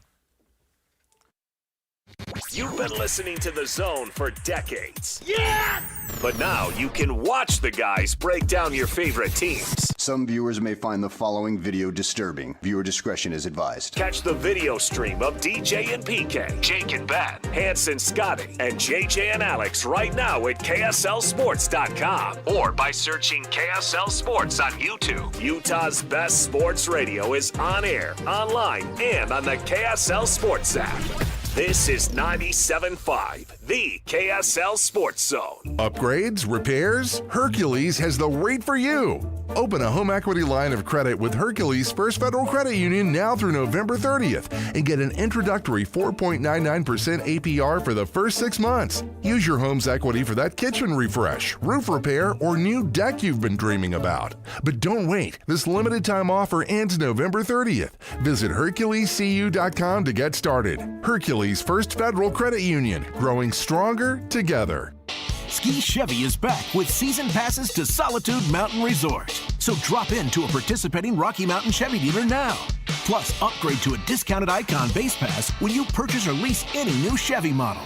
From powerful trucks like Silverado to our versatile families of SUVs. Retail value per pass is $999. Offer valid while supplies last or until 10/31/25. See participating dealer for complete redemption details, vehicle eligibility, and restrictions. See your Rocky Mountain Chevy dealers today. If you're getting new gutters, make absolutely sure that you don't get screwed. I mean literally, don't get screwed. Tim Jr. here from RGS Exteriors. And every single gutter company out there uses screws to hold their gutters together at the corners and downspouts. They use screws because they're fast and cheap and easy. But man, they're terrible for your gutters, aside from possibly cutting your hand. They also loosen and corrode over time because they're not made from the same metal as the gutters. At RGS Exteriors, we've been installing gutters for 70 years now, and we don't use screws. We only use permanent, strong, and unobtrusive rivets. They're made from the same material as the gutters, so they won't oxidize, and they won't corrode. They'll also never loosen. Your hand is safe too. Did I mention they look amazing? So don't get screwed. Call RGS and get riveted gutters. Our number is 801-280-3110, or visit us at rgsutah.com. That's 801-280-3110, or rgsutah.com. At Fisher Investments, we may seem like other money managers, but we're different. What makes you so different than the rest of us? We ensure clients receive unparalleled service at every step of the relationship. Tell me more. Our investment counselors focus on service over sales, prioritizing clients' needs. How do you make money? We don't sell any commission-based products. We have a simple management fee based on the value of our client's portfolio. So we do better when our clients do better. What about client portfolios? We get to know each client, their finances, family, health, lifestyle, and more, and then we tailor a portfolio based on their specific goals and needs. Your clients really come first then, huh? Yes, we make them a top priority. Our goal is helping them achieve a comfortable retirement. Wow, maybe we are different. At Fisher Investments, we're clearly different. Learn more at FisherInvestments.com. Investing in securities involves the risk of loss. You gave years, maybe decades to your job. You showed up, worked hard, and planned for retirement. But now, the company's changed. Or maybe you've taken a buyout or been forced into early retirement. So, what happens next? I'm Jeff Jr., founder of Trajan Wealth. And if you've built up a 401k or thrift savings plan, now is the time to ask, is that money really working for you? Many workplace retirement plans offer limited options and even less guidance. At Trajan Wealth, we help people just like you roll over their accounts into IRAs with more flexibility and personalized investment strategies built around your goals. For households with $500,000 or more, let us build you a personalized plan. We operate on veteran values, service, trust, and doing what's right. Your next chapter starts now. Call Trajan today. 801-210-6800. That's 801-210-6800. Advisory services offered through Trajan Wealth, LLC, an SEC-registered investment advisor. See website for details. Hey, this is Chris from JCW's. If anything rivals our burgers, it's our bacon. It makes the perfect combination with our guacamole, jalapeno, or our hickory barbecue burgers. JCW's, quality and a lot of it. This is your Cougars at 30 update. Presented by Kenny J's Barbecue on 97.5, the KSL Sports Zone.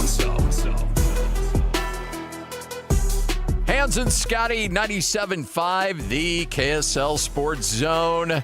BYU enjoying their bye week, resting up for the stretch run, but Kalani Sitake loves where his true freshman is right now. I think I give a lot of credit to the way A-Rod's brought him along. A-Rod and Matt Mitchell have done a great job prepping him. And then you have to give a lot of credit to the other quarterbacks in the room. They work really well together. That's been amazing, everything here, but the way the kid was raised, it doesn't surprise me at all. You have to just look at his big brother, not just Tiger, but also Hank, and how they've mentored him along the way. So this guy's been learning from the very beginning at a young age, and he has never stopped learning. That's what a great example he can be to the rest of our team, but super humble and love coaching him. That is your Cougars at 30 update, brought to you by Kenny J's Barbecue in the district in South Jordan. Try some incredible barbecue and then have it catered for your next event. 10% off your first catering order. Go to KennyJBBQ.com.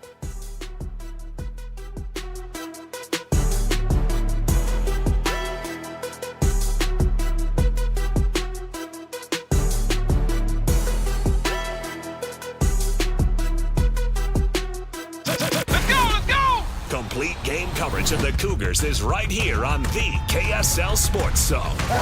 It's a much-needed off week for the Cougars as they rest up for the final stretch of the 25 season. Your home for the best coverage of Cougar football is right here on 97.5, the KSL Sports Zone.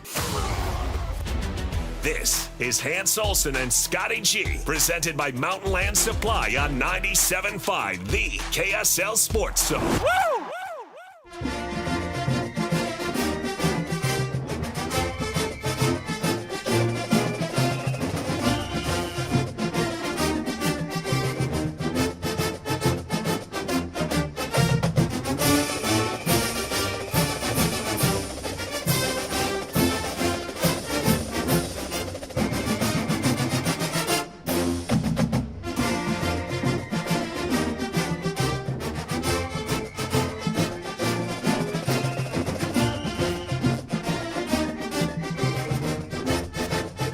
And Scotty, 97.5, the KSL Sports Zone. He comes in, he drops hot sports takes, and then he leaves. But he also dropped his prediction. He's got Utah winning this one 31-24. Yeah. Over Cincinnati. Pretty decent prediction. I personally have it just a little bit more. I don't think it quite covers the spread. Was it 9.5? I think it'd be more like a 34-24. It's 10.5. Oh, it's 10.5. Yeah. Now. Okay. So it's beyond a touchdown and a field goal. I got it somewhere in a 10-point win. I think that the line is really close. Yeah. I'm going to go a little lower scoring. I'm thinking like 28-14. I think Utah's defense does some damage. And that offense. Okay, so how much are you making that prediction based on your thoughts of Devin Dampier playing or Bird Ficklin, or does it not matter? Bird. So you think it'll be Bird? I'm making the prediction off of it being Bird. Yeah. If it's going to be 38 points, it's going to need to be your most healthy, most active quarterback. Because I think Devin's going to play. I do too. Okay, that's why I put it lower scoring. That's why I think it's 24-14. Here's the other thing. If Devin does play, I go to Devin and I say, Devin, there's no margin for turnovers. None. You've thrown 4 picks this season. Does he have a fumble? Bird? Devin. Oh, I'm not sure. Did you say, does he have a fumble? I think he does, yeah. I don't know if he lost it, because I think he had one against BYU. I think he did. But I think he got it back. By the way, I wanted a 1-to-3 ratio, touchdown, interception. He's at 1-to-3 right now. Really? Well, he's 13 touchdowns, 4 interceptions. So close. All right, Hans and Scotty, 97.5, the KSL Sports Zone. Yesterday, Hans, we had a chance to catch up with the head coach of the University of Utah, Kyle Whittingham. Doing good, guys. How are you guys doing? We're doing great. How much of I don't want to say an inconvenience, because obviously the publicity is great, but how much does the whole game day kind of throw off all the, with all the commitments and things like that, how much of a distraction can that be if you allow it to be? Well, not much, because those guys, I mean, they get it. They understand the drill, and they are as non-invasive as possible, particularly with the players. It's a little bit more on my plate, but well worth it. I mean, the exposure and the opportunity for the the university to get the game day on campus and all that is definitely worth the trade-off. I'm not going to lie, it was pretty cool when you came in on a Harley with a sleeveless on. Yeah. It was a pretty sweet day. I can't repeat that. That's a one-off right there. So. Come in on a golf cart, good old-fashioned Lavelle, like just in a nice pimped-out golf cart. If we had one, I would. Yeah.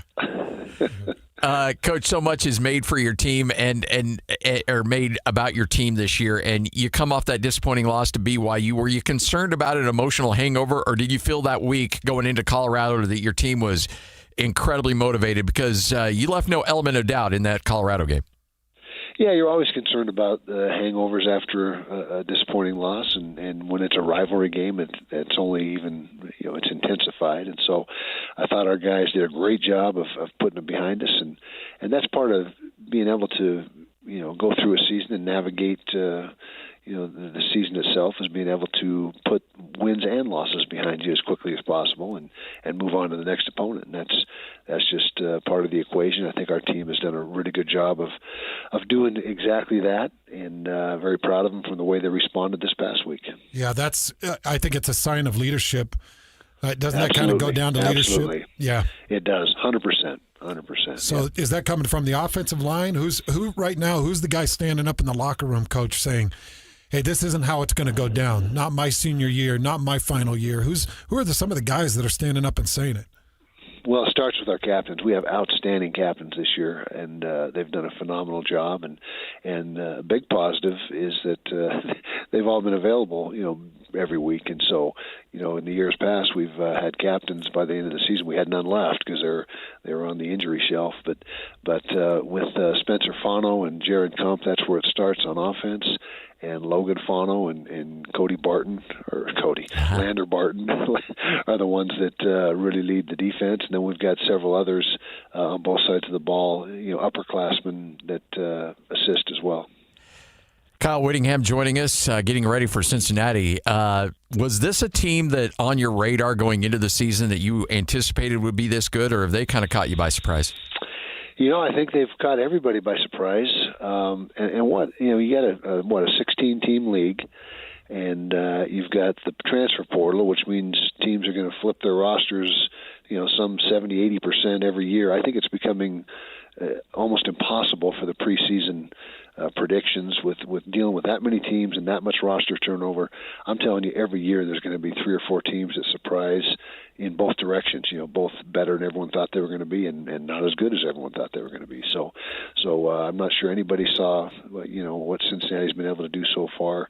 I don't think anybody saw that coming, but they're playing well. They've got a terrific quarterback and doing a lot of good things on both sides of the ball, and they play hard. They play exceptionally hard.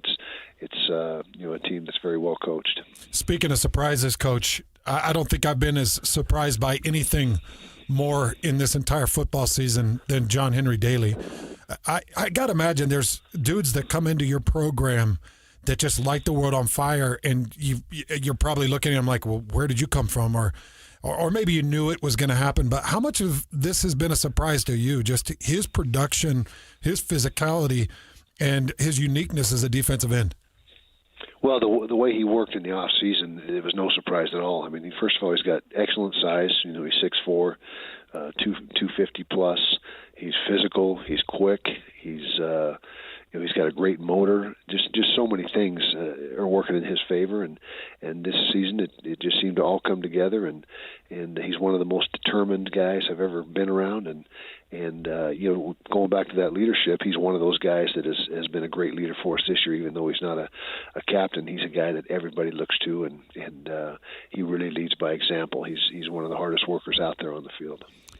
You mentioned earlier in the week there's no quarterback controversy, that Devin Dampier, if he's healthy, is your guy. At what point in the week, and I'm not asking you to tip your hand right now as to what the decision will be, but at what point in the week do you want to have that decision made as to whether or not he'll go or not? Well, ideally by Thursday ideally at the beginning of the week on Monday, but I think by Thursday we should know what the situation is. Now, last week we did not. It was all the way up until game time, and Devin didn't. He just didn't feel like he had what he needed mobility-wise after warming up to get it done for us. He said, "Hey, I'm there in an emergency situation if you need me," but he was not feeling ready to roll. And so Bird, fortunately, had got all the number one reps all week long in practice, and so that was a positive there. But if we can know by tomorrow's practice, which I think we will, I'm pretty confident of that. Well, I think Bird pretty much showed us that he's no slouch, Coach. Like he can get it done on every facet. I'm sure his agent's phone was ringing off the hook after that game. So that's another concern now. Is you get these guys that perform well, and then all of a sudden people are trying to poach your guys. I mean that's the world we live in right now. I go back to just different offensive coordinators, different teams in years past, and Coach, I always talk about the importance of an offensive coordinator having a backup quarterback ready to go. I talked about it leading up into that week of the Colorado game, how important it was to have the backup quarterback ready to go. And it felt like Jason Beck had him ready. How much confidence does that give you to know that your offensive coordinator had the man ready? Oh, a ton of confidence. And Jason's done an outstanding job for us this year. Our numbers are excellent. And yeah, everyone wants a good backup quarterback, but again, in this day and age, it's not always going to happen because your core guys aren't willing to hang around and be a backup a lot of the time. I mean, they jump in the portal and try to get somewhere where they can play quicker. And but Bird, being a true freshman, we saw way back in spring ball what his upside looked like and what kind of how he handled himself and what kind of skill set he had, and we were really impressed just from day one. And Jason's done a great job of bringing him along, and we got a good idea of what his capabilities are. Obviously on Saturday. Now, one thing he does do much better than what you saw Saturday is throw the ball. He was impressing a little bit in the throw game on Saturday night, but he's extremely accurate and has a really strong arm in practice, and he did make a few throws that give you an idea what he's capable of. But in practice, he can just really light it up, and I think the more comfortable he gets on game day, then the more that'll manifest. There's the fun part about a college football season is in the media and as watching games is seeing people that weren't necessarily on your radar, and then all of a sudden they pop on the scene. You're like, okay, I see what he's capable of. Daniel Bray, especially in that BYU game, has certainly jumped on the scene. What was it about him that led you to believe, like, okay, this guy can play and play at a high level?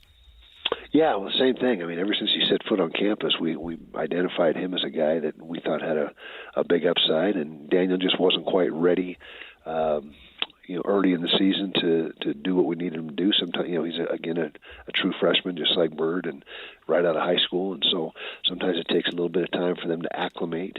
And he's a guy right now that is a big part of our plans, and he has really contributed the last several weeks and should continue that contribution, the rest of the way.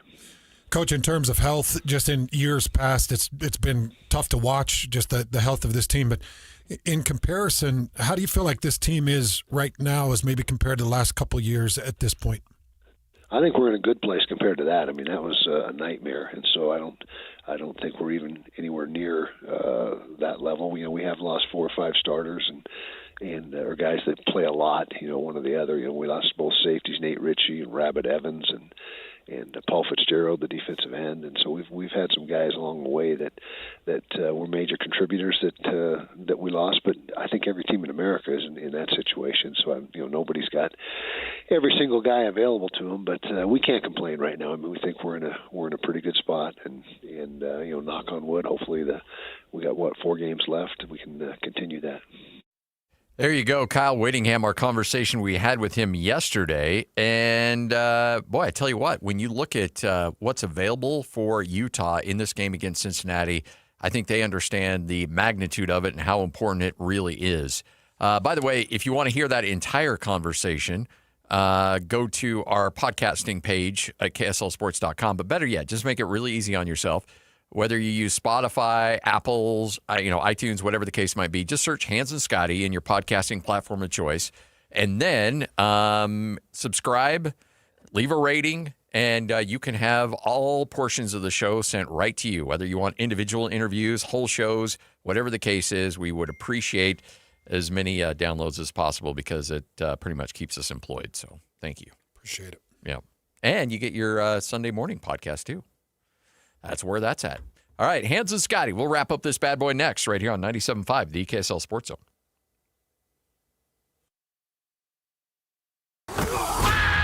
It's game week for the Utes, and the KSL Sports Zone is getting you ready for kickoff. It's back-to-back home games for Utah as Kyle Whittingham and the Utes welcome the Cincinnati Bearcats. Listen all week long for the best coverage of Utah football and your chance to win tickets to the game. Then catch college football Saturday, game day at 10 a.m. with the postgame show immediately following the game on KSLSports.com. Let's go then. Let's go, baby. Your home for the best coverage of Utah football is live on air, online, and on the KSL Sports app. This is 97.5, the KSL Sports Zone. Such a huge fan of Beehive Mills. Go to beehivemills.com and just look at the incredible menu that's available for you right now. And the soup menu is available. I'm telling you, Hans, it's that time of year. It's getting colder. You get a beautiful white bean chili or an old school chili in that slow cooker, and there's nothing better. So good. All of their soups are so good. This November soup was really incredible. You had the broccoli cheddar soup. You had the lasagna soup. You had the chicken pesto orzo. You had the cheeseburger soup. The creamy Italian meatball soup. Their meatballs are so good. Yeah. All of their soups are just phenomenal. They're warm.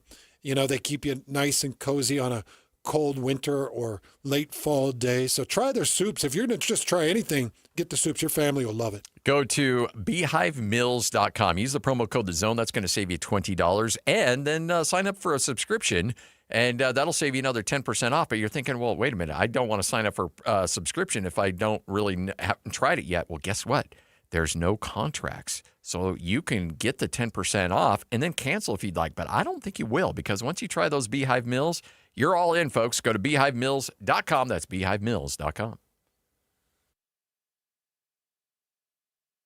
Hey, Doug. Oh, hey, Kelly. Welcome back. How's the new Outback? I love it. Glad to hear. I was wondering if I could test drive maybe another. Of course. Which one? How about that one?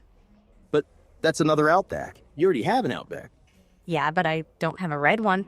Test drive the new 2025 Subaru Outback at Doug Smith Subaru in American Fork and get 1.9% APR financing for 72 months on all new 2025 Outbacks. No one knows Subaru like Doug. Bar Dub Grill is where roadside classics meet ranch-raised flavor. Sink your teeth into juicy, handcrafted burgers made with premium Bar W beef straight from the local Utah farm. From the bold cowboy barbecue burger to the sweet and savory Aloha burger, paired with crispy cowboy fries, hand-spun shakes, or signature spud nuts. Soft, airy, and unforgettable. Bar Dub Grill delivers honest eats with cowboy swagger. Bar Dub Grill in Nephi with easy access right off exit 222 in Nephi.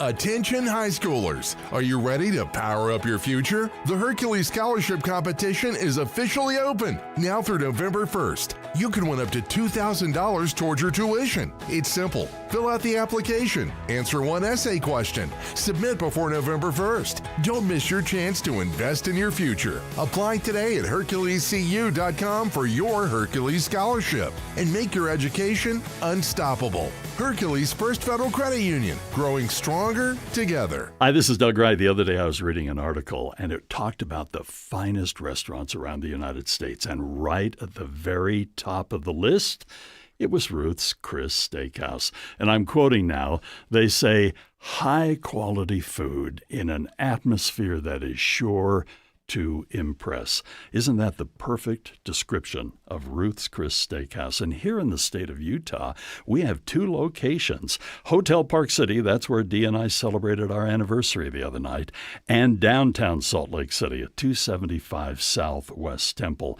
And at this time of year, it's not too early to call and make your reservations for a special holiday event or a corporate party, whatever it might be. And remember, too, everybody loves a gift card from Ruth's Chris Steakhouse. It is the best meal you will ever have. You're going to love your dining experience at Ruth's Chris Steakhouse. The Garden Restaurant in downtown Salt Lake. Dine in or order out. The Garden is open weekdays 11 to 3. Hearty, healthy, and so craveable. Fresh flavors, iconic location. The Garden Restaurant.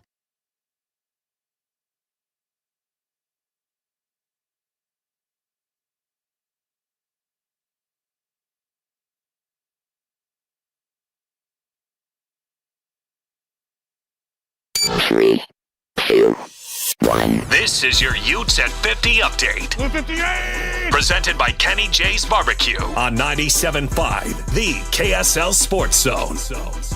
Big one for the Utes coming up this weekend as they welcome in Cincinnati. Utes have a bye week coming up next week, so obviously all eggs in the basket for this one as Utah tries to string together back-to-back wins at home and stay in the Big 12 race. Remember, ESPN Game Day is in town, and you'll hear college football Saturday beginning at 10 a.m., breaking down all the coverage right here on the Zone. That's your Utes at 50 update, all brought to you by Kenny J's Barbecue in the district in South Jordan. Check out their catering menu as well at kennyjbbq.com.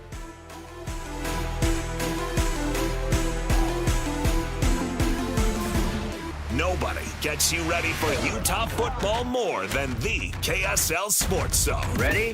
The Utes get set for another huge Big 12 game as they square off against Cincinnati. Your home for the best coverage of Utah football is right here on 97.5, the KSL Sports Zone. This is Hans Olsen and Scotty G. Presented by Mountain Land Supply on 97.5, the KSL Sports Zone.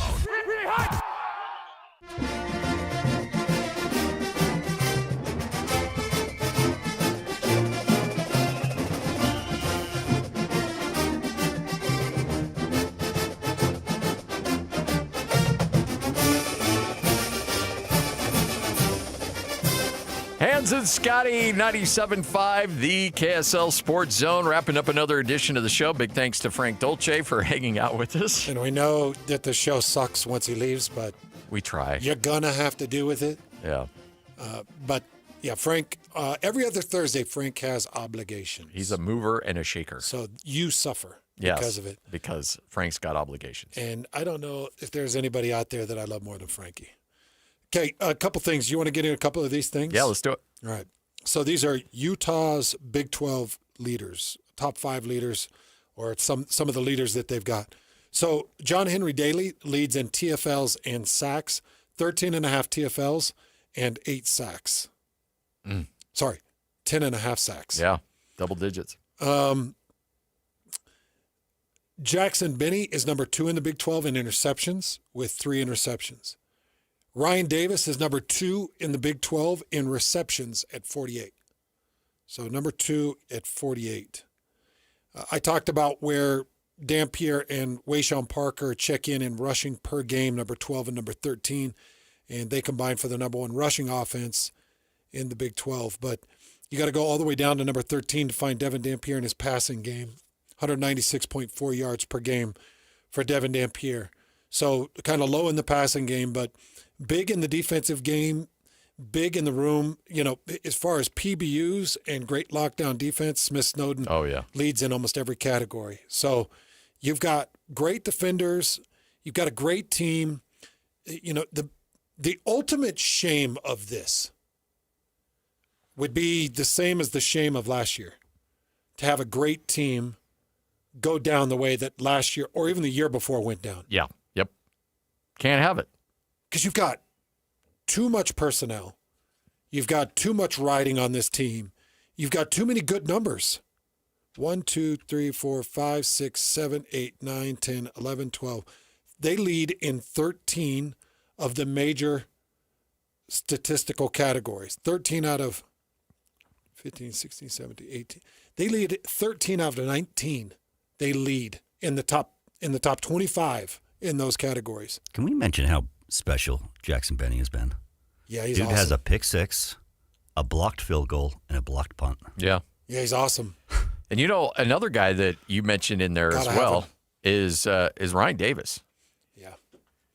And you know, in a year where the passing attack hasn't been great for Utah, he's been money. He's been right on point.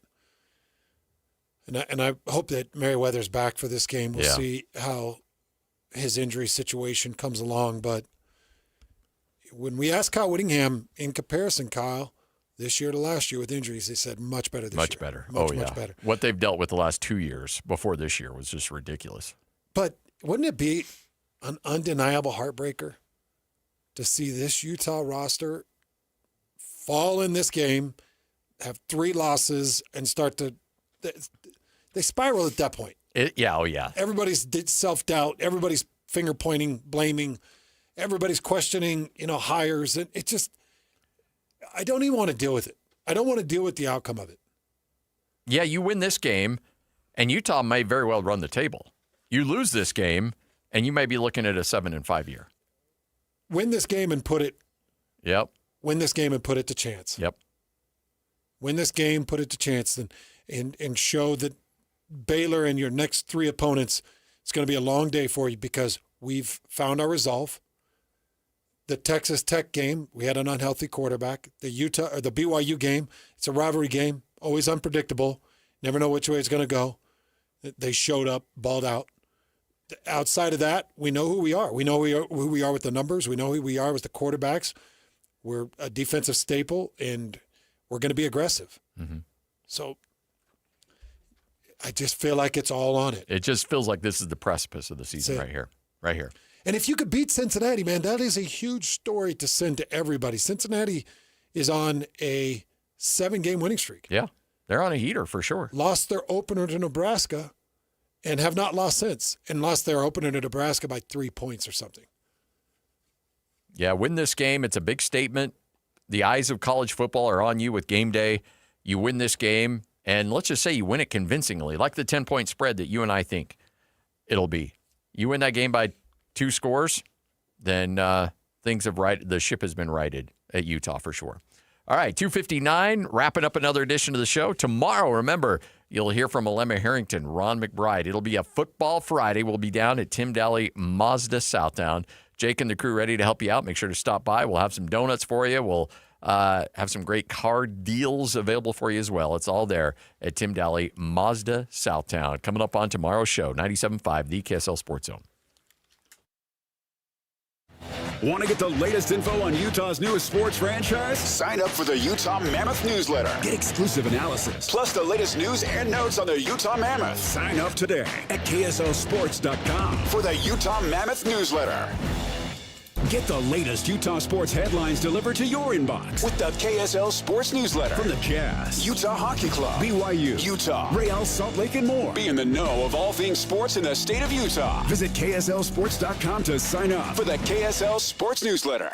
Hey, Benjamin, we've got a surprise for you. What? You have a brother. $100 bill just like you. Hey, I'm Ben. What? We just got him for joining America First Credit Union and opening a new checking account. And you're going to live together at America First. What? This is nice. For a limited time, new members get a $100 cash bonus when they open a checking account or $50 when they open a youth checking account. So head to americafirst.com and get your money working today. Membership eligibility, terms, and conditions apply. Federally insured by NCUA. These days, many companies have turned to influencers to tout their products or services. But here at John Watson Chevrolet, the only endorsement we need is from our customers. Because of their feedback, we're proud to be Utah's best reviewed Chevy dealer. Visit us today to see why we get reviews like, "Their sales team is the best. Didn't put on any pressure, just super helpful and fun. They made the process a breeze." John Watson Chevrolet, your 5-star Chevy dealer. 3535 Wall Avenue, Ogden. Chevrolet. Together, let's drive. The holidays are just around the corner, and Western Nut Company is here to make your gifting a breeze. From our beautiful gift baskets and nut boxes to our famous in-house fudge and brittle, we've got treats for every taste bud, crafted with the highest quality ingredients. Corporate gifting, that's our specialty. Just send us your list and we'll handle the rest. Beautifully packed, shipped with care, and guaranteed to impress. Calling all office managers or executive assistants. Call Western Nut now and let us make your holidays a little less nuts. But we actually do want you to eat more nuts. For 60 years, Western Nut has been a proud Utah tradition. Stop by our downtown shop for unique gifts, glittering ornaments, festive decor, and so much more. Western Nut Company, more than just the best gifts in Utah. We're a holiday tradition, in-store or online at westernut.com, where quality meets tradition, and every gift is packed with love. DJ PK and John from J. Brooks Jewelers. John, you refer to yourself as a full-service jeweler. What does that mean? Once upon a time, before national stores and online sites flooded the market, your local family jeweler was the expert in your life that handled all your jewelry and watch needs. J. Brooks is that full-service jeweler today, where everything is handled by us, including appraisals, jewelry repair, watch repairs, as well as general service of all Swiss brands, and the most beautiful custom creations, including our new JBJ Bridal Collection. We can take your existing jewelry and freshen it up, or we can repurpose it completely with a fresh design, but using all of the sentimental parts that you already own. And of course, if she's ready for the upgrade you always promised, we can help you with a selection of a new larger diamond to say, "I love you more than ever." So whatever your celebration is, let J. Brooks help you any way you may need. J. Brooks Jewelers, Murray and Lehigh, and online at jbrooksjewelers.com, where women know what women want. When I was diagnosed with Hodgkin lymphoma, I had so many questions. I didn't even know that it was cancer. Now I do. It is cancer. Blood cancer. It's actually one of more than 100 different types, and they're all treated differently. Now, unlike some other forms of cancer, usually there's no tumor.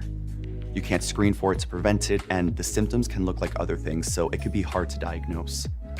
I had a fever for weeks. I was so tired all the time. I didn't feel like eating or doing anything else for that matter. And I know that this can feel scary. But if you know what to look out for, you'll know what to tell your doctor. And you'll feel more empowered to take the next steps. Like getting in touch with the people who know the ins and outs and can help with everything blood cancer related. Blood Cancer United. They work one-on-one with each person who reaches out to answer questions and offer resources. Blood Cancer United was there for me, and they can be there for you. Go to bloodcancerunited.org to learn more. Broadcasting from the Mountain Home Services Studio, this is 97.5 KZNS FM Colbert, 1280 KZNS AM Salt Lake City, and 102.7 KSL FM HD2 Salt Lake City Midvale. This is 97.5, the KSL Sports Zone. Hey! This is JJ and Alex. I made a name for myself, I told you I won't be denied. As you wrap up your day, it's time to get your fix of the teams you live for and the sports you love. This is JJ and Alex on 97.5, the KSL Sports Zone.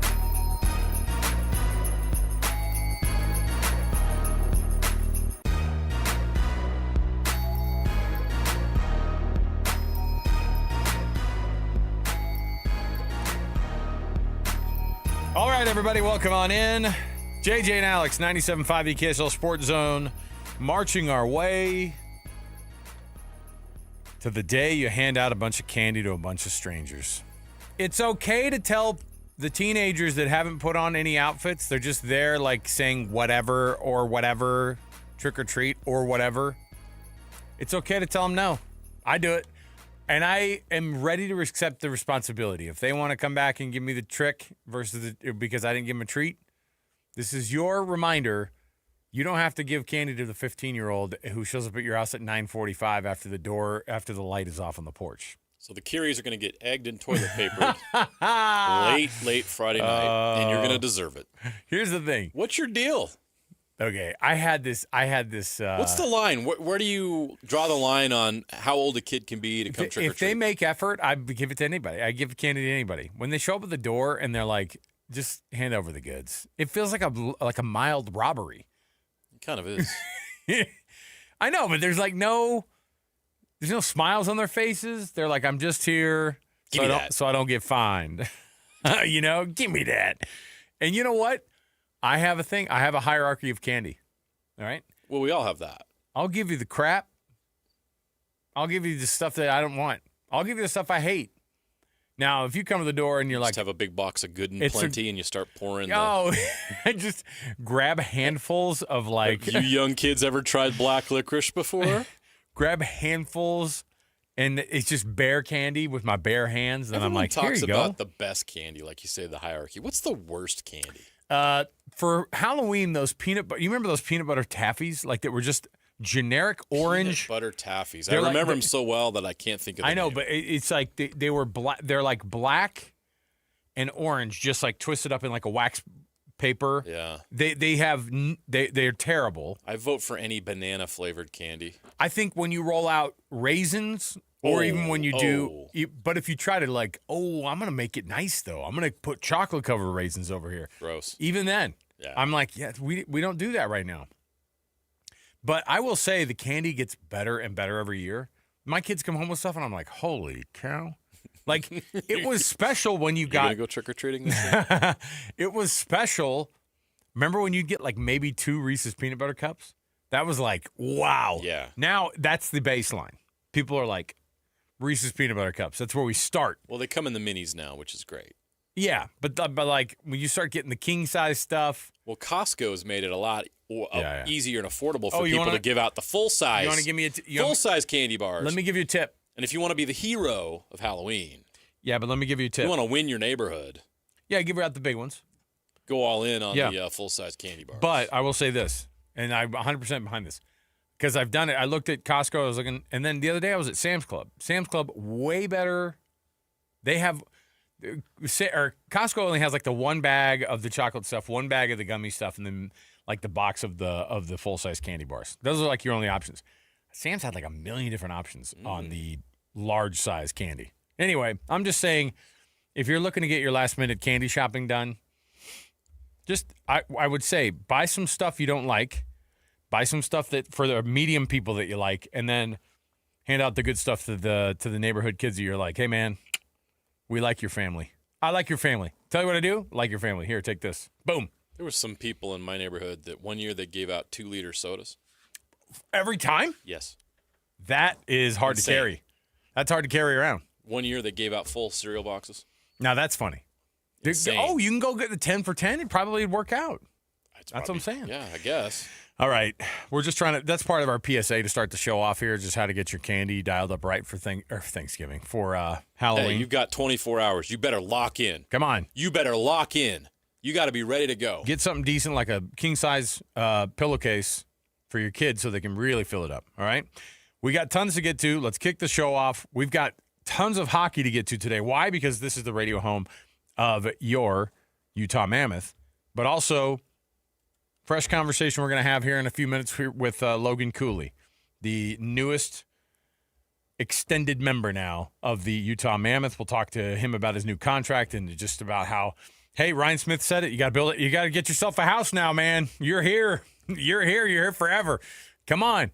And just how awesome that process has been. And then we'll also get to Bear Tourney on our normal weekly conversation with the head coach of the Mammoth as well. Let's kick the program off here, though, and let's get it going right with the cut, top of the hour. Let's do it. It's time for the biggest story of the day. This is what made the cut with JJ and Alex on 97.5, the KSL Sports Zone. Trajan Wealth brings you this portion of the program.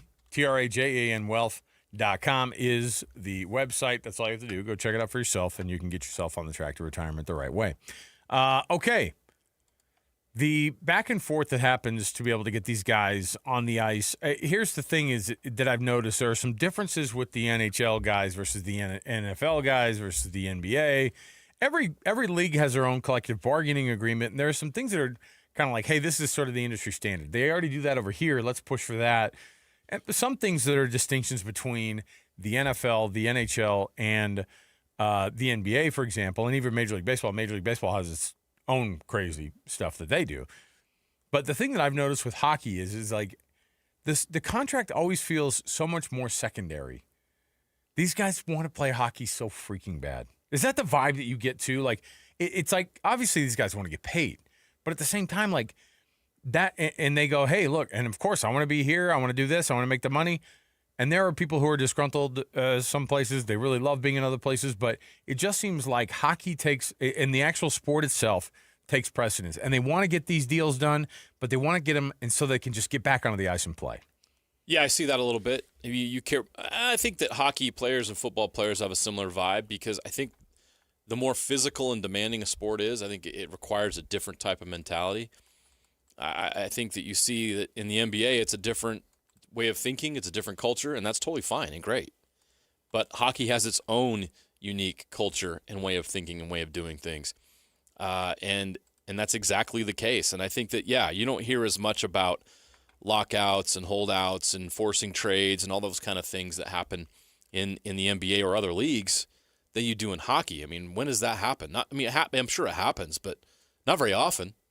I mean, we've been following the Mammoth for 2 years now, and in our second year here, and I don't remember a case where a guy was trying to force himself out or was holding out or anything like that. Even with Logan Cooley having a contract situation, it was a little bit of a story, but it was never a DEFCON 5, oh my gosh, he's not going to re-sign here, he's not going to leave here kind of thing. And it feels like with the NBA, we're talking about that all the time. With the Utah Jazz, how often are we worried about whether a guy's going to sign here or be here long term? And we're new to hockey, we're new to the NHL specifically. And that doesn't seem to be in the same conversation or situation. So to your point, I think it's just a different culture and a different mentality. And a lot of those things get themselves taken care of and get done as opposed to where other sports are a little bit more different. And, I actually enjoy that the NBA is like that. I like the drama. I like the stuff that goes on. Right? I mean, the NBA is 24/7 drama. Well, I'm here for it. Don't get me wrong. The NBA has an element of Hollywood built into it too, right? Like that's what it feels like. They're more high-profile athletes. Sure. They don't wear helmets. They're not in a bunch of pads and stuff. You see the athlete more than any other game in basketball. And you know which one you see the everything superstar about is. the athlete, kind of like track and field, right? Like they stand out. They really do. And I think that plays a role in it too. And you combine that with the massive salaries in the NBA, then it's definitely prone to that. But the NHL is different, and that's okay. And the NBA is different, and that's okay. We see both here in Utah, so it's interesting to see the difference. So as you look at as kind of how this team is shaped up so far, obviously the loss against the Oilers the other night, I think sent people like oh yeah, you know what? Yeah, this team, obviously they're not going to keep just winning. They'd won 7 in a row. This has been as hot of a start as I think as anybody could have anticipated. But here's the more important thing: out of the last few games, it's 6 goals, 4 goals, 7 goals, 6 goals, 3 goals, 3 goals. So this is a team that is scoring a lot more. Scoring is at a premium, obviously, in the NHL. But one of the things that this team did was they buckled down on the defensive side of the things. But when you look at what you're trying to get out of these guys, points, they got to get spread around, right? And you got to kind of keep some people happy there. Like there are a lot of names on this roster that people love that aren't going to be a part of the quote unquote rebuild. The rebuild is almost complete, but I'll tell you, over the next few years, it then becomes a very sticky situation of how to maintain a level of success with a salary cap, which by the way is just going to keep going up every year. The NHL is having historic numbers, historic revenues that they're going to have to start bumping up their salary cap on, which is great for the league. It's great for the players. And it's also a complicated situation Ryan Smith brought up the other day at the press conference how much different the NHL and the NBA are.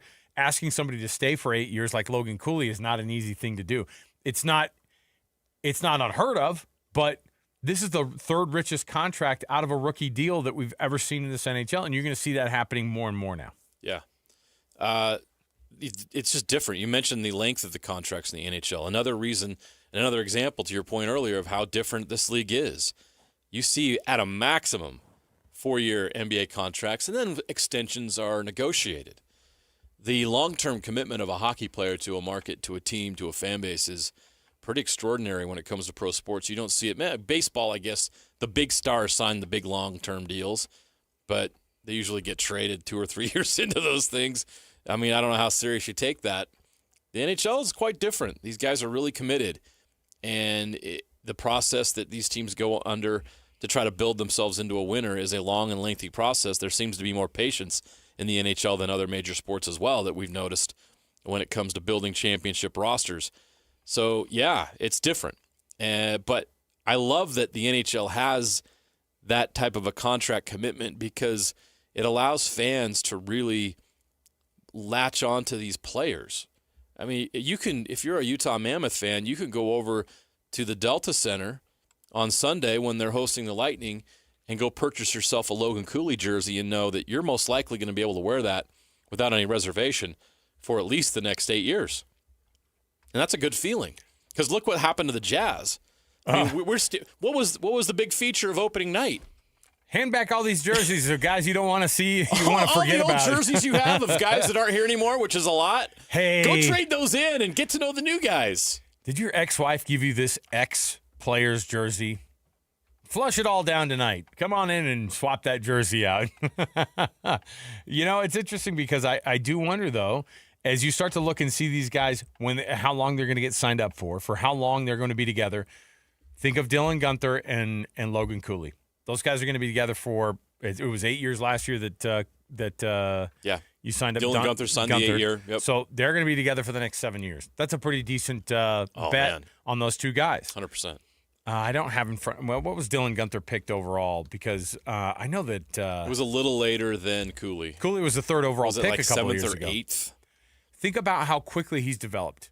He was a 2022 third overall draft pick.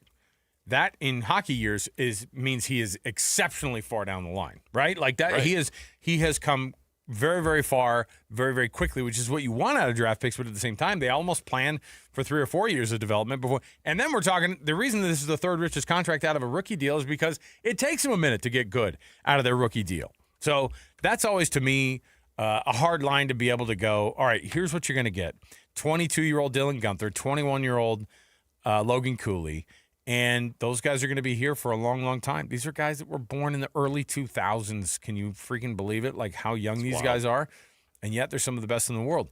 Dylan Guenther, Clayton Keller, and Logan Cooley are guys that have the talent to be guys on their national team. You know what I mean? Like they are guys that can absolutely be part of world championships, Olympic medals, all those things.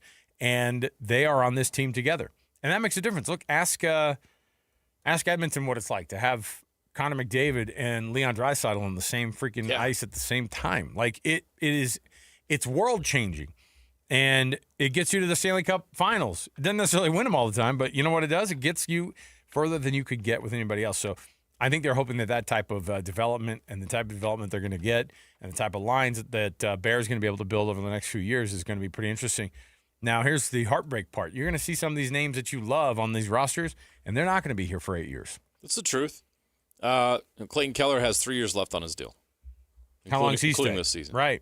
He becomes an unrestricted free agent in 2028-29. At some point, you can't afford everybody, right? And so, at some point, younger players are going to emerge. All these young prospects and draft picks they have, eventually they're going to want to play. And the Utah Mammoth, they're going to want to play them. And they become cheaper than some of the vets. And just that's the reality of the league. That's how it's always been. That's how it operates. So you're going to see a churn, but you have most of the key players. Paterka has a 5-year contract. You have most of the top guys on this club. Vejmelka just got extended. They're going to be here long term. They're locked up. this club knows who they are. They know who they have. Barring some kind of crazy wild trade or some kind of shakeup like that, these guys in that locker room know they're going to be together for quite some time. And that's when special things can happen. You build the chemistry. You know how each other plays. They're just going to get better and better together. I can't imagine how much better the Mammoth are going to be in March and April when J.J. Peterka has almost 80 games under his belt with this crew. It's going to get better and better as the year goes on. And then you get to the end of this season, and who knows how far they can go. Right now, they look pretty good. They lead the Western Conference in points, tied with Colorado at 16 points. Yes, the Utah Mammoth in the first month of the season are at the top of the table. Mm-hmm. They're at the top of the standings in the NHL. That's a big deal. We'll see if they can sustain that. But right now, this looks like a playoff team. And they're going to go to the playoffs, and who knows how far they'll be able to go. We know that's always a crapshoot in the NHL, 1 through 8. There's so much parity. And we almost saw it last year with the Blues almost knocking off the Jets in round 1. But this group's going to get better and better and better. And then at the end of this year, they're going to go into the offseason, and they're going to realize, hey, I'll see you in September. You know they're going to be back, barring some kind of crazy wild trade. And I trust that Bill Armstrong's only going to make a move that makes this team better because he has that ability now. Yeah, and I think, the more interesting thing for me is that these guys, one of the things that we kind of found out during this whole process is that, one, you're negotiating with a player and the owner is more involved than you typically see, right? And, you have representation that gets involved, and that starts to get – something that came out in the story was how cool it was that Ryan Smith was just like wants to talk with Logan Cooley and go, we love you having you here, man. And I know that the negotiation stuff's going on in the background, but we want to have you for a long, long, long time. And he basically just kind of like appealed to the side of, and we're right here with you. We're just going to be here right by your side. We want to pay you X amount of dollars. We want to pay you that the 8 years, $10 million a year. And before you say yes or not, regardless of what happens, and regardless of where we end up landing, congratulations, you've accomplished your, all these.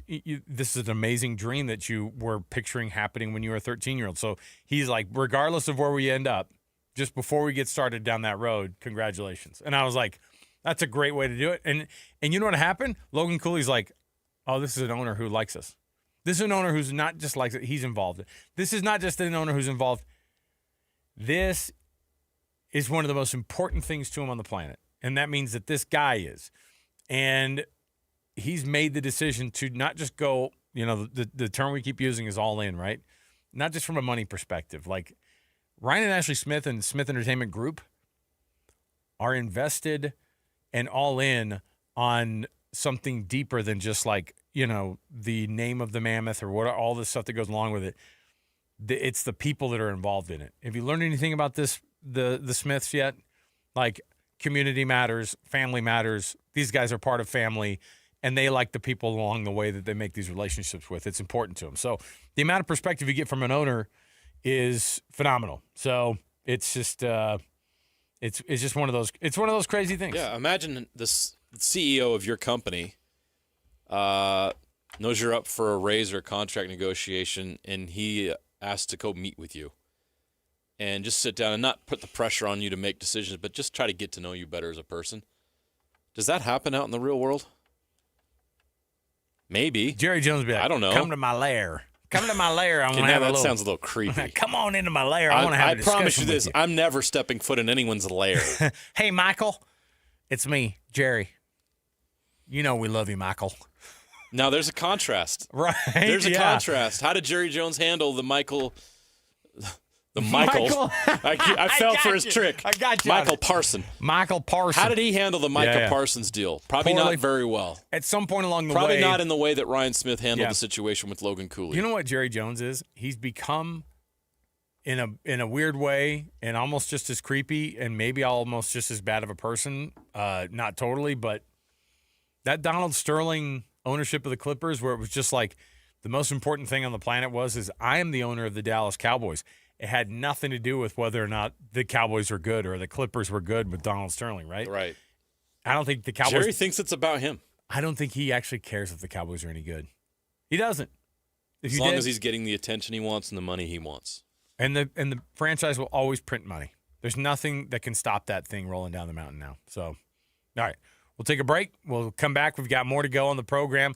Hang out with us here on a Thursday. We'll get you ready for all of your games for across the board. And, we're going to figure out if we're going to – we might actually be getting Logan Cooley on right now. So we have a special guest on the line? Maybe we'll get him on a little bit earlier. Did you hear us talking about him? Ears were burning. Oh. Yeah. Yeah, I think he heard we were Good thing talking we about said him. good things. Yeah. All right, joining us right now, the recently extended Logan Cooley on the program here with us from the Utah Mammoth. Logan, congrats, man. I bet it's been a week here for you. Thanks for hanging out with us. Thank you so much for having me. Yeah, go ahead. I was just going to ask, it's kind of a crazy part of the year so far because you guys have jammed so many games in so far, and then you have this 4 or 5 day break, and at the front end of it, you sign yourself up for one of the biggest deals in team history. How's it been the last few days? Yeah, it's been awesome. Like you said, there's just you play a ton, and it's nice to get a little bit of a break now, and the contract is super special for me and my family, and to be a part of this organization is really cool. Can you take us back? I read it, October 22nd, you had a meeting with Ryan Smith. What can you share with us about that meeting that helped you come to a conclusion on your contract? Yeah, he's an unbelievable person, first and foremost, and just everything he's done for our organization and, the facilities, everything he's given us, it's special. And, we sat down, had a great talk, really helped me make my decision, and super happy with the way it played out. As you look back at kind of what got you to this point of your career, obviously as a 21-year-old and you signed a big contract, I think there's a temptation for some people to feel like that they have, kind of arrived. Certainly there's a lot to get to where you go, oh, I've done so much and gotten to this point, and I'm sure you and your family have been celebrating over the last little while, but there's the part about wanting to get the wins. We watch you enough to see also that you always have this look on your face like the only thing that matters is that hockey game in that moment. How much more does this get you to the point where you go, yeah, I've already been an insane competitor. This is a great addition to it, but you want to win championships here in Utah. Yeah, exactly. That's why you play the game, is to win. And, we have a great group of guys. That's one of the, main reasons why I wanted to stay here. And I think we have a team that is ready to be in the playoffs and not only get to the playoffs, but win in the playoffs too. And, we're playing how we need to play right now. And I think if we continue to do that, we're going to have some, success.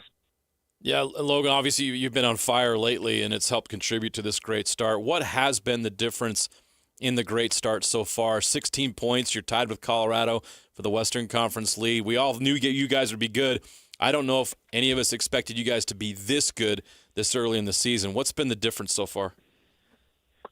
Yeah, I think just knowing that we could play with the top teams in the league, and I think everyone coming into camp had a lot more confidence in themselves and as a group too.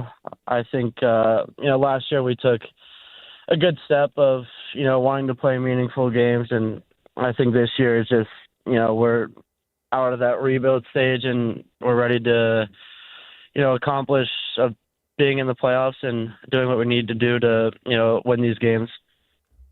What do people not know about what life is like on the road in the NHL? And everyone always talks about how close the team gets, and I'm always like, well, that's funny because all these other leagues travel and have to go to games. But it seems like there's a little bit of a different vibe. You guys take very seriously going out on the road. Home ice isn't necessarily the scary thing that some of the home field advantages or home court advantages in other sports present. What have you guys been able to unlock as a team, like on the road, that gets it to where you guys can go into another barn and just go, we're just going to start scoring? And by the way, start scoring immediately and not stop for the first 15 minutes. Yeah, I think, it's obviously nice being home, playing in front of your fans, but you also get a little extra juice of being, on the road and kind of playing in front of different crowds, different arenas. And, I think we've kind of just embraced that part of the game. everyone has to deal with, different crowds and different arenas playing on the road. But I don't think, the mindset for us changes too much. I think the most important question I need to ask you is, now that you have this contract done, are you going to get chickens like your friend Mikhail? I don't think so. I don't think that's going to be my. You're not going to be purchase. Chicken guy, huh? That's kind of disappointing. I mean, he's isn't he, he's doing a pretty good job with that, right? I mean, yeah, he is. Is he sharing the egg production with the team? I think he does, actually. I haven't gotten any from him, but maybe I have to in the future here. There you go. He'll probably start charging you now. I mean, yeah, exactly. I bet he will. Logan, you got the advice from Ryan Smith to go out and get yourself a house and get those roots set down. Is that something you really would take seriously too? Be like, look, I'm going to be. It's not just a place you're going to land here for a couple months and then blast out of here. Is Utah going to be another home for you? Yeah, definitely. It's something that I'm not going to, focus on too much right now. I'll leave that for the off season and, the summertime to kind of think about things. But, for right now, it's, definitely something that I want to do and, I'm looking forward to doing. It's kind of when, you're looking for your first official house, and that's going to be exciting and something that, I'm definitely going to do here. You talked a lot about some of the things that convinced you to sign this contract. Obviously, the players in the locker room, what Ryan and Ashley Smith have done, the commitment they've made. When you look at all that, like the new practice facility and all these things, what do people around the league say about what's going on here? Because I'm sure you talk to other guys, you're in other arenas. What's the conversation around the league about right now with Utah and what this organization is doing? Yeah, I mean, I think just, even last year, guys come to the Delta Center, just how loud it is and the fan base and how, they excited they were to come here and, play in front of, the fans here. And, I think just everyone knows how awesome of a guy, Ryan is and what he's willing to do to, bring a championship here. And like I said, he's given us so many resources, like the practice facility, everything we need to accomplish what we want. And, I think the whole league knows that and is really starting to pay attention to Utah. Logan Cooley just got extended, of course, through these seasons 33 and 34, which sounds like it's super far in the future, but by then we'll have already had some Winter Olympics played right here in the state of Utah. Crazy. Also, which that would be phenomenal, right? To see yourself on a Team USA playing in Salt Lake City in the arena that you play actual NHL games in as well. I mean, that's an extra added part of the dream. Do you ever think about things like that? I mean, 8 years down the line, you're going to be like the old guy veteran.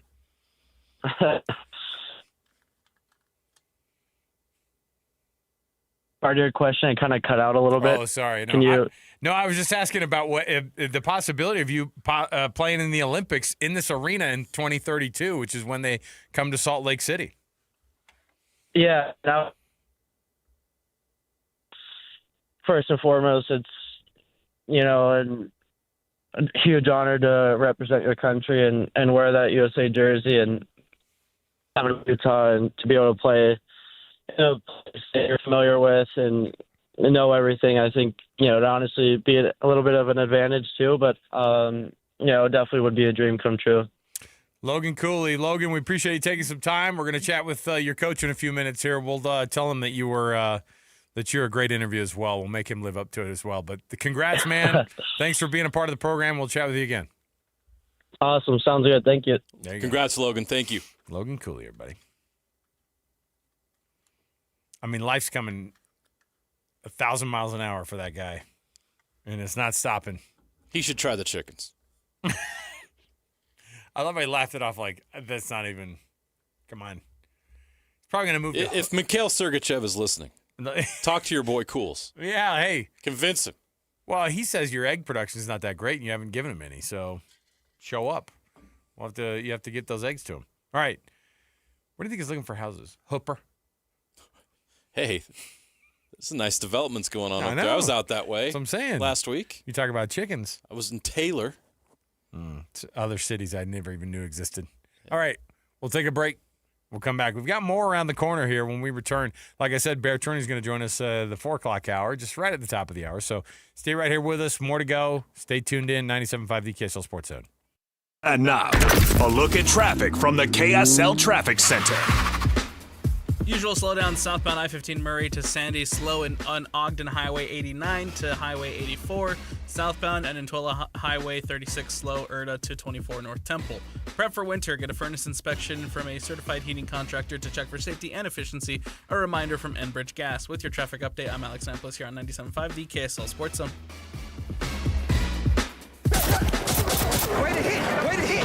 The wins just keep on coming for Kalani Sitake and BYU. LJ goes off tackle and gets in for 6. As the undefeated Cougars get ready for the stretch run of the college football season. 97.5, the KSL Sports Zone will be there every step of the way as BYU looks to punch their ticket to the Big 12 title game. And a spot in the college football playoff. Your home for the best coverage of Cougar football is live, on air, online, and on the KSL Sports app. This is 97.5, the KSL Sports Zone.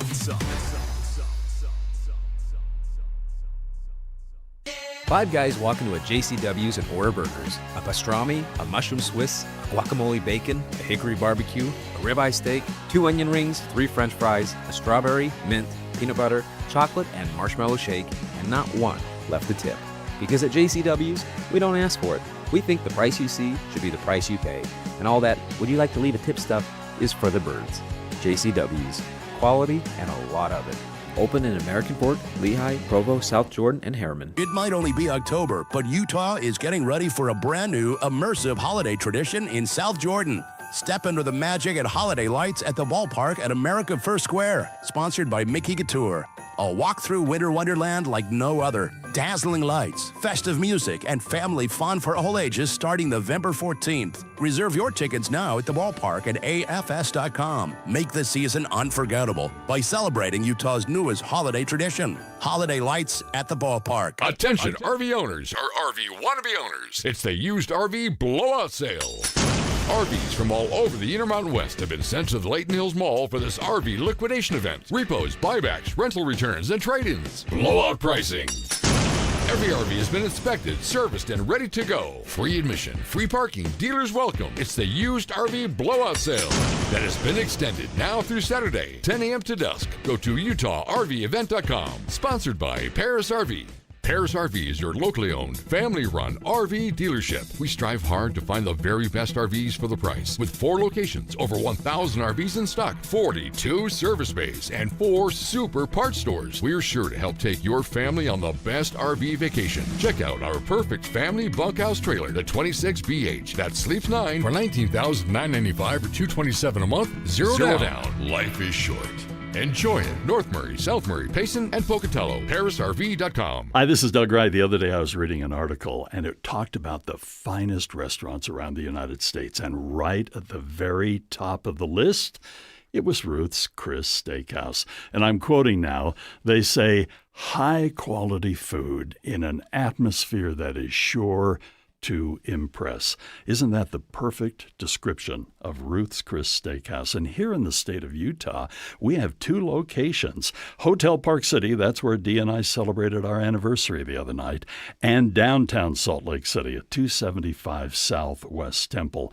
And at this time of year, it's not too early to call and make your reservations for a special holiday event or a corporate party, whatever it might be. And remember, too, everybody loves a gift card from Ruth's Chris Steakhouse. It is the best meal you will ever have. You're going to love your dining experience at Ruth's Chris Steakhouse. Hi, this is Derek Overstreet, president of the New Millennium Group and co-host of Stop Working, Start Living with KSL News Radio. Can you imagine what your life would be like if you could retire 3 to 5 years earlier than you thought possible? The things you could do, the loved ones you could spend time with, the memories that you could create. That's what our team at the New Millennium Group does. We'll walk you through the entire process every step of the way. If you'd like to get a copy of the 5-step proprietary plan that will help you retire 3 to 5 years sooner than you thought possible, give us a shout right now. 888-999-6370. That's 888-999-6370 or utahsfinancialplanner.com. Listen, most of our listeners right now have a tax problem, not a money problem. There's not enough money in Social Security Medicare as it is. Let us show you how you can significantly reduce your taxes. That's 888-999-6370. 888-999-6370 or utahsfinancialplanner.com. Listen every Monday morning to DJ and PK and Monday afternoon with JJ and Alex for your Chevy Strong Play of the Game. Win great prizes from Rocky Mountain Chevy. This is your Cougars at 30 update. Presented by Kenny J's Barbecue on 97.5, the KSL Sports Zone. Kalani Sitake talks about getting his team healthy during the bye week.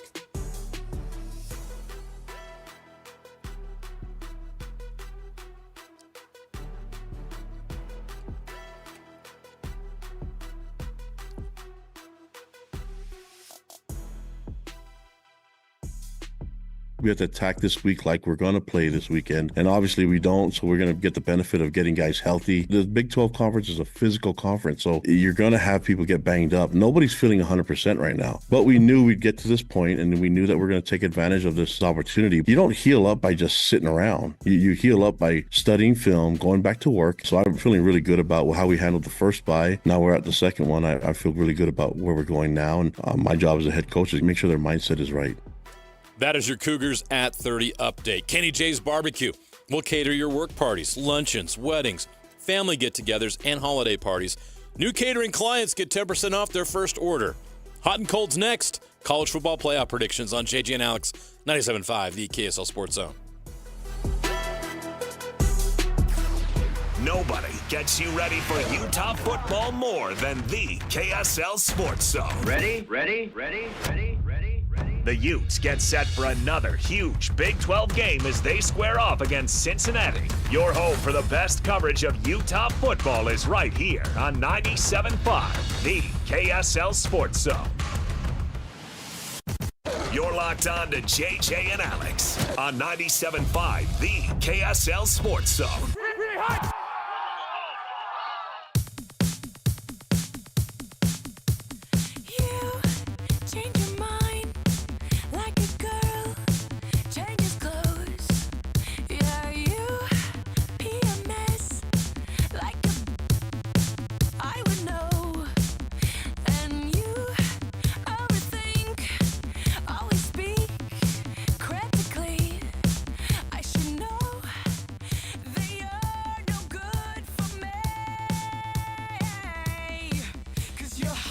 There it is. Good for you. Our producer, Alex Napolis, going the extra mile here to make you feel comfortable on the hot and cold segment here with some Kat Perry. She's the first lady of Canada now. Oh, my. That is so weird. Prep for winter. Your hot and cold segment brought to you by the folks at Enbridge Gas. Get a furnace inspection by a certified heating contractor today. Just check for that safety and efficiency. Make sure your system's running awesome and you're saving money and you're also staying safe in your house. A reminder from Enbridge Gas. There you go. Hot and cold segment here. I've got, guessing on who's going to be hot the rest of the way, who's going to be cold the rest of the way. I've got a fun one here for you.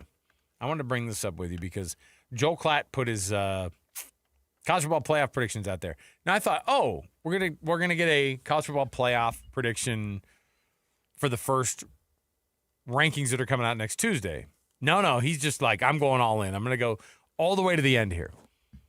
And the Big 12, according to Joel Klatt, is only worthy of one team in the playoff. Here's what he says about it. Here are the conference championship matchups, according to Joel Klatt.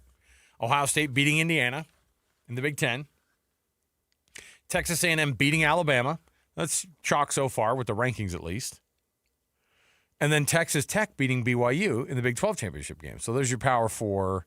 Wait, hold on a minute. I'm skipping the ACC championship game where he's got Miami beating Georgia Tech. Fine, whatever. every one of those champions, of course, goes straight to the college football playoff. Now, the question is, what do you do with those guys who lost the college football playoff?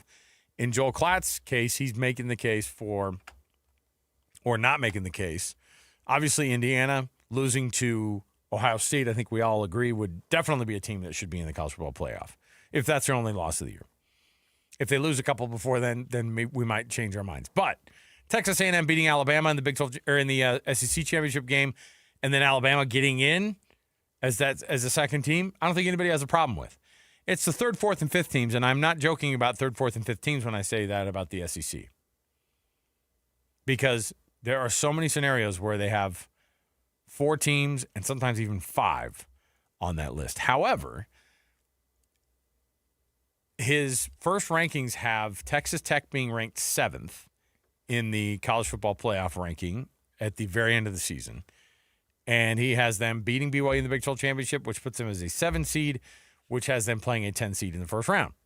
Great. That would be a phenomenal result for Texas Tech. There are a lot of hurdles to clear before that. There's also teams like Cincinnati and even freaking Houston. Right. And Alex Napolis and I went through some scenarios. There are scenarios where Utah makes the Big 12 championship game, and if they win that Big 12 championship game, all bets are off. They go straight, they pass go, they collect $200 on their way to the college football playoff.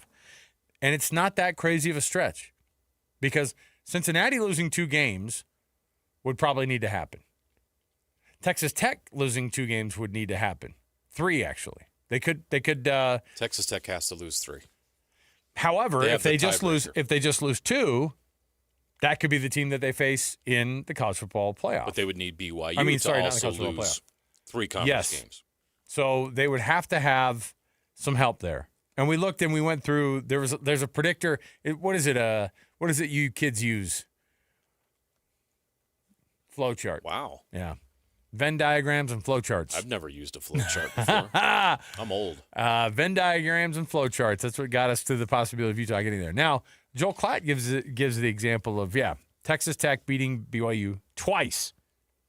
But BYU would lose out to Notre Dame on getting that last bid because a 2-loss Notre Dame and a 2-loss BYU team, despite the fact that the 2 losses would be both to Texas Tech, one of them in a conference championship game, would actually ding the Cougars more. Your thoughts? My thoughts are that's an inherent bias that exists in college football. Is the Big 12 that you're going to be up against because they're just always this give Notre Dame the benefit of the doubt. Yeah, the excuse he gave Notre Dame's 10-game win streak will be built on the backs of the bruised. The garbage schedule they have. Yes, they played Texas A&M and Miami early in the season. They lost to and both of them. Lost. Yeah. Who have they played since? USC. Big win. Wow. Stanford. That's coming up, right? Keep going. All the military academies or just a couple of them? All the military academies? That's what I'm asking. Like, does Georgia Tech count as a military academy for them? I don't even think they're playing them. They don't. Okay, they're playing no. Boston College. No, it'd be great if they played Navy, Texas. Pitt, Syracuse, and Stanford. Did they play Army already, or are they playing? Or did they play Air Force? They're not playing anyone else other than Navy this year. Okay, so they have their best win right now. I'm serious about this. Will be Navy. Their best win is probably Boise State, unless you want to count USC as their better win. No, USC's a better win, but not by much. Like Navy is going to be a fake. Oh, we beat an undefeated team too, right? They're going to use that one as well. Of course they are. Oh, it's in South Bend too. Here's the thing though, but ask yourself: is a second place Big 12 team a better option than a 2-loss Notre Dame team? Yes. More battle-tested, tougher schedule, 100%. You're a TV guy. You see the reasoning why they'd pick them, though, right? I know why they're picking Notre Dame. I just talked about the inherent bias. I know, and I don't necessarily disagree. The Notre Dame following is massive. There's a reason why NBC has their own independent football contract because those games are very valuable to NBC and have been for a long, long time. I get all that, but you're supposed to be picking the best teams, and by any metric other than TV ratings, Notre Dame is not going to be the best team in that scenario. They're not, but they're going to get picked, and they're going to be in. If Notre Dame wins out, they're going to be in the college football playoff at 10-2, and that should absolutely anger a lot of people because they're not going to be worthy of it. All right. Now, on a funner note, on one of the predictors, CBS Sports actually today, their college football playoff prediction and bowl prediction that they do, their projections that they have are number 7 seeded BYU hosting number 10 Notre Dame down at LaVell Edwards Stadium. That I like. Oh, now suddenly you're a big Notre Dame guy. Get him in the playoff. They had a pretty tough schedule. Hey, Notre Dame owes BYU a return trip to Provo. They do. They can't get out of that one. BYU finally figured it out. I watched Notre Dame be like, what if we paid you a couple $1 million and we played this in a neutral site? Our guys don't want to have their fingers fall off. Can you imagine Notre Dame trying to brush BYU about moving the college football playoff game? Yeah, right, we're not coming to Provo ever. We have more to go around the corner. When we return, I've got a Would You Rather. We're also anticipating Bear Tourney going to join us, the coach of the Mammoth, top of the hour. Stay here, 97.5, the KSL Sports Zone. It's game week for the Utes, and the KSL Sports Zone is getting you ready for kickoff. It's back-to-back home games for Utah as Kyle Whittingham and the Utes welcome the Cincinnati Bearcats. Listen all week long for the best coverage of Utah football and your chance to win tickets to the game. Then catch college football Saturday, game day at 10 a.m. with a post-game show immediately following the game on KSLSports.com. Let's go then. Let's go, baby. Your home for the best coverage of Utah football is live on air, online, and on the KSL Sports app. This is 97.5, the KSL Sports Zone. High school football is back for another exciting season, and Trucordia, the group name for a nationwide insurance brokerage based here in Utah, is proud to be a Game Night Live sponsor. The Trucordia companies deliver insurance solutions to help you protect what matters most. Home plus auto, employee benefits, construction, cyber. Trucordia blocks risks to help ensure your goals. Learn more at Trucordia, spelled TRUCORDIA.com. Hey, Benjamin, we've got a surprise for you. What? You have a brother. $100 bill just like you. Hey, I'm Ben. What? We just got him for joining America First Credit Union and opening a new checking account. And you're going to live together at America First. What? This is nice. For a limited time, new members get a $100 cash bonus when they open a checking account or $50 when they open a youth checking account. So head to AmericaFirst.com and get your money working today. Membership eligibility, terms, and conditions apply. Federally insured by NCUA. These days, many companies have turned to influencers to tout their products or services. But here at John Watson Chevrolet, the only endorsement we need is from our customers. Because of their feedback, we're proud to be Utah's best reviewed Chevy dealer. Visit us today to see why we get reviews like, buying a car should be a fun experience, like a kid getting a new toy. And at John Watson Chevrolet, it was. John Watson Chevrolet, your 5-star Chevy dealer. 3535 Wall Avenue, Ogden. Chevrolet. Together, let's drive. Bar Dub Grill is where roadside classics meet ranch-raised flavor. Sink your teeth into juicy, handcrafted burgers made with premium Bar W beef straight from the local Utah farm. From the bold cowboy barbecue burger to the sweet and savory Aloha burger, paired with crispy cowboy fries, hand-spun shakes, or signature spud nuts. Soft, airy, and unforgettable. Bar Dub Grill delivers honest eats with cowboy swagger. Bar Dub Grill in Nephi with easy access right off exit 222 in Nephi. Attention Jazz Nation. We know you've been waiting on the edge of your seat, and the time has finally arrived. All tickets are available now. Let's go! Your favorite players will be back on the court, bringing the energy all season long. Whether you're looking for season tickets, mini plans, or single game matchups, there's a perfect option for every kind of fan. Show up loud and proud at Delta Center this season. Don't miss your chance to be part of the action. Buy your tickets today at UtahJazz.com. Is your financial advisor offering you up to a 30% upfront bonus? Or are they promising you up to 10% growth per year, all for your retirement income? If not, then you need to come to Trajan Wealth. I'm Jeff Jr., founder of Trajan Wealth. If you have a plan to retire within the next 10 years, don't wait only to find out it's too late. I've seen hardworking folks like you retire only to be required to go back to work, all because their advisor told them guarantees like these were too good to be true. They're not. That's up to $30,000 upfront or up to $10,000 per year on $100,000, all guaranteed for retirement income. Don't keep working when you're supposed to be retired, and don't let any financial advisor tell you it's too good to be true. Call Trajan today, 801-210-6800. That's 801-210-6800. Annuities, not advisory products. DBA Trajan Wealth Insurance Solutions. Additional disclosures at TrajanWealth.com. Tom, I'm on the sideline here with Doug Smith Chevy. Doug, the NCAA has changed its rules regarding NIL money. What do I have to do to land an amazing new 2025 Chevy Silverado? Just come on down to Doug Smith Chevy in Spanish Fork. Doug, I'm more than happy for you to use my name, image, and likeness. All I want to know is how do I get one? You have to buy it, Scott. Together, let's drive. Get 2.9% APR financing for 72 months for well-qualified buyers when you finance with GM Financial on all new 2026 Chevy Silverado 1500s. No one knows Chevy like Doug. 3, 2, 1. This is your Utes at 50 update. 58! Presented by Kenny J's Barbecue on 97.5, the KSL Sports Zone. Morgan Scally talks about what his defense has to do against Brendan Sorsby this weekend. He's just a smart football player. Knows when to get rid of the ball, can read coverages, does a great job of understanding how he can use the RPO to his advantage based on how you're aligned and reading coverage. So you really have to do a good job of disguising what you're doing. He's also a very good runner. That is your Utes of 50 update. Kenny J's Barbecue will cater your work parties, luncheons, weddings, family get-togethers, and holiday parties. New catering clients get 10% off their first order.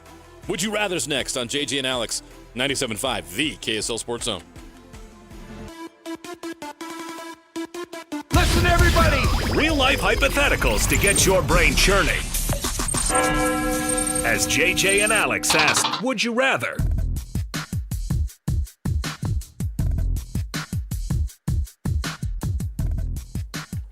All right, everybody, welcome back. JJ and Alex, 97.5, the KSL Sports Zone. The average American family is going to spend about $39 this year on candy. Sounds dumb. Yeah, it sounds about right. That's a couple of the big bags of candy at, like, the Price Club. Here's my question. Our friends at Nestle have pulled off a coup here, convincing this country that they have to give away candy Hershey once a year. Yeah. Although I saw the other day that I was looking at the back of a Butterfinger. This is what I do with my life. Looking at the back of a Butterfinger. Ferrero Rocher owns it now. Oh. Yeah. I didn't know that. I didn't know we got acquired by... Not following candy mergers as close as I should. You need to be. I should know that information. The same people making Nutella are the same people that are shoving the Butterfingers down your old pie hole. I have an idea. Put Nutella in a Butterfinger. I could see the confab happening. All right.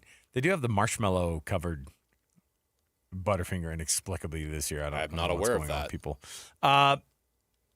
JJ, would you rather have, like, the walker, the traditional, like, they're coming to your door, they're knocking on the door, blah, blah, blah, you're handing out the candy every 3.2 minutes on average from, 5:30 till about 9 p.m., or you do the thing where you go, hey, so-and-so's having a Halloween party. Turn out all the lights. You go to that Halloween party, but your kids don't get to trick-or-treat through your neighborhood.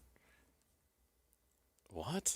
I'm saying, would you rather just, like, not be handing out the candy? Or I don't want to hand out the candy, and I don't want to take my kids out. I'm what you call a Halloween Scrooge. Dad of the year over here, everybody. Not so much. All right. Let's take a break here. We'll come back. Sorry, fans. Bear Tourney's going to join us next, the head coach of the Utah Mammoth. We've got tons more around the corner. Prep for winter. Or no, that was the last one. Hey, it's the KSL Sports Zone hooking you up for tickets on our Saturday's Utah-Cincinnati game. Every hour on Friday, the Utah keyword we're going to be giving out. You do not want to miss it. So when you hear it, you're going to be texting in to 57500 for your chance to win. The keywords, we're going to be handing those things out. So Utah-Cincinnati tickets all day Friday on the KSL Sports Zone. Don't miss it. 97.5 the KSL Sports Zone. More to go. Stay with us. Whether you're stuck in the office, I believe you have my stapler, in your car, or at your in-laws. You want a piece of me? You bet I do. The Zone is with you every step of the way. Download the KSL Sports app to get live streaming of your favorite shows and access to all the latest updates on your favorite teams. Your home for the best coverage of the Utes, Cougars, Jazz, and Mammoth is on air, online, and on the KSL Sports app. This is 97.5, the KSL Sports Zone. Alpine Home Medical, alpinehomemedical.com. 11 locations across the state of Utah and southern Idaho. And they all started off just years ago, humble beginnings of giving people awesome experiences from the customer service side of bringing wellness home. Now they do it better than anybody else for the past 17 years. Alpine Home Medical is the best in the state. Why? Because they do it better than everybody else. How about any of your home medical needs? If it's a CPAP resupply program that they have that's phenomenal, in-home oxygen, power lift chairs, how about mobility options, or even anything that a loved one needs when it comes to a medical situation in the home, Alpine Home Medical is going to help you out, and they take care of everything on the insurance side. Just give it to them and let them take over from there. Yeah, they know what they're doing. They've been doing this for 28 years, since starting back in 1997 in a truck. It was a dream, and have they since then time grown to 11 stores from Idaho Falls to St. George. And when you visit a showroom, you'll feel the difference of a clean, welcoming experience with a team there to listen and guide you to the best solutions for whatever your needs are. Their belief is the right equipment can transform lives. And you'll see it's all about you and the experience they provide. The staff and owners of Alpine feel honored to be a part of your journey and to help you live the life that you deserve. That's why they say, we bring wellness home. For stores, locations, and equipment, visit alpinehomemedical.com. That's alpinehomemedical.com. You do countless things without a second thought to protect your family and home. Every time you're in the car, you buckle your seatbelt. Before the next load of laundry, you remove the dryer lint. When you head out, you always lock your doors. And one simple task, done far less often, can protect your family and home this winter. Schedule a furnace inspection by a certified heating contractor to check for safety and efficiency. A friendly reminder from Enbridge Gas. The Missionary Starter Package now at Mr. Mac is everything a missionary needs at an unbeatable value. It includes one slim or modern fit suit, 4 and collar stretch shirts, 3 Teflon treated washable ties, 1 mission belt, and a pair of Echo or Johnston & Murphy walking shoes, all for just $695. Fit is never a problem at Mr. Mac with free in-store tailoring. Ask for the Missionary Starter Package at all 9 Mr. Mac locations. At Tim Daly Mazda Southtown, get any new 2025 Mazda CX-50 for as low as 0% for up to 63 months. And to make it even easier for you to drive away in your new Mazda, you won't pay till next year. That's right, 0% and no payments till 2026. There's no better time than now to get your new 2025 Mazda CX-50. Come in today to Tim Daly Mazda Southtown in Sandy. Some restrictions apply. APR OAC. Not available with any other offers. See dealer for complete details. Let's go! You still got it, but your immune system weakens as you age, making it harder to fight flu, pneumococcal pneumonia, RSV, and COVID-19.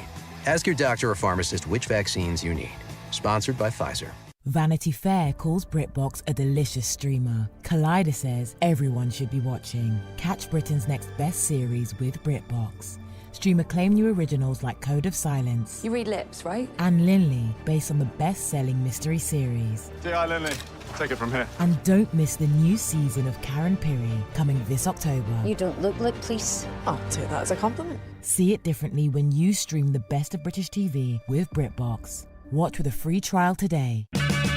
Check engine or ABS light on? Take the guesswork out of your warning lights with O'Reilly Veriscan. It's free. Ask for O'Reilly Veriscan. O'Reilly Auto Parts. The KSL Sports Zone and Hercules Credit Union are highlighting people that impact youth sports. Nominate the youth sports volunteer you know for the Hercules Hero of the Week at KSLSports.com. Broadcasting from the Mountain Home Services Studio, this is 97.5 KZNS FM Colville, 1280 KZNS AM Salt Lake City, and 102.7 KSL FM HD2 Salt Lake City Midvale. This is 97.5, the KSL Sports Zone. Ladies and gentlemen, You're locked into JJ and Alex. with the insight and analysis on the teams you can't live without. This is 97.5, the KSL Sports Zone.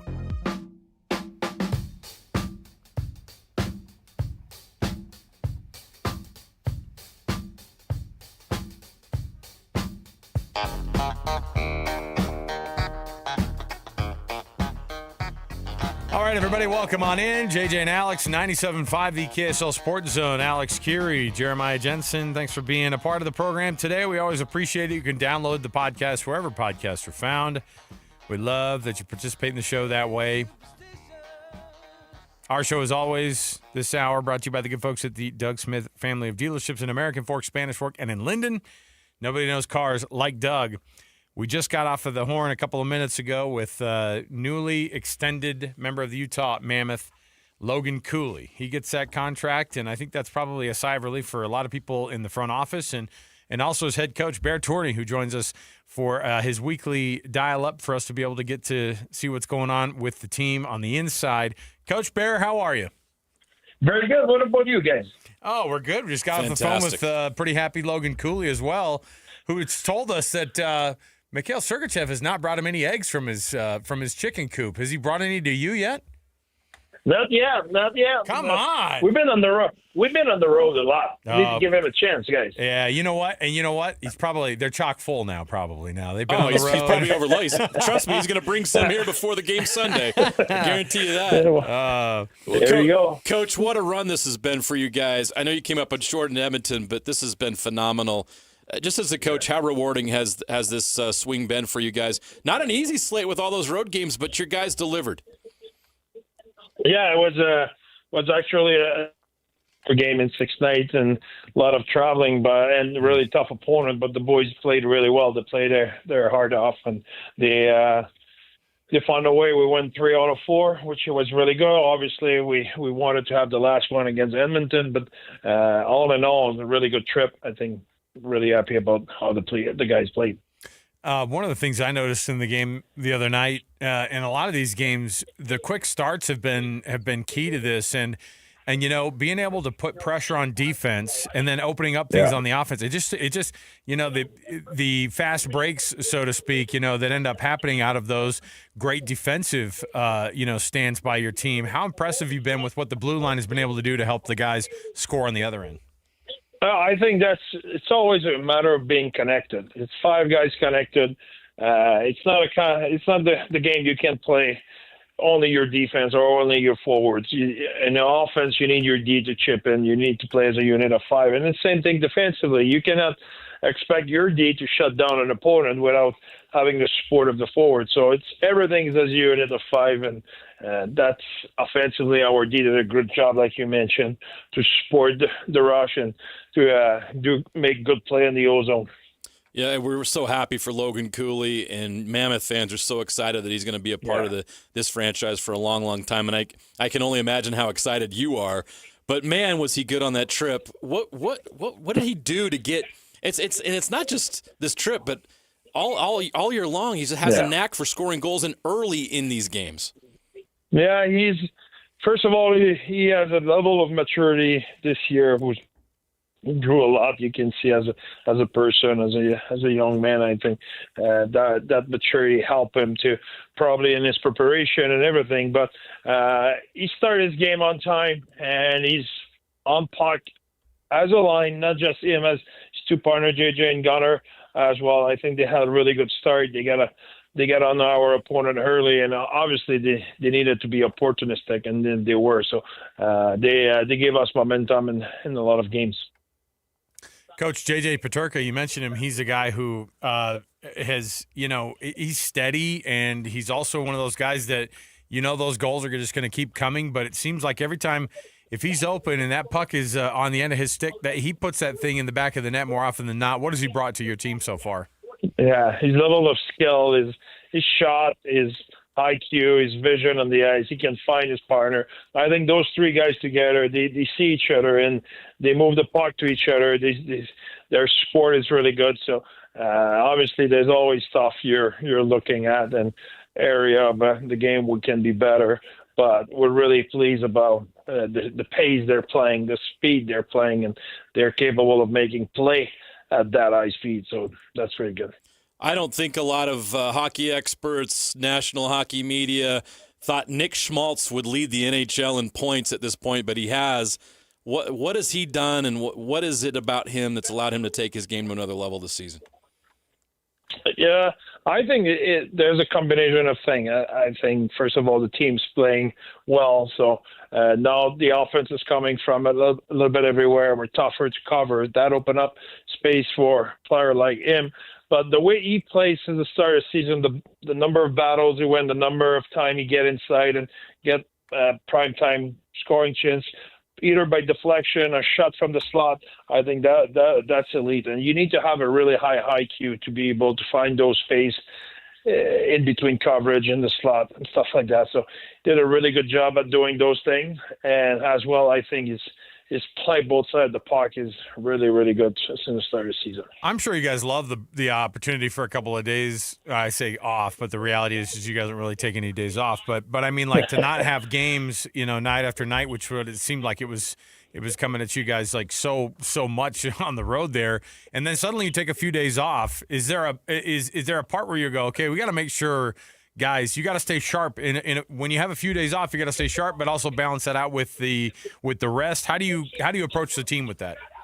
Yeah, that's first of all, you need to trust the guys. They're professional. They've been there before. It's not like we need to tell them what's the schedule and all those stuff. They know. So, but at the same time, the opportunity to have a good rest during the season, will be really few and apart. So that's an opportunity. The other thing is we have stuff we can address as a team and can take advantage to get better, which we did today. So I like what we accomplished today. I like the focus of the guys and what they showed up to get better today. So really happy about that. And then it will be the game against Tampa on Sunday, which the guy will be fully aware of. We had a few days off, few days between games, but at the same time, we'll be excited to get back at it. And right away after, we're going on the road for a tough road trip, a 4-game and 6 nights again. So I think we appreciate the little break, but at the same time, we stay urgent. The amount of depth you guys have this year has been really on display, and obviously we're seeing internal development help with that as well. But you added Peterka, and you look at your lines, you got Schmaltz, Hayton, and Keller, and then you can go to Peterka, Cooley, and Gunther.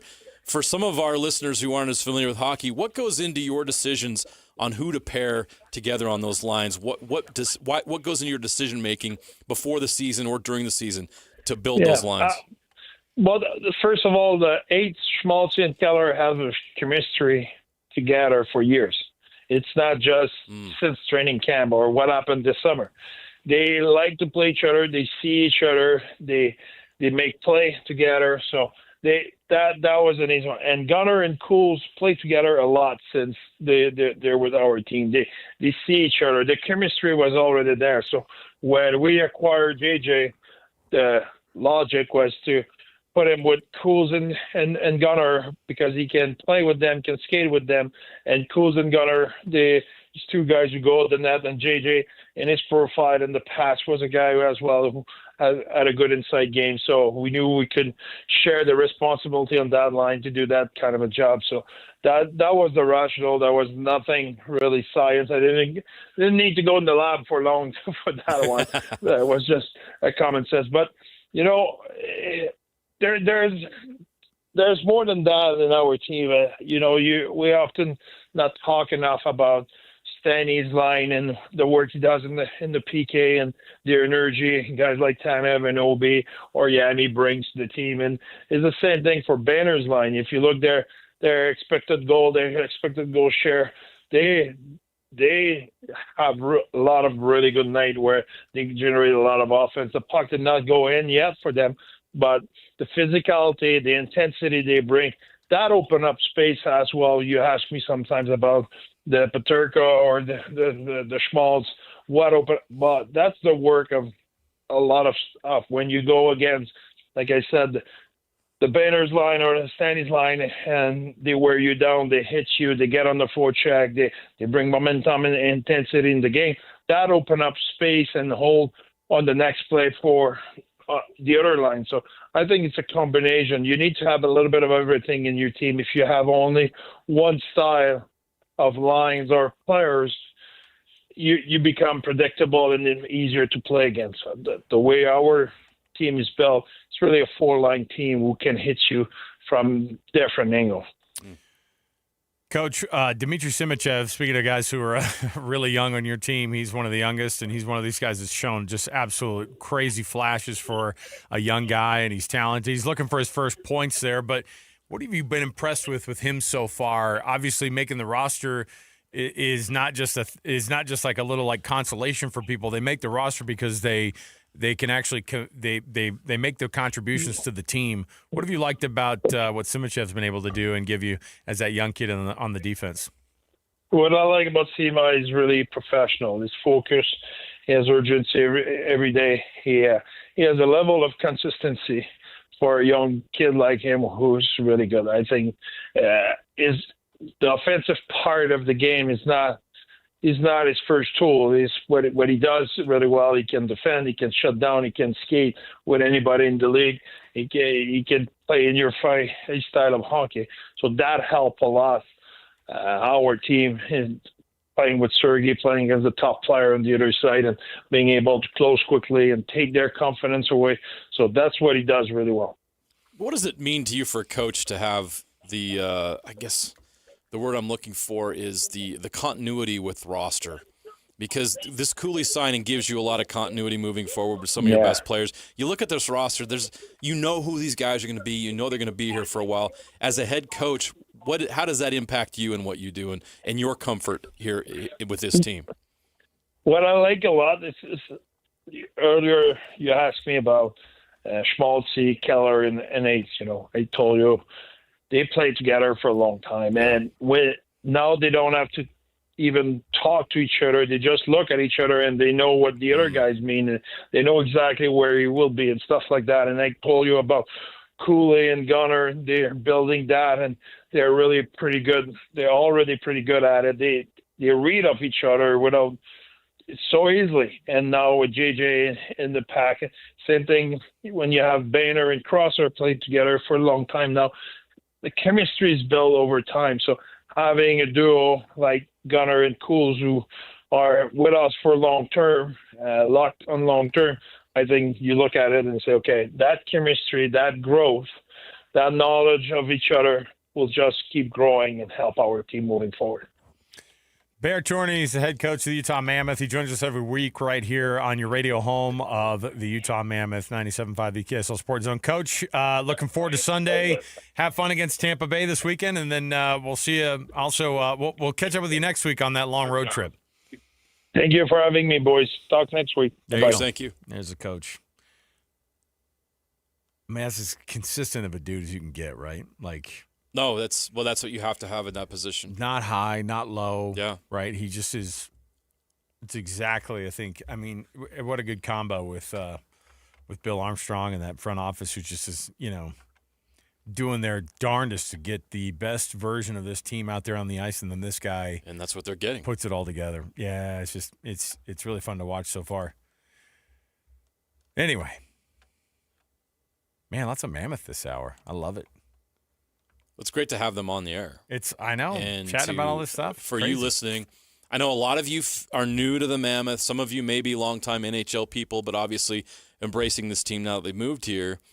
It's in other sports, it's not common to have this kind of access to the head coach on a weekly basis, or when a player signs an extension for him to come on the air here. We're very fortunate to be able to hear from them. They're willing to come on and talk about these things each and every week. Or when something big happens, they're available and accessible. This is for you, the fans, you listening. This is for you. And to be able to have Bear come on every week and educate us more about the game. I'm learning a lot by just having conversations with Bear Tourney about what he thinks about, what he wants to accomplish, with the culture he's set up with that team, to some of the strategy and the scheme that they do with why I just asked them what goes into why you build the lines the way you do. Longtime hockey people are like, duh. But for some that are new to it, like, okay, why those three? And you're learning from this. And he's able to come on here and explain it to you, somebody who's coaching at the highest level of the sport.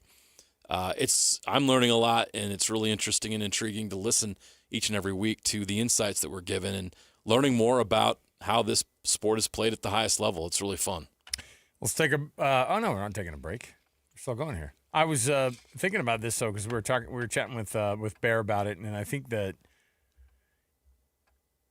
it's more all the things that he's answering the questions with. It's a great way to approach it. It's more complicated than he's, I think, leading on, right? Well, sure, yeah. I mean, it's like, oh yeah, not anybody can walk in there with a grease board and throw all this stuff together. No, there's a lot of experience that comes into this. A lot of sleepless nights, a lot of time spent in the film room that we don't know about. But he simplifies it when he explains it, that's the key to a great coach. It's just like a teacher, right? Right. If you're in a classroom and you have a teacher that understands how to take complex things and be able to teach it to you in a simple way, you're going to understand it better. Same thing with a head coach. We've seen coaches sometimes get, a little too caught up in the minutia of things, and things can get lost, and it doesn't always work out for some guys. When you have a coach that can simplify things that are complicated, you're going to be more successful, and he seems to be doing that with this club. He keeps things pretty simple. It's also been interesting to watch, because it's going to be such a weird schedule too. They come home for one game against Tampa Bay, and then they go back out on the road again. When you think about it, and it doesn't end there. It goes into December of this brutal road stuff that they're having to go through. It's an Olympic year, and so everything gets kind of compacted and weird. But at the same time, they're having like 4 or 5 days off in a row that they've had after that long road trip. And then they come home for one game, and then they go right back out again. And so it's interesting to kind of watch. Guess what's coming? A 4-game road trip to Buffalo, Toronto, Montreal, and Ottawa. They come home for 2 games against the Sabres and the Islanders, but then they're back on the road again to Anaheim and San Jose. I know it's just California, but there's just not a lot of rest for this team, and fans aren't getting a chance to see a lot of home games right now. Yeah. While they're hot. The back end of the schedule is very home happy, though. Oh, big time. So I think there's going to be a lot of that to be able to. But you just hope that they get to the spot where they're, still in that race by the very, very end of it, and Yeah, January and February they're home a lot. Now that we're veterans of having an NHL team here, if you're Ryan Smith, which one's your real baby? Because any parent who says that they don't have a favorite child, they're lying. Oh, you're going to ask Ryan Smith to make a Sophie's choice? Yeah. He has to pick between the Jazz or the Mammoth? Yeah. It's just like I do this with my kids. I'm like, whoever's winning. Do you have a favorite? 100%. Are you willing to say that over the air? 100%. Okay. My first daughter is number one. Always. All right. It's usually the daughter. Well, yeah, and guess what she brought home yesterday too? Perfect grades, right? Gets on the honor roll, like no big deal. It's like amazing citizenship, right? And she's just like, oh yeah, no big deal. She doesn't rub it in anybody's faces. Kind of wish she'd flip somebody off just to know she's human. Quinn, you're the best daughter, and you know it. Well, we have this thing. My kids gave my wife this thing. It's actually awful. It's got all their pictures on a board, and they're all Velcro, and it's 1 through 7. You have a hierarchy? Yeah, we have a. I told the kids it's a living list. You can always move up. You're rating your kids like you would rate Halloween candy. You can always move up. Oh, you can always move up. Gosh. So when my oldest gets home and he's late, I'm already like moving it down. I'm like, oh, that's interesting. You're home. I can guess which one of your kids is stuck in the basement. Sometimes he is, but you just gave it away. Sometimes he is. No. Sometimes he is. I mean, it's just look. If you make my life easier, you're going up the board. You know what I mean? Well, when you got 7 kids, you can have a hierarchy. I would assume that Ryan Smith is going to be the same way. And you know what he does? Oh, just tell Danny and Austin Ainge and Coach Hardy, hey, I'll move you up the list right now. But right now, these Mammoth are kind of cool. Like they're pretty awesome. Look, I mean, the Jazz have been an interesting start. They lost last night. But An interesting start. No, I mean, much more interesting than we thought. Last night's a perfect game. You come back, they gave themselves a chance. They rallied, came back, and made it close again. See how pissed Will Hardy was, though. Yeah. Like, that defense is atrocious. It was bad for 3 quarters. There's no doubt about it. So bad. That's why this team is probably not going to win more than 25 games. But, I mean, it's pretty clear to me, like, Ryan Smith is probably really, like, into the Mammoth right now because they're 8-3. They're hot right now. He's going on ESPN and talking about him. But he's also a basketball guy. I mean, right? ESPN's broadcasting Mammoth games. Right. Year. But Ryan Smith is a basketball guy. He's become a hockey guy, but like basketball is his love, right? And so the Jazz are going to be, they're the OGs. Mammoth are like the new shiny thing that you have to but they cost a lot of money. They're the daughter, It's right? easy to fall in love with the new thing, too. There's no baggage there. The Jazz have a lot of baggage. Yeah. The Jazz are the teenagers. The Mammoth don't have any. The Jazz are the teenagers showing up late after curfew. And you're like, Oh, I yeah. love you, but you're kind of pissing me off down here. Dude, get a job or go to college. Do something. What are you doing? Come on. What are we doing here? The Mammoth, they're your straight A student. They're at the top of the table. Yeah. Yeah. That's 100%. I get it. Yeah. I get it. Yeah, they came home after that road trip with the perfect grades. The Jazz are like the teenager that doesn't know what he wants to do with his life. He just wants to hang out with his friends. Quit bothering me, Dad. I'm playing video games. All right. Hey, guess what? We got a pair of tickets, speaking of the Utah Mammoth. Right now, a pair of tickets for you to be able to win just by calling us up. 801-575-ZONE. That's 801-575-ZONE. 801-575-9663. You get a pair of tickets to see the Mammoth and the Lightning. They're coming to town on Sunday on the 2nd of November. Can you believe we're in November already? All you have to do is give us a call, though. Win those tickets. 801-575-ZONE. That's 801-575-9663. We'll come back. We've got more around the corner. We've got to roll out our winner of this week's Hercules Hero of the Week. And then we've got some sound for you from Utah's practice with the offensive coordinator, Jason Beck of the Utes. See what they can do to turn that corner on the 53-point outpouring last week and how they can add to it against Cincinnati this week. Stay with us, 97.5 The KSL Sports Zone. And now, a look at traffic from the KSL Traffic Center. Southbound I-15, seeing the normal afternoon commute slowdowns from 45th South and Murray down to the Bluffdale exit. Northbound I-15 also with reduced speeds from SR-193 in Layton up to Riverdale Road.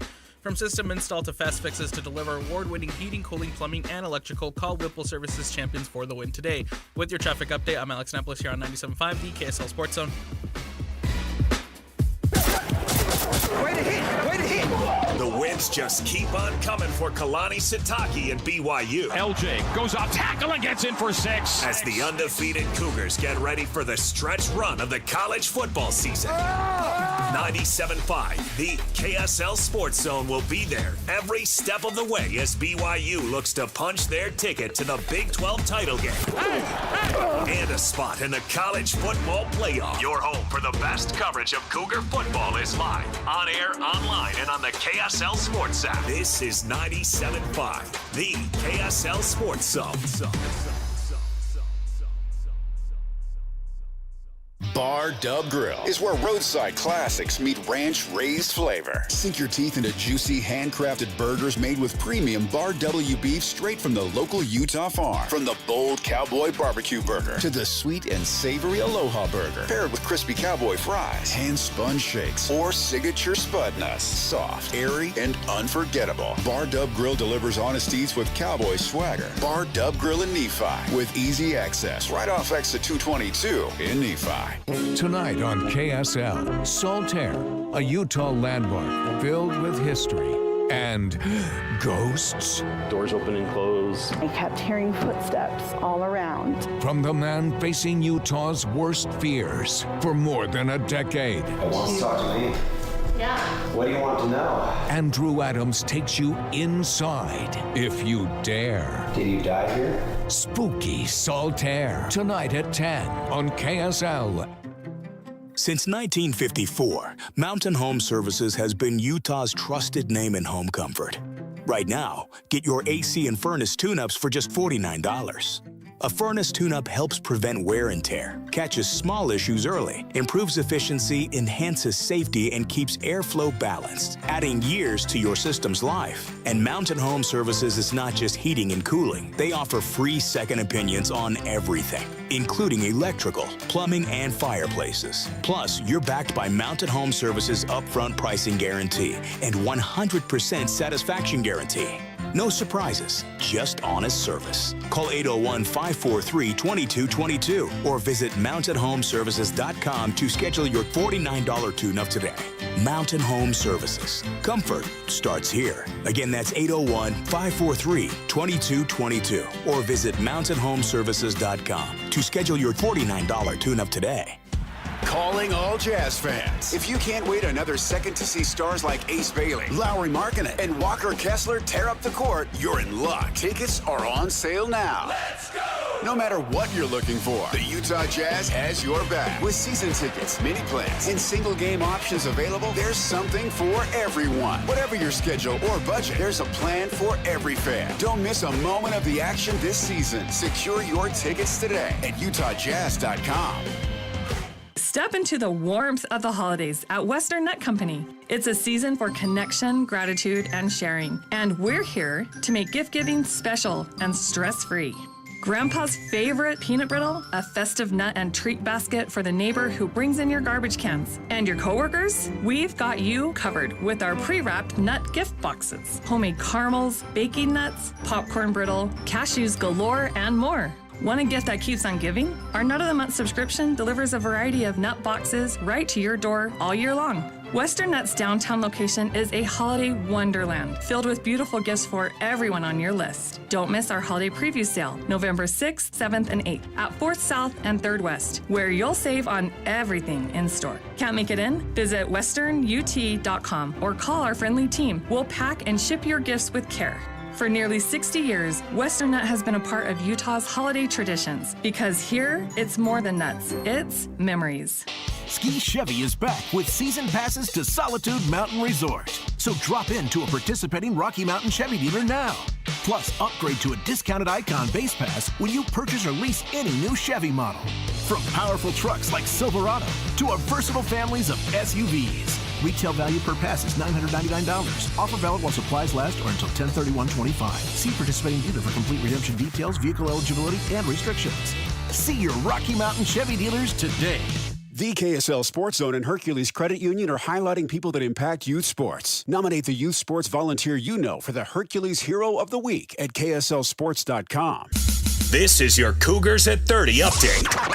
Presented by Kenny J's Barbecue on 97.5, the KSL Sports Zone. Kalani Sitake talks about his enjoyment of being in the new Big 12. I think I've said it before, the fan bases are awesome. Programs are well coached, they have great leadership. Nothing's easy. I mean, we're in the Big 12, we don't know any better, but I do know that when you have a conference that has as much parity as the Big 12 does, anyone has a chance. I don't think any of the other conferences could say that. I love being a part of it. I love that we're in this conference and that Cougar Nation's in a really good spot right now, being involved and being partnered up with the Big 12. That is your Cougars at 30 update. Kenny J's Barbecue will cater your work parties, luncheons, weddings, family get-togethers, and holiday parties. New catering clients get 10% off their first order. So give the gift of ribs and brisket at your holiday party with Kenny J's Barbecue. Our Hercules Credit Union Hero of the Week and a Utah-Cincinnati preview right now on JJ and Alex, 97.5, the KSL Sports Zone.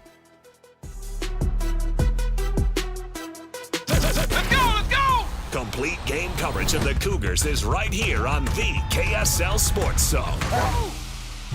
It's a much-needed off week for the Cougars as they rest up for the final stretch of the 25 season. Your home for the best coverage of Cougar football is right here on 97.5, the KSL Sports Zone. You're locked on to JJ and Alex on 97.5, the KSL Sports Zone. Woo!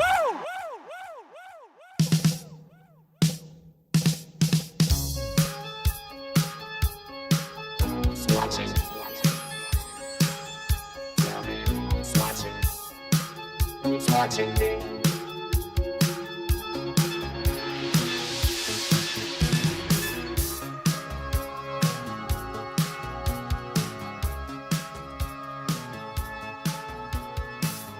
All right, everybody, welcome back. JJ and Alex, 97.5 the KSL Sports Zone. This song's confusing to me because it's not a Michael Jackson song, but he sings the chorus Right. as like a favor to like a record executive whose kid is singing the song. Is that what happened? Yes. That's quite a story. Not that is a nice nepotism. A nice little boost at its there. finest. My goodness. I couldn't even tell you who sings that song. Well, I mean, obviously that part sounds like Michael Jackson, right? Well, I know that. But uncredited. Who's the artist that sucks? Yeah, Rockwell. Rockwell. Oh my gosh. Yeah. Rockwell. Oh, beyond. Like it's like it's not even a one-hit wonder. It's because Michael Jackson's voice is on the back of that. Oh yeah. For sure it's a Halloween classic. All thanks to the fact that Michael Jackson sang that song and he did it uncredited. It's Barry Gordy's son. Yes, told you. Okay. So yeah, favor. It's the dude who founded Motown. That's a little more. That's okay. But you see what I I'm saying? didn't know that Rockwell was the son of Barry Gordy. Yeah. So okay. Hey, King of Pop, could you do me a little favor? Yeah, anything you need. Oh my gosh. Hey. What? That was what? That was pretty good. Yeah, anything you need. What? I mean, that's pretty close. Yeah, Barry, what do you need? Why am I? Stop. I'm not doing a hee-hee, okay? Nope, not doing it. I'm not doing a hee-hee. No hee-hees? No. Get out of here. It's as much as you're going to get. Not going to moonwalk and grab your crotch? I dare you. We have cameras in here. Yeah, Barry, what do you need? All right. You know my son Craig, right? Well, he's got a little group he's got together. We're calling it Rockwell. His son Craig. He has a name. His name is Kennedy. Sorry. Kennedy William Gordy. The last time it'll ever be mentioned again in this program. No, now you know the story. And now you know the rest of the story. Everybody learned something today. Yeah, I told you it's a wild story. Somebody talked to me about it years ago, and I was like, yeah, I wondered, isn't that a Michael Jackson song? And they're like, oh no, it's not. In fact, you won't find his name attached to it ever, except for the fact that it's him singing the song. But yeah, uncredited. Let me see here. Hey, it's that time of the week for us to be able to get into your Hercules Hero of the Week. How do you get the Hercules Hero of the Week winner? Well, you nominate your youth sports volunteer in your neighborhood who does an awesome job, and we recognize those folks with the Hercules Hero of the Week program brought to you by Hercules First Federal Credit Union and Beehive Meals. This week winner is Kevin Whips. Kevin was nominated by Tiffany Davis. Here's what it says, courtesy of Tiffany in her nomination of Kevin. Kevin is the coach of my daughter's 4th grade junior jazz league team. Went out of his way to make sure all the kids felt included. We're learning and improving throughout the year.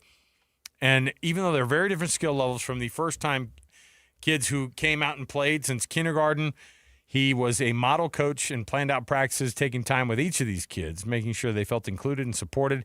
He's also been a great help helping my daughter feel encouraged as it was her first year, and it was all new.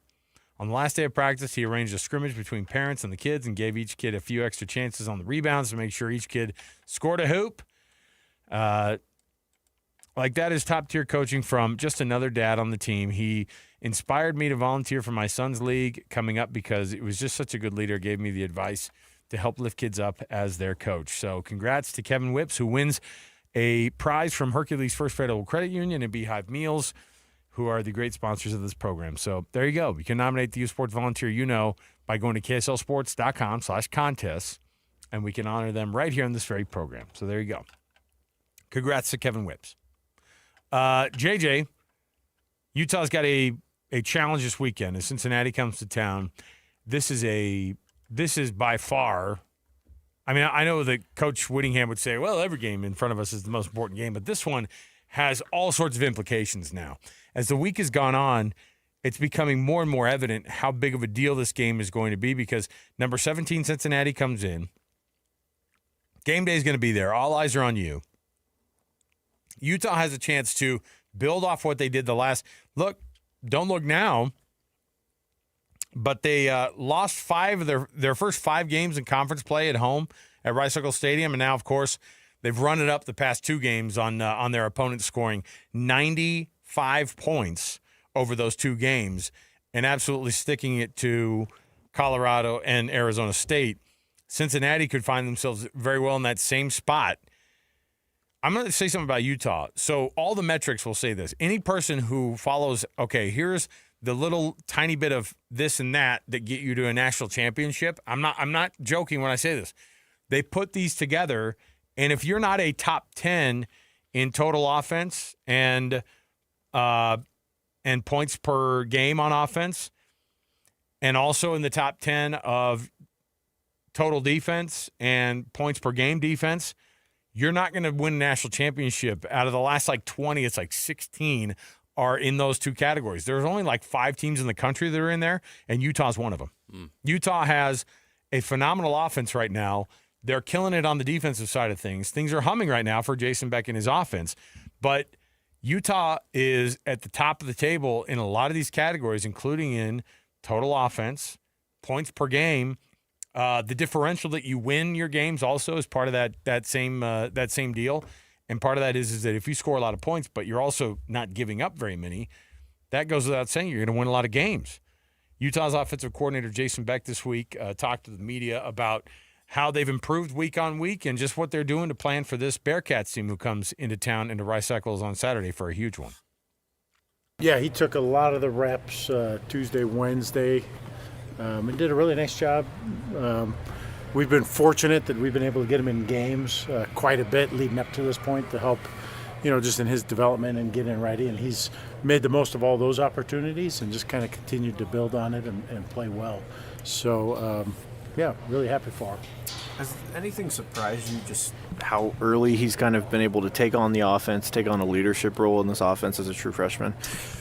I don't know. I didn't kind of have any expectations, and just it took its kind of natural course. Started in spring with minimal opportunities, and he'd get in there and do some nice things, and it's just slowly kind of grown over time. Really didn't know how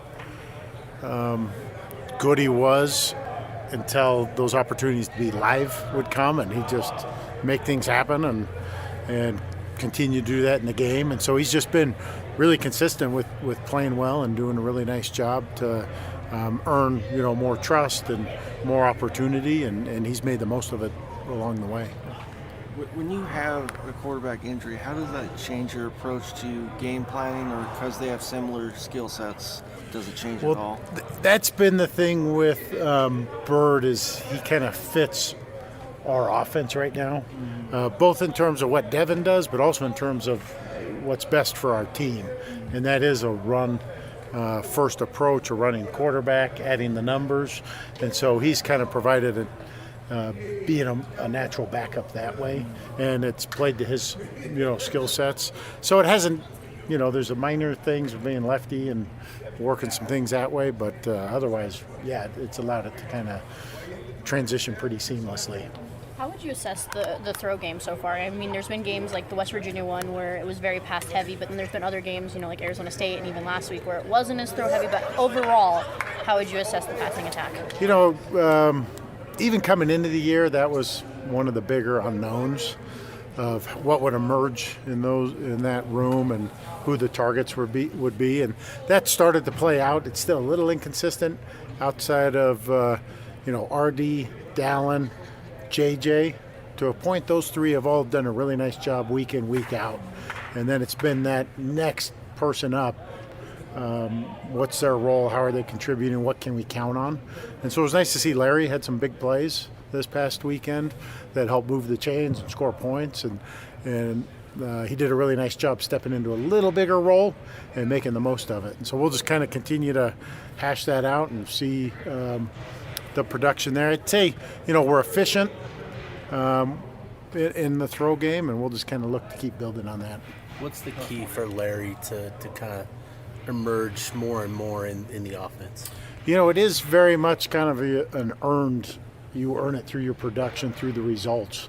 And so He's had some things along the way, and at times he's had some stuff fall.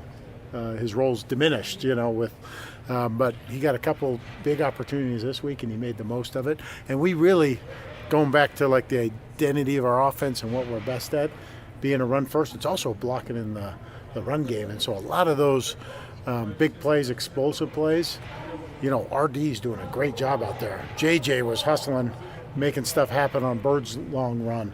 And Larry's been that guy in the run game. He's really done a nice job helping to block, which, man, helps our offense big time. And then anytime targets come your way, if you can get open and catch it, it's only going to allow your role to increase in the offense. So, Jason Beck, offensive coordinator for the Utes. Hey, if it ain't broke, don't fix it. You don't need to throw the ball around. When that question was asked about the quote-unquote throw game, I was like, don't worry about the throw game right now.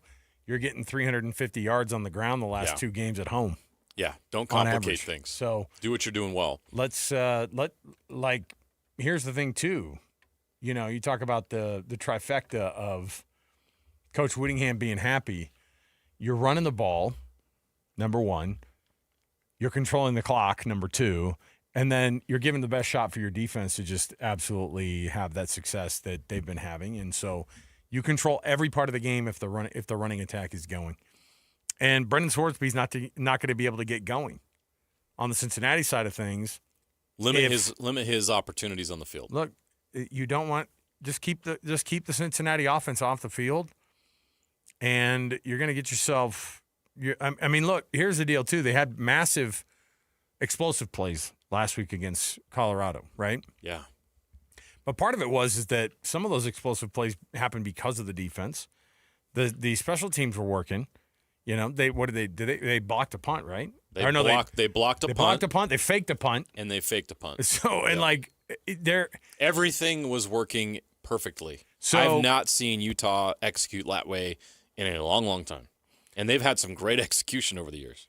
That was incredible. Cincinnati hasn't been beaten in the last 6 weeks or 7 weeks, and this is their most difficult test of the year. By far, so far. It might be the most difficult test of the entire year. And the Nebraska game was like, oh, shoot.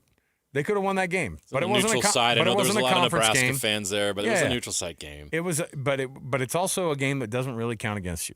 Right. And so they haven't lost since. Ask Arizona State. Everybody at the beginning of the year was like, yeah, you lose to Mississippi State, you're fine. Now they've lost 3 games. And that's like we're not talking about Arizona State. We're not talking about Iowa State. What's wild is we're talking about Houston in the break more than we were talking about any of these other teams. Because Houston's going to sneak into the Big 12 championship game. They got the easiest freaking schedule the rest of the way. Don't be shocked if Houston's in the Big 12 championship game and you're like, what? You're right.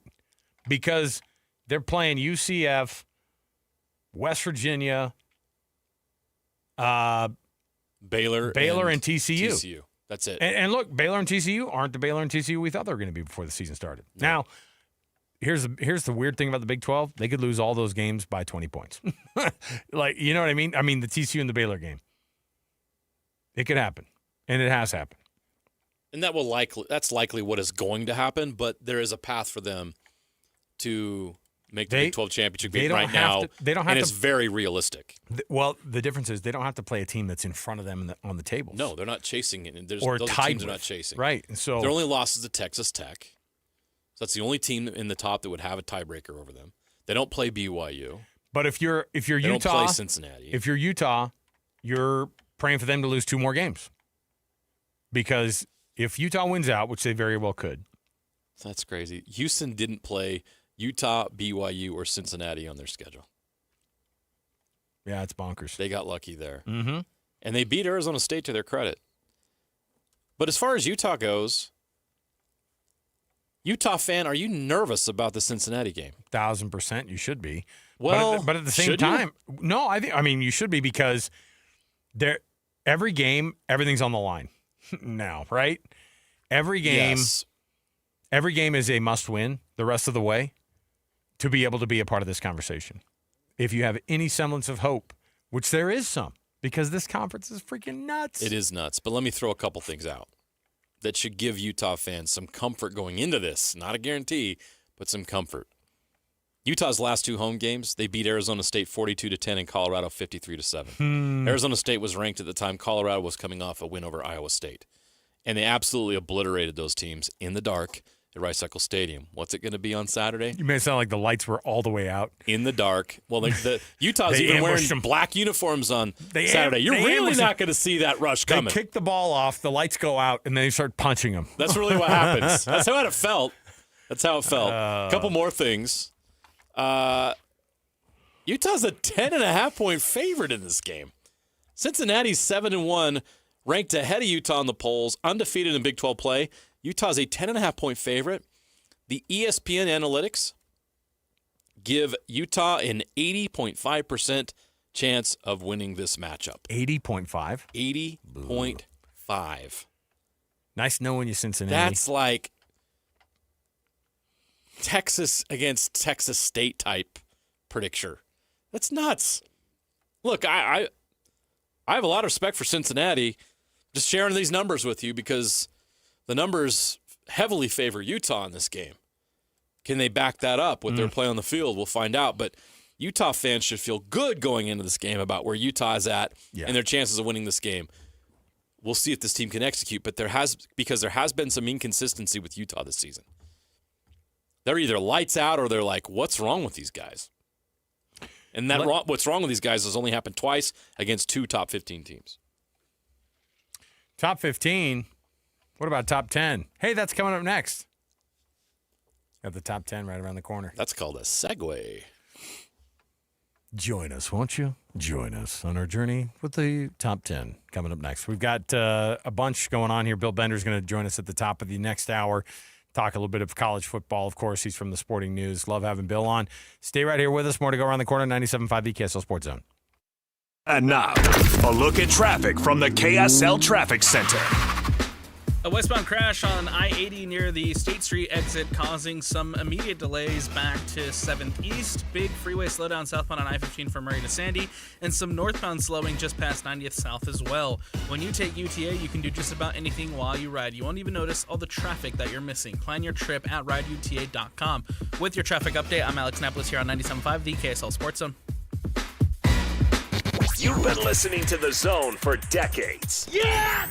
But now you can watch the guys break down your favorite teams. Some viewers may find the following video disturbing. Viewer discretion is advised. Catch the video stream of DJ and PK, Jake and Ben, Hanson, Scotty, and JJ and Alex right now at KSLSports.com or by searching KSL Sports on YouTube. Utah's best sports radio is on air, online, and on the KSL Sports app. This is 97.5, the KSL Sports Zone. Beehive Meals, beehivemeals.com. Use the promo code THEZONE to get $20 off of something that's going to change the way that you guys have dinner at night. Look, your family getting around the table is an important deal. You don't have to have some therapist tell you, hey, when you're all eating together as a family, that's better for the family dynamic. Beehive Meals helps you get there a lot better. You know why? Because you can just throw the fresh ingredients into the slow cooker, and Beehive Meals does the rest. They did it all for you. You throw it in there, and by the end of the day, you're going to have yourself an awesome meal, and you can sit down together as a family, and you can enjoy that time together, and you can say, hey, I cooked a hot meal for my family. You can do that, too, with Beehive Meals. Yeah, be a hero. Save time and money while you're doing it. Here is the star-studded all-star roster of a menu for November. Creamy lemon chicken, chicken parmesan, honey sesame chicken, creamy chicken tacos, zesty Italian chicken, broccoli cheddar soup, pork carnitas, lasagna soup, sweet and sour meatballs, and steak fajitas. From hearty soups to game day favorites, these meals are built for busy weeks and tailgaters. So this November, give yourself a break. Let Beehive Meals handle dinner while you handle everything else on your plate. Order today at beehivemeals.com and use the code THEZONE for $20 off your first order. And that's a winning play for the season of giving, right? The Zone for $20 off your first order. Give this a try. Save yourself time and money. BeehiveMeals.com. That's BeehiveMeals.com. It might only be October, but Utah is getting ready for a brand new immersive holiday tradition in South Jordan. Step into the magic and holiday lights at the ballpark at America First Square. Sponsored by Mickey Couture. A walk through winter wonderland like no other. Dazzling lights, festive music, and family fun for all ages starting November 14th. Reserve your tickets now at the ballpark at afs.com. Make the season unforgettable by celebrating Utah's newest holiday tradition. Holiday lights at the ballpark. Hey guys, it's Woodrow from Mint Medical Clinic. Are you struggling with ED? Well, you are not alone, and now there's a real solution that treats the root cause, not just the symptoms. Introducing our trifecta approach, a breakthrough combination of acoustic wave therapy, hormone replacement, and cryotherapy, all designed to restore blood flow, boost performance, and rebalance your hormones. Whether it's ED or hormonal imbalance, if you're ready to reignite your love life, this treatment helps bring back your energy, your drive, and your confidence. And right now, when you call, you'll receive a free consultation, a blood flow ultrasound, and an intimacy gift. That's a $650 value, absolutely free. And here's the bonus.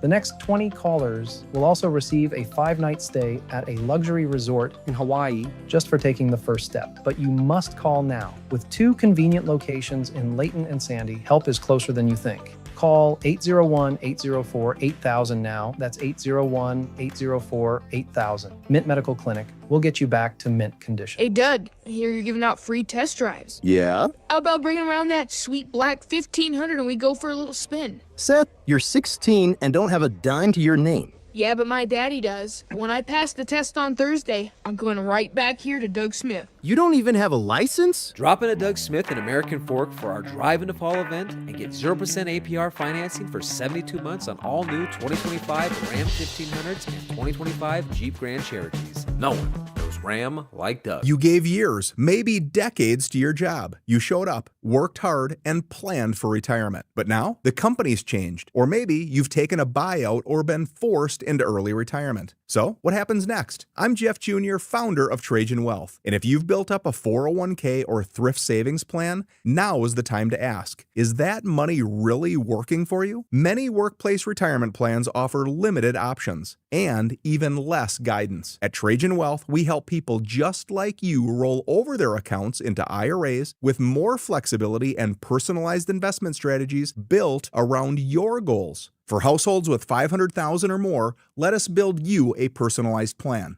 We operate on veteran values, service, trust, and doing what's right. Your next chapter starts now. Call Trajan today, 801-210-6800. That's 801-210-6800. Advisory services offered through Trajan Wealth, LLC, an SEC-registered investment advisor. See website for details. 3, 2, 1. This is your Utes at 50 update. 58! Presented by Kenny J's Barbecue on 97.5, the KSL Sports Zone. Morgan Scally talks about the depth at linebacker stepping up last weekend in that win over Colorado. We've got enough depth that we got a number of guys that we can step out there on that field and not bat an eye. And they've got a great teacher in Colton Swan. So no worries or issues with that room whatsoever. I was very pleased with Trey. Him and Jono were our defensive players of the game and both executed at a very high level, both very productive as well. That is your Utes at 50 update, brought to you by Kenny J's Barbecue. They will cater your work parties, luncheons, weddings, family get-togethers, and holiday parties. New catering clients get 10% off their first order. Let's play the top 10 next on JJ and Alex, 97.5, the KSL Sports Zone.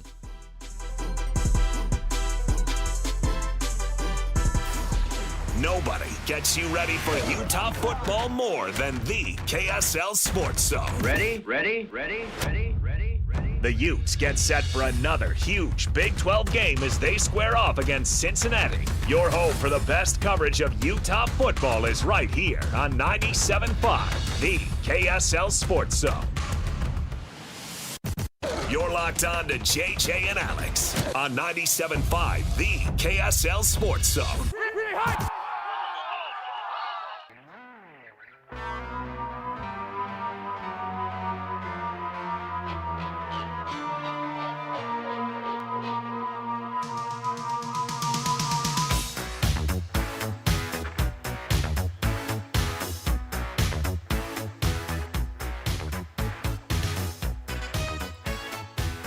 Welcome back, everybody. JJ and Alex, 97.5, the KSL Sports Zone. Thanks for being with us on the program.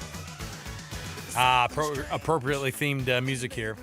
I found a top 10 that you'd never be able to get. We could never roll it out as a, like, hey, you guess these top 10s.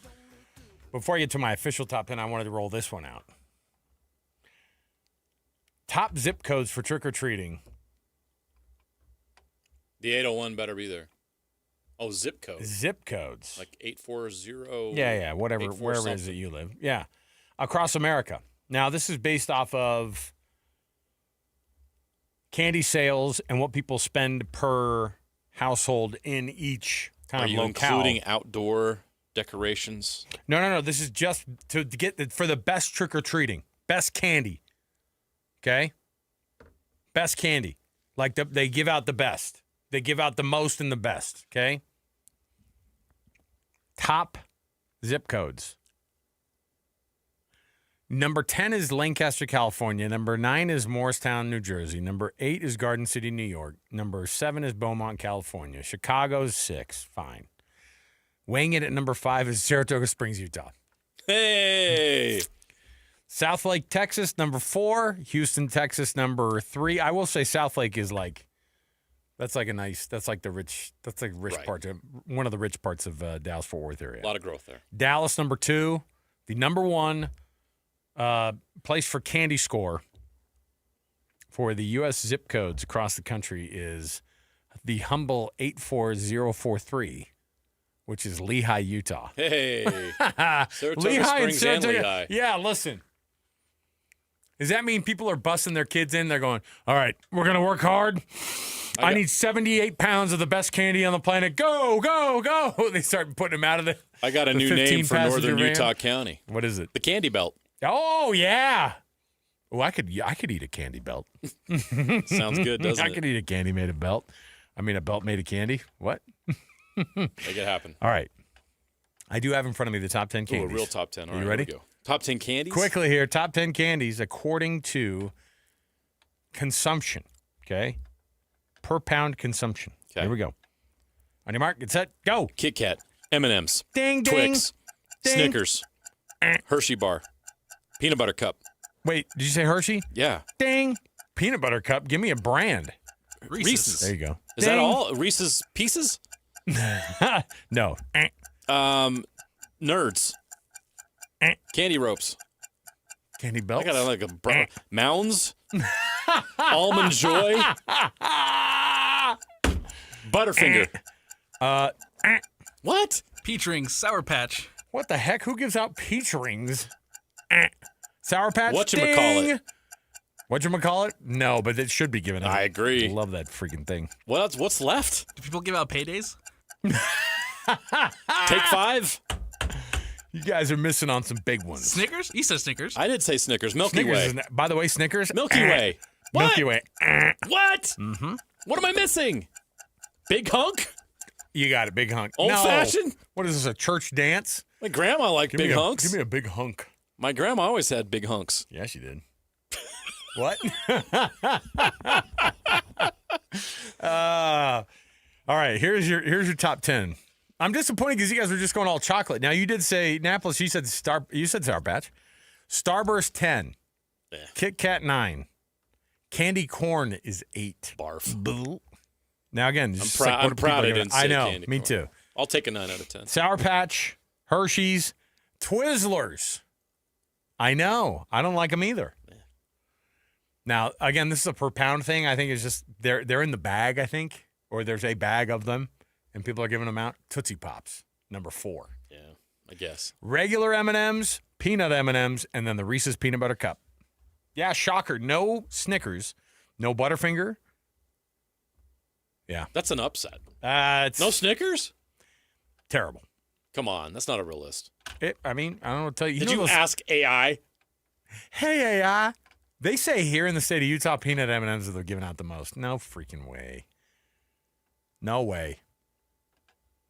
People here do love their peanut M&Ms. Okay, see, this is what's dumb. See, I'm looking at this list and it says Texas gives out Ferrero Rocher hazelnut chocolates. That's the number 1 candy. That's a lie. I told you who owns them or who owns Butterfinger. Yeah. Ferrero Rocher. Yeah. It's not a hazelnut chocolate. They're giving out Butterfingers. That's number 1. Guaranteed. Guess who gives out the most candy corn? Utah. West Virginia, North Carolina, and Virginia. Bunch of idiots. Hey, maybe that's all they can afford. Be kind. Alaska, Haichu, get out of here. All right, we'll take a break. Love Haichu, though. Bill Bender's joining us next. It's a quality candy. Bill Bender joins us next. We're going to talk some college football. Stay with us right here, 97.5 the KSL Sports Zone. Whether you're stuck in the office, I believe you have my stapler, in your car, or at your in-laws. You want a piece of me? You bet I do. The Zone is with you every step of the way. Download the KSL Sports app to get live streaming of your favorite shows and access to all the latest updates on your favorite teams. Your home for the best coverage of the Utes, Cougars, Jazz, and Mammoth is on air, online, and on the KSL Sports app. This is 97.5, the KSL Sports Zone.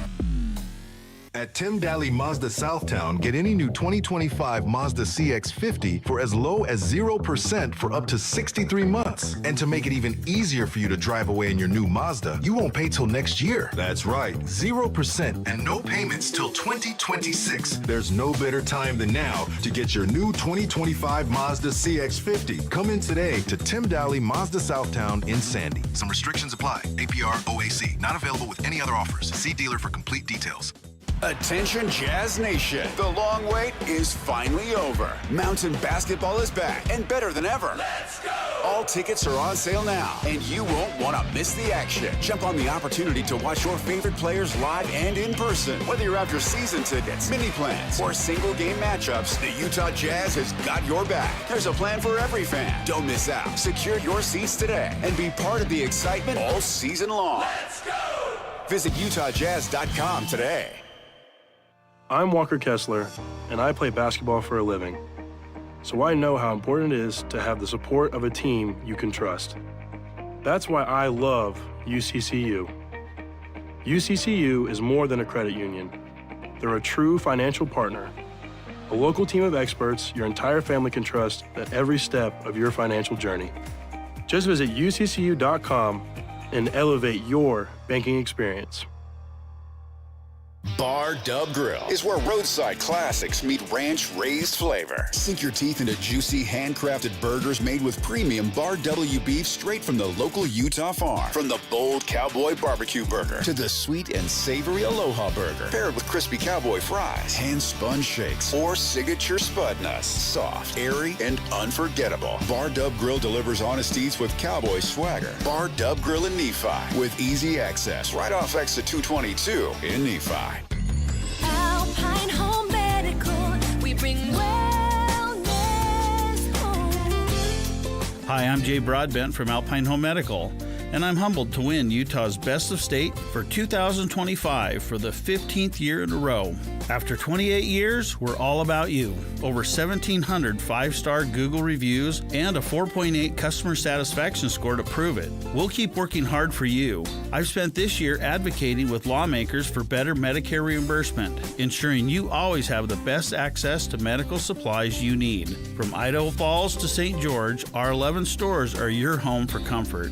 When you hear Alpine Home Medical, think of that best of state experience every single time. Visit us online at alpinehomemedical.com. That's alpinehomemedical.com. Alpine Home Medical, we bring wellness home.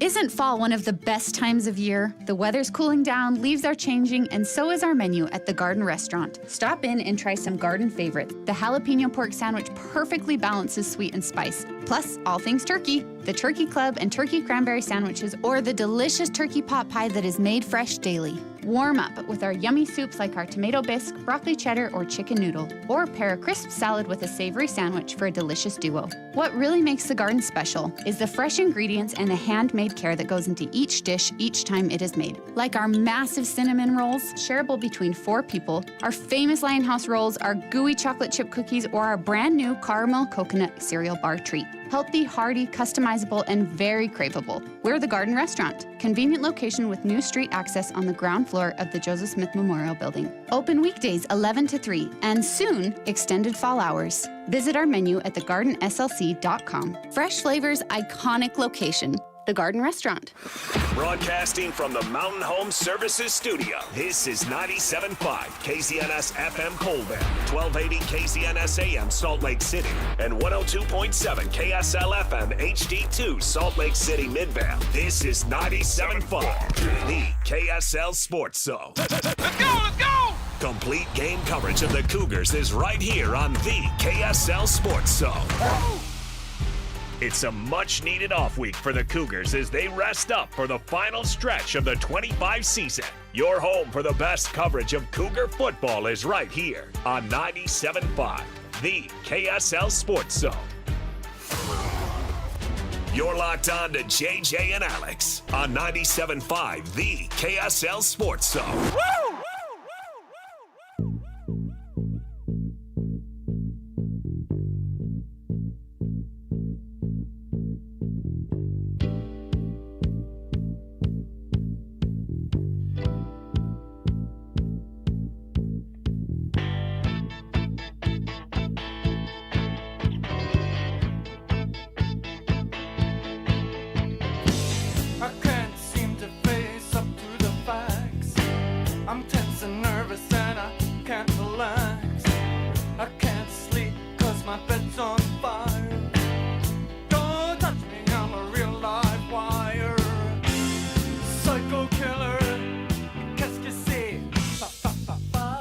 All right, everybody, welcome on in. JJ and Alex, 97.5 the KSL Sports Zone. Alex Curie, Jeremiah Jensen, thanks for being with us on the program. The more we talk about it, the more I'm convinced Cincinnati's in a real bad spot coming into Utah this weekend. The analytics say so, yes. We didn't really feel that way about the Texas Tech game. No. We wondered.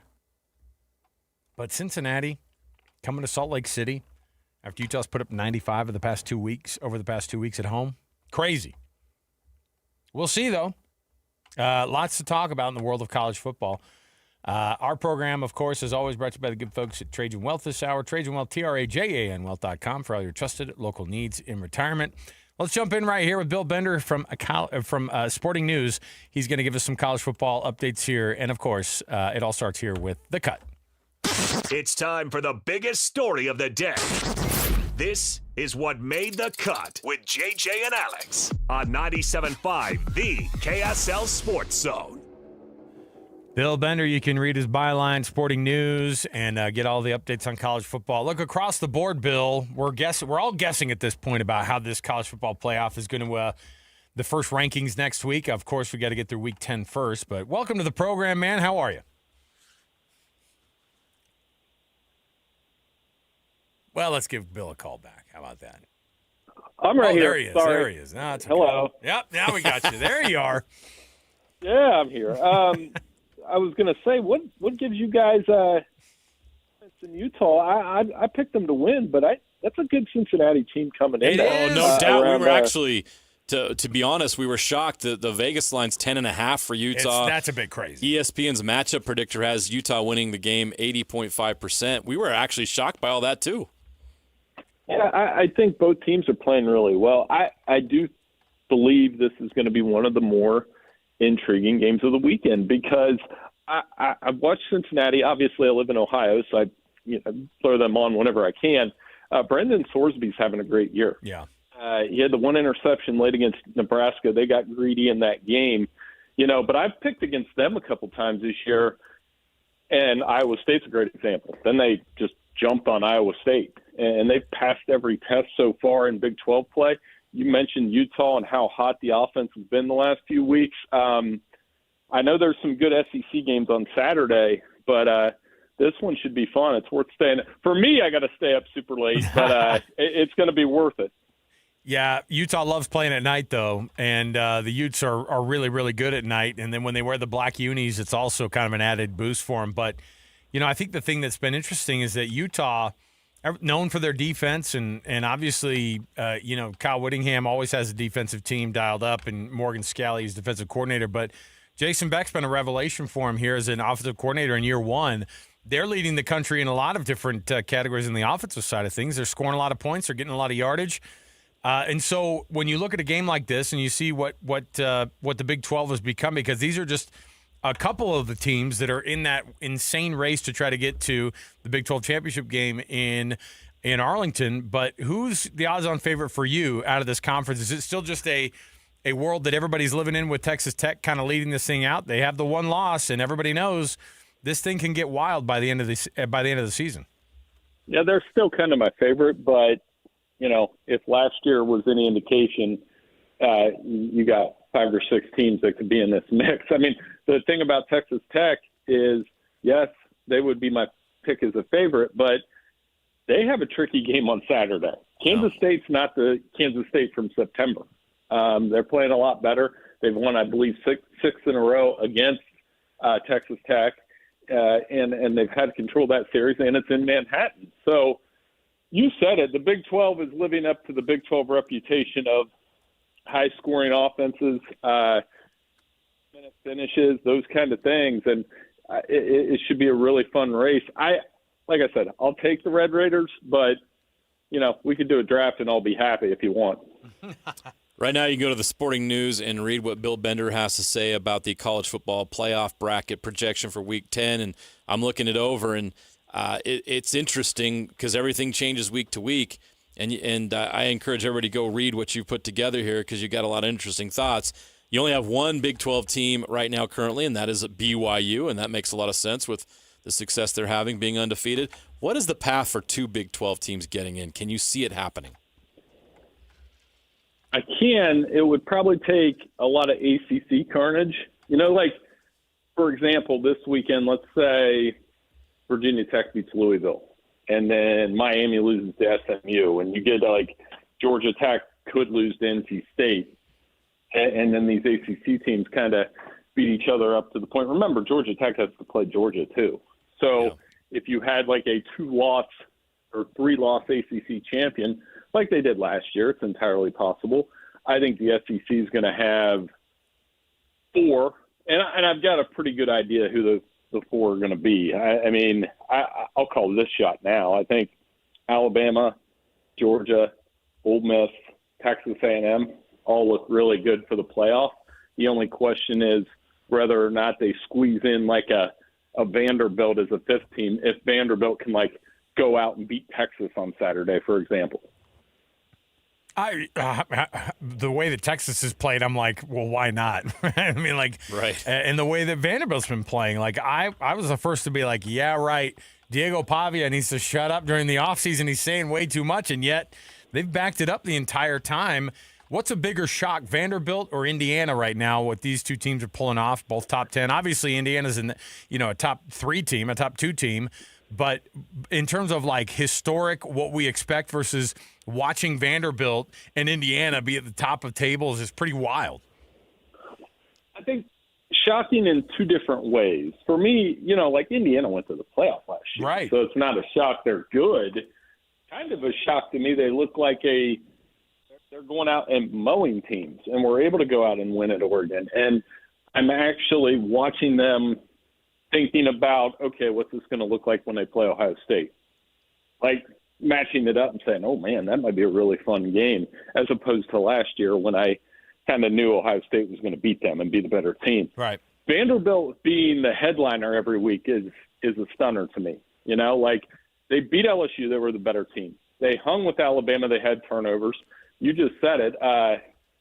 They could beat Texas, and I wouldn't be stunned. And they have, and Diego Pavia, whether you love or hate that guy, he backs it up on the field, and they take a cue from him. There's no doubt that personality of that team runs through him.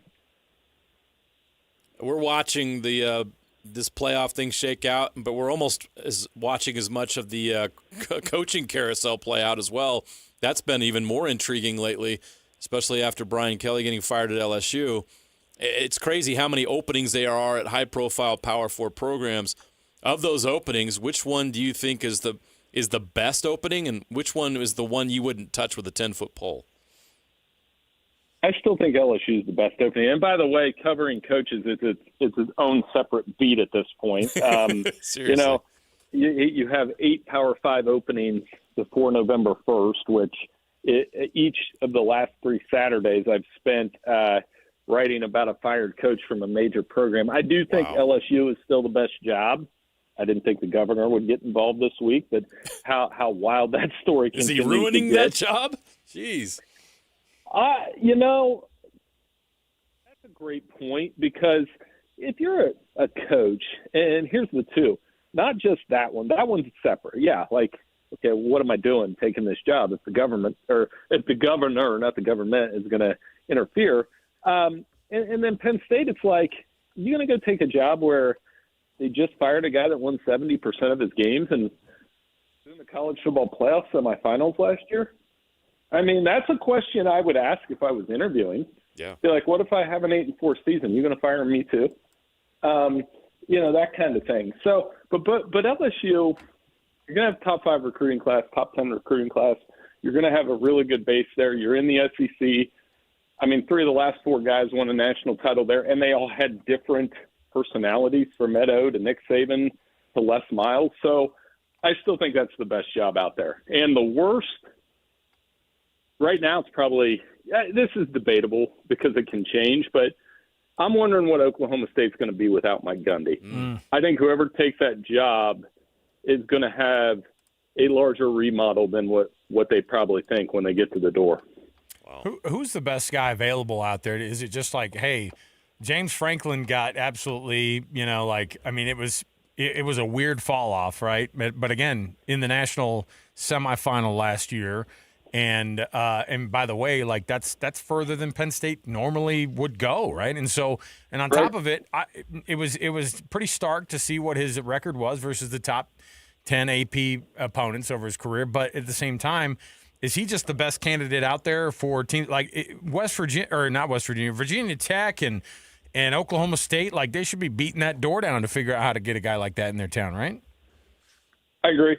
And again, we can make whatever we want out of the record against top 10 teams and top 5 teams, but I'm not making excuses, but they were underdogs against better Ohio State teams in a lot of those games and better Michigan teams. Yeah, they lost a lot, and he's got to win a couple of those. But if you're Virginia Tech, you should be hiring him. Well, by the way, you're going to have a losing record against top 5 AP opponents overall. I feel like, because they're typically going to be better teams than you anyway.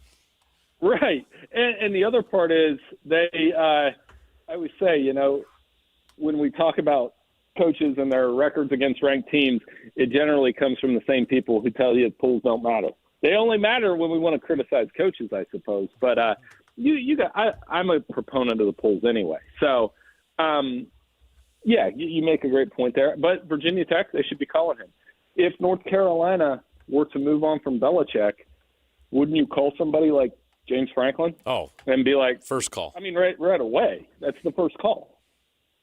No doubt about it. BYU, they're in a bye week this week. Perfect on the season. They've had to rally, it feels like, from every game, 14 down to win those games, but they are undefeated. They're atop the standings in the Big 12. You've got them in your college football playoff predictor right now. What are your thoughts on the Cougars and how sustainable this success is, and could they get to that college football playoff?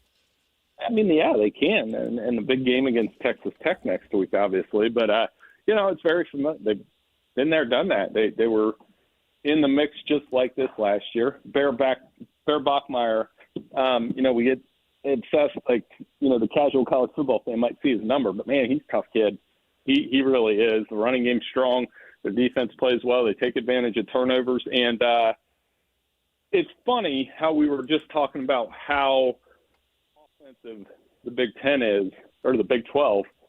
But that feels like a game where, Texas Tech and BYU, doesn't that feel like it's going to be like a 21-17 kind of grinded out kind of game between those two when they play? Could be, for sure. It's interesting, too, because as you watch how this thing plays out, and, I'm looking at our producer just sent us a flow chart of about 58 different versions of how this conference could end up. But Houston is one of those teams that has only lost one game in conference play. It's the Texas Tech, and they have arguably the easiest route on the way out of this thing. Teams like Houston, do they have a place in a college football playoff if they just kind of sneak their way in a season like this? Connor Wigman's played really well. Yeah. Willie Fritz can coach too, and I can't believe I've gone this far without saying something about how well they've played.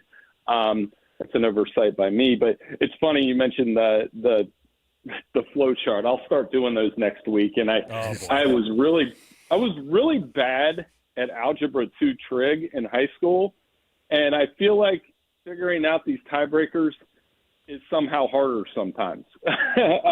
So it will be an interesting thing to see in the Big 12. Houston certainly has a stake in that. And I think the key has been Wigman. He's a former 5-star guy. He's not turning the ball over at all. And they're just playing solid football. They got West Virginia this week. It's a big spread. The Mountaineers have struggled, obviously, in Rich Rod's first year, but Houston, they're just under the radar. And that win against Arizona State, it just kind of slid by everything that happened last weekend. But that was a big win for Willie Fritz. Yeah, it was, and they've been impressive. Yeah, it's just really interesting atop the Big 12, and the league really wants to get that second team in, but one team that could blow that up for certain is if Notre Dame gets back in the mix. And we were talking about Notre Dame earlier in the show because if they get in the playoff, that obviously impacts the Big 12, could impact BYU, maybe Utah backdooring in. If Notre Dame wins out, are they really a lock, or is that something that people are just assuming, and maybe a deeper look needs to be made because of the schedule that they've been playing during this win streak? You know what? That's a great point, because when I was running through the 12, I've just kind of penciled them in because I think they will go 10-2, and at a 10-2, it'd be hard to leave Notre Dame out despite that schedule. They would probably argue, hey, we played Miami tough. We lost at the end to Texas A&M. Texas A&M probably in the playoff anyway. The game to circle with Notre Dame to me is Pitt. Pitt's playing really well. They've got good linebackers. They might be able to slow down the run a little bit. They've played better since they switched quarterbacks. And if they knock Notre Dame to 9-3, Notre Dame's out. And then that opens up all sorts of possibilities for the playoff and, for that fifth SEC team or that. I don't know that the Big Ten will get 4 in. I'm close to that conference. And, I think Ohio State, Indiana, Oregon are in. But then USC, Michigan, Nebraska, and Washington all look like they might have 3 losses at the end of the year. The one team to watch in the Big Ten, believe it or not, maybe they'll play Utah in the first round once and for all, and we can watch Iowa and Utah play. Iowa is looking like, if you look at their schedule, the path to 10 wins is there. And Kirk Ferentz, the man finds a way. Yeah, right now they're 6-2, 4-1 in conference play. We haven't even thought about Iowa. They're not even ranked right now, but that's a good point. I try not to think about Iowa. That's a lot of people try not to think about Iowa because they think about punting when they do. I know. Well, if they can beat Oregon, which is next on the schedule, I think that would get a lot of people's attention. That's wild. And they would be able to follow that up with the USC game, so who knows? Kirk Ferentz finding a way every year. He's going to punt his way to the college football playoff. Absolutely. Tight end his way to the college football playoff. Bill Bender, Sporting News, where you can find his byline. Bill, it's going to be flow chart season coming up here soon. So we'll hit you up in the next couple of weeks here when those things get going in earnest, and then we'll pick your brain on those as well. Thanks for hanging out, man. We appreciate it. Hey, anytime, guys. Thanks for having me on. Have a great weekend. You too. Thanks, Bill. There you go. Bill Bender's awesome. Man, there are teams in every conference that you go, did you consider them? Like Iowa is, I don't know, it's almost insulting to call them the Houston of the Big Ten. I say that with all due respect to Houston, but they've been crap for it's just a long time. They just haven't been in that conversation. Basketball school. Right. But Iowa is just like this steady, like 9-3, 8-4 team. Good job. But, and they'll probably end up there too. The problem is that getting to the Big Ten championship game doesn't actually mean anything. It doesn't guarantee you anything. It doesn't guarantee you unless anything. You win it. Yeah, but that's the thing is that, just ask Iowa. They know they've been to the Big 12 championship game many times. Right, and it hasn't equaled a playoff. And it was because they were like, yeah, we won this They happen to be in the West Division. We won this part of it. Yeah. Now we have to play the real good teams. Very different. And so, we beat Wisconsin? ? Man, those tough Nebraska teams in the mid-2000s were tough to get through. Oh, yeah. In Minnesota? Oh, man. Watch out for the Golden Goph. All right, we'll take a break. They rowed their boat. We'll come back We've got more to go. When we return, we'll get you hooked up here with. We have any more tickets to give away, by the way? Just the one time. It was just for. All right, fine. It's fine. Hey, but on Friday, by the way, guess what we're doing? Giving away stuff. The KSL Sports Zone hooking you up with tickets to the Utah-Cincinnati game coming up. All day tomorrow, every hour, there's going to be a Utah keyword. When you hear that, you text it to 57500, and that's going to enter you to get you in on those tickets to possibly win. All the details are at KSLSports.com. Go check it out right now. Utah versus Cincinnati tickets all day tomorrow on 97.5, the KSL Sports Zone. We'll come back. We've got our NFL Blitz next. Stay here at 97.5, the KSL Sports Zone. And now, a look at traffic from the KSL Traffic Center. Southbound I-15, significant slowdowns from Sandy to Murray. Significant southbound slowdowns on I-15 westbound going by the Salt Lake International down to the I-80 interchange. Unusual delays this afternoon in the Ogden area. Northbound I-15 is slow from 21st Street up to Far West. Whether you park it, stripe it, or pave it, GoPave Utah has your blacktop covered at GoPaveUtah.com. That's GoPaveUtah.com.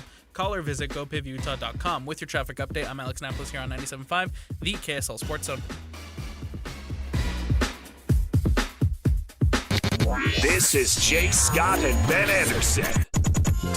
Will Hardy had his annual play hard and pass rant after the game. Ben, why do you ask your kids to clean the house? It's not because they're going to do a good job. They're not going to do a spectacular job. I'm going to do a better job. That's not why you're asking them to clean the house. Right. No, you're setting the tone in your house, and I'm trying to do this with my girls too. We're going to be responsible for doing the hard things. You're not going to be able to get away with doing a half-hearted effort, even though I know that you're still going to not be great at cleaning the house. What I'm doing is setting a tone. And I think when he says that, I think that's what he's doing, is setting the tone, especially now. Like, I'm going to take my team back, and you're going to do what I'm going to say, and I'm going to tell you to do some things that you don't want to do, and there's some hard things, but if you don't do them, you're not going to play.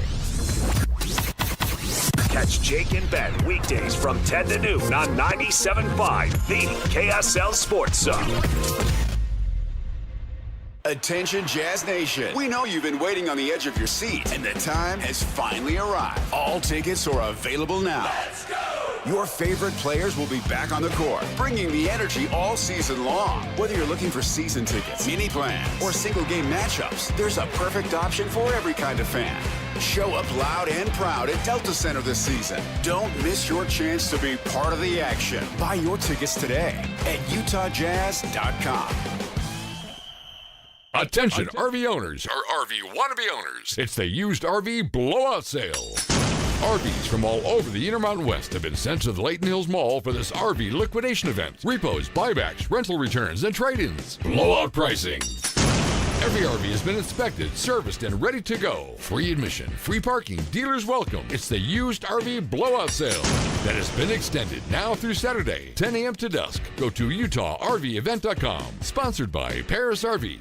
Paris RV is your locally owned, family-run RV dealership. We strive hard to find the very best RVs for the price. With 4 locations, over 1,000 RVs in stock, 42 service bays, and 4 super parts stores, we're sure to help take your family on the best RV vacation. Check out our perfect family bunkhouse trailer, the 26BH, that sleeps 9 for $19,995 or $227 a month. Zero down. Life is short. Enjoy it. North Murray, South Murray, Payson, and Pocatello. ParisRV.com. Way to hit! Way to hit! The wins just keep on coming for Kalani Sitake and BYU. LJ goes off tackle and gets in for 6. As the undefeated Cougars get ready for the stretch run of the college football season. 97.5, the KSL Sports Zone will be there every step of the way as BYU looks to punch their ticket to the Big 12 title game. And a spot in the college football playoff. Your home for the best coverage of Cougar football is live, on air, online, and on the KSL Sports app. This is 97.5, the KSL Sports Zone. Hey, Benjamin. We've got a surprise for you. What? You have a brother. $100 bill just like you. Hey, I'm Ben. What? We just got him for joining America First Credit Union and opening a new checking account. And you're going to live together at America First. What? This is nice. For a limited time, new members get a $100 cash bonus when they open a checking account or $50 when they open a youth checking account. So head to AmericaFirst.com and get your money working today. Membership eligibility, terms, and conditions apply. Federally insured by NCUA. It's game week for the Utes, and the KSL Sports Zone is getting you ready for kickoff. It's back-to-back home games for Utah as Kyle Whittingham and the Utes welcome the Cincinnati Bearcats. Listen all week long for the best coverage of Utah football and your chance to win tickets to the game. Then catch college football Saturday, game day at 10 a.m. with a post-game show immediately following the game on KSLSports.com. Let's go then. Let's go, baby. Your home for the best coverage of Utah football is live on air, online, and on the KSL Sports app. This is 97.5, the KSL Sports Zone. Tim Jr. here from RGS Exteriors. Did you know that we offer 3 distinct styles of gutter protection? Each one meant to handle a specific leaf problem. You might not even know there are different styles of gutter protection, but there are. And if you pick the wrong one, it could be a huge waste of money. Now, the big gutter guard companies won't tell you this. They try to sell you a one-size-fits-all gutter guard. And it could be completely wrong for the amount and types of trees and leaves you have. Not RGS Exteriors. We understand which kind of leaf problem needs which kind of gutter guard. We'll do an in-depth evaluation to assess the types, locations, and numbers of trees in your yard. Based on that data, we match your home to the right gutter guard. So don't risk wasting money on the wrong gutter protection. For a free evaluation and estimate, call RGS Exteriors at 801-280-3110 or visit rgsexteriors.com. That's 801-280-3110 or rgsexteriors.com. It might only be October, but Utah is getting ready for a brand new immersive holiday tradition in South Jordan. Step into the magic and holiday lights at the ballpark at America First Square, sponsored by Mickey Couture. A walk through winter wonderland like no other. Dazzling lights, festive music, and family fun for all ages starting November 14th. Reserve your tickets now at the ballpark at afs.com. Make this season unforgettable by celebrating Utah's newest holiday tradition. Holiday lights at the ballpark. Les Olson IT is trusted for businesses providing state-of-the-art printers, copiers, managed IT services, and licensed security systems for Utah. Work smarter with Les Olson IT. Les Olson IT. You've been listening to The Zone for decades. Yes! But now you can watch the guys break down your favorite teams. Some viewers may find the following video disturbing. Viewer discretion is advised. Catch the video stream of DJ and PK, Jake and Ben, Hanson, Scotty, and JJ and Alex right now at KSLSports.com or by searching KSL Sports on YouTube. Utah's best sports radio is on air, online, and on the KSL Sports app. This is 97.5, the KSL Sports Zone. Hey, this is Chris with JCW's. Drop in for one of our delicious gourmet burgers made with 100% choice Grand Chuck. We're in Lehigh, American Fork, Provo, South Jordan, and Harriman. JCW's, quality and a lot of it. This is your Cougars at 30 update. Presented by Kenny J's Barbecue on 97.5, the KSL Sports Zone. Kalani Sitake talks about moving Preston Rex from safety to running back to improve the depth at the running back position. The depth that we had at the safety position, Preston was going to play and have a role, but I remember him, out of high school at San Clemente having the ball in his hands. So this was a good moment where I felt like he can be able to compete for playing time at the running back position. I felt like we could make it a deeper position group. I think he's found himself a nice home. He's a legacy kid, his dad's a legend here, and his obviously big brother's an offensive guy. So with the Rex family, he should be able to catch the ball and handle the ball and get in the end zone. That is your Cougars at 30 update. Kenny J's Barbecue will cater your work parties, luncheons, weddings, family get-togethers, and holiday parties. New catering clients get 10% off their first order. The NFL Blitz starts right now on JJ and Alex, 97.5, the KSL Sports Zone.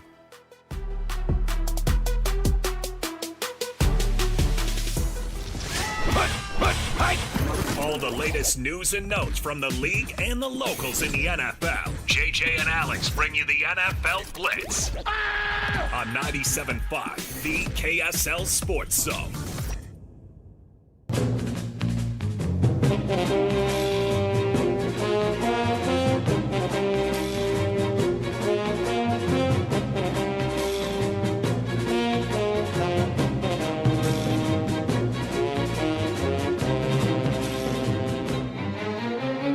Oh, man, get excited for this Thursday night game. It's going to be featuring, check some notes.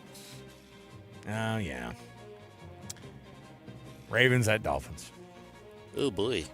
Hey, but I will say this. I was reading an article today about how there have been 4 teams who have had the record that the Ravens do that have still made it to the NFL playoffs in the history of the league. 2 and 5 team has made it? 4 of them in the history of the league have made it. Who are they? I don't know, but that's that's less Did you than, verify this info? Well, yeah, because I was reading the articles. They were like, hey, 4 teams have made this, and the Ravens are looking to be one of them. And it's saying in the history of, like, that might have been from when they started off, because they were 1 and 4 first. Oh, my gosh, you're right. I have the list right here. Who is it? Tell me if it's anybody. Has anybody done it in the past 5 years? Yes. Have more than one done it in the past 5 years? No. In the past 5 years, the Bengals. No. No. Who is it? 2020. We all remember that year. The year without fans. COVID. The Washington football team. Let me put it in quotes. Yet to be named the Commanders, formerly the I will not say it on the radio. 2020 Washington team. The Fighting Dan Snyders. Made it to the playoffs. The Fighting Dan Snyders. Only 7 teams have done it since 1990 out of the 144 teams that started 2 and 5. Okay, so not a great number. So the Ravens are going to try to do it. Did we know a status on is what's his name? Lamar Jackson going to play? Is that still up in the air? I didn't know what they were saying. He was going to try to get back. There you go. Expected to start. Okay. Yeah, he will be back, so that's verified. If that's the case, then guess what? The Fighting Tua Tagovailoas are not going to be big tonight. Big on the Ravens. Well, look, now they got to turn it up, because I'll tell you, a team that actually doesn't really care is the 2 and 6 Dolphins. I'd love to see some Zach Wilson tonight. I hope he gets to that point. Wouldn't it be crazy if we saw Zach Wilson and Tyler Huntley tonight on Thursday Night Football? What do you have to do to get to that, by the way? Oh, Zach Wilson and Tyler Huntley. Throwback to 2019. What has to happen in order to see what? to see Tyler Huntley call the Dolphins poo-poo tonight? Oh, man, that'd be great. That'd be hilarious. Yeah, Zach Wilson. We ain't gonna lose to them. I told you about Zach Wilson all those years ago. He's so poo-poo. Zach Wilson's like catching strays years later after that. Yeah, this isn't the game that you love, but still, there you go. It is a game, and we will watch it tonight because it is a game, because the NFL is king. But that is some craptastic teams facing off tonight. Does what's his name bring his dog to the games here too? Herb Street, does he bring his dog? He does. You don't like that, do you? Oh, you're going to be that guy. You're going to be do the dog. I like dogs? I dog love hater. dogs. Dog hater. I love he dogs. Hates dogs. I love he dogs. He hates your dog. I think he hates Herb Street's dog. He hates all dogs. Listen, Alex Keary hates dogs. Herb Street uses that dog as his own personal prop, and it's not fair to the dog. Oh, you think he's exploiting the dog? Oh, 1,000%. How long did it take him to move on from that dog? The other one who died. You don't think he's paying that dog a living wage? Listen, that dog is flying first class that everywhere. That dog has his own agent. Trust me, he's got his own contract worked out. He's fine. I'm just telling you. He's being well compensated. It took about 5 seconds for him to be like, this is my best friend. Anyway, I found my new best friend. Like, that guy. He moved on pretty quickly from that dog, that's what didn't I'm saying. It's because the dog has been used as a prop. Jeez, I wonder, Just telling you. And by the way, you know who probably hates the hell out of that dog is Al Michaels. Get that freaking thing out of here. Makes me want to eat a steak. I mean, I can't verify it, but I think if somebody's going to roll his eyes about a dog being next to him in the booth, Feels like it's Al probably Michaels Al would be Michaels. that guy, right? Yeah, Al and Michaels hates dogs. I would too, and just be like, Google it. That's nice. That's nice. Is he? All right, that's a good boy. Anyway, You don't think 3rd Al and Michaels 10. takes dogs to Trefani's for sloppy steaks No, I after a don't. broadcast? No, I do not. Okay. All right, Cardinals are facing off against the Cowboys. They are assuming that Kyler Murray is going to be back. Do they want him back? Well, they're preparing him to start.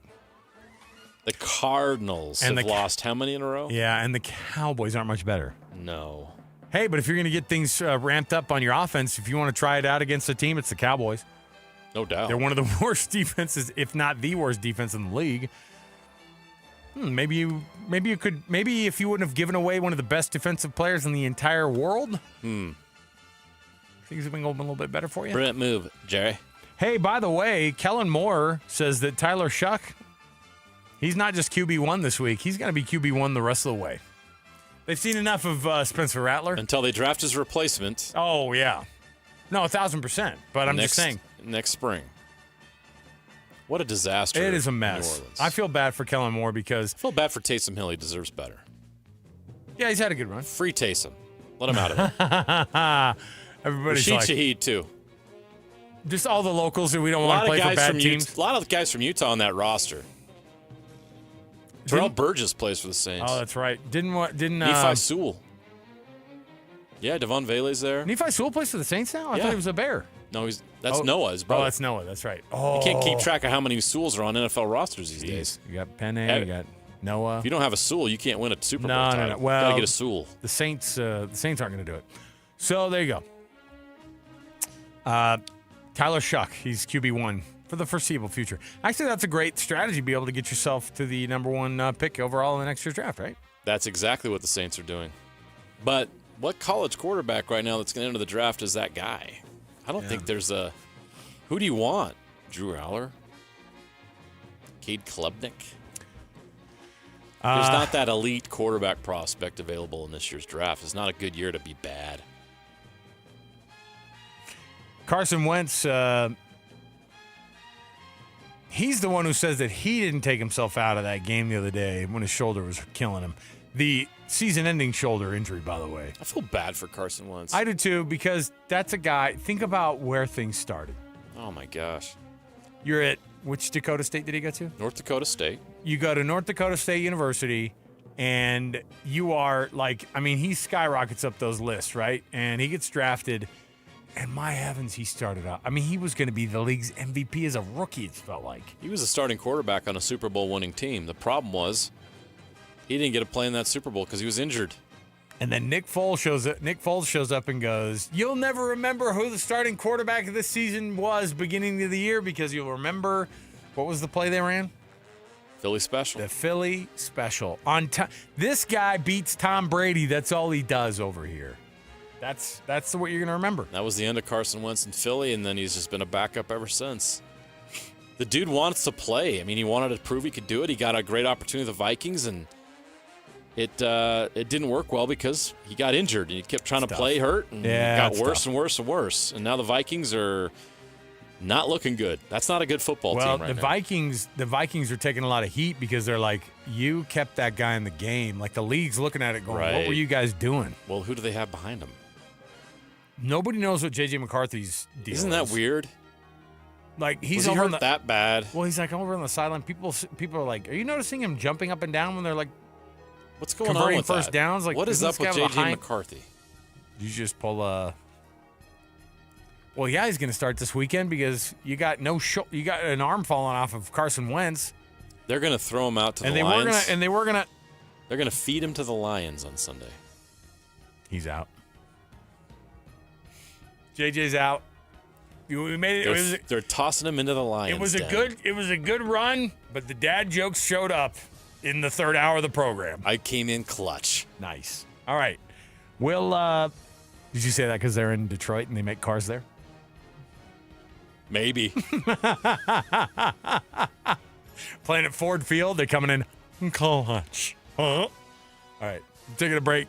We got more to go, unfortunately. Stay with us. 97.5 the KSL Sports Zone. And now, a look at traffic from the KSL Traffic Center. Northbound I-15 is very slow from 21st Street in Ogden up to Marriott Slaterville to go along with the usual delays southbound I-15 from Ogden to Roy, from 53rd South to 106 South. The flow on southbound I-15 in Salt Lake County is trudging along very slowly. Advanced Window Products, get $2,500 off 10 windows or more at advancedwindows.com. Affordable windows guaranteed. With your traffic update, I'm Alex Annapolis here on 97.5, the KSL Sports Zone. You've been listening to The Zone for decades. Yes! But now you can watch the guys break down your favorite teams. Some viewers may find the following video disturbing. Viewer discretion is advised. Catch the video stream of DJ and PK, Jake and Ben, Hanson, Scotty, and JJ and Alex right now at KSLSports.com or by searching KSL Sports on YouTube. Utah's best sports radio is on air, online, and on the KSL Sports app.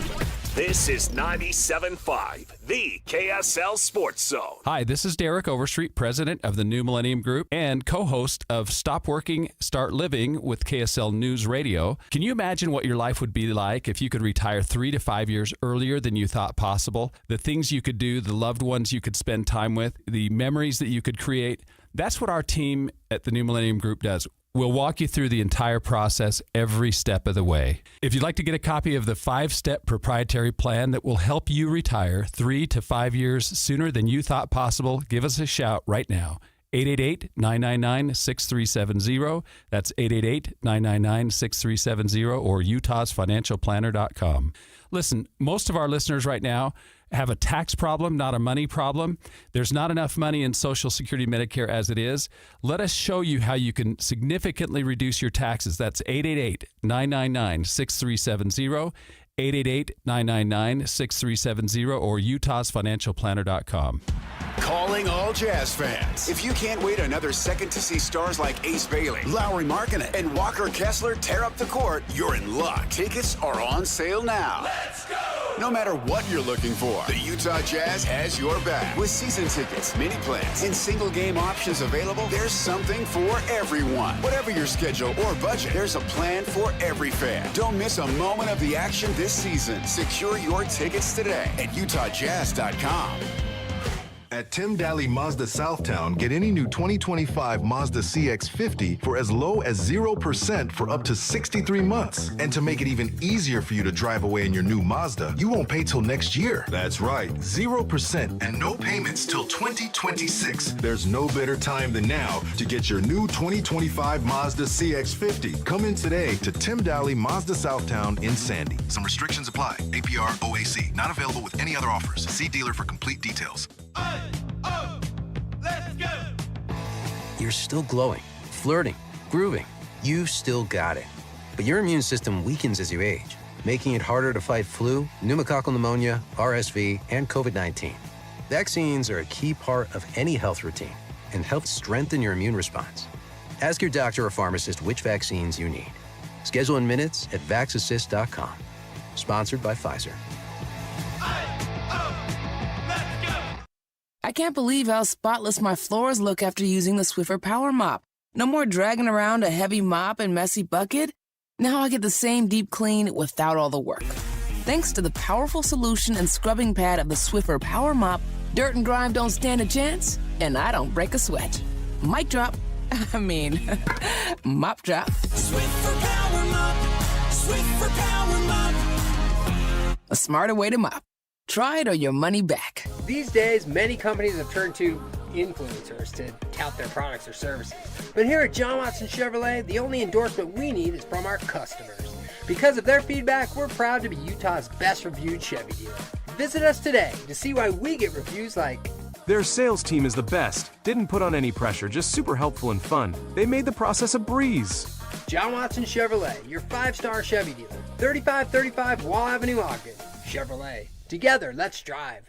The KSL Sports Zone and Hercules Credit Union are highlighting people that impact youth sports. Nominate the youth sports volunteer you know for the Hercules Hero of the Week at KSLSports.com. 3, 2, This is your Utes at 50 update. 158! Presented by Kenny J's Barbecue on 97.5, the KSL Sports Zone. Utah offensive coordinator Jason Beck talks about Bird Ficklin becoming the natural backup for Devin Dampier.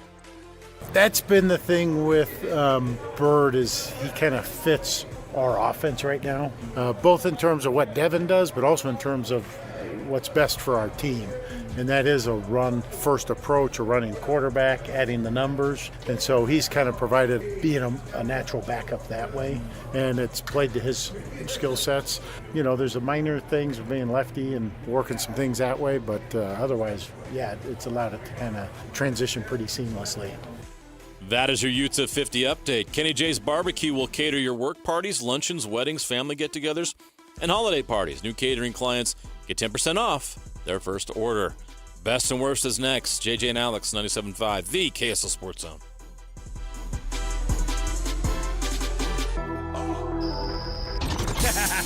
Wrapping up the hour with our picks for the best and worst moments on today's show. As JJ and Alex want to hear your best and worst of the day.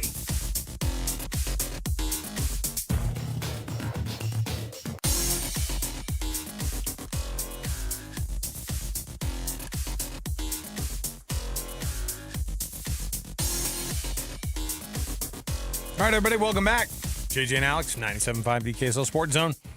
Best and worst on the program brought to you by the good folks at the Doug Smith family of dealerships in American Fork, Spanish Fork, and in Linden. Nobody knows cars like Doug. American Fork, Spanish Fork, Linden. I was like, is that the list of best places to trick or treat in the country or whatever it was? It's in the candy belt. It's in the candy belt. It's a new thing. Candy belt that's a real thing, man. I'm telling you. Utah loves their candy. And we do. I'm telling you. When everybody came here and they're like, man, the Mormons, they don't all of the Dave Portnoy and all the people who came, and because it wasn't just that. Big Noon Kickoff came with like all these other like peripheral like national shows across the country showed up for this BYU Utah rivalry game, a couple weeks ago, and they're like, man, this is legitimately an awesome game. You don't know how awesome this game is, and nobody's drinking? That's crazy. They do eat a lot of candy, though. I'm worried about them. They're like, there's a lot of brownies and a lot of chocolate milk consumed by this people. Sugar is the drug of choice in Utah. 1,000%. But don't worry. What? It's been blessed. I think you meant refreshments. That's not candy. It's refreshments, right? What's going on with that candy? That's nourishing and strengthening my body. Don't worry about it. Lay off me, I'm starving. All right. What do we have here? JJ, best and worst. New uniforms for the Utah Jazz. That's your best? I didn't say it was my best. Oh, boy. I just said it. I'll start with the best, and that is that Matt Rule signs an extension to put the naysayers, put the haters to bed on this whole Penn State talk. Why is that best? Because I think it's nice that he's committing to the team. I think it's nice that Nebraska's throwing away a bunch of money they didn't need to throw away. I know. You really thought Penn State was going to hire Matt Rule? And if they are, good. Go find a coach that's not mid. Nebraska, I don't care who they hire. They're going to be mid for a while. It's just, isn't it crazy? They're a blue blood. I know. Well, can you lose? Can you get that? Can you get stripped of that title? They don't take the national titles away. Sorry, they don't take the Heisman trophies away. Tom Osborne's statue is going to be. Is there a statue? There should be. Either way, the bottom line is, you can't forget the things that they've done in the past. However, Tom Osborne is still with us. Oh, I know he's not dead, but I mean, you can still make a statue for the guy even while he's alive. Make it. I'm a big fan of Tom Osborne. Here's your statue while you're alive. Check it out, man. And it looks like one of those weird ones. You know, the Ronaldo one that looks like it's like got a lazy eye. It's got chiclet teeth. Anyway, so there you go. There is a Tom Osborne statue already. There better be. Come on. The Jazz have rolled out. This is another portion of our show. May or may not be part of the worst, but I don't know. Make up your own mind if you think it's best or worst. I'll just say this. You're free to have your opinion. The new City Edition jerseys for the Jazz have the gradient look to it. If you haven't looked at it, if you haven't checked it out, they have the mountain blue as the kind of trim around the neck and armpit area. And then it goes like so I guess what would it be at the top there? Kind of a slate gray, and then 6 different colors of, 50 Shades of Gray? Is that what we're calling this jersey? A lot of women in the state will be familiar with that. No, they're like beating the door down for this jersey. I want that. Give me is that Lowry Markkinen in the 50 Shades of Gray jersey? Let's go. You know what? New nickname for this jersey is 50 Shades of Gray. Come on. Well, I have a different nickname. What is it? I did some research. It turns out that the color of the new City Edition uniforms is inversion gray. This is what you picture when you the Utah Jazz paying tribute to Salt Lake City's weather phenomenon. During most of the NBA regular season, visitors come to enjoy the soupy air. They go, hey, listen, when I pull out of my driveway and look down into the valley, these are the different colors of gray that I see across the – these are the colors you see when you're praying for the wind to roll through or a snowstorm so that it can clear up. Here's the thing. We try all sorts of stuff. And you said it too. I go, man, I feel like that's not one I would want. That's not one I'd want. You know what I mean? However, they're not aiming for me, as David Locke would say. Right. They're looking for the kids, man. And that's fine. I get it. And by the way, the Jazz, if you look at all the other City Edition jerseys, a lot of other cities are coming up with a lot of other weird stuff for their jerseys too. So the gray ones are whatever. They're gray. It's light gray down to dark gray. You got it. So my opinion on it is I'm not necessarily down on the gray. I would like to see the Jazz do 2 things with those City Edition jerseys.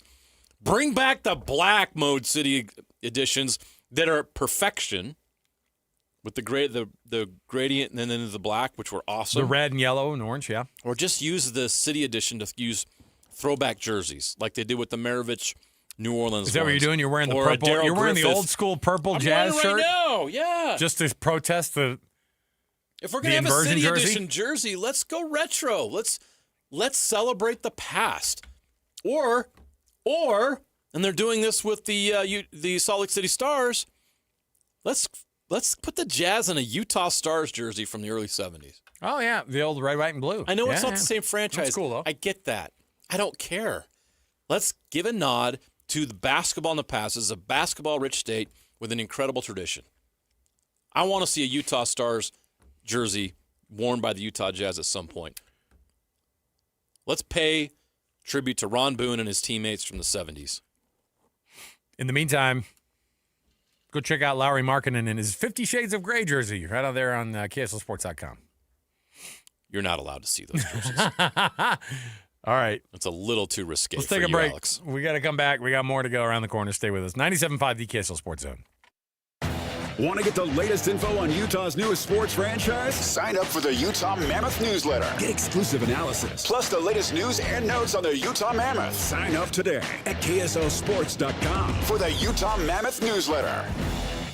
Hockey fans, let your voice be heard with the Utah Mammoth Fan Forum. Visit the Utah Mammoth page on KSLSports.com to connect with the team, other fans, and our KSL Sports insiders. Start chatting today in the Utah Mammoth Fan Forum on KSLSports.com. Since 1954, Mountain Home Services has been Utah's trusted name in home comfort. Right now, get your AC and furnace tune-ups for just $49. A furnace tune-up helps prevent wear and tear, catches small issues early, improves efficiency, enhances safety, and keeps airflow balanced, adding years to your system's life. And Mountain Home Services is not just heating and cooling. They offer free second opinions on everything, including electrical, plumbing, and fireplaces. Plus, you're backed by Mountain Home Services' upfront pricing guarantee and 100% satisfaction guarantee. No surprises, just honest service. Call 801-543-2222 or visit mountainhomeservices.com to schedule your $49 tune-up today. Mountain Home Services. Comfort starts here. Again, that's 801-543-2222 or visit mountainhomeservices.com to schedule your $49 tune-up today. It might only be October, but Utah is getting ready for a brand new immersive holiday tradition in South Jordan. Step into the magic and holiday lights at the ballpark at America First Square, sponsored by Mickey Couture. A walk through winter wonderland like no other. Dazzling lights, festive music, and family fun for all ages starting November 14th. Reserve your tickets now at the ballpark at afs.com. Make this season unforgettable by celebrating Utah's newest holiday tradition. Holiday lights at the ballpark. Okay, Joy, let's go for a ride. So the car lights are on. Yet you got it. And to adjust your seat, you got to. Have you driven this car before? Nope, never driven this car in my life. Hey, Doug, you want to buckle up? Funny, usually I'm the one that has to tell the customer to buckle up. Free test drive the new 2025 Mitsubishi Outlander at Doug Smith in American Fork. Get 0% APR financing for 60 months on all new 2025 Mitsubishi models. No one knows Mitsubishi like Doug. Amanda, every business needs IT help, and sometimes you've got that guy who already works for your company who knows how to do this stuff, but sometimes you don't, or the guy who knows the IT stuff, that's not his actual job. Right. So Les Olson IT they can be your 24/7 help desk. They can support your existing help desk. They can do advanced cybersecurity protection. Maybe just come and take a look. Are you subject to phishing or ransomware or other things? What are the cyber threats you're facing? And you've got to make sure that your data is secure, so both cloud and data backup solutions, they can help you with that. Plus, everybody's got to use a computer. That's where hardware comes in, infrastructure support. You don't have to know all this stuff because Les Olson IT knows it. And most of the time, they can help you fix whatever's going wrong remotely, just off your computer. Plus, of course, they have copiers and printers. They always will at the very best price. Les Olson IT is your trusted local IT partner. They've been in business for 70 years, and they've got 9 locations from Logan to Las Vegas. Find out more at lesolson.com. Right now, our world feels divided. But out here, we have so much in common. We fish the same waters, roam the same fields, raise families under the same open sky. Out here, there's no left or right. We all share a love of wildlife and wild places.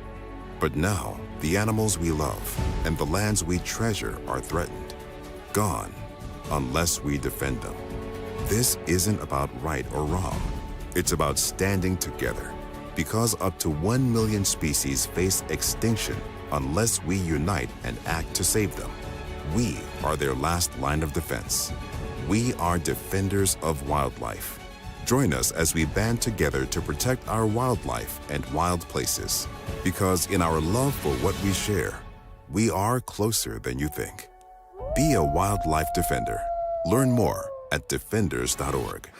Broadcasting from the Mountain Home Services Studio, this is 97.5 KZNS FM Colbert, 1280 KZNS AM Salt Lake City, and 102.7 KSL FM HD2 Salt Lake City Midvale. This is 97.5, the KSL Sports Zone.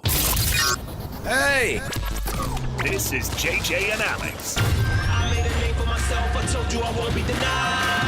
As you wrap up your day, it's time to get your fix of the teams you live for and the sports you love. This is JJ and Alex on 97.5, the KSL Sports Zone.